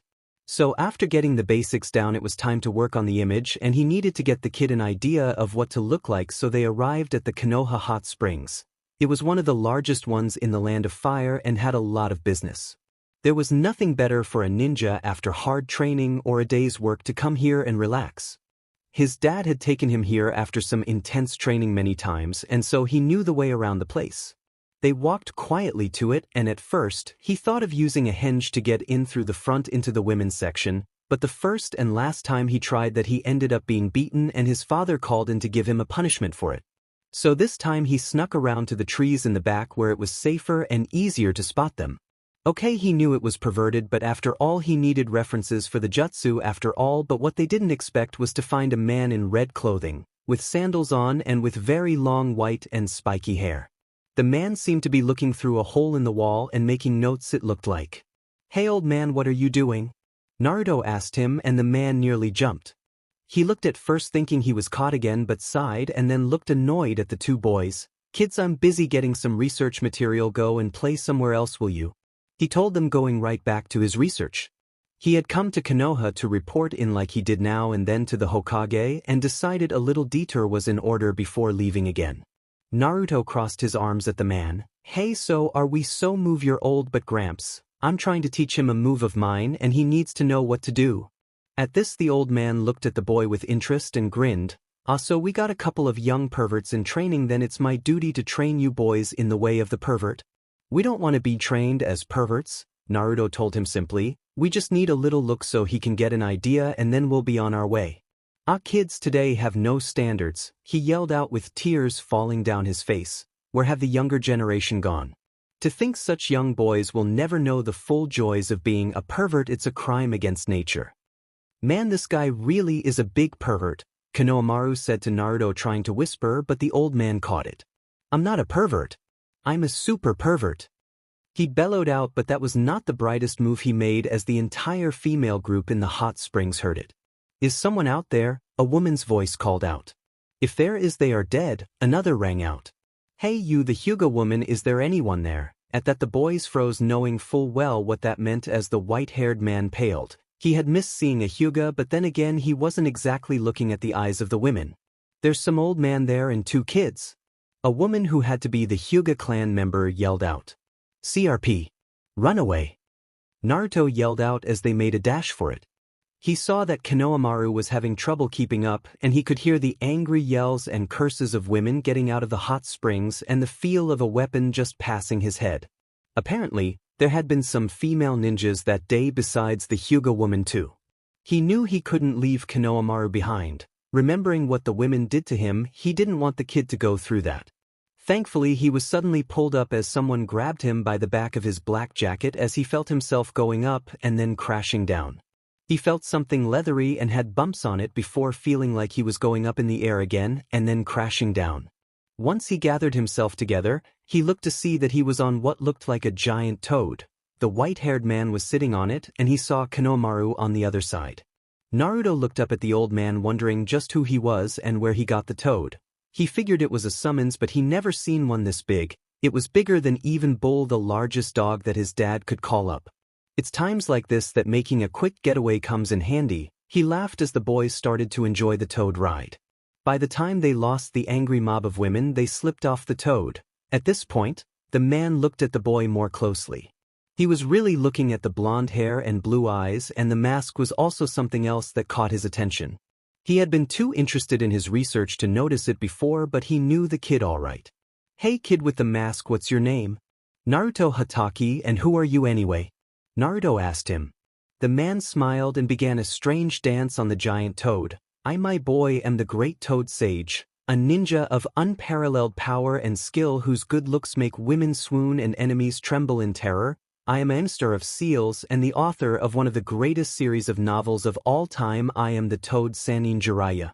Naruto and Konohamaru stared at the old man with a deadpan expression until Naruto spoke up. "So you're the one that writes those books my dad loves so much?"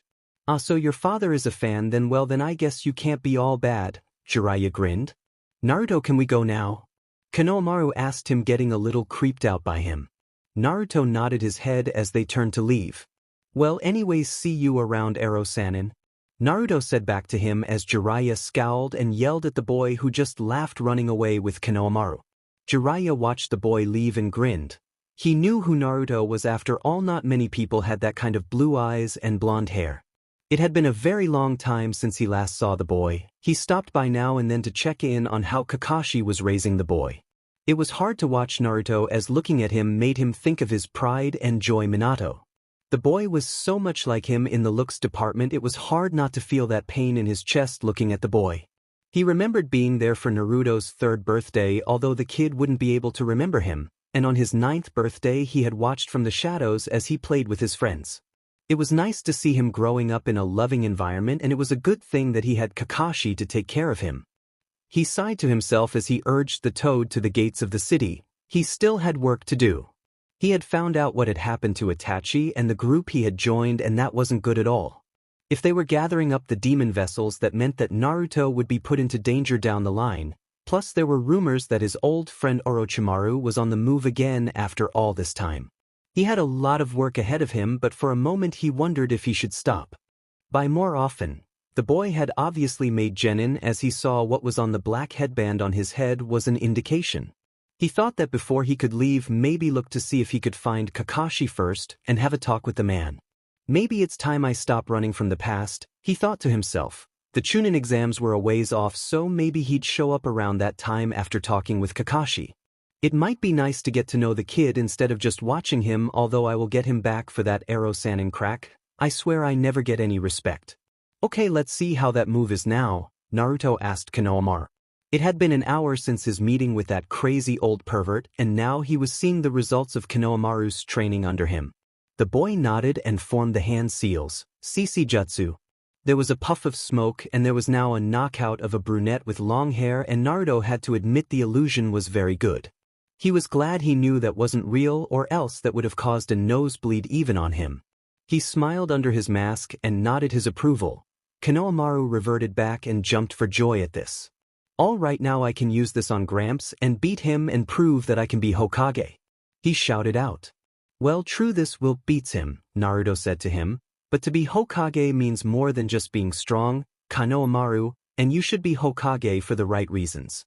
I want to be acknowledged as well, but I also want to protect this village even if it means my life.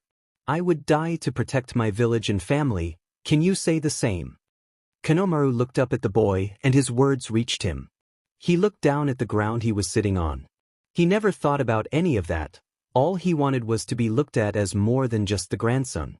Remember who my father is too, Naruto said gently to the boy, although what he didn't know was that Naruto was referring to both his fathers. His adopted father, Kakashi, and his biological father, Minato, as well. I have a lot to live up to, but you know what? That just means I have to get stronger and go beyond them. I'm going to surpass them. Sure, you can lay out the old man with that move, but would it really be a defeat? It's kind of a cheap way to win. Sure, it's fun to pull for a cheap shot, but I once did that with a boy named Lee, and although I won after it, I didn't feel like I won. Because I know that in skills, he was a hell of a lot stronger than me. So you know what I decided? I decided to earn my wins. I don't want to resort to cheap tricks like that, so I train very hard to be as strong as I can be. I can't surpass them if I can't match them in their skills first, and neither can you.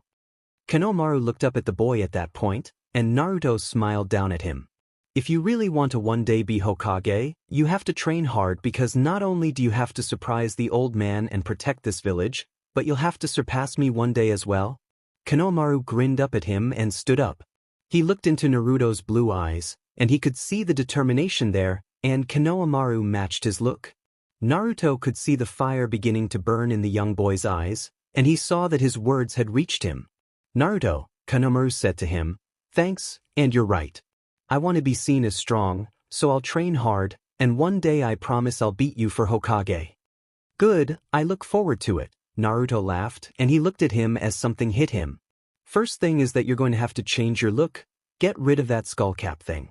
It makes you look like a baby, and the scarf is way too long. Hey, my mom gave me this, he pouted, and Naruto guessed he couldn't make him give that up. So he did the next best thing. He took off the skull cap and wrapped the scarf around the boy's face. Now his lower face was hidden behind the scarf like his was, and he smiled at the boy. Konohamaru smiled back at him. Now you look more like a ninja, he gave the boy a thumbs up. Cool, so what now? More training? Naruto shook his head. Nah, actually I was on my way to meet two friends at the park. He saw the downcast look on the boy's face and decided on something. Hey, you can come too, one of my friends is your age anyway, so it's always great to make new friends. Really? Cool, let's go then, boss. He yelled out. Alright, but don't call me boss, it just feels weird, Naruto said as they started making their way to the park. Can I call you Naruto-Nizan then? The boy asked, and Naruto thought about it and nodded. He always wanted a little brother, and Konohamaru was a cool kid anyway. There you are. Ebisu jumped out of the woods that they were traveling in. Honorable grandson, I have been looking for you for hours. Where have you been, and what have you been doing, and why are you wearing your scarf like that? Man, you ask a lot of questions, Naruto said to him. I was with Naruto learning to be a ninja, Konohamaru said to him, although he did skip the whole training in the CC Jutsu technique since that didn't sound as good as training as a ninja did. Ebisu crossed his arms. Although Naruto is a genin and his father is a top-rank jonin, I specialize in training ninjas, and if you want to be strong, I can show you how to get there quickly if you just follow my teachings. Naruto scowled at that. Hey, there's no quick way to strength, at least not true strength. That much even I know. Naruto thought back to lessons he had learned from people like Guy, his father, Lee, Anko, and others. They all had to earn their place, and no one had given them anything. They had to earn what they had. So to him, the easy way was never the good way to get to your goal. Ebisu pushed his shades up higher on his face. Well, be that as it may, I am a special jonin for a reason, Naruto, and I know that Konohamaru can become very strong very fast if he just sticks with my training. Naruto crossed his own arms, not liking the man's attitude. Now he understood why his dad always said that Ebisu was a strong ninja but lacked a good personality. He also said something else that reminded him of something that Ebisu tried to keep hidden. He smirked dangerously as his prankster side was getting ideas already. Oh yeah, what if Konohamaru and I beat you in one move? Naruto asked him. That I would like to see very much, young Naruto. He looked to Konohamaru. Alright, I know what I said, but in cases like these, they are special cases, so let's show him what I've taught you. He winked, and Konohamaru suddenly got what he was talking about as he grinned. They both grinned as they made the hand seals and cried out, "Sisi Jutsu." Ebisu coughed as there was a large amount of smoke, and when it cleared, his brain froze. There standing there were two young-looking, very Sisi women, a brunette and a blonde, with the cloud just obscuring their private parts. His jaw dropped as this was not something he had been prepared for. What are you looking at, Ebisu-kun? Don't you like us? Naruto said in his Sisi girl form, giving him that cute pout look. That was it for the special jonin as he shot off, leaving a trail of BLD behind. The kids transformed back and ran off laughing, leaving the man twitching on the ground with a stupid grin on his face. Naruto was leading Konohamaru through to the park, and they talked on the way there. He got to learn a bit more about Konohamaru on the way there. Apparently, he was an only child and liked a lot of things, although the boy hadn't had ramen yet, so he resolved to fix that mistake as soon as possible. Konohamaru also learned a few things, like that Naruto knew his uncle Asuma well from Naruto's father and the Hatake poker games. The two were having some fun talking when they arrived at the park, and Naruto started to look for Hinata. He didn't have to look far as he saw Hinata pushing her little sister on a swing set. The usually reserved little sister was actually smiling. Hanabi usually acted much like a typical Hyuga inside the compound, but when Hinata got her outside to play, she could just be a little kid again. He also saw that Hinata wasn't alone this time as Niji was there as well, most likely as the bodyguard for the main house members. Although he looked impassive there with his arms crossed just watching, Naruto could tell that he was enjoying the sight of his cousins playing. Hey, Hinata-chan, Hanabi-chan, Niji. Naruto called out to them all, and they looked. Niji nodded to him, as Hanabi gave a small wave while Hinata smiled and gave a timid little wave with a blush. They walked up, and Naruto smiled at them. Hey guys, I'd like you to meet Konohamaru Sarutobi. Konohamaru, this is Hinata, Hanabi, and Niji Hyuga. Hey, nice to meet you guys. Konohamaru smiled behind his scarf. Sarutobi, Niji said, thinking about that name. Are you related to the Hokage? Konohamaru stiffened a little, and his shoulders dropped. He really didn't want them to know about that right off the bat. Now he could already see them being nice to him just because he was the Hokage's grandson. He hated that, like how the parents of other kids made their kids try to be friends with him even if they didn't like him just because they could get close to the Sarutobi family. He found that out pretty fast and put a stop to it by usually acting like a JRK so they would leave him alone.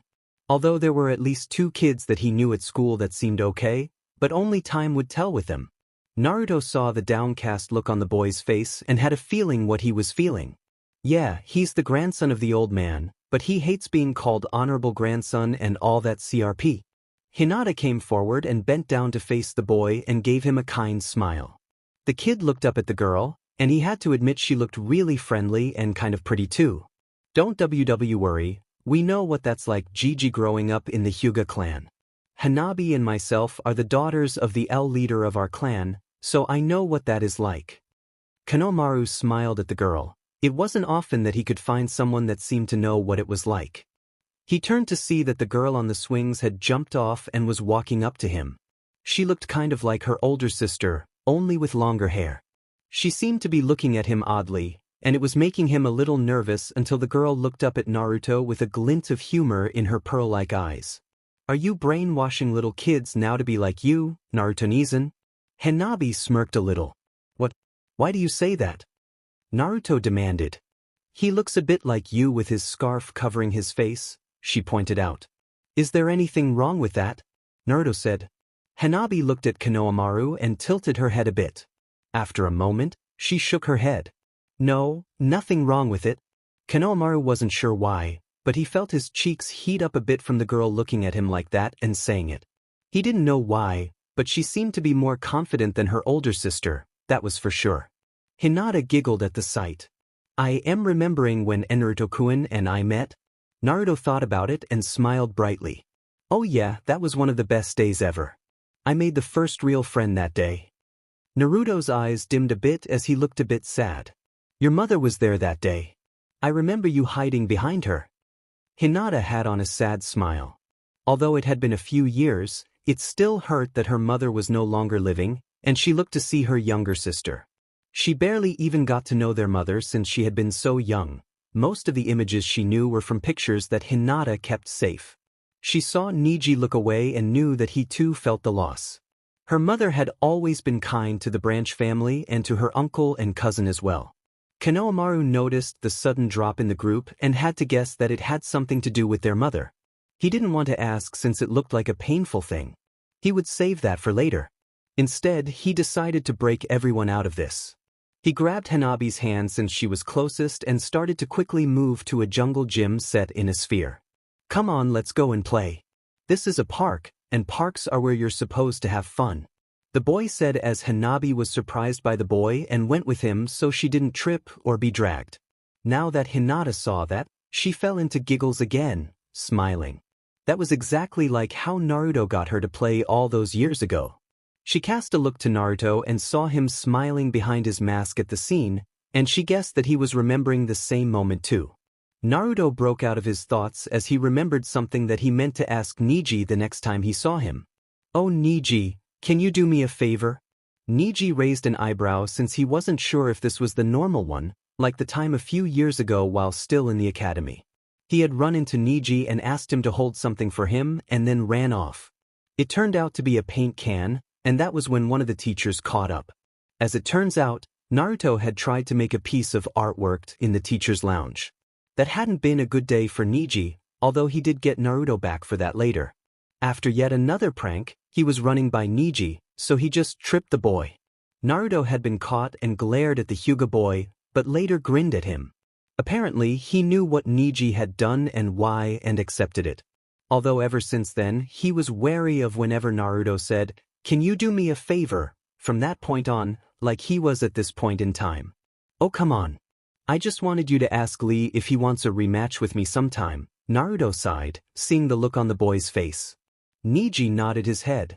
"Sure, he has been looking forward to it, but don't you dare use that jutsu you used on him again." Despite that, Guy-sensei would disapprove. "You remember what Tenten did, right?" Naruto paled, remembering the angry girl with all the really sharp weapons and had killer aim literally on his, but after that.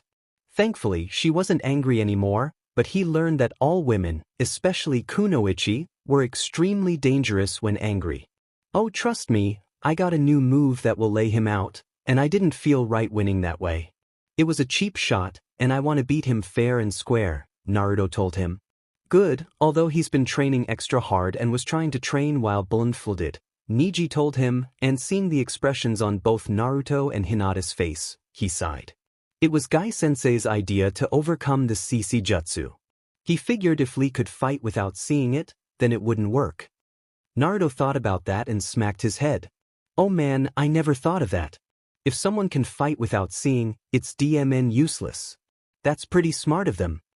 Hinata and Niji sweat dropped at that statement as they couldn't believe that he actually agreed to that. Meanwhile, Konohamaru and Hanabi were on the playground equipment. As they watched the older kids, "Hey, Hanabi, is your sister okay?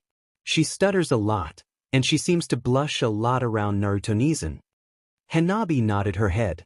She has a huge crush on him, but he doesn't know, and she's too afraid to tell him. Oh man, how long has that been going on? She sighed. For years, as long as I can remember.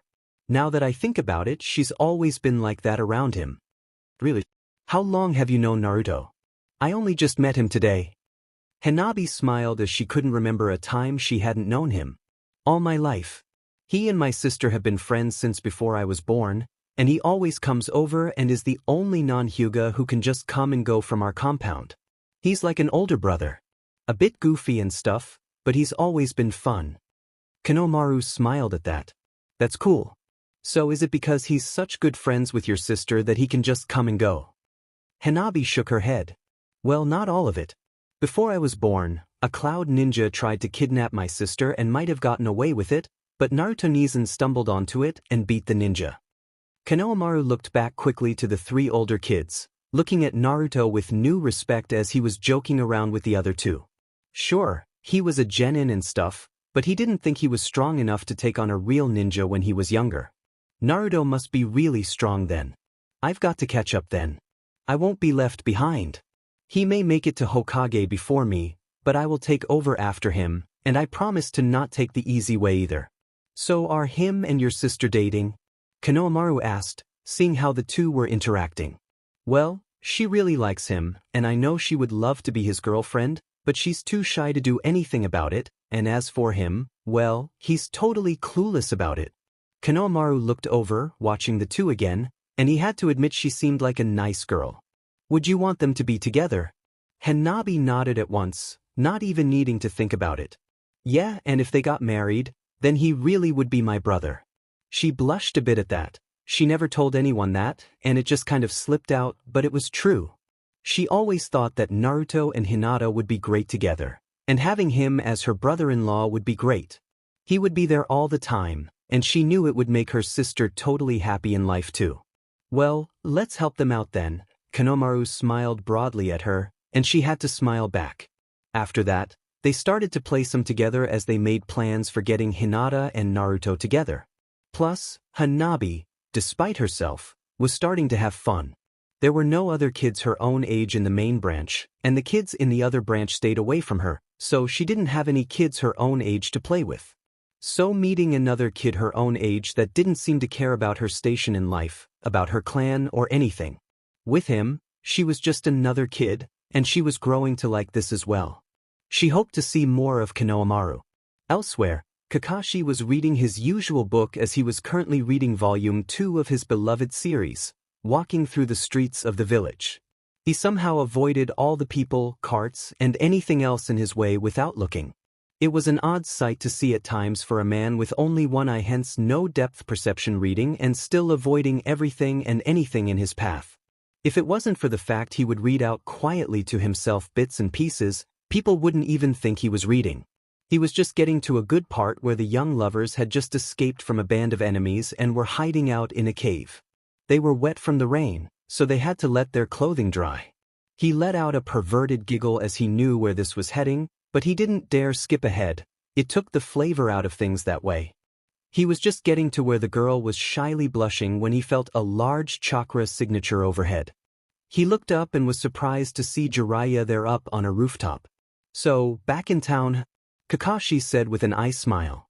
Well, I was making a report and was just about to leave. He dropped down to face the man. So how is the boy doing? Kakashi was wondering how long it would take for him to get to the point, but something seemed off to him. He seemed a bit more direct than usual. He decided to see where this was going and continued on as usual with the man. Naruto is doing great. He passed with high marks, and the only one that seemed to give him a run for his money was Sasuke Uchiha. The two have a type of rivalry which seems to help push the other to new levels. I'm actually surprised at how advanced the only if they can handle it but try to do things small and work from there. Kakashi nodded to himself, already making more and more plans. The groundwork would have to be established first, but after they got the basics down, they would be able to train a lot harder too. Plus, there was something else that he had been preparing Naruto for, but after what Jiraiya said, he would have to modify things a bit. Oh well, it just meant more work, and although he liked to be lazy or appear that way when there was hard work to do, he could do it like none other. Hey Kakashi! Came a somewhat angry yell, and both men turned to look to see a serious-looking Anko coming up to them. "Anko, what's up?" Kakashi asked, noticing Jiraiya leering at the special Jonin, and he wasn't sure how he felt about that. Anko was a close friend, and he was a bit bothered by that. "Well, I had an interesting experience at the hot springs today," she said, placing a hand on her hip. She failed to notice that Jiraiya paled a bit and started to sweat a little, trying not to be too noticed at the moment. "You see, I just got off a nasty little mission, so I thought that having a nice stop at the hot springs would be nice, and it was, until some old pervert and two perverted kids were peeking on the women. I didn't get a good look, but I heard one of the boys was wearing black and orange with a mask. And I was thinking, who do I know that fits that description?" Kakashi sighed and hung his head. "I have no idea what he was doing there, Anko, but I will find out, and trust me, the boy will be punished for it." "Hey there, go easy on the kid. After all, it might not have been his fault," Jiraiya spoke up. Anko looked at the man closely, taking a step forward. "Wait a minute, the man they described was said to have long white spiky hair too." Jiraiya stiffened and started to look for a quick exit plan. "Hot springs. There are hot springs here. When did they get put in? I'm usually off for long periods of time, so I guess that they could have been put in while I was away." Anko's eyes narrowed, not believing that for a second. "Unless you've been gone for over 50 years, they have been here for a long time, and everyone in the village knows about them." Yeah. He was starting to feel a little killer intent and looked to Kakashi. "Hey, don't suppose you could get your girlfriend to calm down a bit?" "Girlfriend," both of them said at that, and they looked at each other for a moment. "Anko has been a good friend for years," Kakashi said to him. "Yeah," Anko said, fighting off a blush. She really didn't want to seem girly in front of other male ninjas, but for a while now, she had been entertaining the thought. Ever since she saw him without that mask, she couldn't help but think about that handsome face behind the mask. "Really, I would have thought she was your type too," the old man teased the two younger ninjas. "I mean, she's got a great figure, right?" Kakashi was about to say something when he realized he wasn't sure what to say. On the one hand, he couldn't deny that she was definitely one of the best-looking kunoichi in the village, and she was pretty fun to hang out with. He had gone out when Naruto was old enough, or he got a sitter with other jonins to drink, and she could hold her own. She was pretty skilled, and with a bit more training she could one day make full jonin as well. He did like her hanging out, and Naruto really liked her as well. But on the other hand, if he admitted that he had looked at her and her body, how would she react to that? Anko noticed his hesitation on commenting and was annoyed by that, but she wasn't sure for what reason, so she gripped open her coat. "What? You don't think this is a hot body? You better be honest, because I work hard to get looking this good." Kakashi swore in his head this wasn't what he needed, although he couldn't help but take a look. She was very trim, she had an athletic build but kept her feminine form. All in all, she had the perfect kunoichi body. He was about to say something when he saw Jiraiya giggling and making notes, so he turned to glare at him. "Do you mind?" "Not at all. Keep it up, you two," he snickered, but then froze as he felt two killing intents hitting him, and he slowly looked up from his notepad to see both ninjas glaring at him.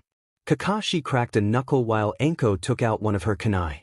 The older ninja gulped and gave a small innocent smile before bolting for the nearest gate out of the village, and he soon had a couple of angry ninjas on his tail as well. It had been a week, and so far, Team 7 had just finished a couple of D-ranked missions. They were just finishing up clearing a lawn while Kakashi was reading one of his books. It had been a fairly simple week so far, some missions with a little training to see where everyone was in their skills. So far, Sasuke and Naruto were very skilled, although Sakura was very smart, she was more book smart, and he was already trying to think of ways of improving her other skills. She wasn't so bad, at least while she had been friends with Naruto and the others. She had gone over and trained with Ino at times, so she had skills in fighting, but so far, no jutsu of her own, at least yet. He was also thinking of a few surprises for his students. He had been thinking HRD on how to teach all three and how to make this a real team.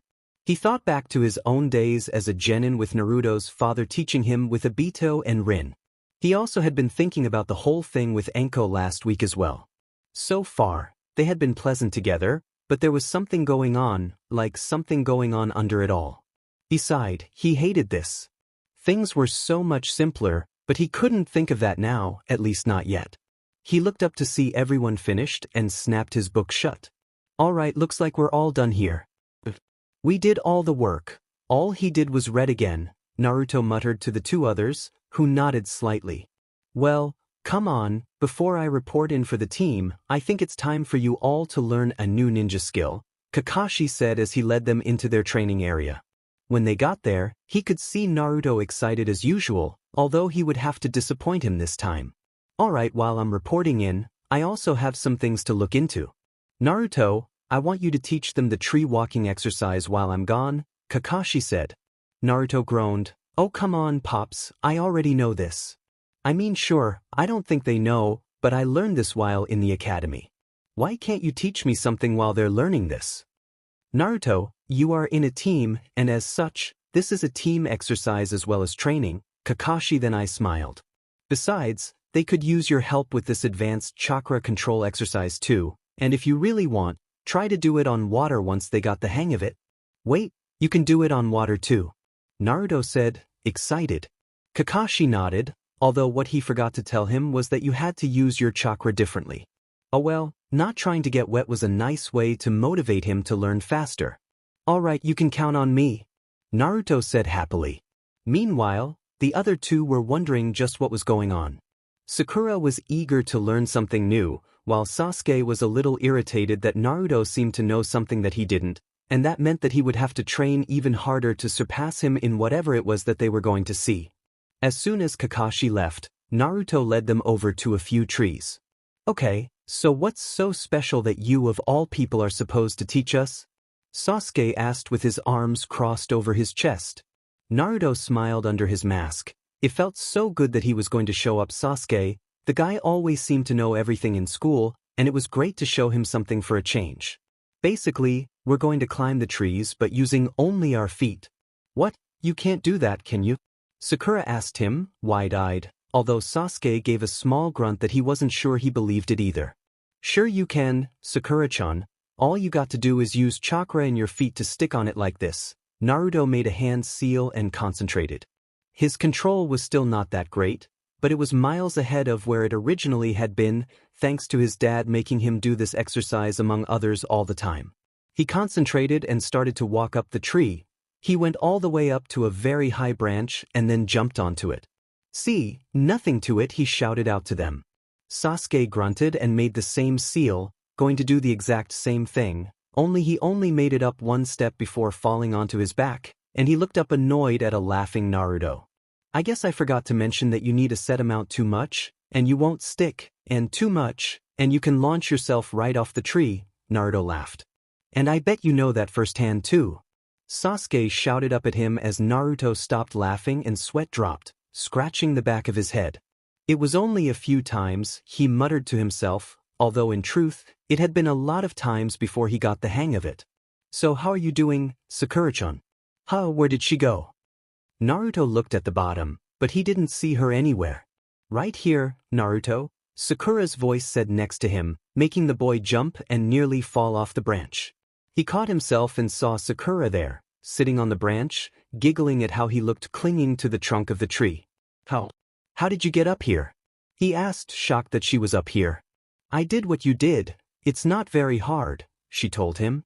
But it took me days to do this, and you do it in one turn. I can't believe you're so good at this. Your chakra control has got to be amazing, he said to her. Sakura blushed at his compliment. She knew that the boys were better in a lot of things, so finally finding something that she surpassed them both in felt really good to her. Already her inner self was doing cheers in her favor as well. Sasuke, meanwhile, was a little angry, although he wasn't sure if it was against himself or not.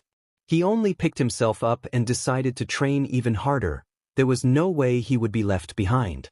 He had a long way to go to reach his goal of avenging his family and clan, and he would be the best there was in order to face him.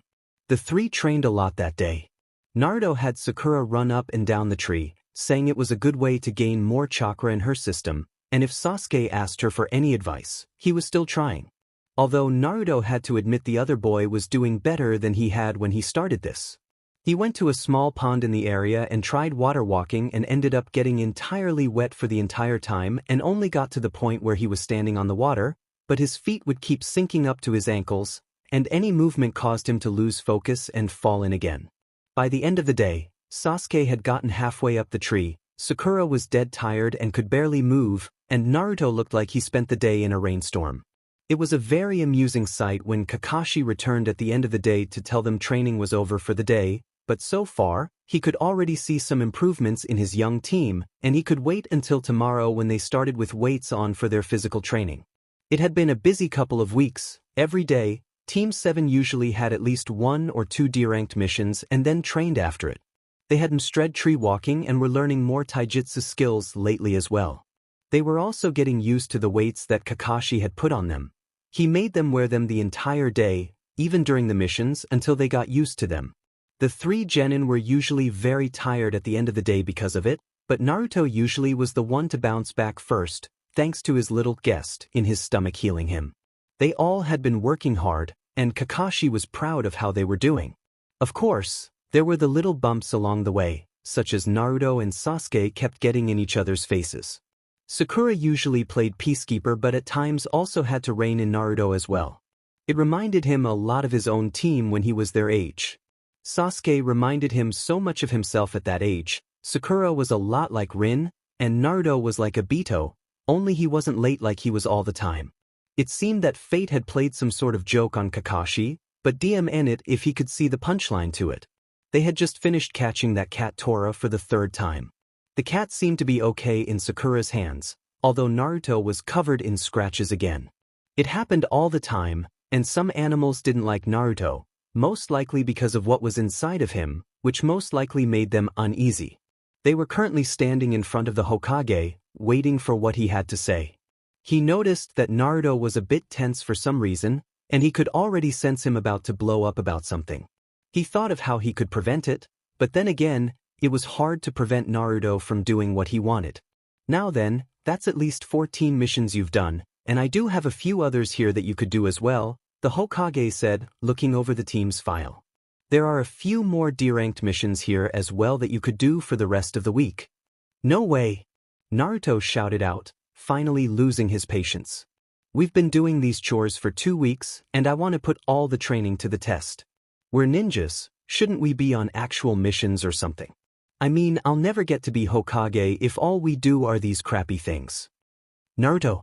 Sakura shouted out at him, giving him a small glare. She just didn't understand why he couldn't just act respectful to others. He mouthed off to everyone, even the Hokage of all people. She sighed, seeing that he calmed down but still had that determined look in his eyes. Although I hate to agree with the masked shorty, I think he makes a point, Sasuke said. Naruto was torn between thanking him and shouting back at him for the short joke. It wasn't his fault he was the shortest in his class. He just hadn't hit his growth spurt yet. He noticed his dad sigh with his hands in his pocket. Kakashi, what do you think? After all, you did request this team for certain reasons, if I remember. The Hokage smiled at him. Kakashi winced, knowing what the Hokage was referring to. He had made the claim of the kind of team that he was making, so he now figured that he was now being called upon to prove some results. He was wondering if this was the Hokage's way of testing the team, or it might be pressure from certain members about how far the last of the Uchiha was progressing. On the one hand, he wanted to keep the kids safe until they were trained a bit more, but he couldn't keep them from danger forever. There was also the fact that both the boys were eager for action, and there was something else that he had been thinking about. Most of the so-called accidents had stopped since Naruto became a genin. After all, the death of a shinobi of the village would be looked into by Anbu. But still, maybe a mission out of the village for a time would do them a world of good. Naruto had never been outside of the village, and he wasn't sure about the other two either. What exactly do you have in mind, Hokage-sama? Kakashi asked him. Well, there is a rank C mission, mainly it's border patrol along the northern border, as we've been keeping reports of bandit raiders. It's a small group from the sounds of it, but last week they attacked a pay convoy of the Fire Lord, and so he would like them taken care of before the next convoy goes out, the Hokage said to them. Alright, that sounds like an awesome mission, we're on it. Naruto shouted in joy at his first real mission. Naruto, you don't get to say what missions we take, Sakura said, exasperated with him. Kakashi sighed, knowing that if he didn't accept this, Naruto would be impossible to live with until they got another mission like this. Plus, it was fairly simple, so maybe things wouldn't be so bad after all. These types of missions, you just went out and patrolled, and maybe even the bandits had moved on. They could go out, maybe see nothing, he could get them some training on the side and come back, and at the worst, they would just run into some bandits, and he was fairly sure they could handle a ragtag group like that. Alright, we'll take the mission, Kakashi said with a shrug, which of course delighted Naruto.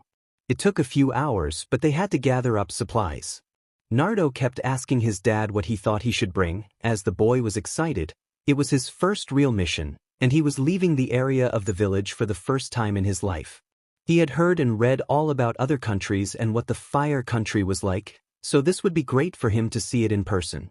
He finally managed to pack his backpack with the necessities that he would need for a week in the field. He took a few extra supplies just in case they were going to spend more time out there as well.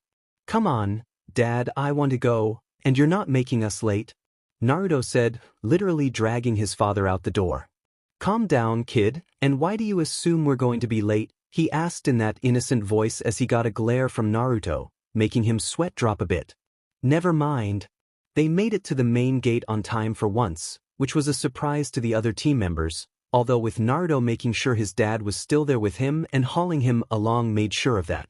Naruto smiled as they greeted and left the main gates. He couldn't believe that he was actually on a real mission for once, and it was outside of the village. He couldn't wait to see some of the sights and to see how he would do in actual combat. It was going to be awesome, and he couldn't wait to get back and tell all his friends about it as well.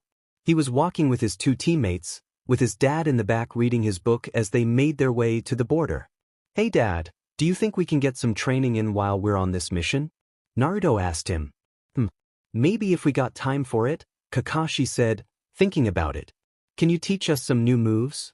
I mean, the taijutsu stuff so far has been cool, and yeah, you keep having us tree climb and stuff, but how about something cool? I mean, I got shadow clones, but I don't got anything much else, and Sasuke has all those fire moves, and what about Sakura-chan?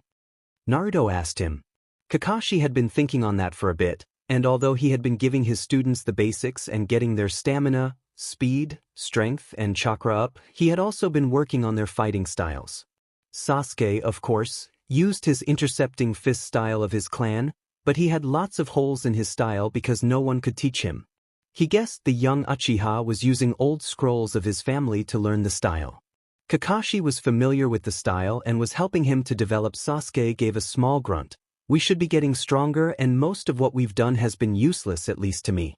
Shut it, you always say things like that, but you didn't know tree walking, did you? And that's important skill to have, Naruto said with his arms behind his head.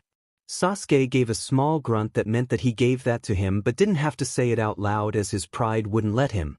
All I'm saying is that we need more training. How are we supposed to become strong if we just stick with things like this? There are different ways to be strong, Sasuke. Kakashi told him as the three genin looked back at him. You can be strong in character, will, spirit, heart, or just plain brute force. There are many ways, and in a fight it's not always who has the best jutsus or skills. Sometimes it comes down to luck or something basic. Every battle is different, and so it's best not to focus on mainly one point. Take the three of you, each of you has strengths and weaknesses, but none of you have the same weaknesses. That's why you're put into a team. You help make each other stronger than you are as a whole. Naruto and Sakura both nodded, but Sasuke wasn't that impressed. He needed to kill Itachi himself to avenge his clan. When he found his brother, he would need to be able to fight him one-on-one, and already he knew that he had a lot of catching up to do. His brother was already a Jonin by this time while he was just still a Genin. He needed to get stronger a lot more quickly than he had up to this point, so whatever training he could get he would take. On missions he would do his best with his team, but he was an Avenger and he needed to remember Itachi's words. He needed to hate and use that to motivate himself to new heights. Eventually, when they got far enough, Kakashi decided to take to the trees. It would help build them up, plus with being able to climb up trees with chakra would make it easy enough. Plus it allowed him to see how they did physically as well. Naruto he knew had inhuman stamina, so he wouldn't have to worry too much. Sasuke was above average, of course. He was looking at Sakura the most to see how she was doing. With all the tree climbing and running and other things, he was trying to make her into a better ninja physically. If she wasn't, then teaching her any techniques would be pointless since she wouldn't have the stamina to use most. He did, however, have a few items on him for training, but he would have to see how they did by nightfall to see how they had progressed. So he watched as he put them through their paces. They traveled up north through a few forests. He noticed that Naruto was disappointed in not seeing anything other than trees, making comments such as that they had trees back home. Sakura was trying to strike up conversations with Sasuke, who mainly ignored her, that caused Naruto to argue with him about ignoring a friend. It wasn't lost that he liked the girl too, although since the girl wasn't sure which boy was better, he had seen this happen before. The two would argue, and Sakura was trying to be peacemaker between them both. Kakashi sighed as he remembered his own childhood, as Obito and him were just the same, and poor Rin was in Sakura's role. When they finally reached the border, he had them start their patrol after a small lunch break. When they had a few hours of daylight left, he decided to break for camp. Naruto with his shadow clones set up the tents, while Sakura made a fire pit and Sasuke went for firewood. By the end of everything, he had to admit everyone had done well, so he guessed he could at least try and give in some training. He smiled as he thought of something that could help test/train them and give him a few hours to enjoy his book. "Alright, good job for you three, and as promised, I'm giving you three something new to study." He heard a groan from Naruto but ignored that. He pulled out 3 scrolls and tossed one to each of them. "Sakura, I think you'll be perfect for genjutsu, so this scroll contains a few of them that you should be able to do with some practice." "But how will I practice it?" she asked them. Kakashi smiled at her. "Well, that's what you got teammates for, isn't it?" The other boys looked slightly nervous. Well, Naruto did, as he was horrible with genjutsu and was always worried he might never get out of them. Sasuke didn't show it, but he didn't like the idea of being used as a lab rat. Sasuke opened up his scroll to see 2 new fire jutsus, and he smirked. Fire was something he was good with, so this would help. Naruto looked at his and found something called air armor and wind slash. He couldn't wait to start practicing them right away, as thoughts of him using kick but wind moves. He remembered how Hinata said he had wind affinity, and it was a good thing his dad gave him this. He frowned, remembering that night with the scroll and that one wind technique that he found. Unfortunately, he couldn't remember the name or much about it by now. He had so much to do. He mentally cursed himself for that. He remembered a bit, and maybe after he mastered this he could ask his dad if he knew that move, and he could learn it. From what he remembered, it was something about having a condensed power of air in your hand. He also remembered because it was wind, it had a tendency to shred up a hand of someone that didn't learn it properly. "There is one more thing I would like you 3 to try," Kakashi said as he pulled out a scroll and unsealed the contents. From it, a bunch of small handheld balloons appeared as he tossed one to each of them. "What's up with this, Dad?" Naruto asked. "Easy, it's a little training exercise that my sensei made me pass in order to master a move of his. This led for me to learn my own original move as well as learn it, so I wanted to see how you 3 handle it. The objective is to pop the balloon." Kakashi then saw Naruto going for a kunai in his equipment pouch on his leg. "Not like that," Kakashi said quickly as Naruto froze, just about to take out the weapon. Kakashi sighed and sometimes wondered what his son was thinking at times. "You have to break it with your chakra like this?" Kakashi held up one of the balloons and they watched as within a second it exploded from the inside. Everyone looked at theirs and started to concentrate on using their chakra to get it to pop. Kakashi chuckled as he saw their frustrated looks, so he sat back against a tree and read his book as they worked HRD on it. He wasn't sure if it was a good idea to get them to try shape manipulation with chakra, but it would keep them busy for a while. Besides, it would help them in the future. After about an hour of no one getting it, he told them to stop for the moment and start studying their scrolls. He didn't want them to spend the entire time on just one thing. Meanwhile, across the forest, hidden behind a genjutsu, a lone ninja was watching them. She was a young female of about in her early 20s, looking at them through a spyglass. She was covered in clothing of a dark green robe with long sleeves, her long dark hair went down her back, and she had on a large straw traveling hat that hid her face. She was looking at the ninja group and was trying to see which village they were from, although given that she was in Fire Country it was a good bet that they were Leaf Ninja, but she was just trying to make sure. She watched them before the tall one had the kids go to their tents while he took first watch. She closed down her spyglass as she figured she would wait until the shift change and then make a move. That way she ran a risk of not being seen just in case. The bandits were currently in their camp for the night. They never stayed in the same area twice, as it was a way they stayed ahead of anyone on their trails. The men were mostly just basic bandits that had been gathered by their leader and his lieutenants, who were actually ninjas. Well, they were actually ex-ninjas from the way they didn't have any symbols of where they were from, but they had ninja gear and the skills. It was common to see ninjas that had either ran away from their village going rogue or maybe had even been kicked out. They had no idea what village they were from, although there were rumors and of course the few bets.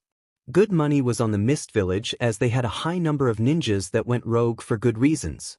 Some said Rock, others Cloud, and a few Suna, but no one knew for sure.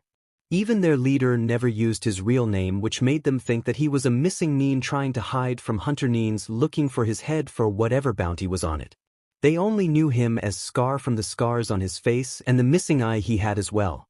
The camp held a few fire pits as the men gathered around them, drinking and having a good time with their successes. They were a ragtag group, their clothing slightly tattered from overuse and slightly scruffy from long-term living in the wilds of the forests, but they were strong and in good health.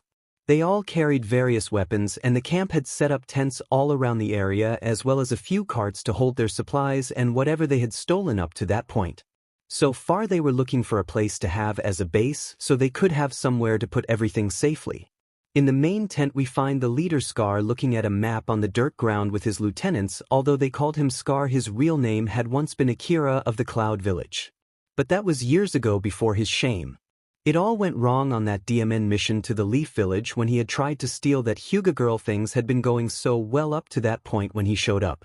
It had looked like a boy, but he knew that it wasn't a boy but a demon in a boy's clothing. The red chakra and the evil that came off it, he knew what the thing had been. He still had the injuries from that night, like the scars on his face, and still he ached when it rained in certain areas. That demon boy had been his downfall. When he had been taken back to the village, they asked him over and over again who had done this to him, and every time he told them the truth. He wanted to warn his village that the Leaf Ninjas had a new ace up their sleeve, only it wasn't the famed Yellow Flash, but a new weapon to use against them.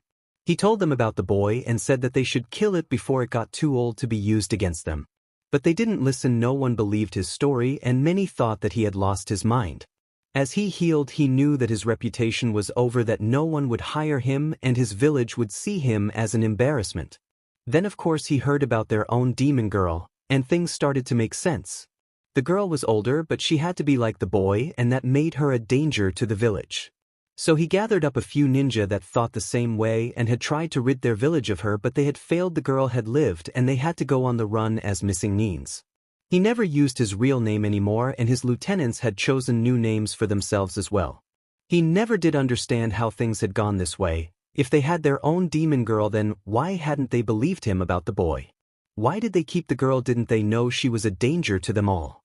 There were many theories. Maybe they hadn't believed that the Leaf Village would go so far to create a weapon like they had with the girl. Maybe they were going to use the boy to test their own weapon one day. Maybe they thought that just because it had been a young boy, not even a genin that he claimed defeated him, that none took his words seriously. In the end he came up with only one answer, and that was that none of it mattered. It was the past and none of that mattered. All that mattered was the future. The flat to his tent opened and one of his trusted lieutenants came in. He was a large man with a shaved head and wore plate mail like samurai armor, who had a huge war hammer on his back. The man went by the name of Bear now, which was just how many saw him. Anything new to report? Scar asked him. Sparrow has found a group of ninja in the area, Bear reported to him. Report so far is that it's a team from Konoha. Strength 3 genins and a jonin by the looks of it. Scar nodded his head. The jonin might be trouble, but a few genin wouldn't be very difficult. They could swarm the jonin and let the bandits handle the kids. Although when he asked who the jonin was, Bear said that Sparrow didn't get a good look at them, as she had used a spyglass to see them and not to be noticed. It was too bad about that, but he figured this would happen sooner or later, so it was best to take out this team and then move on. Maybe go into grass country, or maybe rice, although he had heard rumors of that new village in that area, but they couldn't be that much trouble if they were new. Prepare, the others will attack as soon as we figure out where they are headed and get an ambush, he ordered, and Bear nodded his head to get the others ready. Scar looked at his map as he started to think about where to go next, because as soon as this team was dealt with they would send another team, only this time would be most likely Chunin and above. They could handle this group, but something like that would give them a lot of trouble, and they couldn't move because that genin team might actually keep track of them, and if they were going to move they couldn't leave a trail or let anyone know where they were headed. So they would have to take them out and then leave before the team was listed as missing.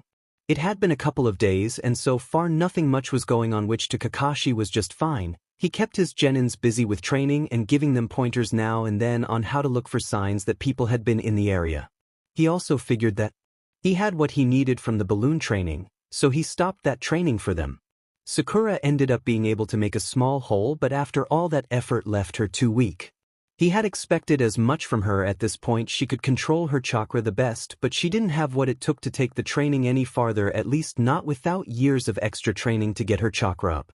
Sasuke and Naruto had done well with it, only just managed to make holes in them. Of course it took them longer than Sakura, but they could do it a few times before they got tired. It was good since that meant both boys had the talent to take it up further, although he wasn't sure about teaching them the full Rasengan. Naruto he knew should have to learn it, after all his was his legacy, and given that Sasuke could have the Sharingan when it was awakened, and with that he could learn his own unique move.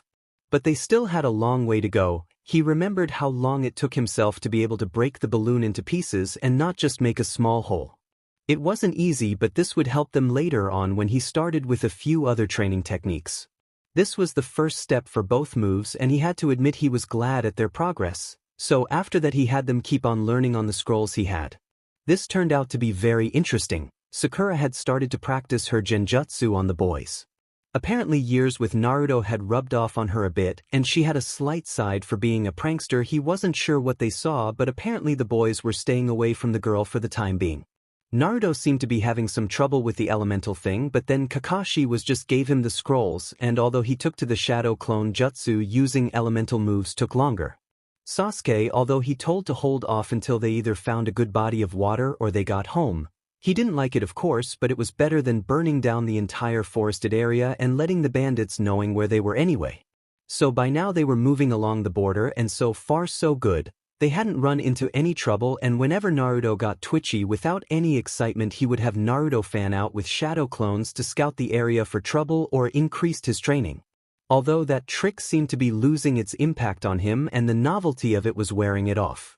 Plus Sasuke kept asking about the Sharingan and why he had it and how he could access his own.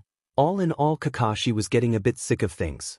What he hadn't known though was that their movements had been followed by the ninjas in the bandit group they were looking for. The woman Sparrow was a specialist in spying and infiltration. She had been quietly keeping her distance from them and sending out small messages to her leader on the movements.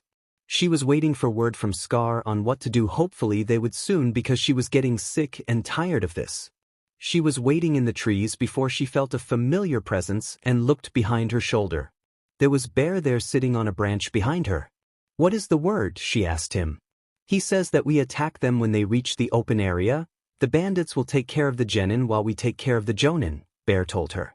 She nodded with a smile. She was glad to get things going. She couldn't wait for a decent fight. Being part of a band of bandits wasn't the life she wanted, but when her home let that creature join their ranks she couldn't stand the place any longer. Although she thought joining another village would be preferable to this, but they needed to prove their worth, and sometimes a little money thrown the right way to grease the wheels could work as well. Which was why they even bothered to do this. They couldn't hire themselves out as ninjas as they were still being hunted anyway, so this was the only option. Meanwhile, back with Konoha ninjas, Naruto was getting bored. Nothing happened, and so far his first real mission was turning out to be a total waste of time.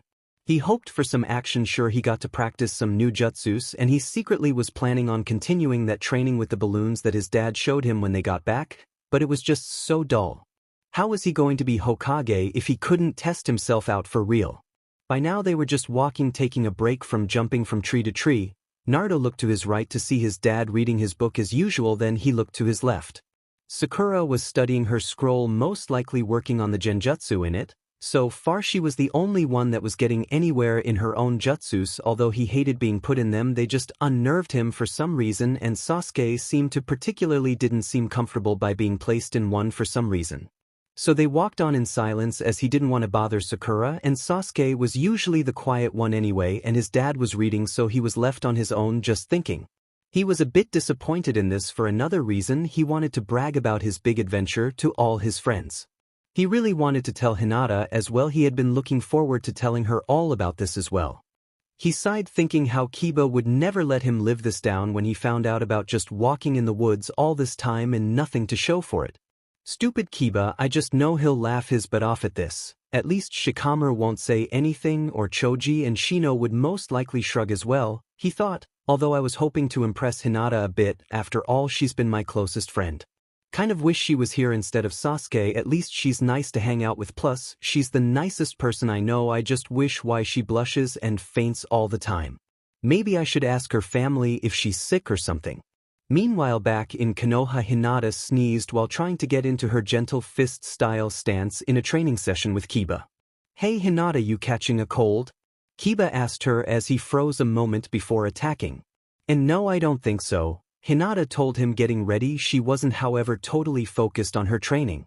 For the past few days she had been worried about Naruto. Ever since she heard he was on his first C-class mission, she was worried something bad would happen. She just had a bad feeling about this for some reason and wished she was there with him. He had spent so long protecting her that she wanted to do the same for him. Please be careful, Naruto-kun, she silently prayed to him. Back with Team 7, they were just reaching a clearing that Kakashi figured might be a good place for some training for the team while they were searching. He was, however, also thinking about how off this felt. They should have seen some kind of sign of a bandit camp, but no fire pits, large tracks, or smoke was seen, which was odd as bandits usually weren't this careless. Plus, something else was suddenly nagging him. It was too quiet in the field they were entering. There were no bird noises and no other animal sounds, and that could only mean one of two things. There was a predator around the area, or they had just entered into a trap. He looked at his team and saw that they were too preoccupied to notice. He would have to work on that. Everyone, I want you on your guard, he said quietly to them. Huh, what's up, pup? Naruto asked. What did I tell you about a ninja and his environment? Kakashi asked him. Naruto looked puzzled and then remembered one of the camping trips that he taught him all about ninjas and certain skills. He looked around the area and didn't see anything out of the ordinary, and then he tried to listen. It all seemed quiet, but then he noticed that it was way too quiet. Even a forest with nothing going on had the usual sounds in the background, and they weren't here. Oh, see, I can't believe I didn't notice this, he thought and gave his dad a look. Both Hatakes gave a small nod. I wonder how many there will be. Oh well, I'll just shadow clone and take them on. In the forest, the bandits were already surrounding the group. The ninja leaders told them to take out the kids, although some of the men felt that fighting children was beneath even them. But then again, the ninjas had done a good job of leading them, so any voices against this were quickly silenced by the majority. Now they only had to wait for the signal and they were to rush out and swarm them. They were to keep the kids away from the adults. A bird call was heard, but it was the same one that the female ninja used. At once, the men rushed out of the brushes and charged the kids. Everyone get into position, Naruto and Sasuke point, Sakura center with support. Kakashi told them as he turned to face the others coming at him. Alright, time for some action finally. Naruto shouted out as he made his favorite seal and started to make shadow clones. The clones charged into the group of bandits as they were surprised to suddenly find a horde of blonde-haired ninjas fighting them. Sasuke didn't want to be outdone, so he decided to charge in as well. He jumped into a group of bandits and, with his family style, started to take down bandits. He used his kunai to block weapons and then, using his feet and fists, sent bandits flying back. Sakura saw them and she didn't want to be left out. She smirked as she started to form hand seals to try out her new genjutsu moves. Distortion. The bandits that ran at the girl suddenly felt the world move under their feet as they were getting dizzy and found it hard to keep their balance. Sakura grinned at the effects as they were similar to being dizzy that was sent into their heads. For a ninja of some skill, it wouldn't take much to break it, but these weren't ninjas.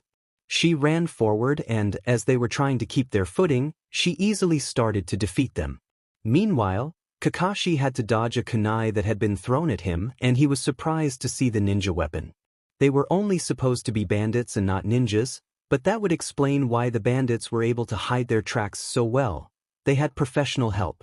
He saw 3 figures drop down to him. One was a man with scars on his face who wore older-looking ninja gear that had seen lots of use but little repair time.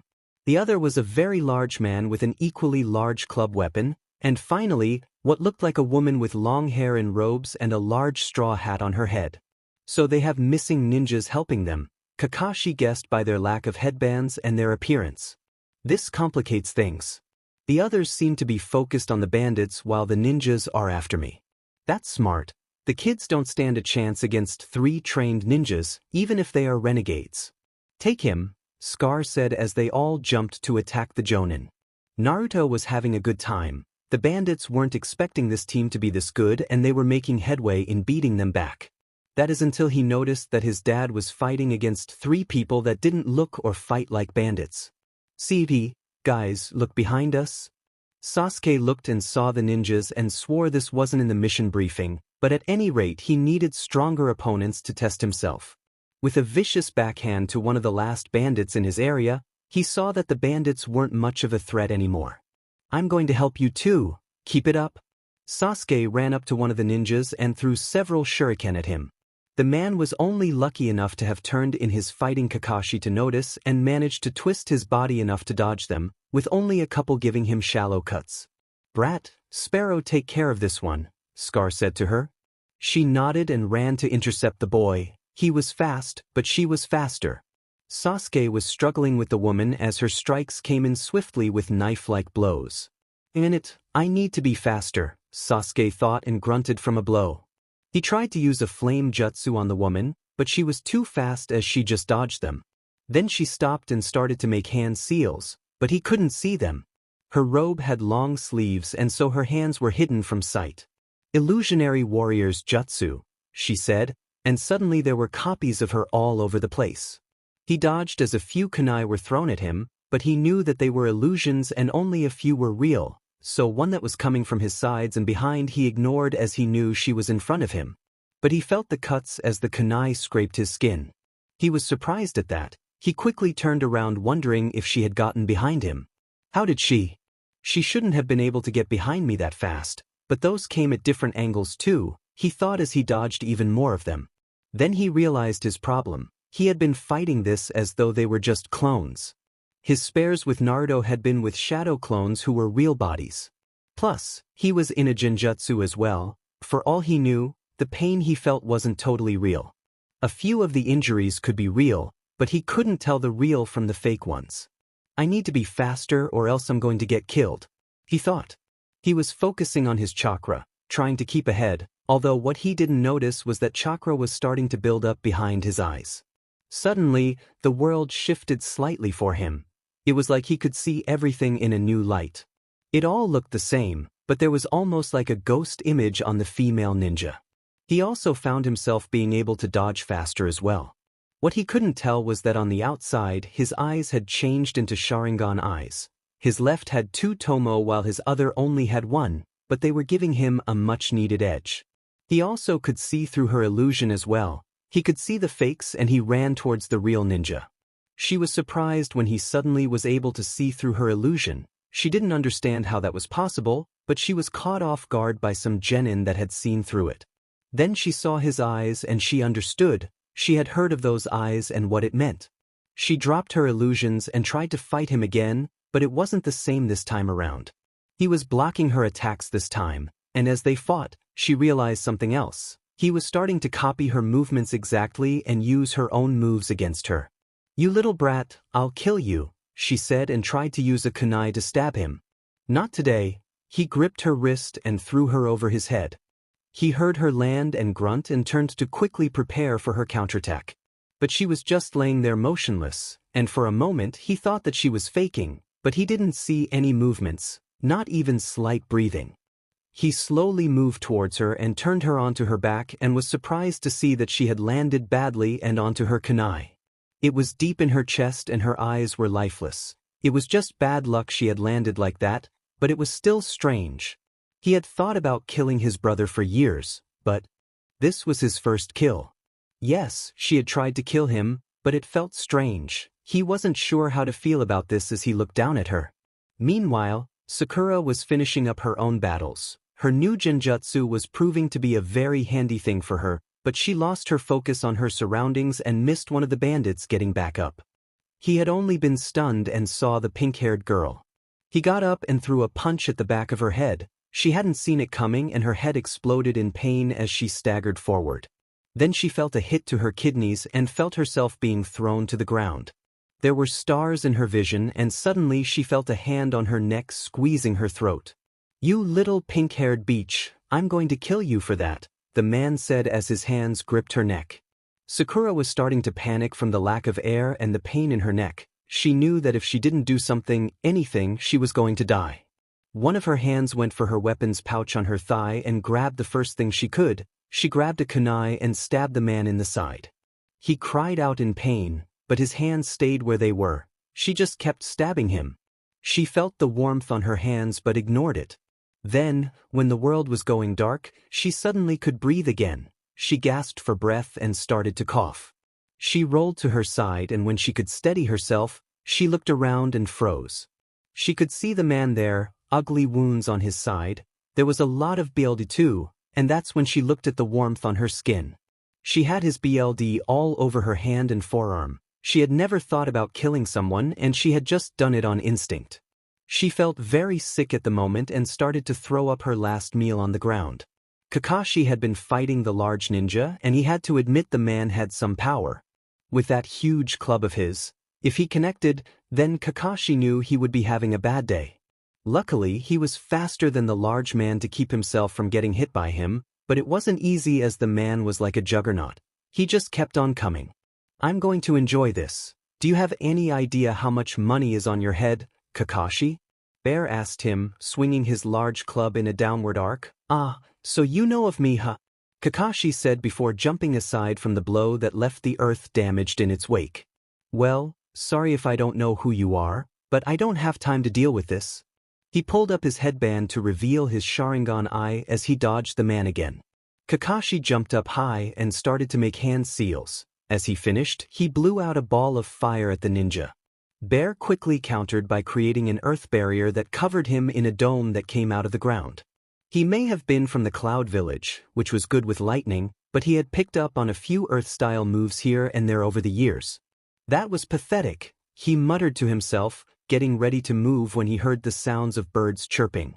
At first, he thought it was Sparrow, but there were too many bird noises and he knew she couldn't do more than one at a time. That pause was just enough for Kakashi to get ready for his one original jutsu. Chidori. Kakashi's voice was heard as the lightning blade came through the stone and sank into the large man's chest. He shouted out in surprise and pain, feeling his chest on fire from the attack. He tried to move, but his body felt heavy and he felt himself fall onto the ground. Kakashi looked down at the ninja with the hole in his chest, and he could see the man had stopped breathing. With that out of the way, he had to make sure the others were okay. Naruto didn't know how it happened, but he was fighting some ninja with nasty scars on his face. After finishing up with the last of the bandits, he saw his dad getting double-teamed. Well, he wasn't going to stand for that. So he charged ahead to attack the man with the scars on him. When he got there, he started off with using his shadow clones to start things off as usual. He tried to keep ahead of the man, but the man was way too good, and he was wishing he got those new jutsu down before this fight. When he got out of this, he would make plans to learn those too before he left the village again. He could have used his exploding clones, but he was too close to his dad for that. He was grabbed by the ninja and suddenly found himself thrown into the woods while his clones kept on fighting. He would have been okay too if he hadn't had the rotten luck of being thrown into a thorn bush. Nothing hurt more than all those little thorns at a fast speed cutting into him. Thankfully, they weren't deep as he pulled himself out. Ow, ow, ow. Damn it, I'm really getting set off with this guy. He saw some tattered cloth on his face and pulled it. That BSTRD. He ruined my mask. Don't worry, kid. You'll not live to worry about it, Scar said, looking down at the boy. As the boy turned to face him, the scarred man suddenly looked at him in shock. With the mask gone, he could see the strange marks on the boy's cheeks, and with the blue eyes and yellow hair, he knew who the boy was. It was the same boy from years earlier, the one that had given him all those scars and ruined his career. Of all the people, I never thought I'd get the chance to face you again, you little monster, Scar/Akira said to him, growing the words out with as much hatred as was possible. What? You saying that you know me or something? Naruto shouted out as he threw a few kunai, but the man just sidestepped them, glaring hatred at the boy. What's the matter, boy? Don't you recognize your own handiwork? You're the one that gave me these scars. Naruto looked at him frozen for a moment. He was trying to remember where he could have done something like that, but he couldn't remember anyone he had done something like that to. His face looked like an animal attacked it anyway. Let me refresh your memory, demon. You remember the Hyuga girl? With that, Naruto's eyes widened at the sudden memory of the night he had found Hinata being kidnapped. He could barely remember that night, but a few things stuck out, and looking at the man, he thought he could see a bit of the man he met years ago, but it had been so long and he had been so young back then. I know I hurt that guy, but I did that to him. How could I do? Was it the fox? You ruined my life that night. I know what you are, or at least that you're not human. I saw the monster that you are that night. I can't believe that the village let something like you live. All because of you, I failed in my mission to get that girl. Why the hell did you try and take Hinata-chan anyway? Naruto said angrily, clenching his fist. Simple, my village wanted her bloodline ability. She was to be taken to Cloud and she would have been used to breed a new Hyuga line in our village, and if I couldn't get her, then I was prepared to just take her eyes. I'm sure that she could have survived even if blinded for the rest of her life, but she most likely would have died from the pain and trauma anyway. Naruto's teeth clenched at that. He never did find out why she had been taken, but the thought of Hinata being taken and used like that filled him with rage, and the thought of someone taking her eyes like that made him even more angry. That's it, get angry, boy. I want to see that power again, Scar told him, getting himself ready. He had waited years for this, and last time he had been surprised, but this time he knew what to expect. Besides, an angry opponent made mistakes as well, so he might as well see just how far he could push the boy before he slit his throat. He quickly moved forward faster than Naruto expected. The boy tried to fight off the man, but his fighting skills weren't up to the man's level. He tried to throw punches and kicks, but only ended up with them being countered, and then he was hit hard in return.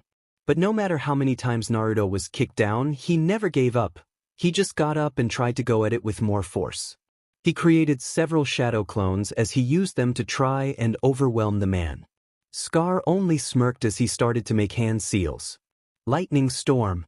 He shot out his hands as bolts of lightning shot out. They arced and raced all over the place, and his clones were hit and dispersed from the damage. The real Naruto got hit in the chest with one bolt. He felt his body stiffen as his nerves all flared up and he yelled out in pain as he was sent into a tree. He groaned, trying to clear his head, knowing that the man would attack him again, but he had trouble feeling his body. Don't worry, it's not permanent, but you won't be able to move for a few seconds anyway. More than enough time. Pity I expected more from a freak like you, but I guess the last time was a fluke. Akira grinned as he slowly pulled out a kunai. He wanted to enjoy this moment. He wanted the boy to suffer for everything that had happened to him since that night. And don't worry about your team, I recognized at least two of them. The boy with that symbol on his shirt must be the last Uchiha I heard about. I'll have to make quick work of you, boy, to make sure they don't kill him. With him, I could make a deal to get back into Cloud. To have the mighty Sharingan in our possession would be something that my Kage would overlook my past actions for. Plus, that was Kakashi Hatake out there, wasn't it? There's many that would pay for the bounty on his head. Naruto felt the BLD rushing to his ears, pounding against them, thinking about that. He could see his father dead on the ground, Sasuke put into some cage, and Sakura being tied up and dragged off. They were his father, his family, his team, and he wouldn't let this man destroy it. He felt the anger rise up, and with it, something else he wasn't sure what it was. A warm feeling like a fire inside of him, but he felt stronger with it. So he let it burn and grow within him. He could start to feel his body again and he looked up, enraged at the scarred man. Scar saw the boy's eyes turn into that familiar red, those red eyes that once haunted his nightmares. That's it. Show me the true monster that you are. He lunged forth, trying to stab the boy, but he was a lot quicker than before and managed to move out of the way. He quickly turned to see the boy on all fours like some kind of wild animal. Let's finish this, boy. Only one of us is leaving here alive this time. Scar yelled out as both fighters started to move towards each other. The others had just finished up dealing with the enemy. The bandits that could still run did, leaving their comrades behind them. But Kakashi let them go. They weren't in any shape to chase them down, and besides, without the ninja leaders and the bulk of their forces, they ran into the forest looking for Naruto, although Sakura and Sasuke were wondering where that powerful chakra was coming from. They could feel it, and it felt evil to them. Just as suddenly as it appeared, the evil chakra was gone. They broke off to search in different directions. Sakura was worried for her friend and teammate after feeling that strange chakra. Just remembering it gave her chills. She wondered what that missing nin had done to him and if that ninja had been the one to use that chakra. "Naruto, where are you? Are you okay?" She called out and began searching. She quickly found the site of a battle. The trees and bushes and even the earth were damaged. She quickly looked around and nearly missed a bit of blonde hair sticking out from behind a tree. "Naruto!" She yelled out, running over to him. She hoped that he was okay, but what she didn't expect was the sight she found. She froze in shock and horror at the scene. There was Naruto sitting by a tree, looking at his hands. They were covered in BLD, and he had BLD over his clothing too. His mask was ripped to shreds, and she could see his face for the first time, but she could see the haunted look on his face. "Naruto, are you okay?" she gently asked him, but he didn't even react. Then she saw the body of the ninja he had been fighting. She had already thrown up her stomach contents after her own first kill, but this was much worse. The man's stomach was opened up like he had been eviscerated. There was so much BLD and all sorts of things from inside the man all over the place. She turned around and quickly fell to her knees, covering her mouth as she started to dry heave. "Naruto, Sakura, are you over here?" Sasuke asked as he jumped onto the scene, and he too froze at the sight of Naruto's kill. He looked at the genin who looked shell-shocked, and he couldn't believe that Naruto had brutally killed a man like that. He never knew that Naruto could be like that, and from the looks of it, Naruto didn't know it either. When Kakashi got on the scene, he knew that he had to help all his genin pick up the pieces. The first kill was always the hardest, and by the looks of it, this day would live forever in them. He wished that they didn't have to experience such horror at a young age, but he himself had seen this kind of death not much older than them. He would have to deal with them carefully, and from the looks of it, his son needed him more than ever now. After the whole mess with the battle, Kakashi had them move to a river that they had passed by on their patrol to clean up. He had them wash their clothing and themselves, knowing that getting all the BLD off would help. It was strangely silent through it all, and he was wondering where he would start first. As a father, he wanted to go to Naruto, plus he seemed the worst off. Sakura was still a bit shaky from her ordeal, although Sasuke's reaction was still troubling him. The boy was either hiding his emotions or he didn't feel much about killing, and for a first kill, that worried him. Although the boy was used to seeing the dead, after all, finding your entire clan and family murdered did things to you. He just hoped that the boy wouldn't go down the path some took. Some found it easier to kill off their emotions to be able to take this kind of work. At times he would agree that it helped, but only to a degree. To totally kill off your emotions led you down a very dangerous path. By nightfall, they were all cleaned up, but still, the mood wasn't very good. It was too quiet in the camp. Sakura herself didn't feel like eating much. Although she felt hungry, she still couldn't stomach much food, thinking back to what happened. She still felt shaky after that battle, but she was also worried about her team. Sasuke seemed more withdrawn than normal, but what really worried her was Naruto. In all the years she had known him, he had never been this quiet in his life. She sat next to him by the fire, neither of them saying anything. She wanted to say something, just anything to get her mind off today. She looked at his face, and for the first time, she saw his real face without the mask. It wasn't too bad. He wasn't overly handsome like Sasuke, but he could be considered cute. What really surprised her were the black marks on his cheeks. They matched the markings on his mask, which surprised her. She looked to Kakashi and wondered if this was a family trait and the reason why they wore masks. Personally, she found them kind of nice, and with that, she thought she found at least something to talk about. "You know, you look nice without the mask on. No. You should wear it less now and then." Naruto just shrugged and she frowned. "Oh, are you okay?" She asked him, and she didn't see him react at all. So she went to stare into the fire with him, silent for a long moment before the memories overwhelmed her again. I can still see it, you know. His BLD on my hands. I know he was going to kill me, but I just don't know how to deal with this. I'm 13 and just killed a man, and what's worse? We're going to have to do it again and again for the rest of our lives. She pulled her knees to her chest, feeling the tears running down her face slowly. I don't like killing. I know it's our job, but still. I don't like it. I feel sick all the time and I feel like a monster or something. That last part was able to reach Naruto. He looked at the girl, and for the first time, it registered how much she was hurting over this. He had been lost in his own thoughts until the fact that she was thinking of herself as a monster got his attention. That wasn't something he thought of when he looked at one of his oldest friends. Thinking she was the monster. He was the one that felt like that, after all, seeing what he had done to that ninja and remembering all the names that some people in the village called him made him feel more like that. She didn't have a demon locked up inside of her trying to get out. She didn't lose control and ripped that guy apart. He looked at her shaking form and inched a bit closer, putting his arm around her. She jumped, surprised by him. Sakura-chan, you're not a monster. You're one of my closest friends. Trust me, you are nothing close to being one. That guy was going to kill you and you just did it. You feel sorry for him even though he wouldn't feel sorry for you. Trust me, you're a better person than he was, he said to her gently. She cracked a small smile and lowered her head a bit.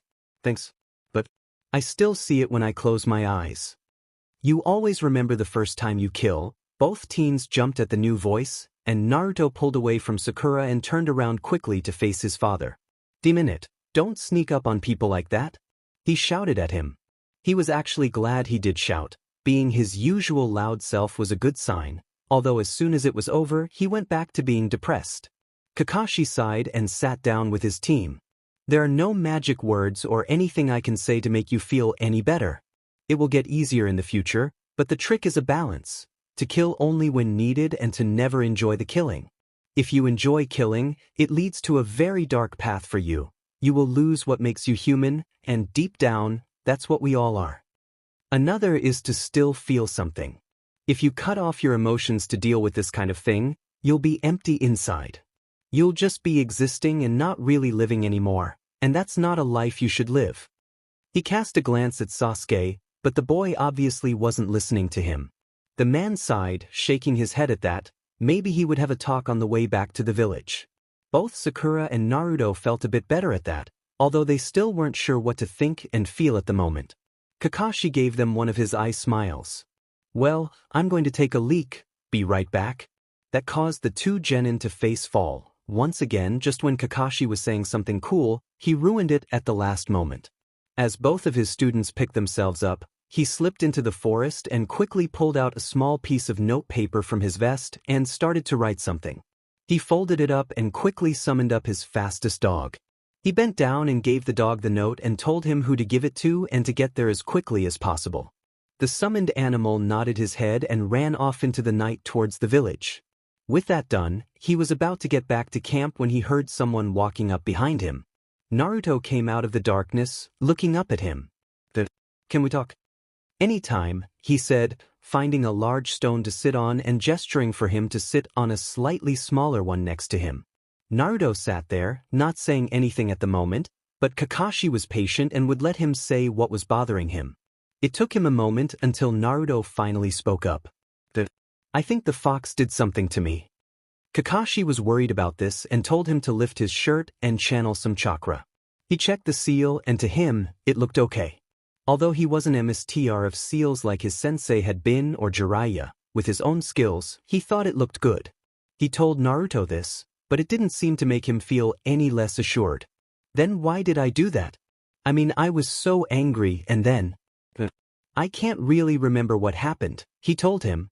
He looked at his hands, and although the BLD was finally gone, he didn't feel very clean. He was wondering if he was really starting to become a monster like all those people said that he was. He was scared that the fox would win out and eventually get out or take him over and make him do horrible things. Dad, I don't like this. I mean, yeah, I knew this would happen, but was that really me? He asked. Naruto, I know you, I raised you. But let me tell you this, you are a good kid. But I felt that chakra and it was the fox's. Now, I don't know everything, but I think you were drawing on its chakra by accident. Tell me, what exactly were you feeling, and how did it make you feel when you were using it? Naruto thought hard about it. Angry. I was really angry. I mean, the things the guys said just made me really mad, and then I just started to feel really angry.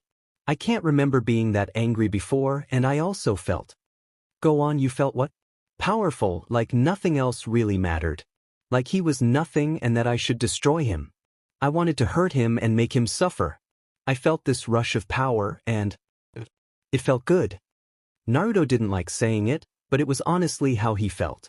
He had never felt so powerful before, so free, and it scared him. He had no control, and he had seen the results of what had happened as well. He was scared of losing himself to that kind of power again, and what if he hurt someone close to him? He couldn't live with the fact that he had hurt someone close to him. It was all because of that DMN fox that his life was so hard. He could still vaguely remember that day he had been kidnapped and nearly killed. Then there were the kids that picked on him, the adults that gave him cold looks. There just seemed to be no end to the problems that this thing caused him.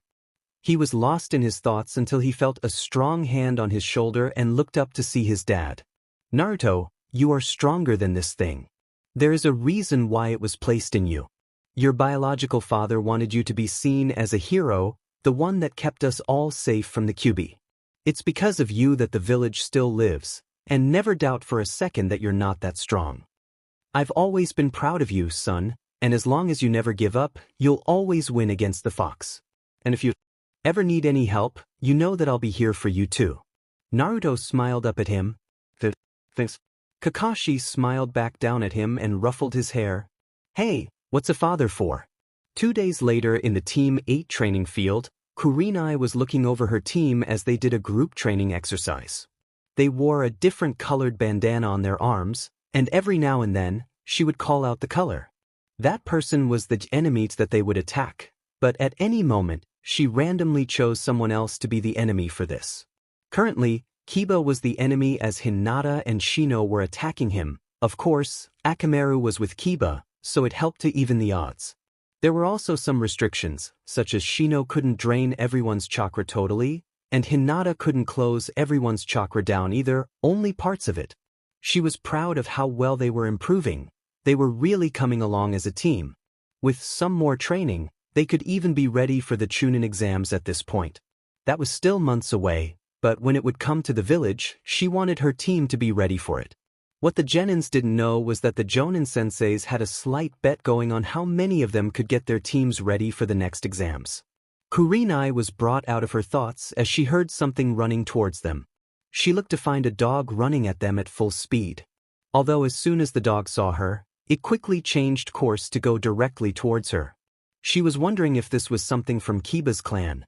After all, it wasn't the first time one of their dogs came with a message for Kiba. The dog stopped, breathing hard, as it dropped something at her feet. She bent down to pick up a note that was addressed to her.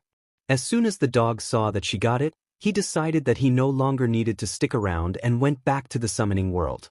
Kurenai raised an eyebrow at that. She hadn't known that it was a summons, and as far as she knew, only one man could summon dogs. She opened the letter, and sure enough, it was from Kakashi. She read on, and although she had known it wouldn't be good news, she didn't like what she was reading. It was lucky that her own team hadn't gone through the first kill. That was something she wasn't looking forward to dealing with. The request was mainly if she could have Hinata go with Naruto. Apparently, he thought that she could help him through this in a way he couldn't. He also asked if she could get in touch with Asuma and get Ino talking with Sakura as well. That was pretty much it, other than to pass on what happened to the Hokage and that they were on their return journey and would be back in a few days. She hoped that his team would be alright, and she could already see her students looking at her, wondering what was going on. I didn't say to stop. Green is the enemy, go. She commanded, and they jumped back into action. She would have to have a word with Hinata after training, but she was also wondering just how much she should tell her. She knew of the girl's feelings for him. Anyone with eyes could see that. Almost. She was wondering why Naruto was so oblivious to it. At any rate, She would just tell her that Naruto had a rough mission and could use someone to talk to. She would have to track down Asuma, but that wasn't too hard. He usually hung out in certain areas. She had to smile a little at an excuse to see him, although the only person that knew that she liked the man was Anko. She wasn't sure how to act. She had spent so many years on her career as a ninja that she hardly had the time for dates. Sure, there had been the odd one here and there, but nothing meaningful. Asuma, however, wasn't like most guys. He was caring and didn't look at her as some kind of SEC object. Plus, she would admit he had been kind of a rebel and bad boy back in the day with how he left to join the 12 Guardians against his father's wishes. She had a crush on him during that PRD, and when he left, she felt a bit empty, but she moved on. Or at least she thought she had until he came back, and he was more mature now, but he still had that devil-may-care attitude, and to her he was CC too. If only she could get him to give up smoking, but it seemed to be a family addiction. At any rate, she put the note away and went back to watching her students train. After they were done, she would give them the rest of the day off after pulling aside Hinata for a talk. A few days later, Team 7 had finally made it back home. It had been a rough few days for the team. Sakura and Naruto hadn't slept well for the first night. It got better each day, but still, it was something Kakashi knew they would have to live with. Sasuke was still being distant, and it was hard to see just what was going through the boy's mind. He internally sighed, hoping that Kurenai got his message. That way, at least 2 members of his team would have some support. But Sasuke was another problem. The boy just didn't have any friends as he had pushed everyone away. Kakashi knew why. It was to prevent anyone from forming bonds with him, so when those bonds were cut, they couldn't hurt him again. He had been like that after his father's death, but still, his old team reached out to him. He kept trying to reach the boy, but it was hard. The boy was really stubborn, even more so than he had been. He guessed it was that Uchiha pride of his that kept him from asking people for help with anything. He needed to think of a way to break the boy out of that line of thought. Naruto had managed to find one of his spare masks that he brought with him and put it back on after that first night. Sakura kept trying to tell him that he didn't need it, but he was vocal about why it was tradition. It was good to see them getting back to normal, at least. When they got to the main gates, he could already feel the team's mood lighten as they knew they were finally home. Well, I'm going to make a full report on things. You all go home and take tomorrow off. You all did great work, and just relax. We'll pick up things later at the training field at the usual time in 2 days. With that, Kakashi vanished in a poof of smoke. Sasuke shrugged and walked back to his home, leaving the other 2 behind. Naruto and Sakura said their goodbyes and went on their separate ways home. Naruto dropped his stuff at his house, but he just didn't want to sit around. He still had a lot to think about, so he decided to go to the place where he did all his deep thinking. For times like this, he went to one of his favorite places, the top of the 4th's head on the mountain. At first, he never knew why he felt drawn to the 4th, but after Kakashi told him about his past, it made a lot of sense. His biological father had been a great man and had sacrificed himself to save the village. He had been a great hero and someone that he wanted to not only become but be even greater than. Although at the moment, he didn't feel much like a hero. When you read about those great battles, they never mention just how nasty things got. There was so much they never told you about how real combat is like. It's nothing like in the books, which made it seem so clean. But it wasn't clean, it was the opposite, and he was left wondering if the 4th felt like he was at this moment. While he was sitting there thinking, he hadn't noticed a small girl his own age had just managed to get up to the mountain top. Hinata had been looking for Naruto all over the village. She had missed him at the gate, so she went on a search of all his usual places. After Kurenai told her that something happened and that she should go talk with Naruto, she had been waiting for the day for him to get back. So she had started looking for him at the places and people that would know where he might be. First, she checked which she couldn't remember ever seeing Naruto like this. It just seemed wrong for him to be like this, like it was totally against nature for him to be this way. Just looking at him filled her heart with pain at how much he looked to be silently suffering. She felt tears in her eyes at just the sight of him, and so without thinking, she just acted. Naruto was silently staring out across the village until he felt a pair of slim arms hug him from behind. He felt the weight of Hinata against his back, and she seemed to be shaking. It wasn't until he felt the water on his cheek that he realized that she was crying. He didn't like to see her cry. She was the best person he knew, and seeing her cry was just heartbreaking. Hinata-chan. Naruto-kun, why won't you let me help? You always are there for me. You were there for me when my mother died and I was in pain. Please, Naruto-kun, let me help you for once. She begged him, hugging him hard. He had been her source of inspiration and happiness for as long as she could remember. He was always a source of happiness for not only her but others around her. He was like sunshine, and she loved how his blue eyes held what seemed like an eternal warmth, happiness with a hint of mischief in them. But now his eyes held nothing but sorrow and pain, and she didn't like to see that kind of look in them. She hated seeing him in pain, and she wanted to comfort him for once and take away his pain and suffering like he did with her. Naruto felt the warmth of her body, and strangely it felt nice. He closed his eyes, just embracing the feeling that was washing over him. He felt better in her arms for some reason. He felt warmer, and he didn't want it to end. He hadn't felt this way since he was a kid when he was scared, and then his dad would always be there to make him feel safe again. Naruto didn't know what to say, but he also didn't like to see her cry.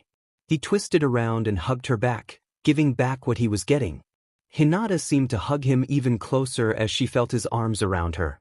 It seemed natural the way they were holding each other like this. Normally such contact would send her blushing bright red and most likely faint, but she couldn't do that now. Naruto needed her, and she would be there for him. Tell me what happened, she asked him. Naruto told her everything that he could. He skipped the part about the Kyuubi for now. He didn't want to burden her with that information. So he went into the battle and how he had been forced to kill that man. He also told her that it had been the same one that tried to kidnap her years ago. She was shocked to learn this. She still thought about that night now and then, but now that man was dead. It just seemed that man did nothing but hurt her and Naruto. After he was done, she spoke to him. Oh-kun, you did nothing wrong. Why you are a good person, why always been one of the kindness people I known. The fact that you feel bad proves that why you're a good person because he wouldn't have. I know you, and I know that deep down, you are good and no matter what anyone says you are. Naruto smiled as his head was resting on her shoulder, listening to her. He felt bad as he still kept secrets from her, like his real parents and the demon locked up inside of him. He hated himself that she trusted him so much, and yet he was afraid to tell her the truth. Maybe you don't know me as well as you think, Hinata, but you are one of my most precious people. You really do believe in me, it seems, so I don't want to let you down. Hinata-chan.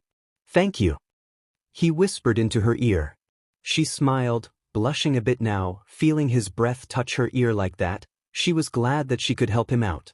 Unfortunately, that was also the point when she realized that she was in fact holding Naruto right up against her. He was pressing his body against hers, and she could feel the hot breath coming off him against her neck. She had just acted without really thinking, but now that her brain had finally caught up to what was going on. Naruto heard the sound and blinked a few times as Hinata suddenly went slack. He gently pulled her away and noticed how loose she was. He saw her face was still bright red but with a happy, dazed expression on it. Hinata! Hinata, wake up. Oh man, why does this keep happening? Naruto yelled out frantically, trying to wake the poor girl up. Meanwhile, in another part of the village, Sakura was just sitting by the bridge that her team passed to get to their training field. She liked the place. It was a appealing and peaceful spot. She was leaning against one of the railings of the red little bridge, just watching the gentle water of the small river move under her. She listened to the gentle sounds as the warmth of the sun hit her body. She needed something to calm her after that mission. She just closed her eyes and took in everything that she could. She could feel the gentle wind move across her skin and face, the heat of the sun's rays. She could smell the scent of flowers on the riverbank and the sounds of animals in the trees not too far away. She let her mind just clear and find some kind of inner peace with herself. Hey, Sakura, yelled a familiar voice. Sakura was so shocked she nearly fell over. So much for inner peace with her around. Damn it, things were going so good too. Ino Pig better have a good excuse or else, Shinaro. An angry inner Sakura said in her mind, rising a fist in Ino's direction. Sakura turned to her best friend. Hey Ino, what's up? Ino walked over to the pink-haired girl. She had been told something had happened during the mission she had been on. She wasn't sure what since Asuma just told her that she should at least go and see if she was okay. Looking at her now, she could see that Sakura looked a little worse for wear. Her hair was a little unkempt, and there were signs of dark circles starting to show up under her eyes. She looked tired, and Ino had to wonder what had happened. Hey there, forehead, can't a girl hang with her friend? Ino said, smiling brightly at her. Sakura sighed and turned to face the river. Sorry, but I'm not up to it. I just want to be alone. Ino didn't listen, though, as she just leaned against the railing next to her. Sakura didn't say anything, so Ino just started going on about her day. Work at the flower shop, training with her team, the D-rank missions she had been on and hated, how she had to keep motivating Shikamaru to get off his lazy butt and do some work now and then. Sakura tried to ignore her, but Ino just kept on going, making a vein start to show up on the pink-haired girl's head. Ino, yes? She said innocently. What will it take for you to go away? Ino smirked, knowing full well that she would break sooner or later. Easy. Tell me what happened. Sakura bit her lip, not wanting to say anything, but Ino started up again, so she had to stop her and then tell her everything. It was hard to go through what happened, how she felt when she had killed that bandit. She looked down at her hands by the end of it and noticed that her hands were shaking. She looked at them, at the hands that had BLD on them only a few days ago. She could still remember how it felt, and she felt slightly sick to her stomach at that moment. But just when she thought she was going to lose it, she watched a pair of slender hands take hers, and the shaking slowly started to stop. She slowly looked up the arms to the face of Ino, and she could see the worry in them. Ino had never seen Sakura this shaken up before. Hey, it's okay. I'm not so sure it is, Sakura said quietly, looking down. I don't know if I'm strong enough. Hey, that's not the Sakura I know, Ino told her. I remember when you used to be the shy girl that had trouble even speaking. You haven't been like that in years. You're a stronger person than you used to be, and I know for a fact that you won't let yourself become weak. You're one of the strongest people I know, and you're going to beat this. We came too far to be stopped, and we're just starting out our lives as ninjas. I know this isn't easy, but you don't have to do this alone. You got me and all your friends to lean on. So if you ever need to talk, you can at least come to me. Now how about we just go out and enjoy the fact you're back and safe? Are you doing anything tomorrow? No, we got the day off, the pink-haired girl said. Good, there's this cute little dress I think you'd like for sale, and then we can go get something to eat and just hang out. We can make it a girl's day out. What do you say? Sakura had to manage a small smile. Ino. Thanks. Ino smiled. No problem, just promise me something. Okay, what? Ino's face got a bit more serious. When this happens, show me. Be there for me too, will you? Sakura nodded her head. Of course, it's what best friends are for, right? It was a normal morning for Konoha, and in Naruto's room, he was slowly waking up. He groaned as he felt himself waking up. He pried open an eye and looked at the clock by his bed. It was 9 in the morning, and he was surprised at how long he had slept in. He remembered that he was going to see Hinata today. As he got up and started to stretch out, he remembered her at the monument and him taking her home again. He was a bit embarrassed carrying the Hyuga heiress on his back, but he was glad to do it. Thankfully, she woke up before he reached the main gates, and they made plans to meet up today since she seemed to have gotten the day off as well. He felt a bit better than he had the past few days. He was still slightly scared of what could happen if he called on that fox's chakra again, but he would deal with that later. He did his usual morning rituals before getting dressed. He checked the time, and he didn't feel like making breakfast, so he'd stop by the ramen stand before going to Hinata's. Yo, Naruto, how are you feeling? Naruto looked to see his dad on the couch reading one of his books again. Hey, Dad, feeling a bit better, to be honest. Kakashi nodded, glad to hear it. So what's up for today? I'm going to see Hinata-chan today, and we're going to hang out. We haven't been able to do like we used to when we were in the academy, Naruto told him. Alright, oh, by the way, I'll be cashing in the payments for the missions and handing them out to the team. I'll place it on your dresser when I get it. You should also know that the mission was bumped up to a B ranked because of the ninjas we faced. Kakashi told his son. Naruto nodded his head, and they said their goodbyes as he left to get to Hinata's home. It was kind of cool that the mission was now officially AB rank. Normally he'd be excited about that, but he didn't feel too excited about that mission. He was still thinking about what happened, and what he was really worried about was the DMN fox inside of him. If this is what happened every time he got really angry, then it would mean he would have to control his anger, which he admits is hard for him since he lashes out far too often, but he couldn't help it, that was just the way he was. At any rate, he just wanted to put his problems behind him for the moment and just enjoy the day with Hinata. He quickly stopped off at the ramen stand for a few bowls and had a nice chat with Ayam and her father there. It was one of the reasons he loved that stand. It had both great food and great people to talk to while there. After that, he made his way to the Hyuga clan compound. Naruto went in through the front without a problem as he was well known among the Hyuga clan and went in search of Hinata. He was wondering if he would be able to see Niji there if he wasn't with his team today. He wanted to ask him if Lee was up for a rematch at some point. He didn't see him as he walked through the grounds, so he guessed he could always have Hinata tell him later. He found her in the garden area with Hanabi as they were sitting and talking. He yelled out to them, and Hanabi smiled at seeing him. Hinata blushed as usual, giving him a weak wave as he walked over to them. "So how are my favorite Hyuga girls?" Naruto asked happily. "We're the only Hyuga girls you know personally, Naruto-Nizan," Hanabi stated. "Ah, why did you have to be so cold, Hanabi-chan?" Naruto said in an exaggerated display of being hurt. Hinata giggled at this theatrics, hiding her smile behind her hands. "See, Hinata can at least know when to have fun," he said. "I know how to have fun," Hanabi said, crossing her arms and giving him a hard look. "Besides, when my sister told me you two had a free day, I was hoping you'd want to join me and Konohamaru today." Naruto thought about it. He hadn't seen the old man's grandson since he left on his mission. The boy was kind of like a little brother to him, and he wouldn't mind seeing him again. He then got a sly smile on his face as an idea popped into his head. "Oh, so we're off to see Konohamaru then. Didn't know you liked boys yet.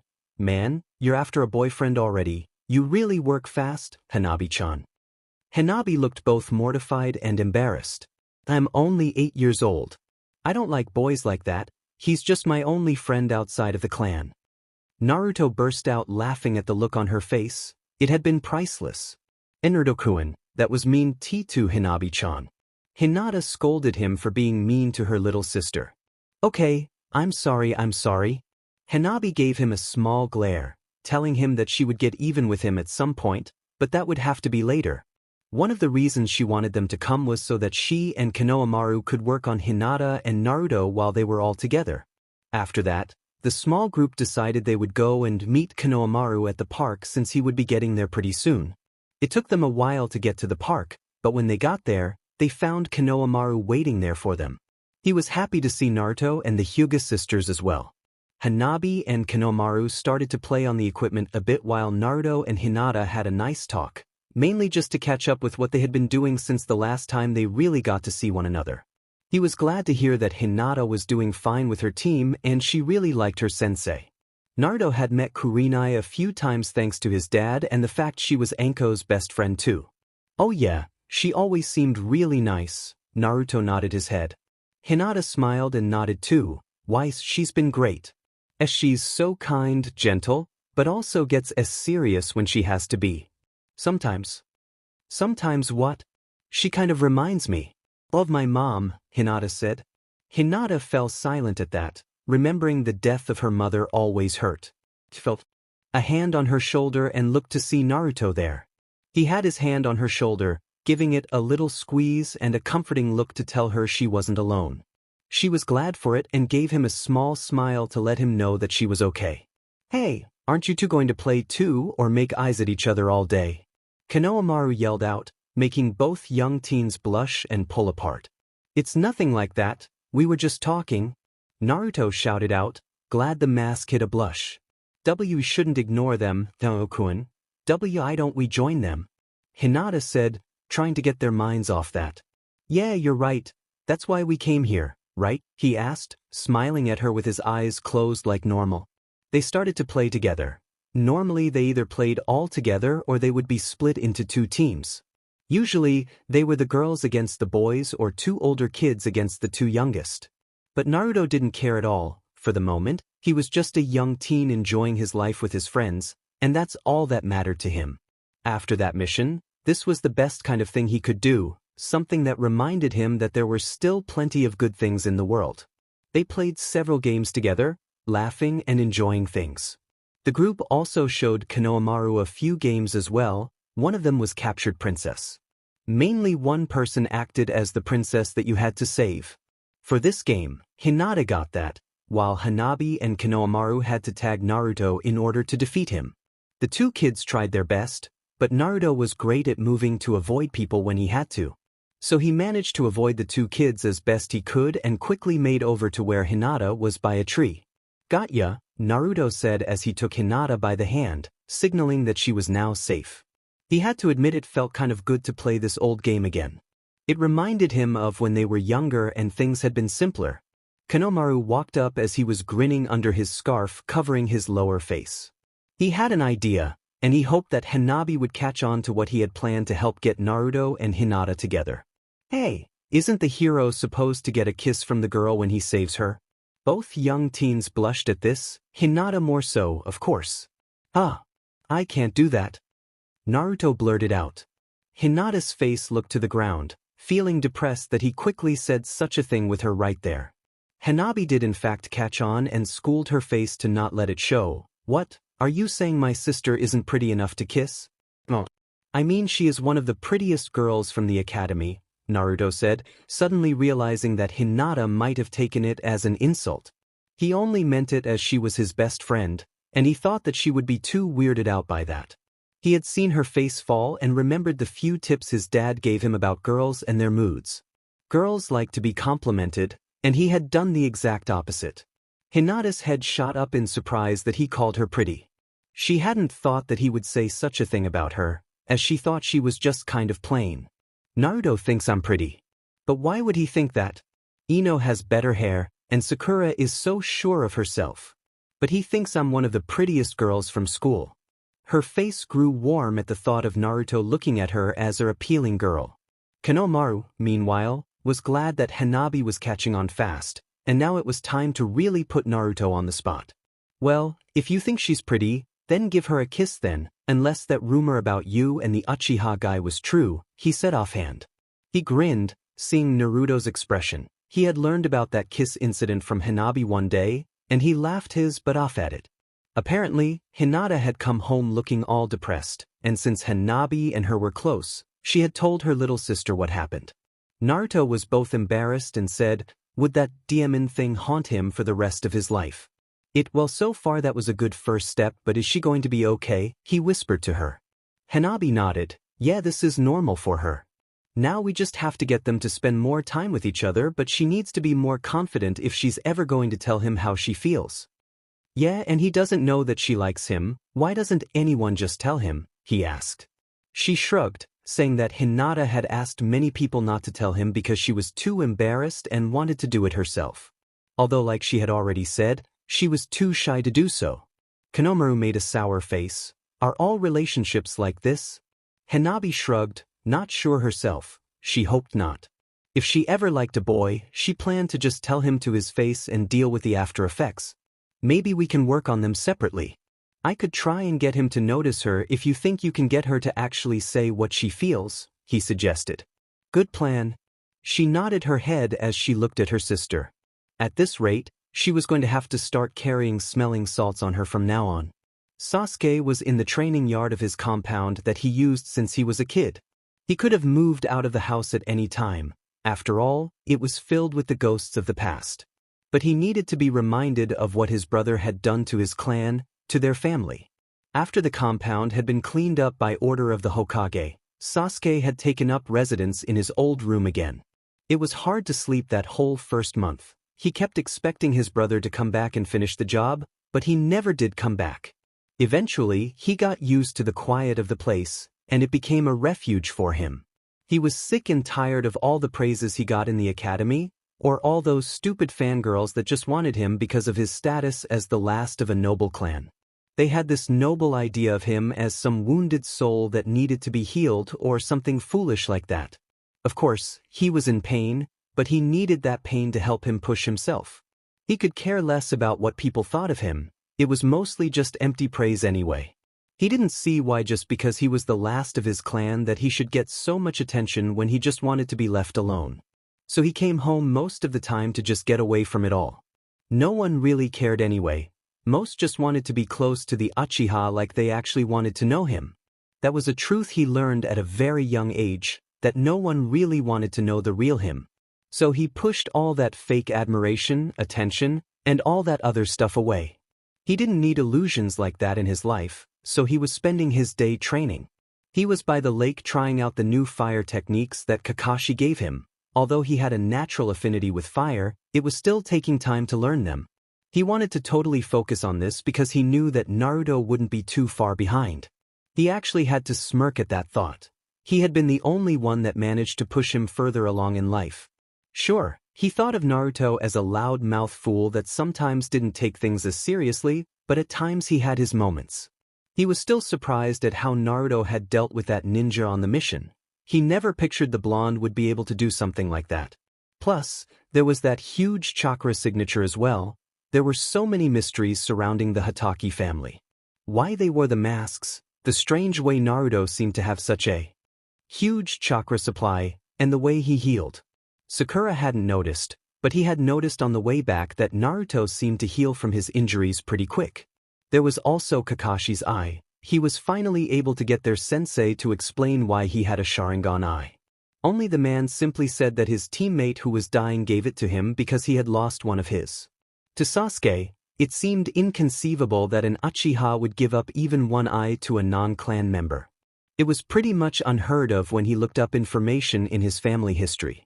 He had seen a name crossed out that existed several decades ago in all the history.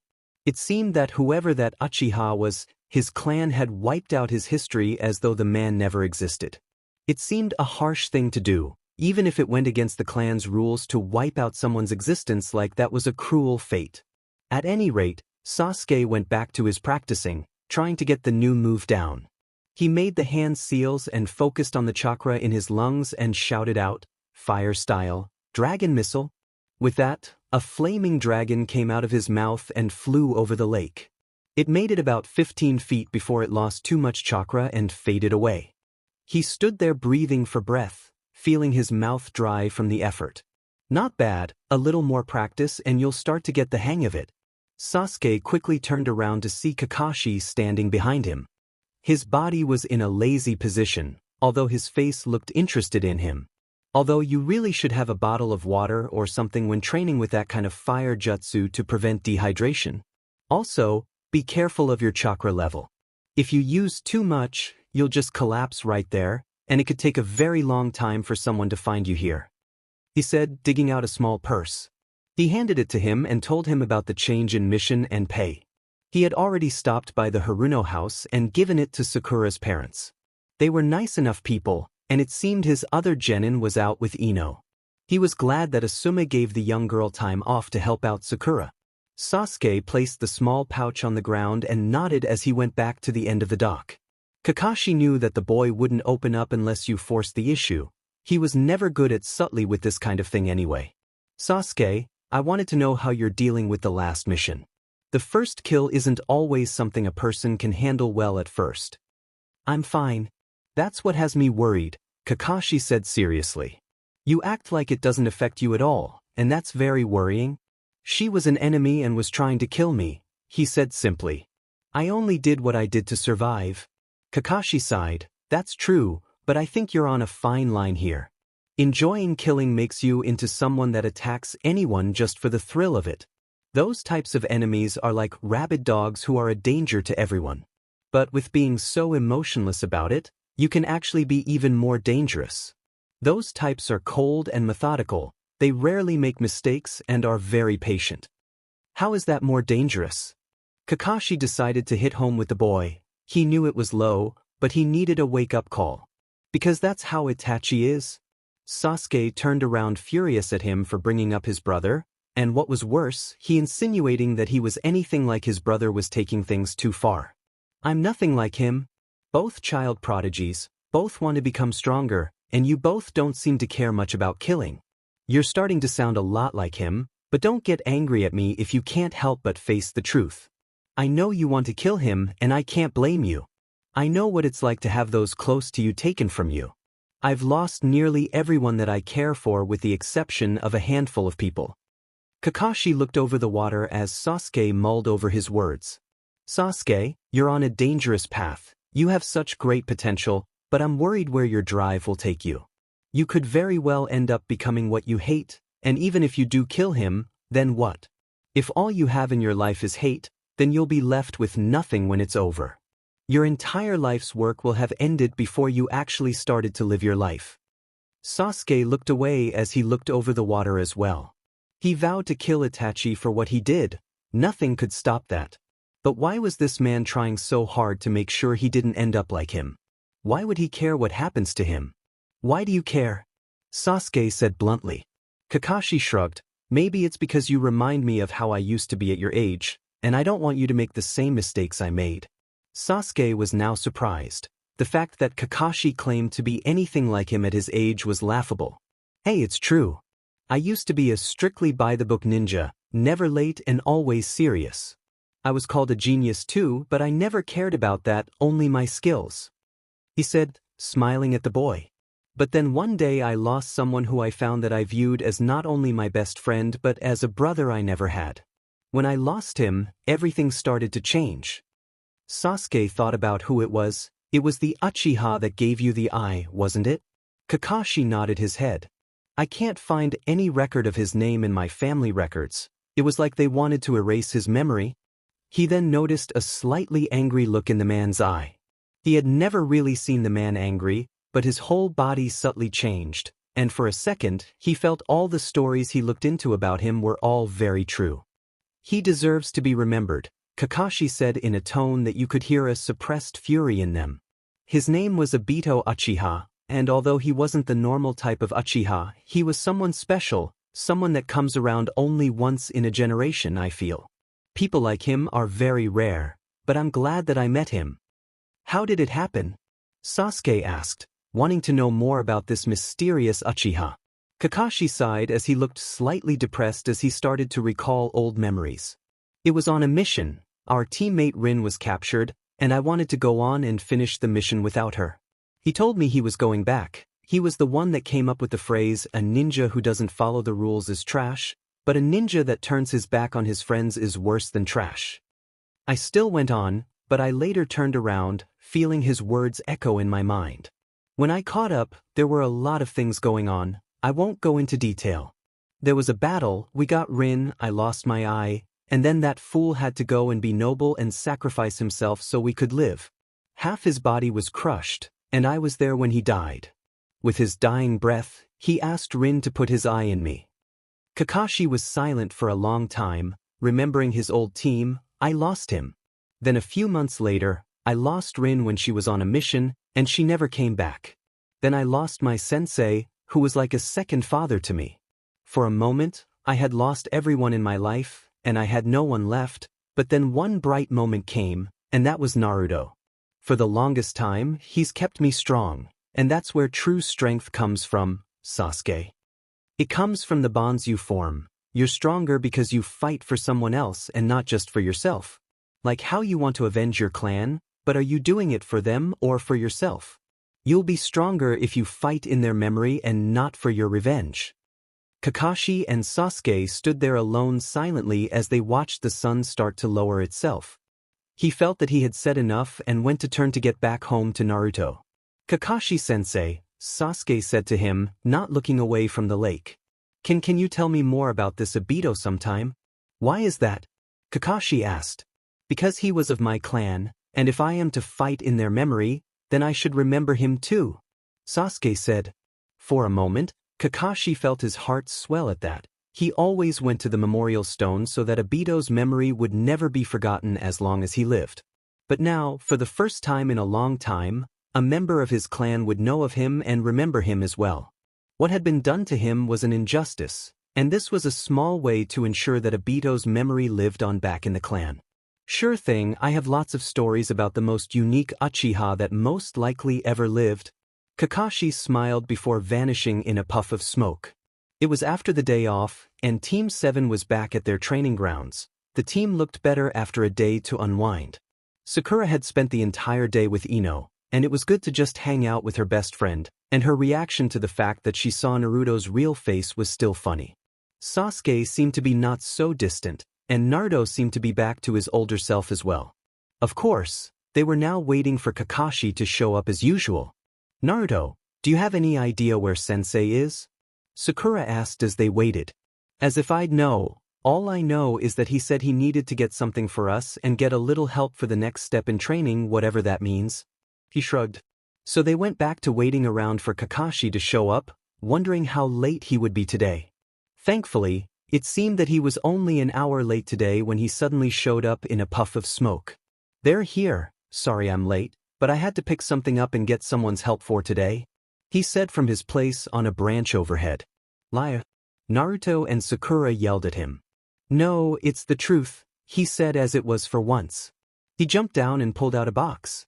Now all we have to do is wait for who I asked to help with your training. Help with our training? Sasuke asked him, wondering where the man was going with this. Kakashi nodded. Yes, the last mission made me think that you all need a bit more training. So I thought of something special on the way back. We're going to start with weapons training and elemental jutsu training for the next week.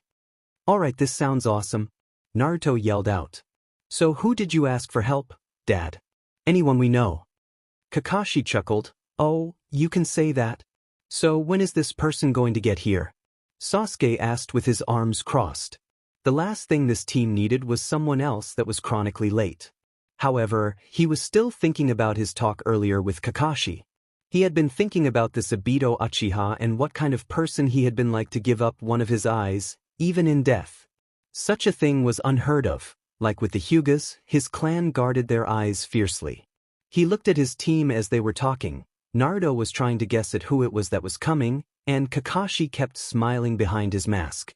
Sakura was there silently wondering what was going on as well. He thought if he was in Obito's position, would he sacrifice himself for any of them? It would mean that his goal to avenge his clan would end if he did. He was also thinking if he was dying if he could trust any of them with his eyes like that man had. It still was just surreal to think of an Uchiha capable of that. Hey there!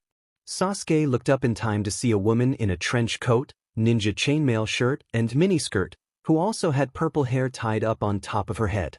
She landed with a bundle under her arm close to the team. Auntie Anko! Naruto yelled out happily. Hey there, brat, how's it going? Anko smiled at him. Sasuke raised an eyebrow at this. He never knew there was an aunt in the family, but then why didn't she wear a mask too? Was it only the men that wore that? He looked around and saw Sakura looking slightly nervous, and then he remembered that she had been closer to Naruto for years. It was obvious that she knew the woman. As she was talking with Naruto, he moved closer to the pink-haired girl. Sakura, you know this woman? Sakura jumped at being addressed by Sasuke, but she smiled at him, blushing slightly.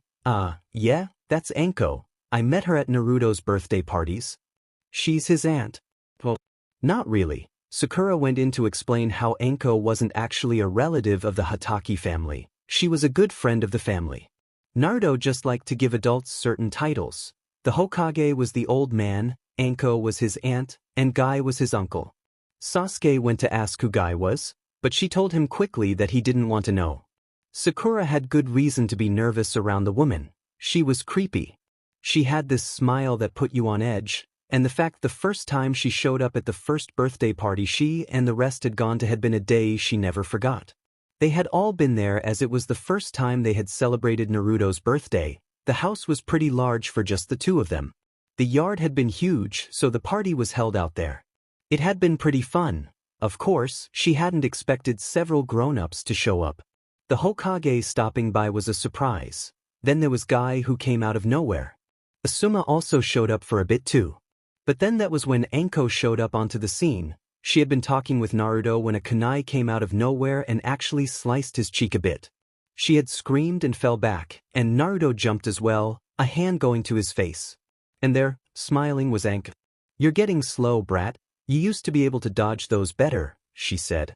Naruto jumped at her yelling, and it kind of devolved to the point where insults were flying, and she ended up putting him into a headlock.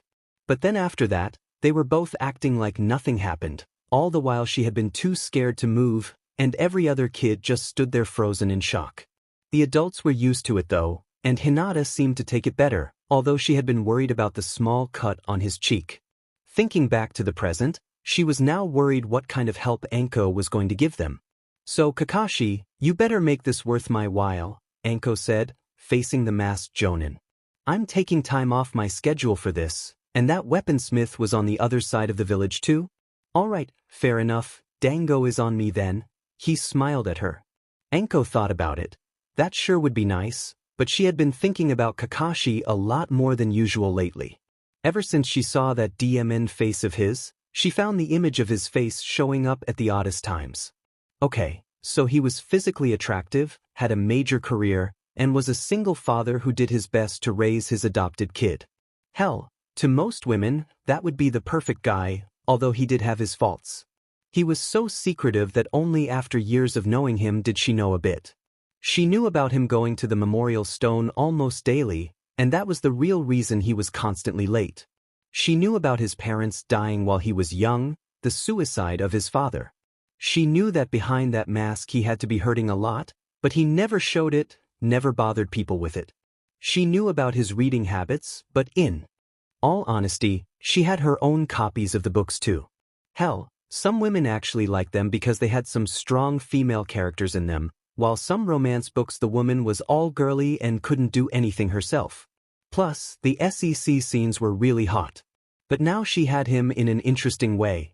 He owed her, and maybe now she could finally sort things out with how she felt and maybe even see if she could get past that wall he put up.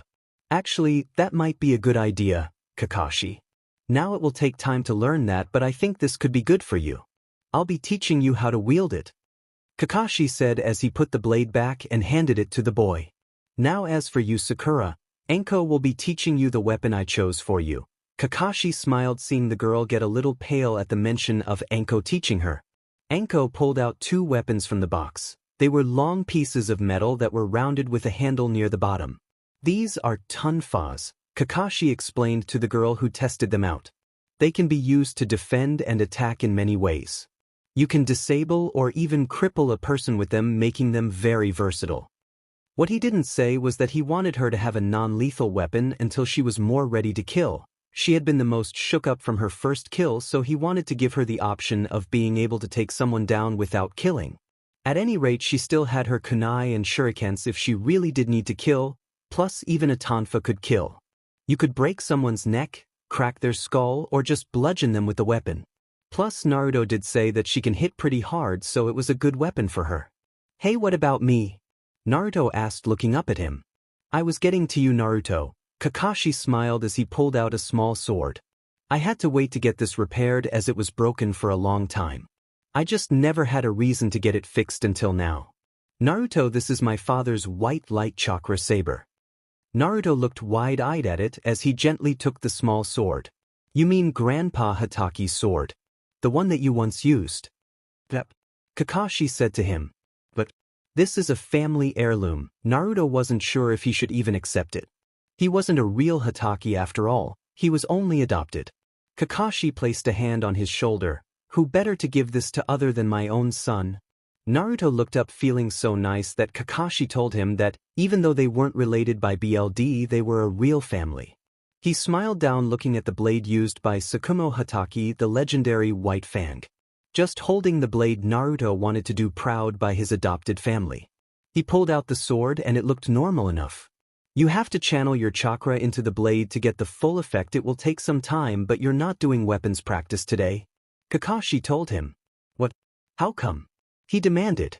Because even though you're ahead of Sasuke in the way of the sword, but he's been training with those new jutsus.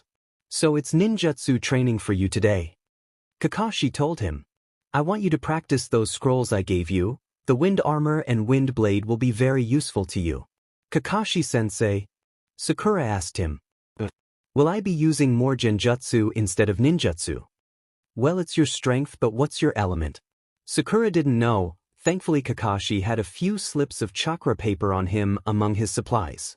He tested her and it turned out that she was a water user.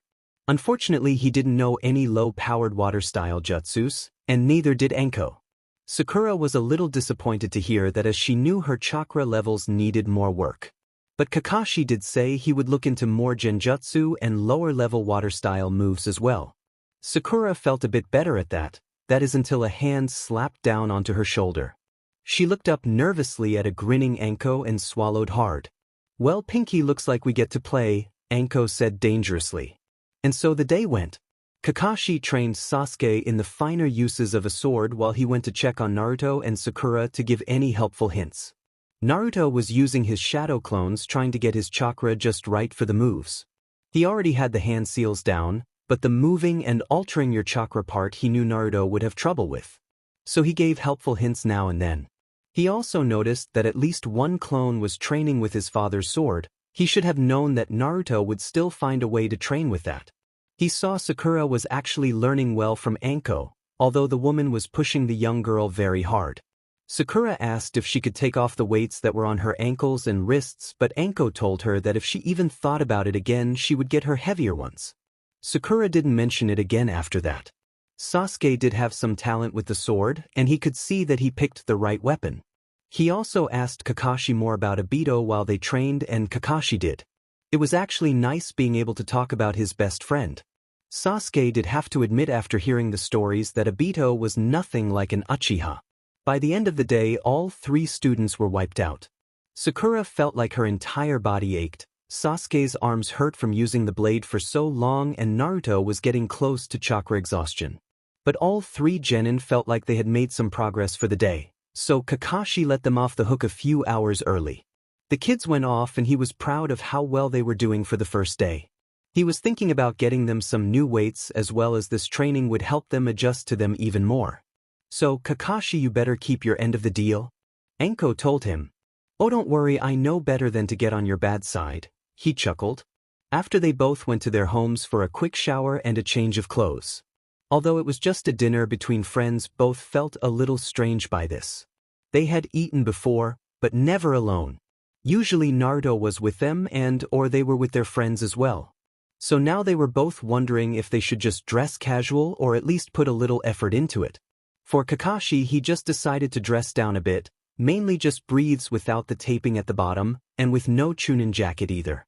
In fact, he went with a simple dark shirt that matched his mask. For Anko, she was wondering a bit more about her appearance. This was just one step to see if there was anything between the two of them. She didn't want to dress too strongly but also wanted to give him something to think about. She got rid of all the ninja gear and her trench coat. She kept her hair in its usual way, but went with simple sandals, a skirt and a nice shirt that went with it. The good thing about the shirt was that it had a nice little V-neck line that let her show off some cleavage but not too much. She decided with only light lipstick for the night, as she picked up a purse she wore when she went out in more civilian clothing without her coat. With that ready, she walked over to Kakashi's. After all, she told him that she would meet him. She was in no mood to wait around for him in case he was late again. She got to the front door and knocked, and when Kakashi showed up she liked the casual look, although she wished he wouldn't wear the mask again.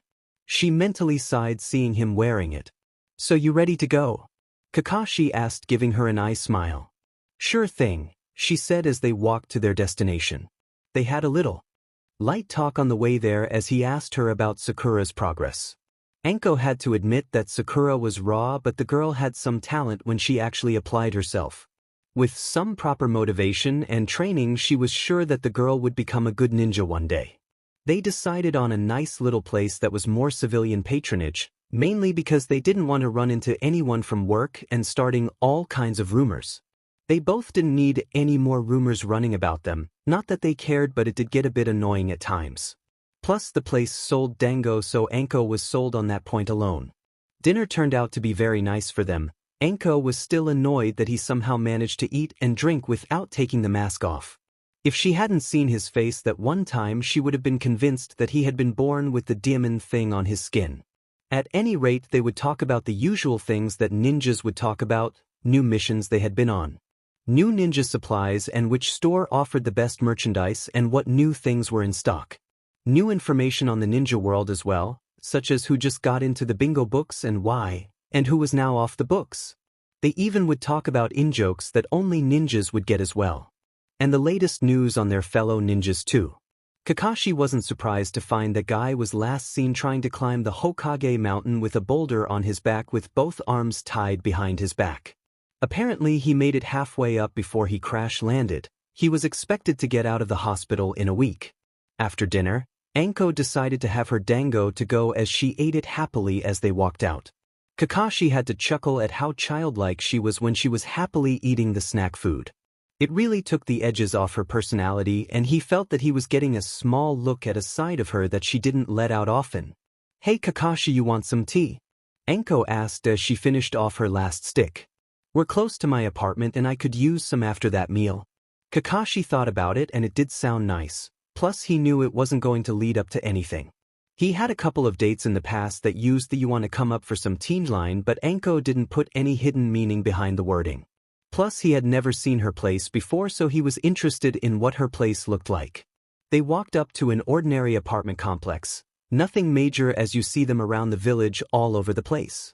It helped to save space to build apartments rather than housing, because the more the village grew you ran into a problem with the walls surrounding the village. You would have to expand the walls and that wouldn't be an easy feat and very expensive as well. So they walked up to the 5th floor as she put her key into the lock and they walked inside. Kakashi looked around as she went to the kitchen to make the tea. It was a fairly neat and tidy place. He hadn't been sure what to expect, but it was a fairly ordinary place. It was lived in, but something was odd about it. He looked and realized it was actually kind of plain. There were a few decorations here and there, but nothing that really stood out like she decorated to just fill in space. Although he guessed she filled those spaces with things she liked. He noticed a painting in black and white of a lone tree in a valley. It was kind of lonely looking to him.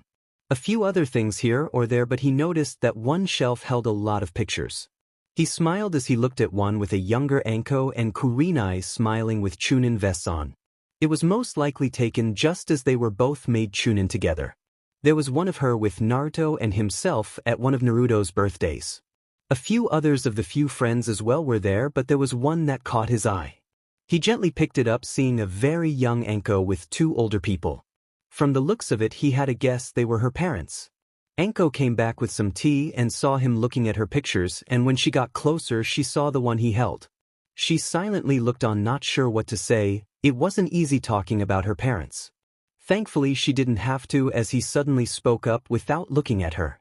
"It's hard living with this kind of burden, isn't it?" "What?" she asked. "Living on after those we loved have gone," he said as he gently put the photo back, still looking at it.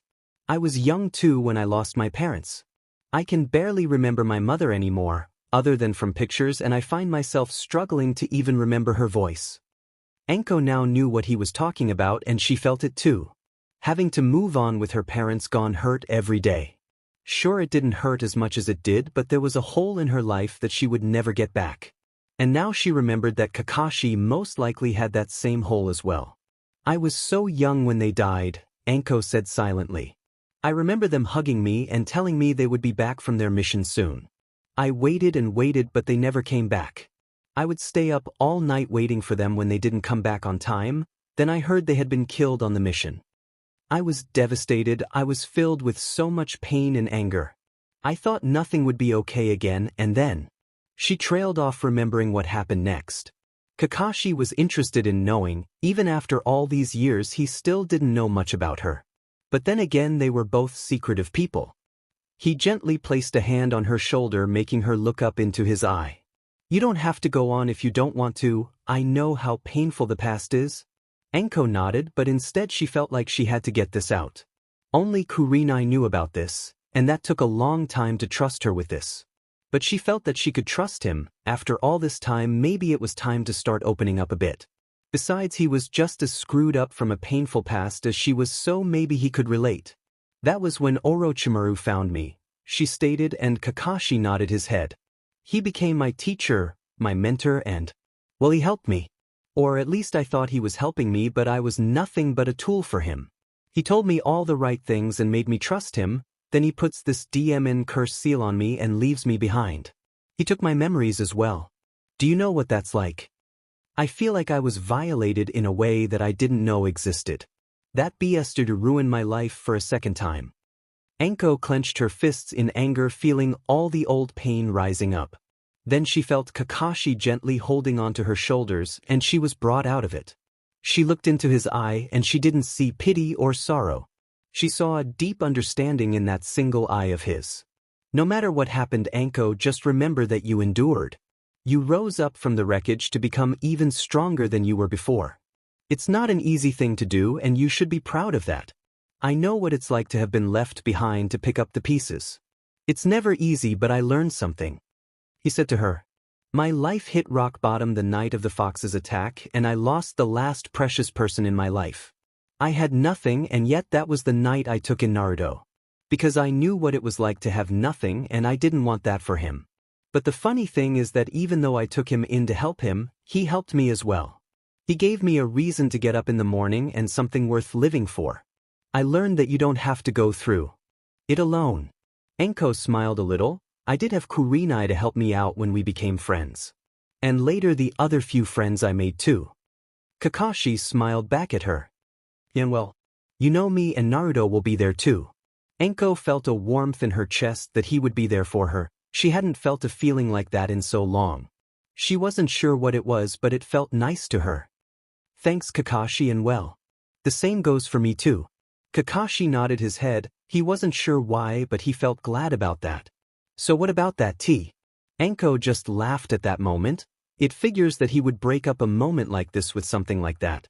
But she was glad for it as they went to get their tea together, as they went into more light-hearted conversations. It had been a couple of weeks, and from the new training and D-rank missions things were going well for team. Although the new training on top of any old training was going well, they all felt like they were getting much stronger now as well. They were even increasing how heavy the weights were at the moment. Sakura still had the lightest set, but she was starting to catch up a bit more all the time. Right now they had just finished another mission, mainly walking some ladies' dogs. Although after the last big mission the team was glad to relax a bit, they were starting to feel like they needed a bit more of a challenge. At the moment they were just hanging out in a small alley wondering what to do next. Of course now all the genins had weapon holsters. Naruto's was on his back, while Sasuke's was behind his lower back. Sakura had used the holders for her tonfas behind her back, as well as it was the easiest place to keep them. Oh man, I'm so bored, Naruto whined. Why couldn't we have trained or done more missions? Plus teams 8 and 10 are busy with their own missions. This just esiges. Well, why didn't Kakashi-sensei want to continue with training Naruto? Sakura asked him, feeling just as bored. Although the training she was getting made her feel stronger, the fact that Anko was helping her with the weapons was something that she looked forward to and dreaded. The woman was good, there was no question about that, but the woman also was scary. I don't know, Naruto shrugged. Maybe his dad just needed some time, but the only thing he said was that there was someone he needed to see and just disappeared. This is pointless, Sasuke said, pushing himself off the wall. We should train or something, if not then I can go home and work on my fire jutsus. Naruto felt like he needed to train too, but he felt like he needed something different. They had been training together for 2 weeks now, and it was kind of getting predictable. Maybe something new and unexpected was in order. The only problem was that who would be up for some training/sparring? The others in their age group were all busy, and it wasn't like any of the adults could spare anything. Then it hit Naruto just who might be up for just that. If there was one teacher and student that would be up for something, they would be. Oh hey, I know just who to train with, Naruto said excitedly. I think they might still be in the village too, and I know where they train. Naruto slowed down. Sakura yelled at him, who are you talking about? Oh right, sorry. Naruto scratched the back of his head, slightly embarrassed. Well, you know Hinata-chan's cousin. Sakura nodded. She and the others had met the boy at Naruto's sometimes. He was kind of cold, although Ino loved the boy's hair and was even a bit jealous of it as well. She remembered how the cool Hyuga boy had been surprised when Ino ran up to him begging for his secrets of his hair care. Yeah, well, Niji's team is a year ahead of us and he's been trained by Uncle Guy. Trust me, he'd love to have his team go up against ours just because he's my dad's rival. There was another reason, and that was because Naruto wanted another sparring match against Lee.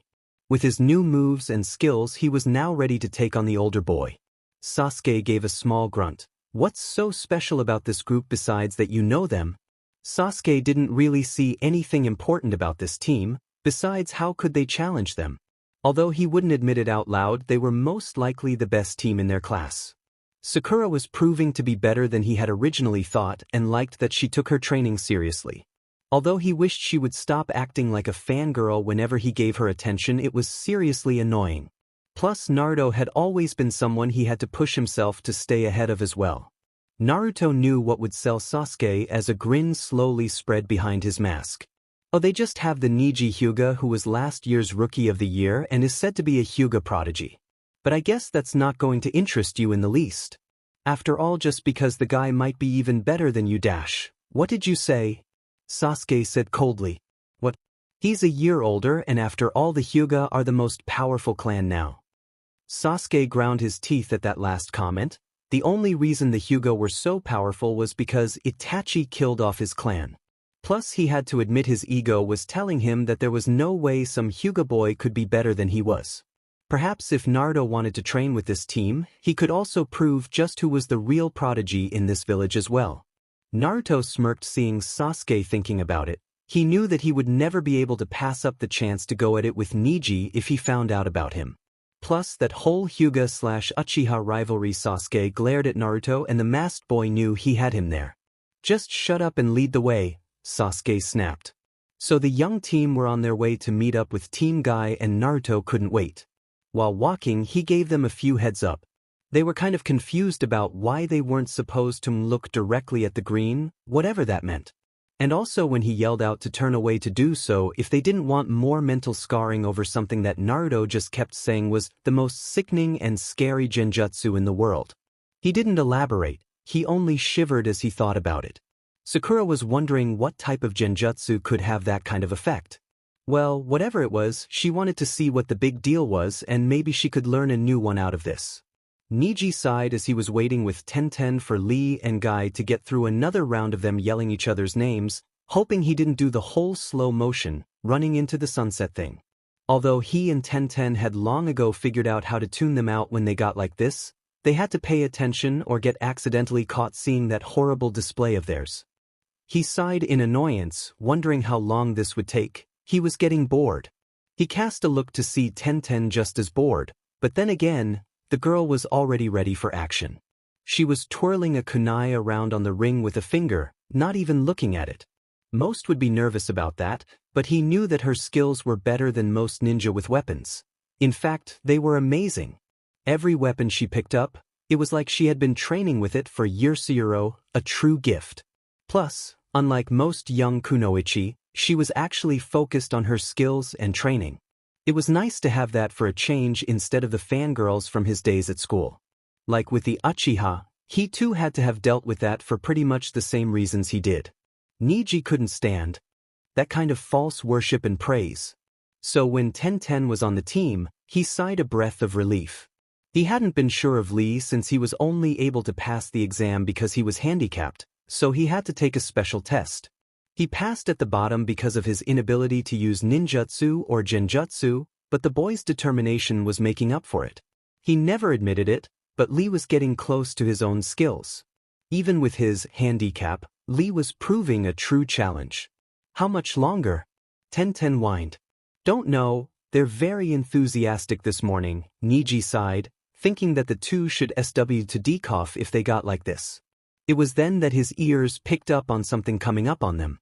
He silently activated his eyes and focused on the sound.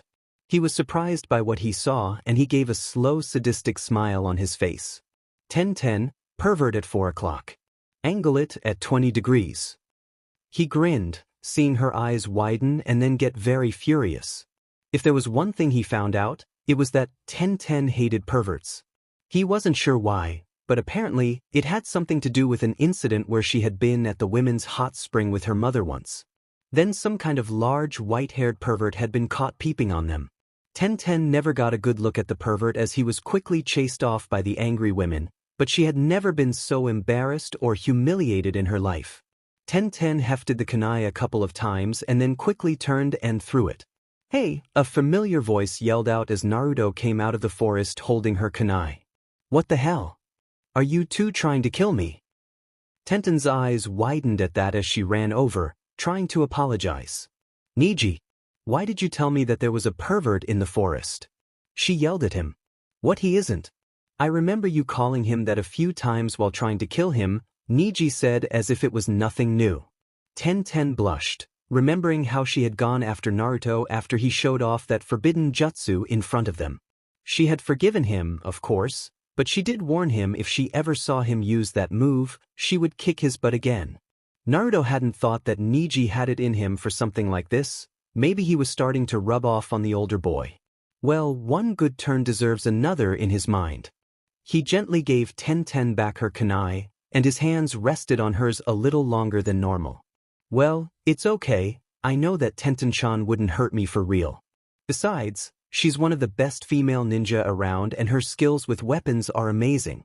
Plus, she's one of the cutest girls too. With that, he gave her a wink, making the slightly older girl blush a bit before pulling her hand back. This had several effects as Team 7 had come out in time to see this. First was Sasuke raising an eyebrow, wondering what the hell was going on. Sakura instantly became jealous of how Naruto was flirting with this girl, an older girl at that.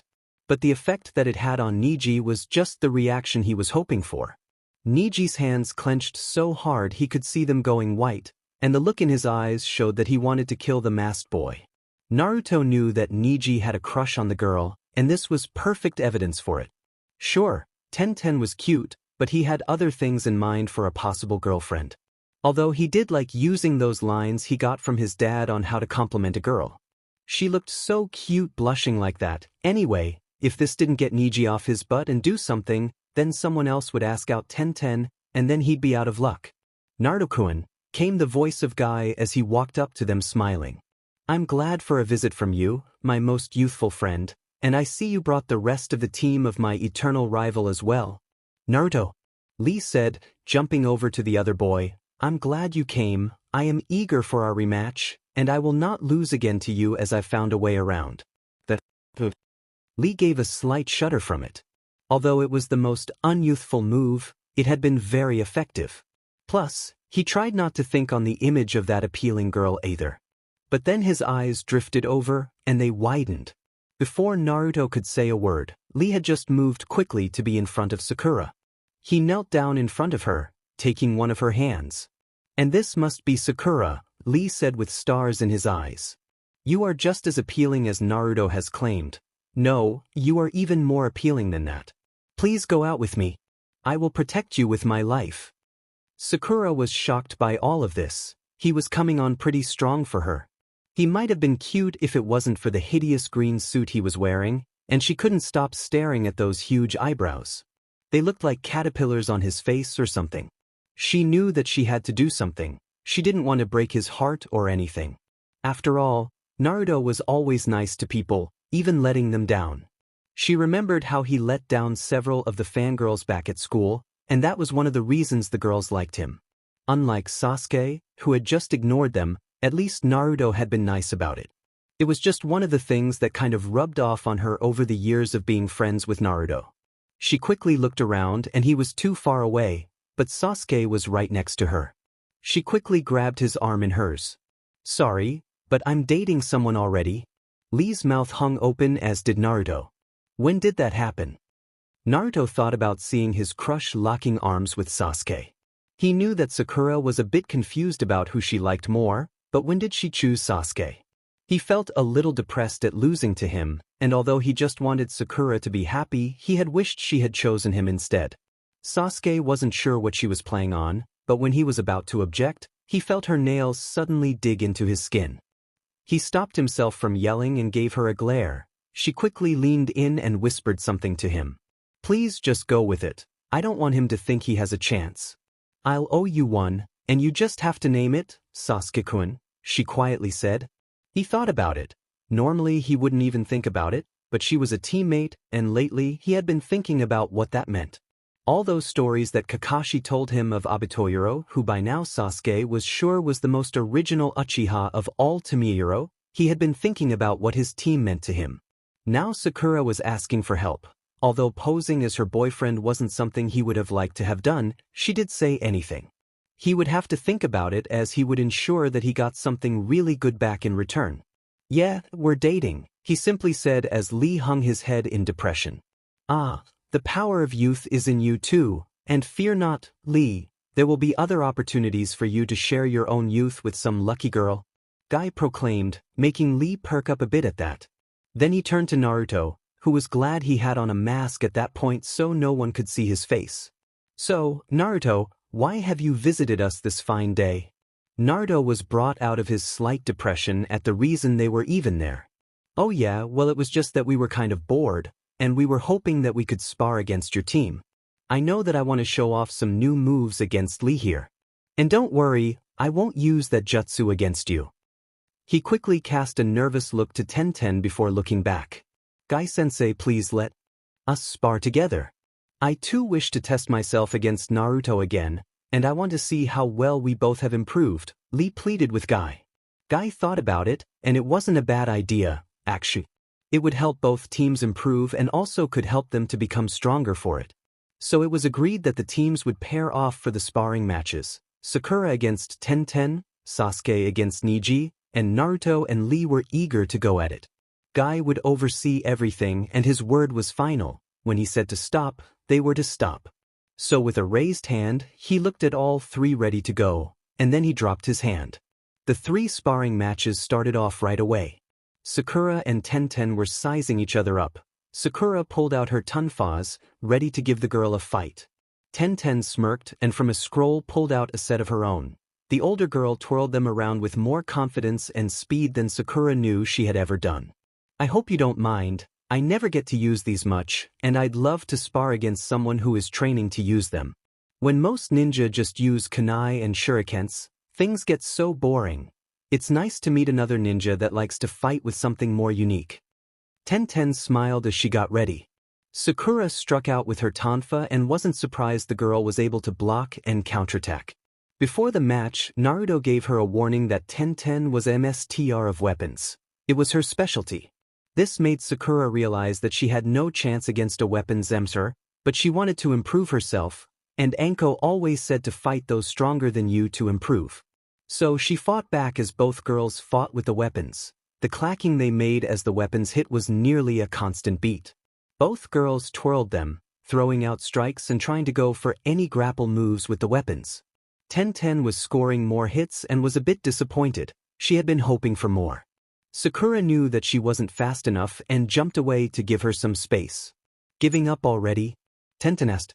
No, I just need to take these off, and with that, Sakura hit a simple latch on the new weights that let them drop off easily. First her wrists and then the ones at her ankles. Now Sakura felt a lot more mobile, now she felt better. She came back at Tenten with a lot more speed and aggression now, and the older girl was surprised. The blows were a lot harder now, and she was surprised the younger girl had that kind of power to her hits. The battle only intensified as the girls were moving all over the place, trading blows. Although Tenten did get in the most shots, it wasn't as many now, and Sakura's blows were getting better too. Tenten wasn't sure who taught the young girl to fight, but it was a vicious style. There was some agility to it, but the strikes were to do maximum damage with little effort. She would have to ask who taught her by the end of this. With Neji and Sasuke, the two boys were already in a staring match. Neither one wanted to be the one to make the first move until they felt they had an opening. Each of them were child prodigies of their clan, and their own clans had been rivals ever since the day the Hyuga came to Konoha. As the only two clans with powerful eye bloodlines, of course, rivalries would spring up, and of course, many debated which was better, the Sharingan or the Byakugan. You will learn that there is a reason that the Hyuga clan is the strongest in the village, Neji said to the dark-haired boy. Ichin, talk is cheap, and I'll show you just why my clan was so feared and respected, Sasuke said back and started his charge. Neji and Sasuke stared off with taijutsu skills, Sasuke's intercepting fist styles against the gentle fist style of the Hyuga clan. Neji stayed where he was, defending or deflecting the blows, while Sasuke's movements were more pronounced. The Hyuga style didn't have many kicks as it relied mostly on the hands and arms. The intercepting fist was a bit more open than that and allowed Sasuke more types of attacks. He jumped up for a kick and wasn't surprised the other boy blocked it, but Sasuke spun, and the heel of his foot made an arc in the air, sweeping downward into a modified axe kick to Niji's head. But Niji saw this coming and threw his other forearm forward to block the downward kick. Both boys moved back after the attack, and after a second of studying the other, went back at it again. Niji was striking out with lightning speeds with his fist, trying to hit the Uchiha boy. Sasuke just focused on dodging the blows, and it was working as Niji was getting a little frustrated. Sasuke smirked at the boy. "Your eyes are said to see everything, but that's not true." "And what is that?" Niji asked as they didn't stop the fighting. "They can't see the future, and with my eyes, I can see every move you make before you do it," Sasuke smirked. With his eyes, he could see the subtle movements in his body telling him what his opponent was thinking of doing. He could see where the chakra was going into his body, and it was like the other boy was moving slower. But Kakashi had explained that it was how his brain was interpreting the new information of his eyes. They were moving at the same speed, only his perception of it was different. His mind was actually moving slightly faster than normal. So with this, he could see where Niji wanted to strike, and he made sure he wasn't anywhere in that area. The only problem for him, though, was that he couldn't get past the boy's defense. Niji's eyes would see in a 360-degree arc, meaning that there was no angle that he could get through. There had to be a way through the defense, but Sasuke couldn't see it. There was another problem, and that was he had to be careful of his attacks. Any attack that he put in, he had to be careful that Niji couldn't hit him back with his hands because he would shut them down by attacking his chakra pathways. So if taijutsu was out, there were the other ways of fighting. He jumped back, throwing several kunai. Niji was surprised by the sudden change in tactics but took out 2 kunai of his own and easily blocked them. After all the practice with Tenten, it would take a lot more than that to get through his defense. Sasuke yelled out as he charged with his sword in hand now. It would give him the reach while keeping Niji away at a distance. Niji jumped back. He had seen the sword but hadn't thought the boy would be forced to bring it out, but it did make Niji smirk as he had forced him to use it. Although with the sword, Sasuke knew he couldn't use any hand seals for jutsus, but with this, he was keeping the Hyuga boy on his toes as all he had was kunai to block the blows of his sword. Although he was reluctant to admit it, the Hyuga was good. Niji was now seeing firsthand why the Uchiha clan had gained its reputation, but he refused to give up fighting. Lee and Naruto were after each other as soon as Guy told them to start. Neither one was wasting any time, already charging against each other. Both of them started off with just taijutsu like Sasuke and Niji had. Both boys were fast and furious as their styles were designed to be that way. For Lee, his strong fist style was used to create a lot of external damage to his opponent. Naruto's style was something more original as he had been working on it all his life. It was a mesh of several styles, things he learned from his dad, Anko, and even Guy. It was powerful moves, but it was also unpredictable as for Naruto. He kept making things up on the fly all the time. Speed and maneuverability were key to it, as it made him hard to hit while on defense, but when he switched to offense, he had little in the way of defending.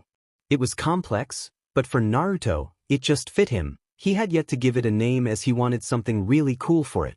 Now both boys were eagerly going at it, trading blows with reckless abandon, but both loving it. Naruto knew that he was no match for Lee with just limiting himself to taijutsu, but he wanted to see how far he had come against someone like him. But Lee was just too fast, and what bothered Naruto was that he knew the green-clothed boy had weights on his legs that were much heavier than his. "Yash, Naruto-kun, your abilities have gotten a lot better," Lee proclaimed. "Yeah, but I'm still not a match for you," Naruto said back. "Then please don't hold back, I want you at your best," Lee told him. "Okay, it's your funeral," he smirked, making over a dozen shadow clones. They all charged Lee, but he simply destroyed them one at a time. As Lee was doing this, Naruto was thinking of his next move and called up one of his special shadow clones. This single clone jumped out in front of Lee and just stopped. Lee was a little confused at the clone as it winked at him, and then suddenly exploded. The force was enough to send up dirt everywhere, blinding the boy for the moment. Then he felt a kick to his front as Naruto had used that distraction to get in a flying kick on Lee. "That was a most excellent move, Naruto-kun, but I will not fall for it a second time," Lee said, charging Naruto again. Naruto went into a set of hand seals before crying out his next jutsu, wind style, air armor. There was a green molding of air around his body. Lee's fist came flying, and Naruto tried to dodge it. Lee had thought he would get a glancing blow until he felt that there was wind around Naruto. It seemed to deflect his fist even more, and he saw the bandages on his arms starting to rip up.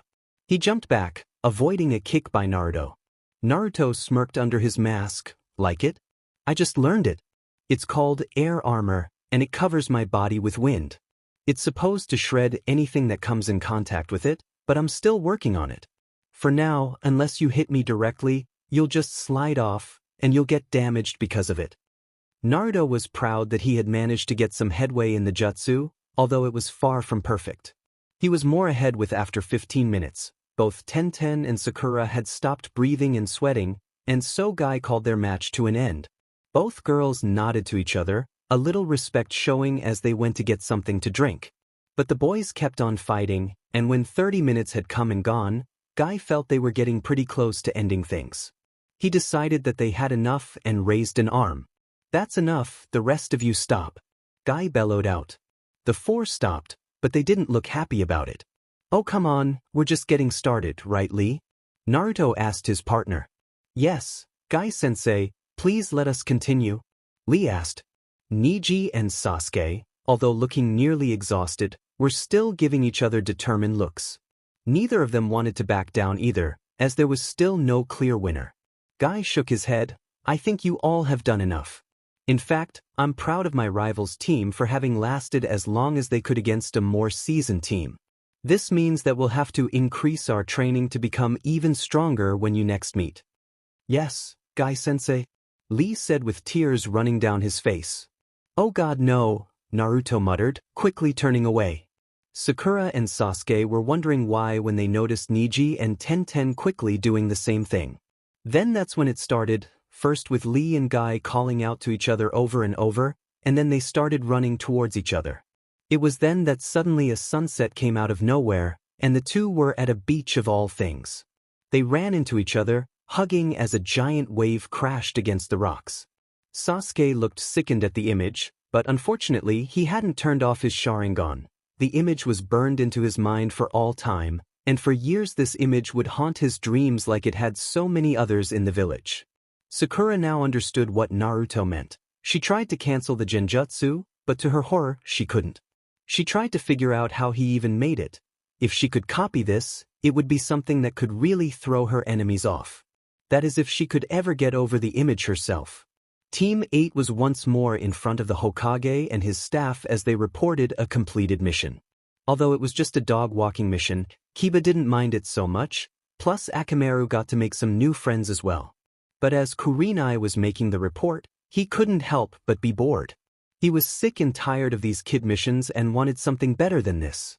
When the Hokage heard the report, he was looking for other missions to give them, still all D-ranked as well. Irika, who was there filling in before the new school season started up, read off all the lame missions he just couldn't take anymore. He knew that Hinata was too kind-hearted to say anything, and Shino never said much anyway, so it was all up to him. Oh come on, can't we do something better? Kiba asked. Kiba, Kurenai snapped at him, and he did flinch, but he still didn't seem deterred. But we've done these kinds of missions for months now. Aren't we ready for a real mission yet? This kind of stuff is lame, and we can't get any stronger by doing this stuff. Can't we at least do a C-ranked mission? Kiba, that's enough, Kurenai told him in a stern manner. I know you want to do more, but I have to think of the entire team and not just you. Kiba didn't like it one bit. So you're saying as a team we're weak? Kurenai noticed the reactions that got out of her other team members. Shino arched an eyebrow at that, which spoke volumes she learned. Although she wasn't sure what the young bug user was actually thinking. Hinata looked down, and she knew what the young girl was thinking. She was most likely blaming herself for this like always. Kurenai mentally sighed, thinking about all of this. Her team had great teamwork, but they lacked experience. Plus, she wasn't sure how they would deal in a life-and-death situation and would like to train them a bit more. However, everyone's attention was suddenly attracted to loud sounds coming from behind them. Where are you going? We have to wait, came a female voice. Oh come on, like the old man won't see us, and besides, we finished that lame mission anyway, said an equally loud and familiar voice. The door was thrown open as a disheveled-looking Naruto came walking in, his team following him. Sasuke, with his hands in his pockets, looked bored, Kakashi with his usual lazy stance, and Sakura looking worried. Hey old man, what's the deal by having us chase that demonic furball again? Naruto demanded of the Hokage. Naruto. Sakura scolded him, grabbing him by the ear and then bowing to the Hokage. Sorry, Hokage. I take it you didn't like the last mission, Naruto? The Hokage said, smirking at the young blonde. He managed to pull himself out of the ear-hold Sakura had on him. Yeah, you know that stupid cat is insane. Next time I see that thing, I'm pinning its hide to a wall. Naruto, stop it? Sakura told him, making him flinch and cover his ear again. But Sakura-chan, these missions are lame. I want to go on another C-rank mission again, Naruto whined to her. Even though they all remembered how the last mission had gone, after the time to heal from it, they were all much better. They were back up to being able to do actual missions again, and Naruto was getting antsy again. Oh come on, Kiba sighed, and for the first time, Naruto noticed them in the room. Kiba turned to Kurenai. Come on, sensei, they got to do a C-rank mission already, and now they want another one. We're ready for this, and we deserve a shot at least. Well actually, it got bumped up to AB, so officially we haven't actually been on a C-rank mission, Naruto told him, smirking a little bit under his mask. He smirked a bit more at seeing Kiba's eyebrow twitch when he was really getting mad too. See, they already had AB, so the C-rank mission is ours, short stuff, Kiba said to him. What did you call me? Naruto yelled at him. You heard me, runt. Kiba smiled, knowing that Naruto was sensitive about his height. Some of the girls in their class had been taller than him, and Kiba made sure that he never heard the end of it either. Besides, it was fun riling Naruto up too, just as he knew that Naruto did the same to him. It was just an odd thing the two of them did in their friendship with one another. His sister often described the two of them as two dogs trying to get the alpha position while both trying to get a bone. That had been lost on Naruto when he heard it, but to Kiba and anyone else in his clan, that made perfect sense. Kurenai and Kakashi shared a knowing look. They both knew how this could turn out and how Kiba and Naruto got when they were together for too long. First the name-calling, then the arguing, and then both boys would be soon on the ground trying out every grapple hold they could think of. Normally they would let the boys do it just to let them blow off energy, but being in the Hokage's office was not the time and place for it. Naruto, that's enough, Kakashi said, using his father tone of voice in order to get him to listen. Kiba, back down now, Kurenai said almost like a command to a dog. When she first tried that tone, she thought he might be insulted, but his mother assured her that was how you had to handle him. And it normally worked as well. She guessed it was an Inuzuka thing. All that time spent with dogs, she guessed there would be some transference. Now that she thought about it, she guessed the same was true with Shino and his clan as well. She never thought about that before and wondered if other clans in the ninja world that bonded with animals had the same thing going on with them as well. But that was something to think on at another time as Irika cleared his throat after the boys had finally settled down. Well, we only have one C-rank mission anyway, and the pay for it only means one team can go, Irika said, looking at the file. It's a simple bodyguard duty from here to the country of Wave. Well then we should get this since we haven't done a C-rank, Kiba said, crossing his arms, trying to make his point again. Hey, no way, I'm getting stuck with stupid D-rank missions like said, Naruto shot back at the taller boy. Irika sighed, I'm not sure either team should do this, Tokisama. Given what happened the last time the Genins went on a C-rank mission, he said, referring to the mission Naruto had told Kiba about. He really liked these kids, and he didn't want them to get hurt. He had seen how they were after the last mission, and it was only now that Team 7 seemed to be back to normal. The Hokage nodded his head, knowing what he was talking about as well. Although it wasn't uncommon for mission ratings to change, given what happened to Team 7 and the emotional shock that it gave them, he was reluctant to give it to either team.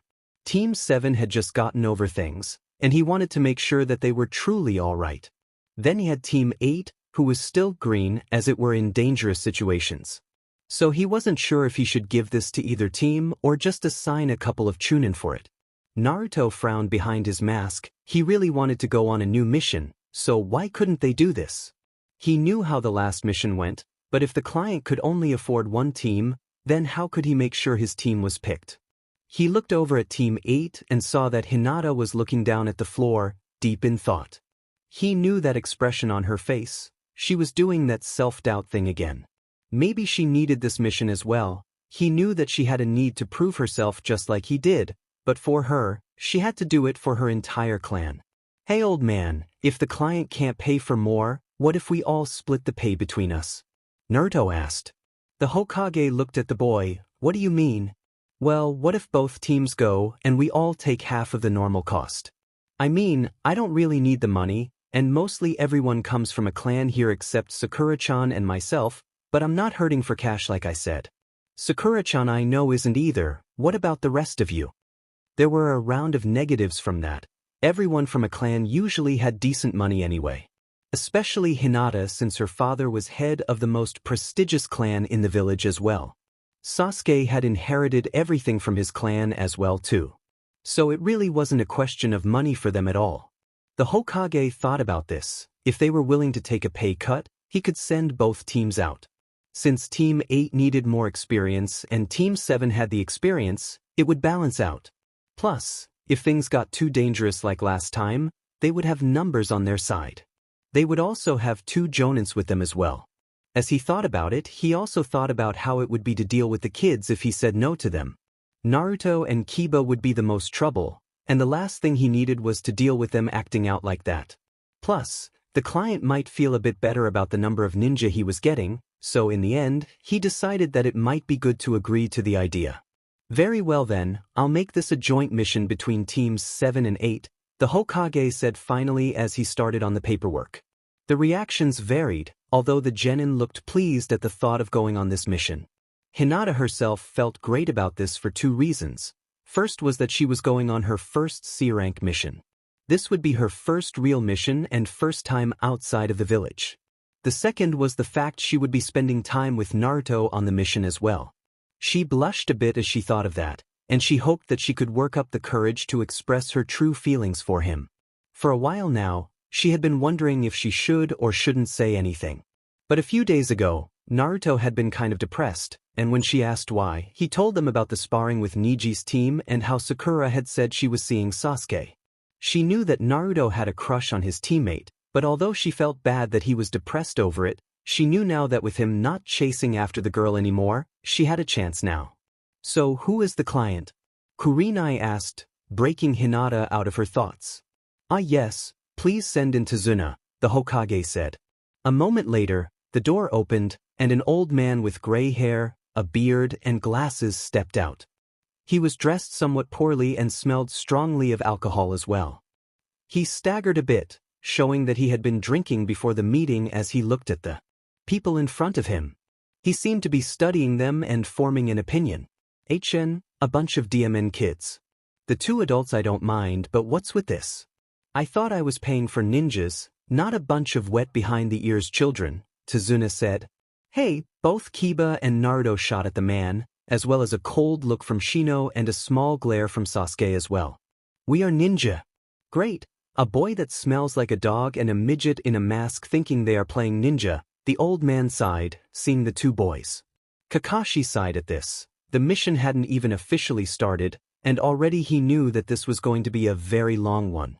He made a mental note to make sure he brought some aspirin, as he could already tell that Kiba and Naruto would not get along with this man on the mission, and it was a long way to wave as well.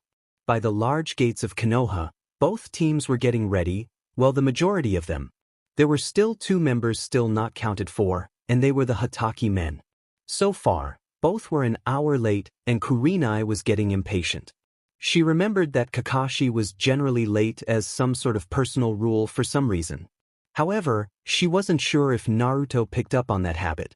Do you 2 have any idea where the Hatakes are? Kurenai asked. The 2 members of Team Sasuke just shrugged as Sakura looked a bit embarrassed for her late teammates. I honestly don't know. Naruto is usually on time, but our sensei. Well, Sakura trailed off, not sure what to say. Hey guys. Everyone looked to see Naruto walking with a backpack, happily walking up to them. Kurenai looked at the young boy with her arms crossed as she walked up to him. He stopped when the woman got in front of him. He knew that look. Anko got that look in her eyes too when she got annoyed with him. He gave a smile up to her, closing both eyes, making him look like a mini Kakashi in a way. "Where were you and where's your father?" Kurenai asked him. "Don't know," Naruto shrugged. "I mean, he's normally late, so I decided to take it easy and get in some ramen before we left." Naruto then looked to see the annoyed looks on his friends. "What? You all know my dad is always late, so why bother showing up on time? He's got a system, unless it's life and death, he won't be on time. If it's a mission, he's usually an hour late, and if it's training or something he can blow off for later, he can go from 2 to 3 hours late. So instead of just waiting around for his lazy butt, I went to get a snack." Kurenai sighed, pinching the bridge of her nose. Although she hadn't had any missions with Kakashi before, she knew his reputation, and so she should have expected this. It also didn't help that for the past hour they had to keep their client happy while they waited. That was already giving her a migraine, as the old man and Kiba were already at each other's throats. "So your father should be here soon then?" she asked him. "Yep, he shouldn't be too far away actually," he told her. Naruto then saw Hinata, and he needed someone to talk to.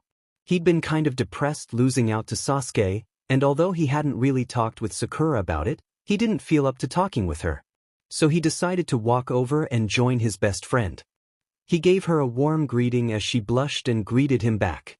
Hinata was glad for this mission already. This would be the longest time she would ever spend with Naruto in her life, and maybe on this trip she could finally work up the courage to talk to him. The two young teens started talking, mainly just about ordinary things, although they were being watched by Kurenai slightly. Kurenai was well aware of the young girl's feelings for the boy, and watching them now, she could see just how badly the young girl had it. She remembered being at that age, so unsure of yourself, and then when boys came into the picture, things got very complicated. Looking at them, she had to admit it was a very cute image. It was just too bad that Naruto didn't seem to notice. Although how he never noticed was something that she couldn't figure out, but then again, Naruto seemed to have an odd intellect.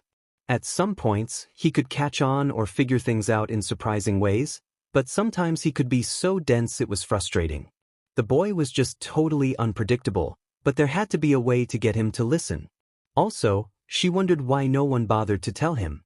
Well, Sasuke, she reasoned, didn't care. Sakura had her own reasons. Hinata's teammates she had asked too embarrassed if Naruto found out that she liked him.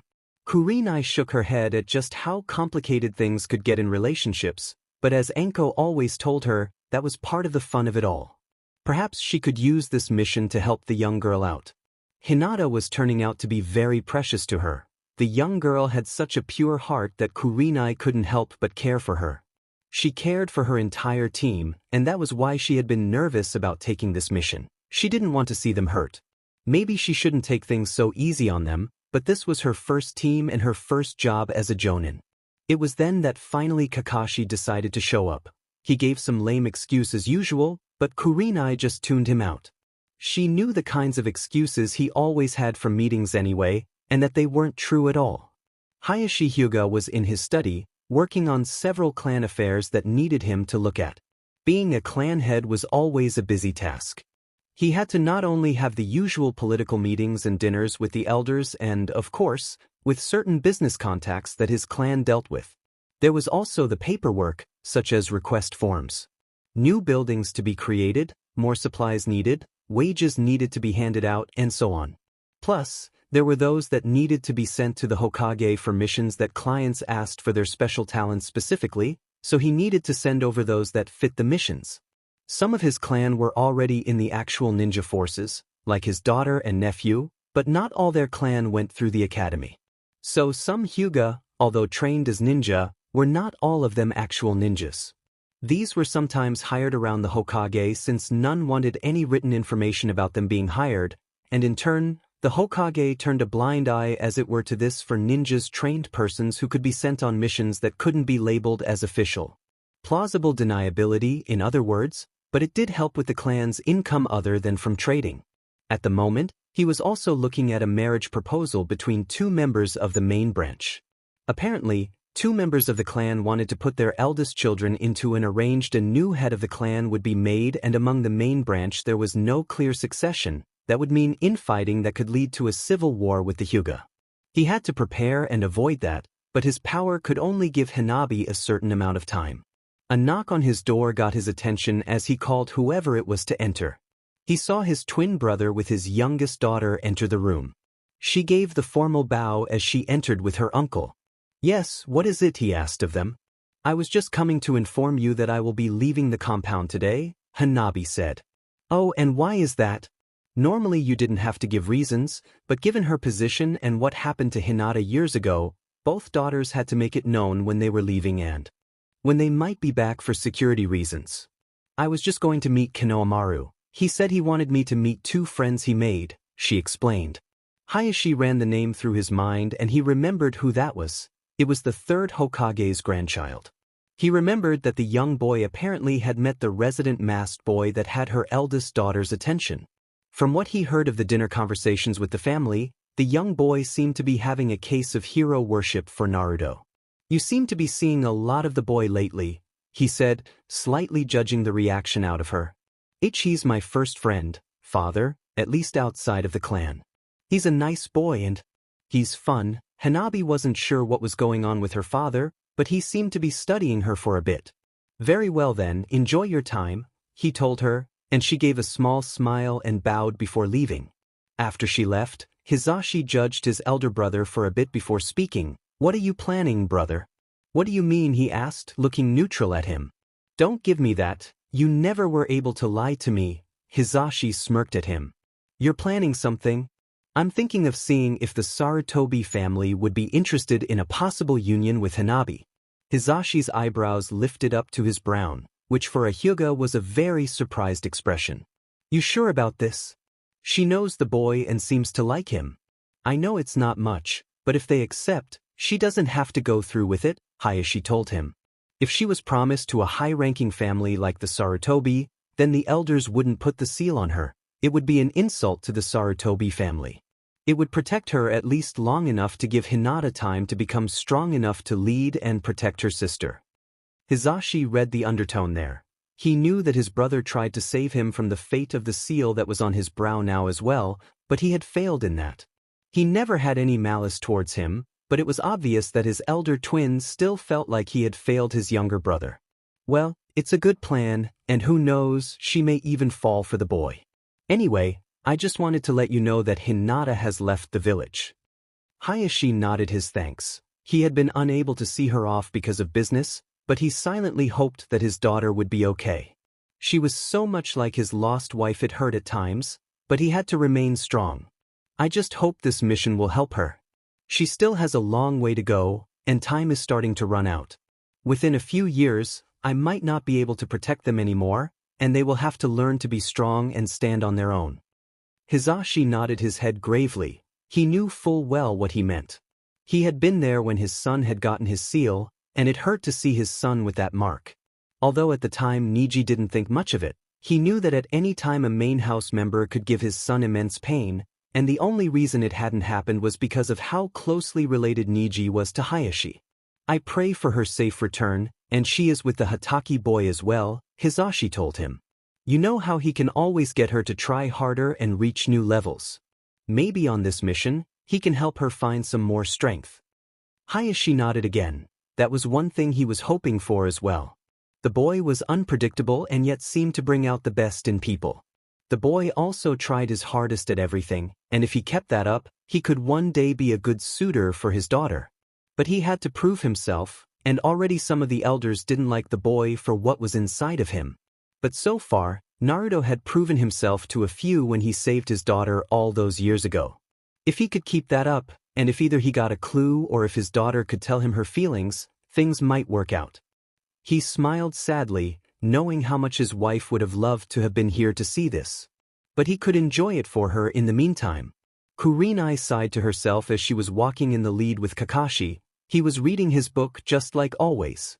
She didn't like the fact that he brought out that book in front of children, let alone in front of his own son. She gave up on trying to get him to put it away, although she also had to worry about Naruto, Kiba, and their client.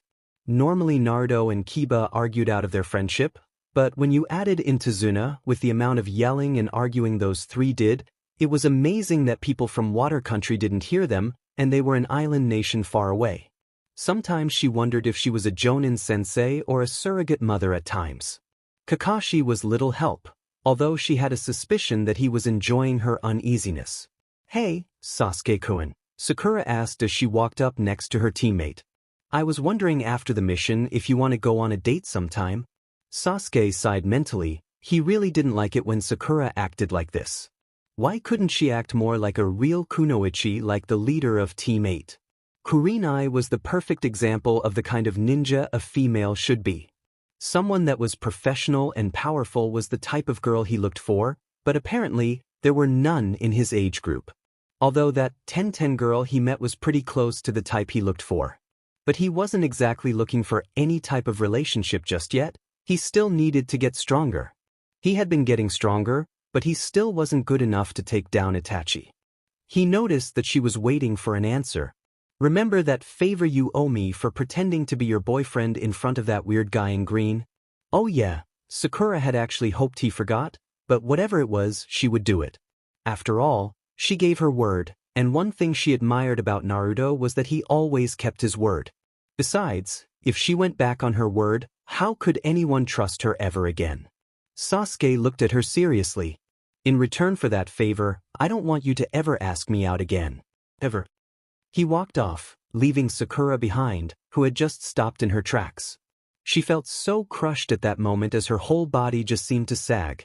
She couldn't believe that he had just asked her for that. She had to do it as it was the favor, but she never expected him to do something like that. She started walking again when she saw that she was going to get left behind, but her mind was elsewhere at the moment. Had she just lost any chance with Sasuke now? Why doesn't he like me? Sakura wondered. Damn it, we should never have made that deal. Inner Sakura screamed out. Does he not like me? Does he think that I'm ugly or something? Sakura asked herself. She was thinking of her forehead and still remembered all the teasing she had gotten from it when she had been younger. Did he think that her forehead made her look like a freak? All the old self-doubt started to rise up in her again. Even after all this time, there was a part of her that was still that scared little girl with no friends who ended up going home crying from being bullied. Ino had helped her to grow out of it mostly, as had her other friends, but it was hard to get over some complexes. She walked on in silence as the self-doubts started to eat away at her confidence. Hinata was with Naruto, and she was beaming on the inside. She couldn't believe that she was on a mission with him. Although at the moment, he seemed to be sulking after Kurenai basically made sure that he and Kiba were at opposite ends of the column with their client in the middle.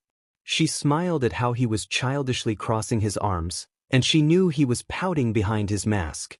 "I can't believe we're being treated like kids," Naruto muttered to himself. "It's that old drunk's fault anyway. He keeps calling me short. I'm not short.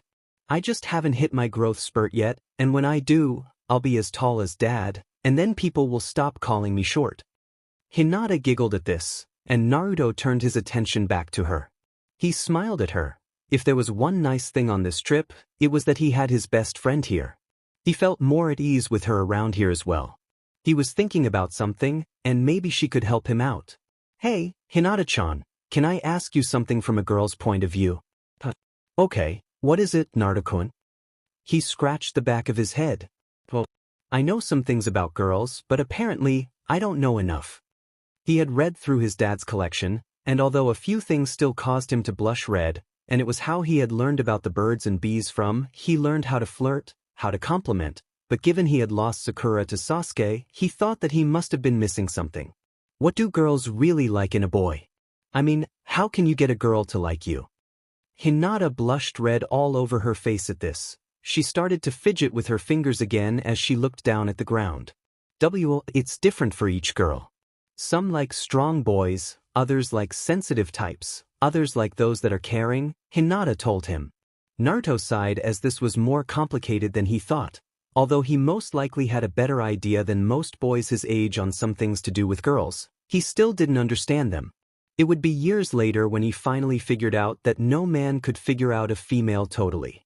But at this point he was just trying to figure out why he lost out to Sasuke. Listening to Hinata made it seem that maybe he just wasn't Sakura's type. Although why she liked emo JRKS with little personality, he never understood.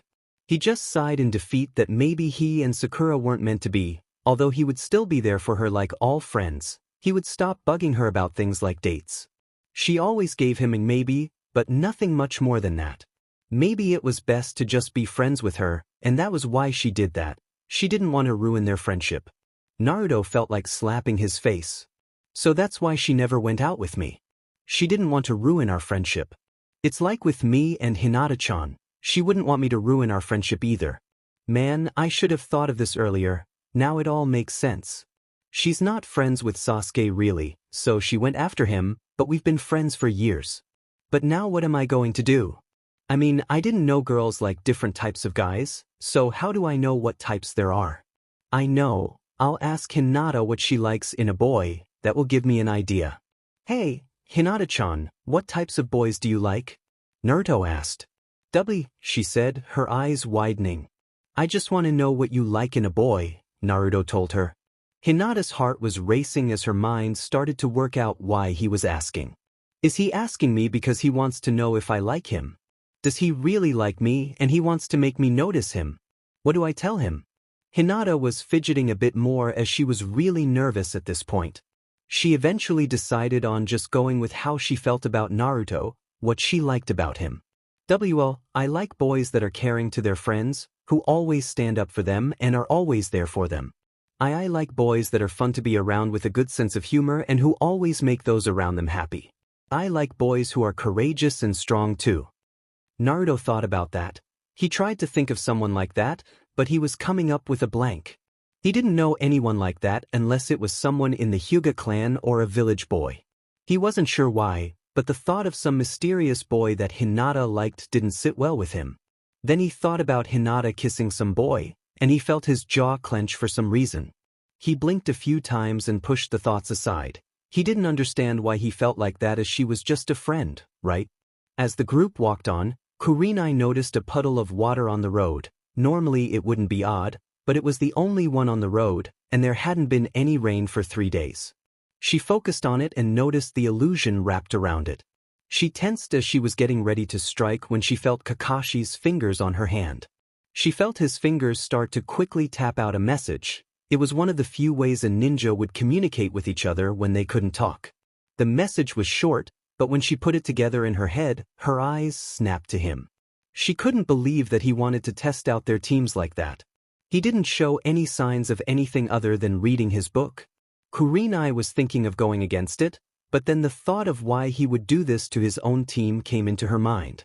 After their last big mission, it took time for his genins to heal, and so then the real reason he wanted them not to interfere hit her. He needed to see if his team was truly ready to be back in the field. You could prepare all you want, but unless they actually faced real danger, he couldn't tell if they were over the last mission. She also thought of her own team. Kakashi's had gone through something nasty for the first time, and she didn't want her own team to go through that. She eventually came to the decision to let Kakashi do it his way for now, but the moment things got too dangerous, she was stepping in. Just as they were passing the puddle, that was when the two ninjas struck. They liked to have been known as the Demon Brothers, a couple of rogue ninjas from Mist. They had been told the old man had gone to Konoha for help. At first, they were worried, but the old man wouldn't have enough for a Jonin or a more experienced team. When they saw 2 Genin teams, they decided to stick with the original plan. They would have to take out the 2 Jonins fast. If they didn't, they wouldn't stand a chance. So as soon as the kids' teachers were in range, they jumped out. They liked to use poison-tipped claws with a razor-sharp chain connecting them. As twins, they had always fought together, and their teamwork was top-notch. Their chain managed to get the 2 Jonin, and they ripped them apart. It turned into pure chaos after that. People yelled out as it was nothing but confusion at the moment. One of the Demon Brothers took sight of Hinata. The young girl had never been in a real combat or real danger like this. She suddenly had a flashback to when she had been kidnapped as a small child. She remembered how scared she had been, and she just froze. The brother chuckled to himself as he saw an easy kill and ran at the girl. "Hinata, get down." Naruto yelled at her, but she was frozen solid. She wanted to move, but her body wouldn't let it. Naruto's father told him all kinds of stories on how some people react to their first time in danger. Hinata had frozen, and if he didn't do anything, she was going to die. He jumped at her, grabbing her with his arms as he pulled her to the ground with him. He grunted, feeling something slice his forearm, but he didn't pay any attention to it. Hinata, you okay? He asked, still protecting her. Hinata looked at him as his focus came back into reality. She nodded her head, and Naruto nodded back as he quickly got up and pulled out the sword on his back, getting ready for a fight. Kiba already had to dodge one of the enemy ninjas as Akamaru tried to bite down on the leg of that ninja. He quickly jumped back and tried to kick the small white dog, but he was faster and jumped out of the way. Kiba tried to get in close with his kunai, but the man blocked it with his claws and was suddenly pulled back by his partner. The ninja sailed through the air as he went to attack another in their party. Sakura found herself between the razor chain of the two ninjas. She quickly got out her tonfas and placed them up in front of her, with the length of the weapon running parallel with her arms. They protected her arms as the chain grinded against the metallic weapons, making sparks fly out. She had to close her eyes to protect them. Shino raised an arm, and from the loose sleeve of his gray coat, many tiny black insects started to fly out. Like Kiba's clan and their dogs, he had a mental link with his bugs and told them to attack and drain the two of them of their chakra. Sasuke was already attacking them with his own sword, but the brothers were proving a little faster than he was. He wanted to take off the weights on himself, but the enemies weren't giving him a chance, so he just kept up with the attacks. He activated his eyes as they turned into the red Sharingan that his clan was known for. The movements of his enemies became easier to see and predict. Everything became sharper and clearer when he used his eyes like this, and it was with this he noticed Naruto making hand seals, and not just anyone's either. He can't be serious in using that, he thought to himself.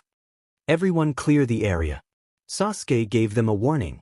There were a few that weren't certain why Sasuke said that, but they moved out of the area anyway because they all figured out something was up. Naruto finished his jutsu as he made a couple of clones, and to those that knew him, that was odd as he usually made a gang of them. The two clones each went after one of the brothers.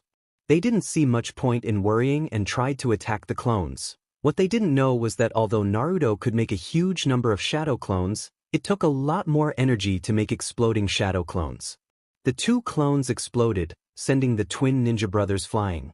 Although they flew in two different directions, the chain that connected them snapped them back together as they slammed back into each other in midair and landed onto the ground. It was actually kind of funny, and if it wasn't a life-and-death fight, the kids might have found it pretty funny. "Did you kill them?" Sakura asked Naruto, looking at the smoking ninja. "I don't think so," Naruto said to her, looking at the bodies. Although he got over killing that last ninja, he didn't want to have to do it again too soon. When they heard a groan coming out of the two of them and saw them move, they figured out they were still alive. With them down, it was easy for Shino to command his bugs to swarm them and eat up enough of their chakra so they wouldn't pose a threat anymore. "Geez, Naruto, give us some warning before you do something like that," Kiba told him. Naruto scratched the back of his head. Sorry about that, but hey, we got them right." But what about Kurenai and Kakashi-sensei?" Hinata asked worried.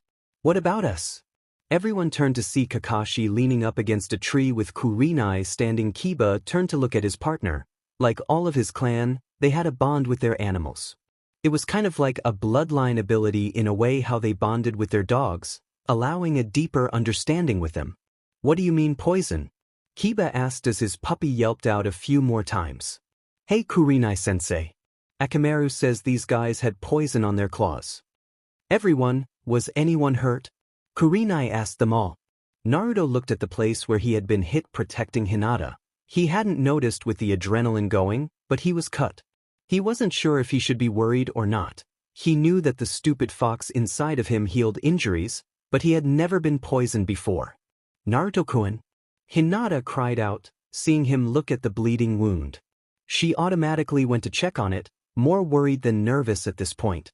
She knew that he had gotten hurt protecting her. Because she had hesitated, he had been hurt. All she was thinking was that it was her fault because she still wasn't strong enough.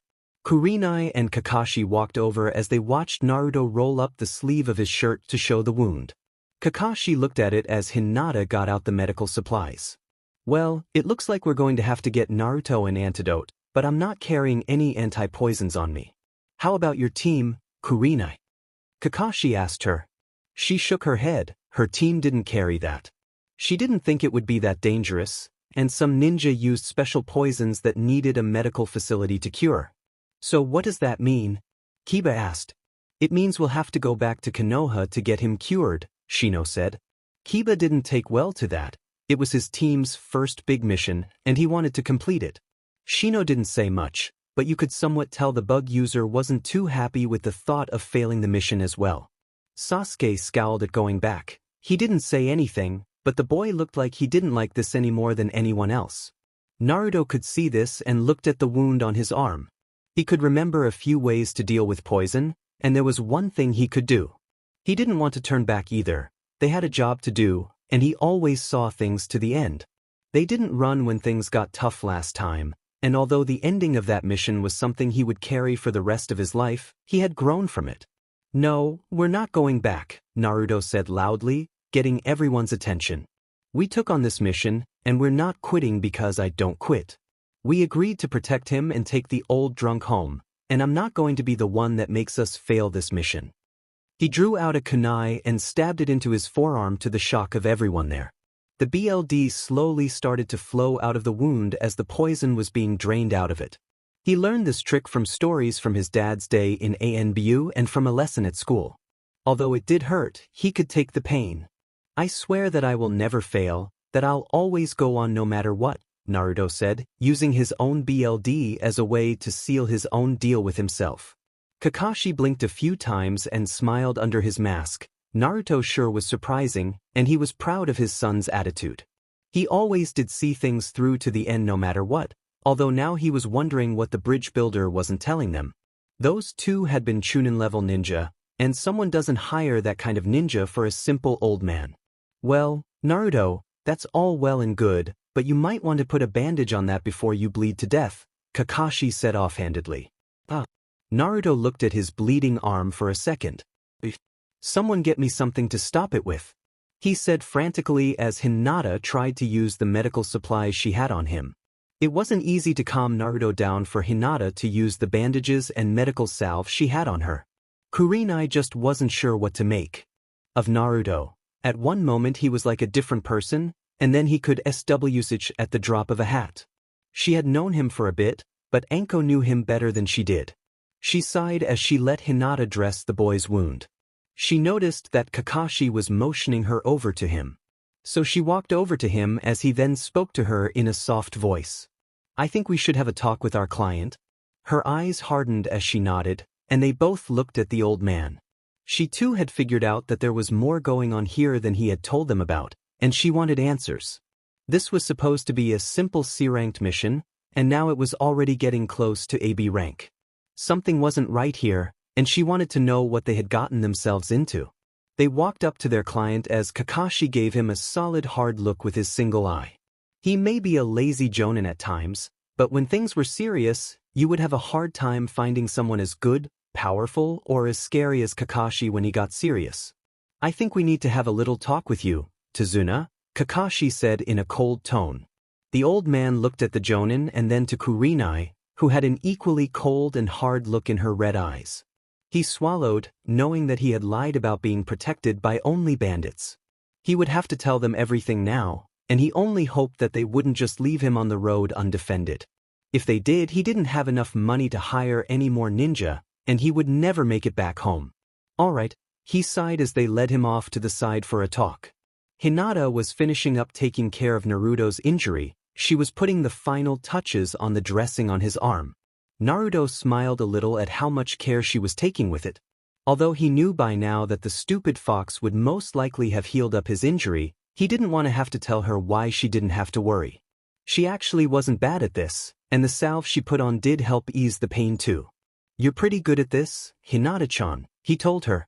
She blushed, and her hands shook a little, but she managed to finish. Naruto-kun. I'm sorry. Sorry for what? Because of me you got hurt? She looked down, not meeting his eyes. She just focused on helping him. she was still a burden, it seemed. Her first time out, and she froze, and Naruto ended up hurt because of it. She thought she had improved, but when everyone needed her, she had failed them. Hinata, what happened can happen to anyone. My dad told me countless times that he's seen people do the exact same thing first time in a real battle, Naruto told her. You didn't, she whispered, looking down as she finished her work. Yes, I did, he told her gently. She looked up in shock. She couldn't believe that Naruto of all people had frozen. He started to explain the first time he really had been scared. When I was little, a couple of bad guys tried to kidnap me too. Uncle Guy saved me, but I was scared. I couldn't sleep alone and had nightmares for a long time after it. It took me time, but I got over it, but it's something I can never forget either. Naruto-kun. Hinata trailed off. She never knew that the same thing that had happened to her had happened to him. He never really talked about his life before they met. He kept saying that it wasn't important. Then Naruto looked at her, smiling with both eyes closed. Anyways, so all you have to do is get stronger. You fall, you just pick yourself up and keep trying. You never give up because if you do, then you can't get better, and I know you won't let the same thing happen again. She smiled at him and gave him a small nod. He always made her feel better about herself, and for some strange reason, she always felt she could become a better person with his help. Just then, the adults returned with Tazuna, looking like a dog that got scolded by its owner. Both Kurenai and Kakashi told the old man to tell their teams exactly what he told them. The old man sighed as he told them that he didn't have enough money to hire more protection and had lied about the dangers. He was building a bridge to connect his land with the mainland. It would improve the economy, and lots of the land's resources were going into this project. A criminal named Gato had a stranglehold on his land. He was bleeding them dry. This bridge was the only way to help the country, as they couldn't rid themselves of the man. He was on his way back to complete the bridge and had found out that Gato had hired people to kill him. Without him, the bridge would never be built, and his people would never get out from under Gato's control.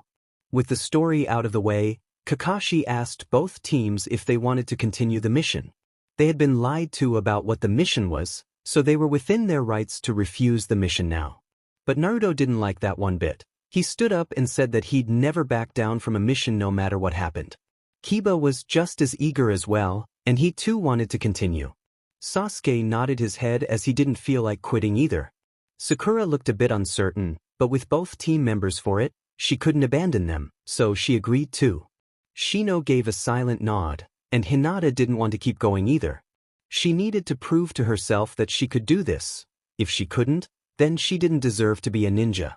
Kurenai sighed. She knew that she couldn't talk them out of it, but she did convince Kakashi to send one of his summoned dogs back to the village with a message.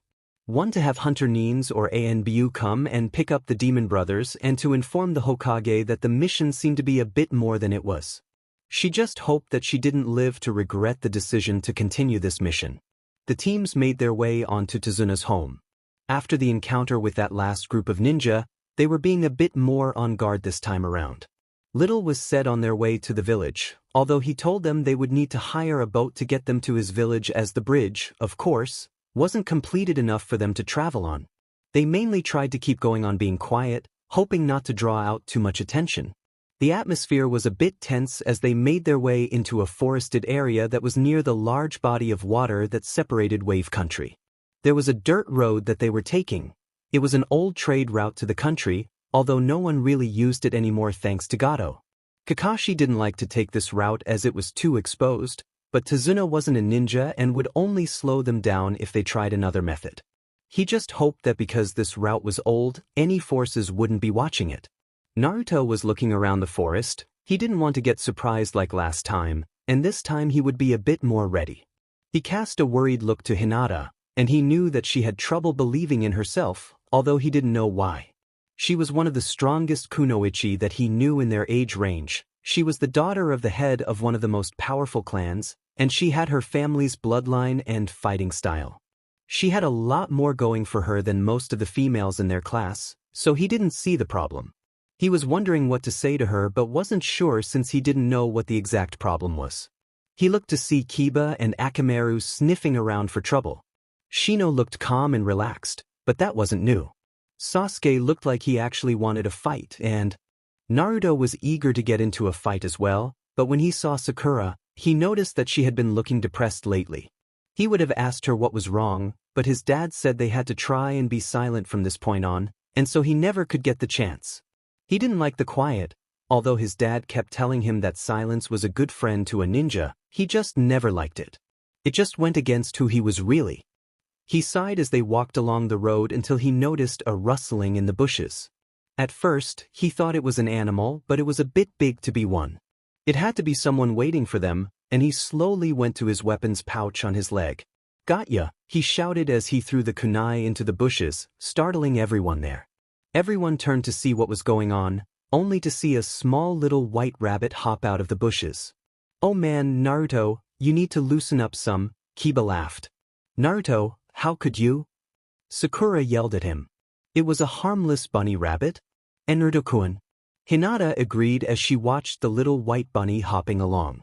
She hoped that Naruto hadn't hurt the little rabbit. It was a cute little thing and she bent down towards it.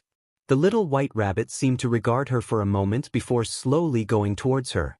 She was surprised at this. The rabbit seemed to be a tame animal and not some wild one. Hinata was thinking someone might have lost a pet as she slowly petted the small animal. "I think he likes you," Sakura said, smiling at the cute little animal. Hinata smiled as she dug into her backpack for something for it to eat. She found some small baby carrots she took for some snack food, as sometimes people didn't take the right kinds of foods with them on missions. She knew that Naruto would have carried a lot of instant ramen on him, and she made sure that he at least ate something good for him at times. She handed the small carrot to the animal as it sniffed it and slowly started to eat the offered food. Hinata giggled, feeling its whiskers tickling her hand. Kurenai sighed, knowing that the young girl would most likely want to keep it now. At least Akamaru didn't seem to mind the other animal. She was thinking of saying something when she noticed how hard Kakashi was staring at the rabbit. "What? Haven't you noticed that the rabbit is tame?" he asked her, and she looked at it. It was odd, but it could have been a pet. There had to be more to it than that to get Kakashi so intent on it. It was just a small white rabbit, so... Wait, it was white. They were in the wrong part of the land and the wrong season for white rabbits to show up. The only way both odd things about the rabbit would happen is if someone kept it around for something like substitution. "Everyone down!" Kakashi yelled out, and quickly everyone went down. A huge wind seemed to fly just over their heads. Although it wasn't the wind exactly, it was the aftereffect of a giant sword being flung through the air, just missing them all. Everyone turned to see the sword being caught by a tall man. He wore no shirt, but his mouth was covered in bandages. There were some type of camo-style clothing on his arms, and although he looked strong, he wasn't like a bodybuilder, and yet he swung the giant 8-foot-long blade like it was nothing. Kakashi and Kurenai's eyes widened as they recognized the man right away. "Well, I was wondering what happened to the Demon Brothers, and look what I found. 2 genin teams. Guess the old man got a bit more protection than I was told he could afford. And I see we have Kakashi Hatake, the copy ninja of Konoha as well," he said in a cold killer's voice. He looked to Kurenai, studying her for a bit. "I don't know who you are though." Kurenai wasn't sure if she should be thankful a killer like this didn't know her or insulted. "I'm Kurenai Yuhi. Might have heard of you after all," he said, thinking on the name. Kurenai knew that she was still a rookie jonin, but she had worked hard to get where she was now, and if there was one thing she hated, it was a lack of respect. But she wouldn't let him goad her into any unnecessary actions either. She had a team of genin to think about. She and Kakashi could take him one-on-one, but the kids were in no way ready for this kind of monster. There was also the amount of killer intent that the man was giving off. It was a lot of it too. Kurenai felt her teeth on edge just by being this close to him, and the look in his eyes was just as scary. They were dark and totally menacing as well. Back with the genins, they too were feeling the killing intent of the man. For Team 8, who had never felt anything like this before, it was a shock for a bit. Akamaru whined as he took a few steps back, and Shino could feel the bugs inside of his body were very agitated by it. The others weren't doing too well too, that is until Naruto did what naturally came to him. He started shouting, "Come on, there's only one of him and 8 of us." Naruto shouted, He heard a growling and looked to see Akamaru glaring at him. Oops, sorry, I mean 9. Naruto, don't you remember all those times I made you study my bingo book? Kakashi yelled back to him, not taking his eyes off their opponent. This is Zabuza, a missing nin from the Mist Village.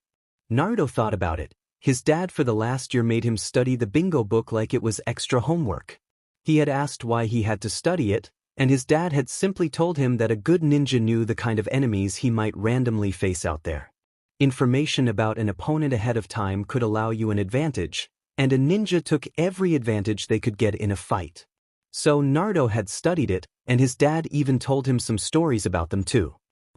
Let me think, Naruto had remembered a lot of stuff in there, but he was trying to place the name. Oh, I remember now, Zabuza, also known as the Demon of the Mist, right? Demon of the Mist. Kiba asked him. Oh yeah, why was he called that again? Naruto thought, trying to remember.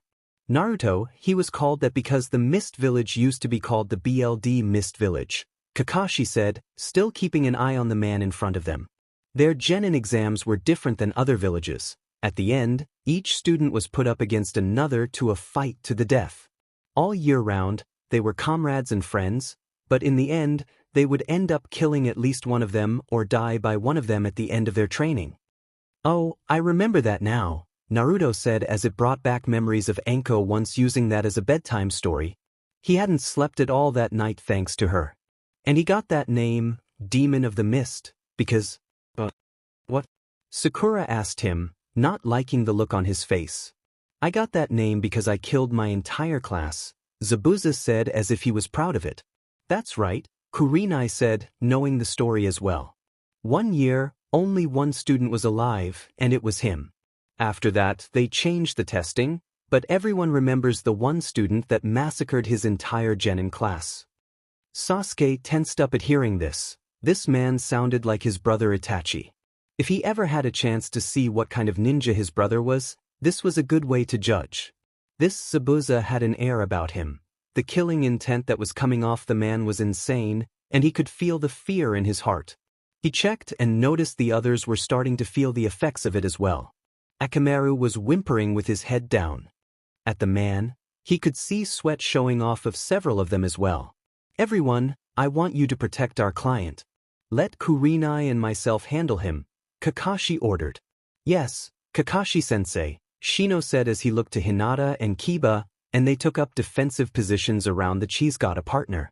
Kakashi thought as he heard someone leap out of the trees behind them. He just hoped that they could handle whoever it was. The genin teams were surprised when a boy not much older than them jumped out to meet them. He was tall and thin, but he wore robes so they couldn't be sure. He also wore a mask of some kind that they hadn't seen before. I'm sorry, but I have to fight you, the boy said in a soft voice. Yeah, well, we're not. Go Akamaru. Kiba shouted out as his dog ran forward to meet the ninja. Haku saw the duo and quickly threw out several senbon needles. Normally these weren't used as ninja weapons as they were very thin and a critical hit was hard to do. But to him, they were a perfect weapon and his aim was always great. With lightning speed, he threw the needles at the boy and the dog. Both were surprised as they fell back in pain as the needles hit their bodies. What the hell? Kiba shouted out, pulling out the needles. Guys, cover me while I get Akamaru. He ran to his dog to pull out the needles as Shino raised his arms. The insects came out to meet the strange ninja. Haku saw them coming and Shino noticed that the masked boy made one-handed seals. This surprised him as he never heard of anyone just using one hand to make seals before. But before he could think on what he could be doing, a block of ice jutted out of the ground. Yet again, this was another surprise. How could he have done that? Shino thought as it was his turn to dodge senbon needles, redirecting his bugs around the ice. Ice isn't a normal elemental attack. Could this be a water type? No, it doesn't feel like it. The only thing I can think of that even comes close was the first Hokage's ability to use wood. Is this the same? Is this a bloodline ability to make ice? Even though Shino was the quiet type, he had top grades in class. It wasn't too difficult to get an idea that this boy used some kind of ice ability, but bloodlines like this were rare. He also didn't know what his full abilities meant. Unlike his, everyone in his clan had the same abilities, or like in Hinata's, But when you ran into someone with a unique bloodline, you weren't sure what to expect. It left you at a disadvantage. Everyone be careful, he's got some kind of ice abilities, Shino called out. Meanwhile, with the adults, Zabuza smirked under the bandages over his mouth. So here we are, I think I'll enjoy this. I wonder if Haku will kill them before or after I kill you too. Don't underestimate our teams, Kurenai said to him. I'll tell you this, if the boy's heart was as cold as his ice, he could have surpassed me by now in everything. As it stands, he's more than a match for anyone. I've trained him since a small boy and he's the most advanced tool I've ever used. A child is not a tool, Kurenai said. Fool, we're all tools. All ninjas are just tools to be used and discarded. He laughed at her face. Kakashi didn't like the sounds of this. He knew that his team was above an average team and they had handled some rough moments before. But a boy that Zabuza himself trained gave him a bad feeling. He and Kurenai needed to take him out quickly and make sure the others were okay. Well then, I guess it's time to get serious, Kakashi said as he lifted his protector and uncovered his Sharingan eye. So the famous Sharingan. I've always wanted to see it in action. Guess that means you really are serious. Very well then, so will I, he said, starting to make hand seals. Don't let him finish. Kakashi yelled out, and Kurenai ran forward. Zabuza jumped back as he cried out hidden mist jutsu, and suddenly a thick mist started to show up all over the place. Kurenai lost him for a moment but dodged back, feeling the wind of his blade coming towards her. She jumped back with Kakashi as he was looking around just as she was. Heart, lungs, liver, brain, throat. A voice came from the mist. These are just some of the ways to kill a person in one move. What's he doing? Kurenai softly asked. Zabuza is a MSTR of the silent killing technique, Kakashi told her seriously, looking for the man. Suddenly, a form came at them. Kakashi got his kunai up and just managed to block the sword coming at him, but he could feel the pain in his limbs from stopping the force of the blow. He was also certain his kunai would break if he tried that again. Kurenai didn't waste time and ran below the blade, stabbing him in the chest with her own kunai. But to her surprise, he just turned into water and fell into the ground. Kakashi heard Naruto and he tried to move his arm but he was too close. The boy wasn't moving all that much, so he knew that he had to limit it. He was still 2 feet away and slightly moved his hand. It wasn't much, but he had been aiming for a higher target at any rate. If he had been any closer, he couldn't have been able to move his arm, plus he cut off the flow of chakra to his arm and hand, but that would only lessen the damage. The buildup in the jutsu alone was enough to be fatal if he hit a vital spot. He didn't know why his son was telling him to stop, but he trusted that he had a good reason. So with the last second, his Chidori hit the young boy in his shoulder. He heard the boy cry out in pain as he grabbed Kakashi's wrist. He was surprised how much strength the boy had in his arms. I can't let you kill him, the boy said to him, giving him a small smile. I'm sorry, Zabuza-sama. I'm no longer any use to you. Haku, the man behind him, simply said as Kakashi looked at the boy who was starting to fall. This Haku person still kept a grip on his arm even as he was falling. He had to admit it was impressive how much willpower the young boy had. Kakashi was finally able to pull his arm free as he grabbed the boy before he fell into the water. There was a groaning sound as the boy was still alive, if only barely dead. Naruto ran over to the body of water. He only got to the edge as he didn't know how the adults were standing on the water like they were. Naruto, Kakashi said in a tone that demanded an explanation. Naruto heard that tone all the times he got caught with a prank, only now it was more serious. He knew that his father would demand a very good explanation as to why he was told to stop other than Haku getting in the way. I didn't want him hurt. He's like me, I think, Naruto told him, and Kakashi's head went back a little at that as he looked down at the bleeding boy. Stupid kid, Zabuza said, still stuck in Kurenai's genjutsu. Don't say that about him. Naruto yelled out at the man. Don't you care at all? He lived for you. His only dream was for you.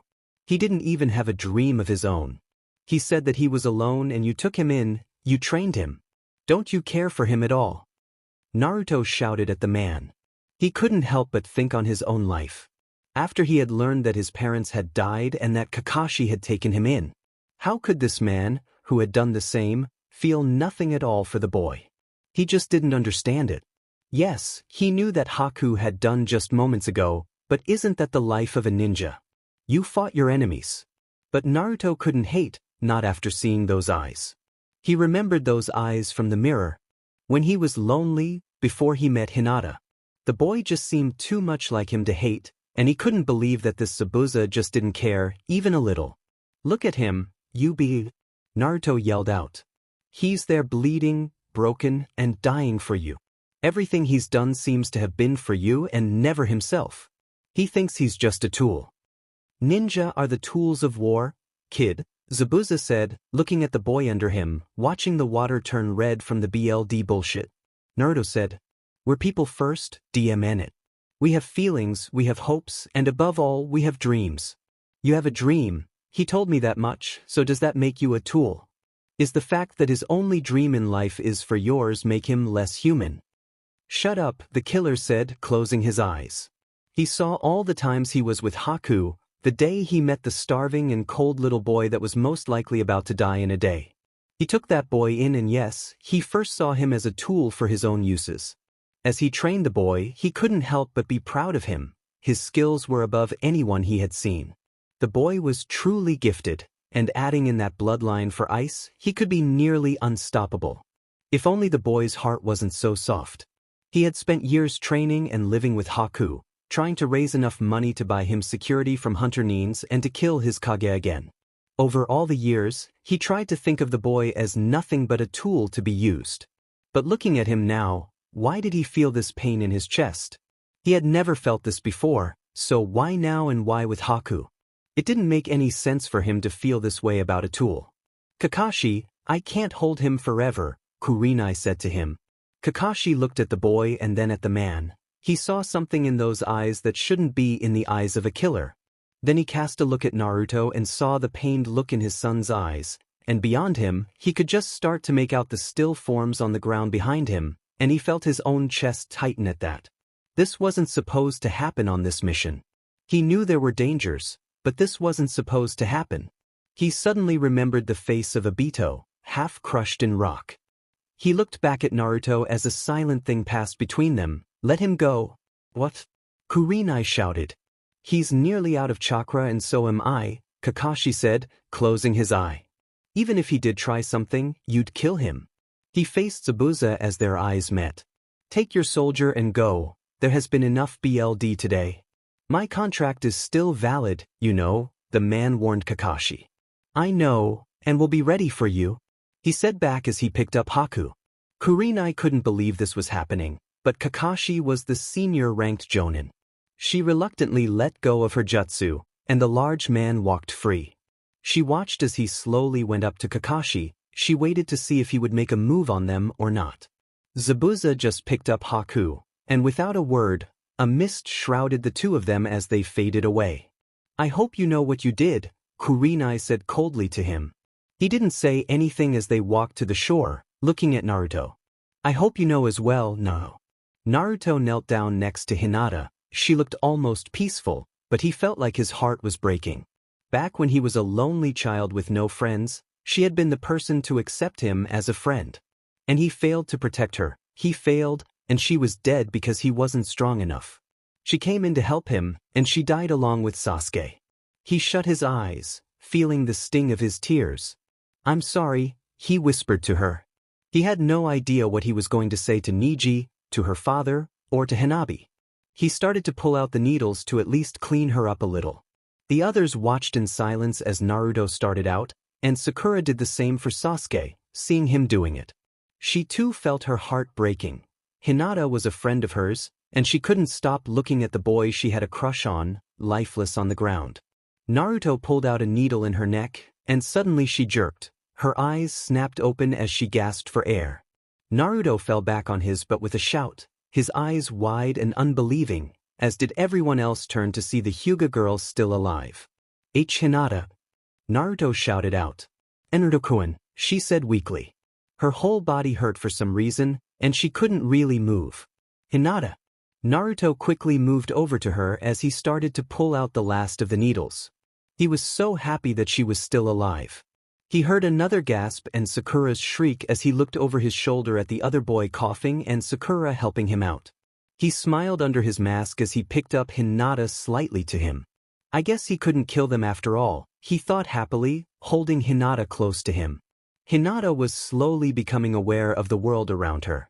The last thing she remembered was a fight with the masked boy and lots of pain, Naruto holding her, and she blushed a bit, remembering thinking she was dying and nearly telling Naruto her true feelings. She felt a bit better, but still, her body ached in places.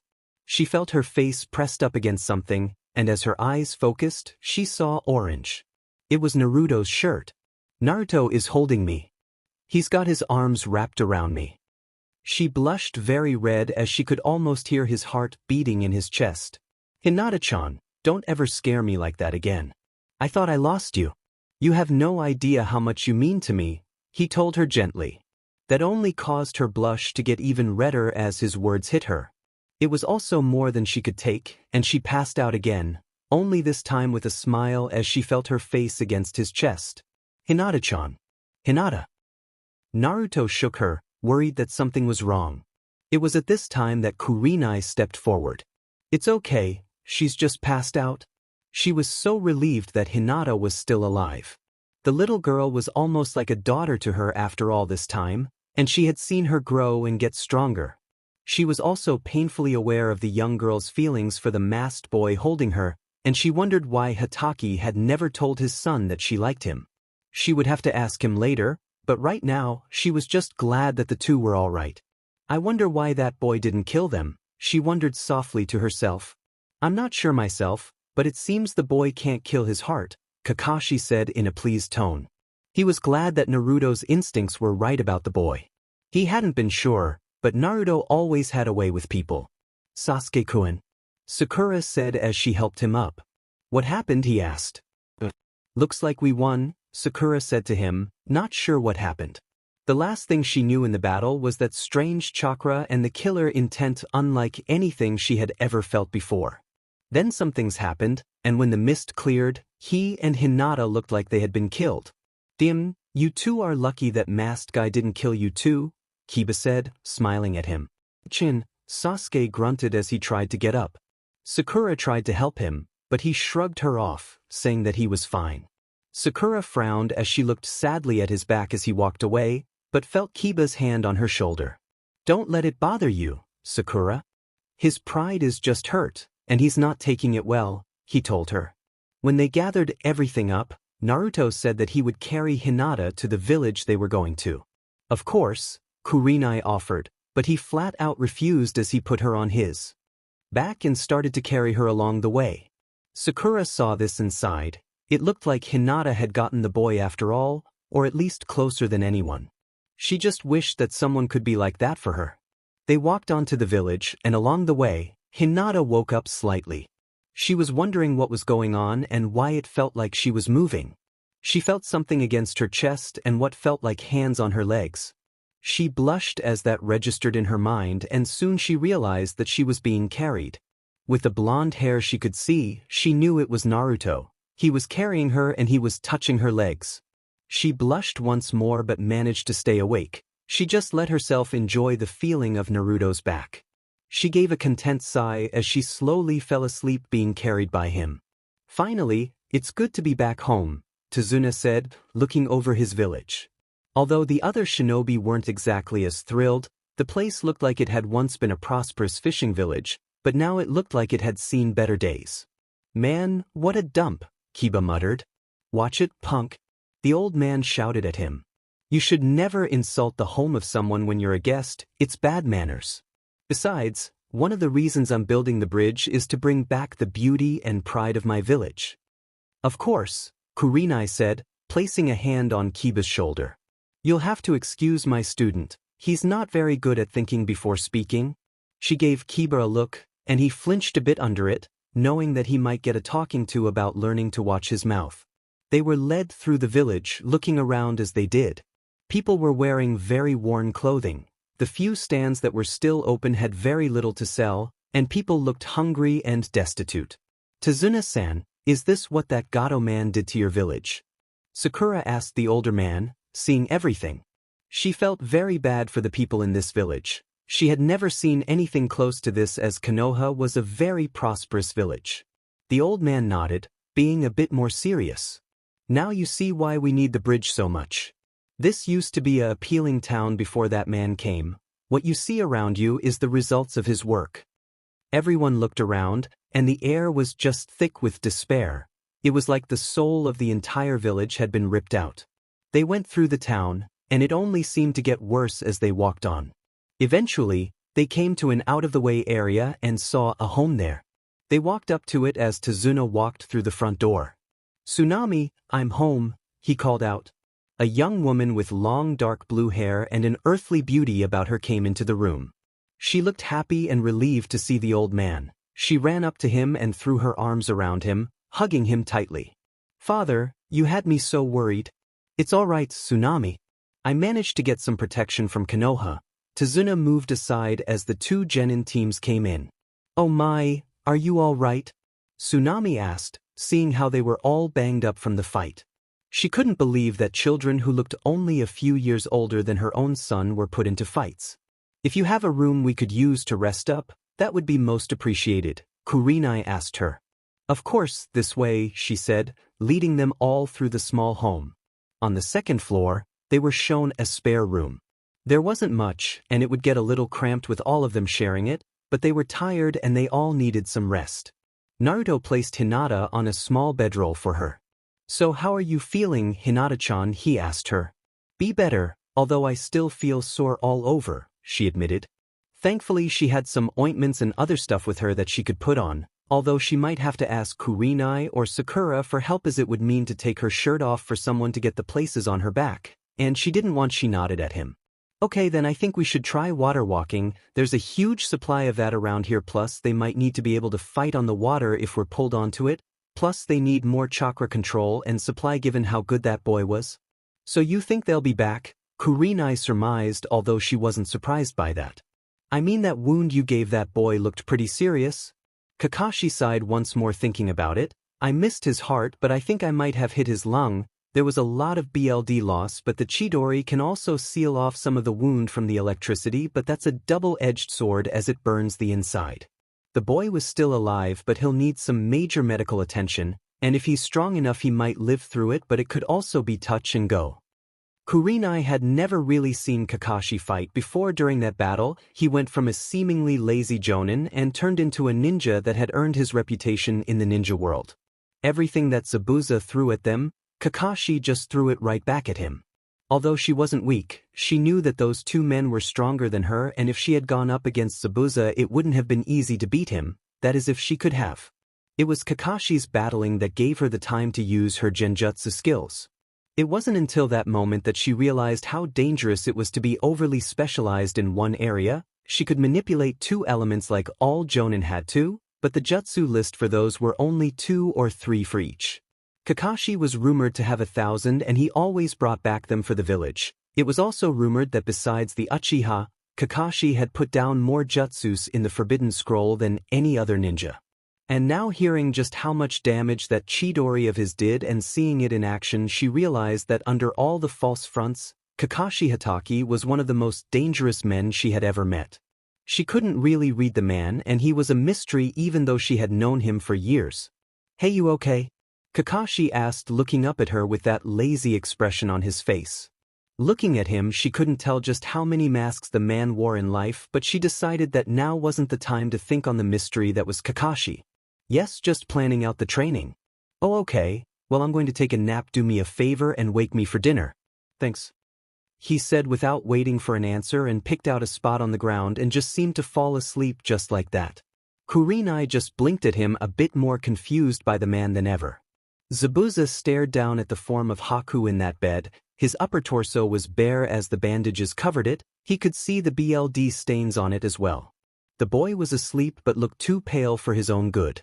When he got back, he ordered the Gato's lackeys to get a doctor. He had just stood there while the doctor worked on the boy. He had already put some new BLD into him and closed up the wound as best he could, but the doctor told him the wound was serious. He shoved the doctor out the door, almost throwing him, as he said that the boy might not live. He sat in a chair looking at the pale face of the boy that he had been with for years. "You've made me soft, kid," he silently said to him. "I didn't used to feel this way about anyone. I was Zabuza the demon, the man that killed all his friends and comrades, part of the elite 7 swordsmen of the mist. I'm not supposed to have friends or people close to me. You were just supposed to be a tool for my own ends." Then that loud mouth brat had to go and open his stupid mouth, he muttered, thinking back to the blonde-haired boy. He made the killer think of all the times he spent with the boy, although he never admitted it. He actually liked the boy. His life had always been a lonely one, but Haku actually filled a void in his life that he never even noticed before. The sudden thought of Haku gone actually hurt, something that surprised him. He thought he had killed his heart years ago, but this boy in the bed had snuck his way in without him noticing. He sighed as he looked at the Sinbon needle in his hand. He had practically raised the boy and was the closest he had ever been to someone in all his life. On the one hand, he hated these feelings, he felt weaker for them, and he had left the battlefield instead of fighting to the end.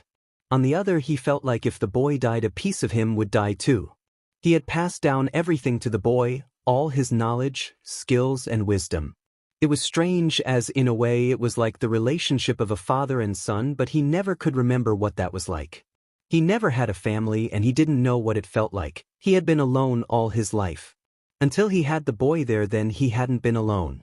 He sat there lost in his own thoughts and memories, trying to make sense out of the chaos that was warring inside of him. Things had been so easy before this, and now everything seemed completely upside down. The next morning found the ninja teams rested and nearly ready for action. Although Hinata felt better, her body was still stiff, and even Sasuke was feeling it but didn't want to let it show. Kakashi said he wanted to sleep in a bit more to recover from using his Sharingan, although Kurenai wasn't sure it was because he just wanted to be lazy. She was still having a hard time trying to see through the man when he was putting on an act, or if he was serious or not. So eventually they made their way down to the kitchen. It was a tight fit, but they all managed somehow to find a place at the table. Tsunami had done the best she could for all of them, but with the village in such a poor state, finding enough decent food was hard. A lot of the food that you could buy, there was little of it, overpriced and not in the best condition either. But she never let it show. After all, she had to keep up hope even in the most hopeless of times. That was why her father was building the bridge, to change things for the better. She looked to see the young children were doing their best to eat and not say anything about the food. Although she did wonder how the short one in the mask seemed to be eating with his mask on. The others around him kept looking as well, but you never saw him take off the mask. Then he noticed her little boy, Inari. He was looking down, not looking at the guests. It broke her heart to see her precious little boy like that. Although she was hurting as well, after his biological father had died, it was hard to go on. But then Kaiza came into her life and she learned to love again. He had been such a great man and a greater father to Inari. Then she lost yet another husband to that man, Gato. He took one of the best things out of their life and made her child watch as well as the village as he tortured and murdered him. She still cried herself to sleep at night when no one was looking. It just hurt so much not to have him around. Sometimes it was easier to ignore the past and the pain with it, but she had loved him so much it was too much to just forget he ever lived. She went back to putting away the dishes so no one would see the tear falling from her face. "I'm telling you guys, we're going to make sure that bridge gets built," Naruto proclaimed. After seeing the entire town, the Genins were motivated to help this place out. This was the kind of thing that Naruto had hoped he would do, saving people and protecting the innocent. He knew that not all ninja jobs were like that, but that was why he liked this so much. Akamaru barked out something. "Yeah, I agree, boy," Kiba grinned. "This place could use the help." Shino nodded too. "Even though our mission is to protect our client, the end result of his work is a good bonus that comes with our work. I must admit that seeing the condition in this village, I can say that letting such a force to run rampant would only spread. Eventually, if he's not stopped, he could bring his practices into the Fire Country and many others." "So you want to stop him too, huh?" Kiba smirked. Normally Shino was very logical and put his emotions aside, but he guessed that even all of the suffering of this village had to get through to his teammate. Shino gave him a pointed look. "When dealing with a cancer, you should cut it out before it spreads, and from what I can see, this Gato person is the definition of a cancer." Kiba gave him a weirded out look. "Man, that was pretty cold." "Well, he's got the right idea." Naruto smiled. "We protect the old man, and if that Gato JRK shows up, we just kick his butt?" Yeah, and I'm sure the village will be better off, Sakura said. Why do you even bother? Inari said quietly looking at the table. Naruto asked. He had forgotten that the kid was even there. He had been so quiet when they first had met. You'll all just die anyway. Inari shouted out at them. No one can beat him and you'll all just die too, you should just leave. What the hell do you mean by that? Kiba shouted at the kid. Yeah. Naruto shouted back at the boy. I said you'll all just die.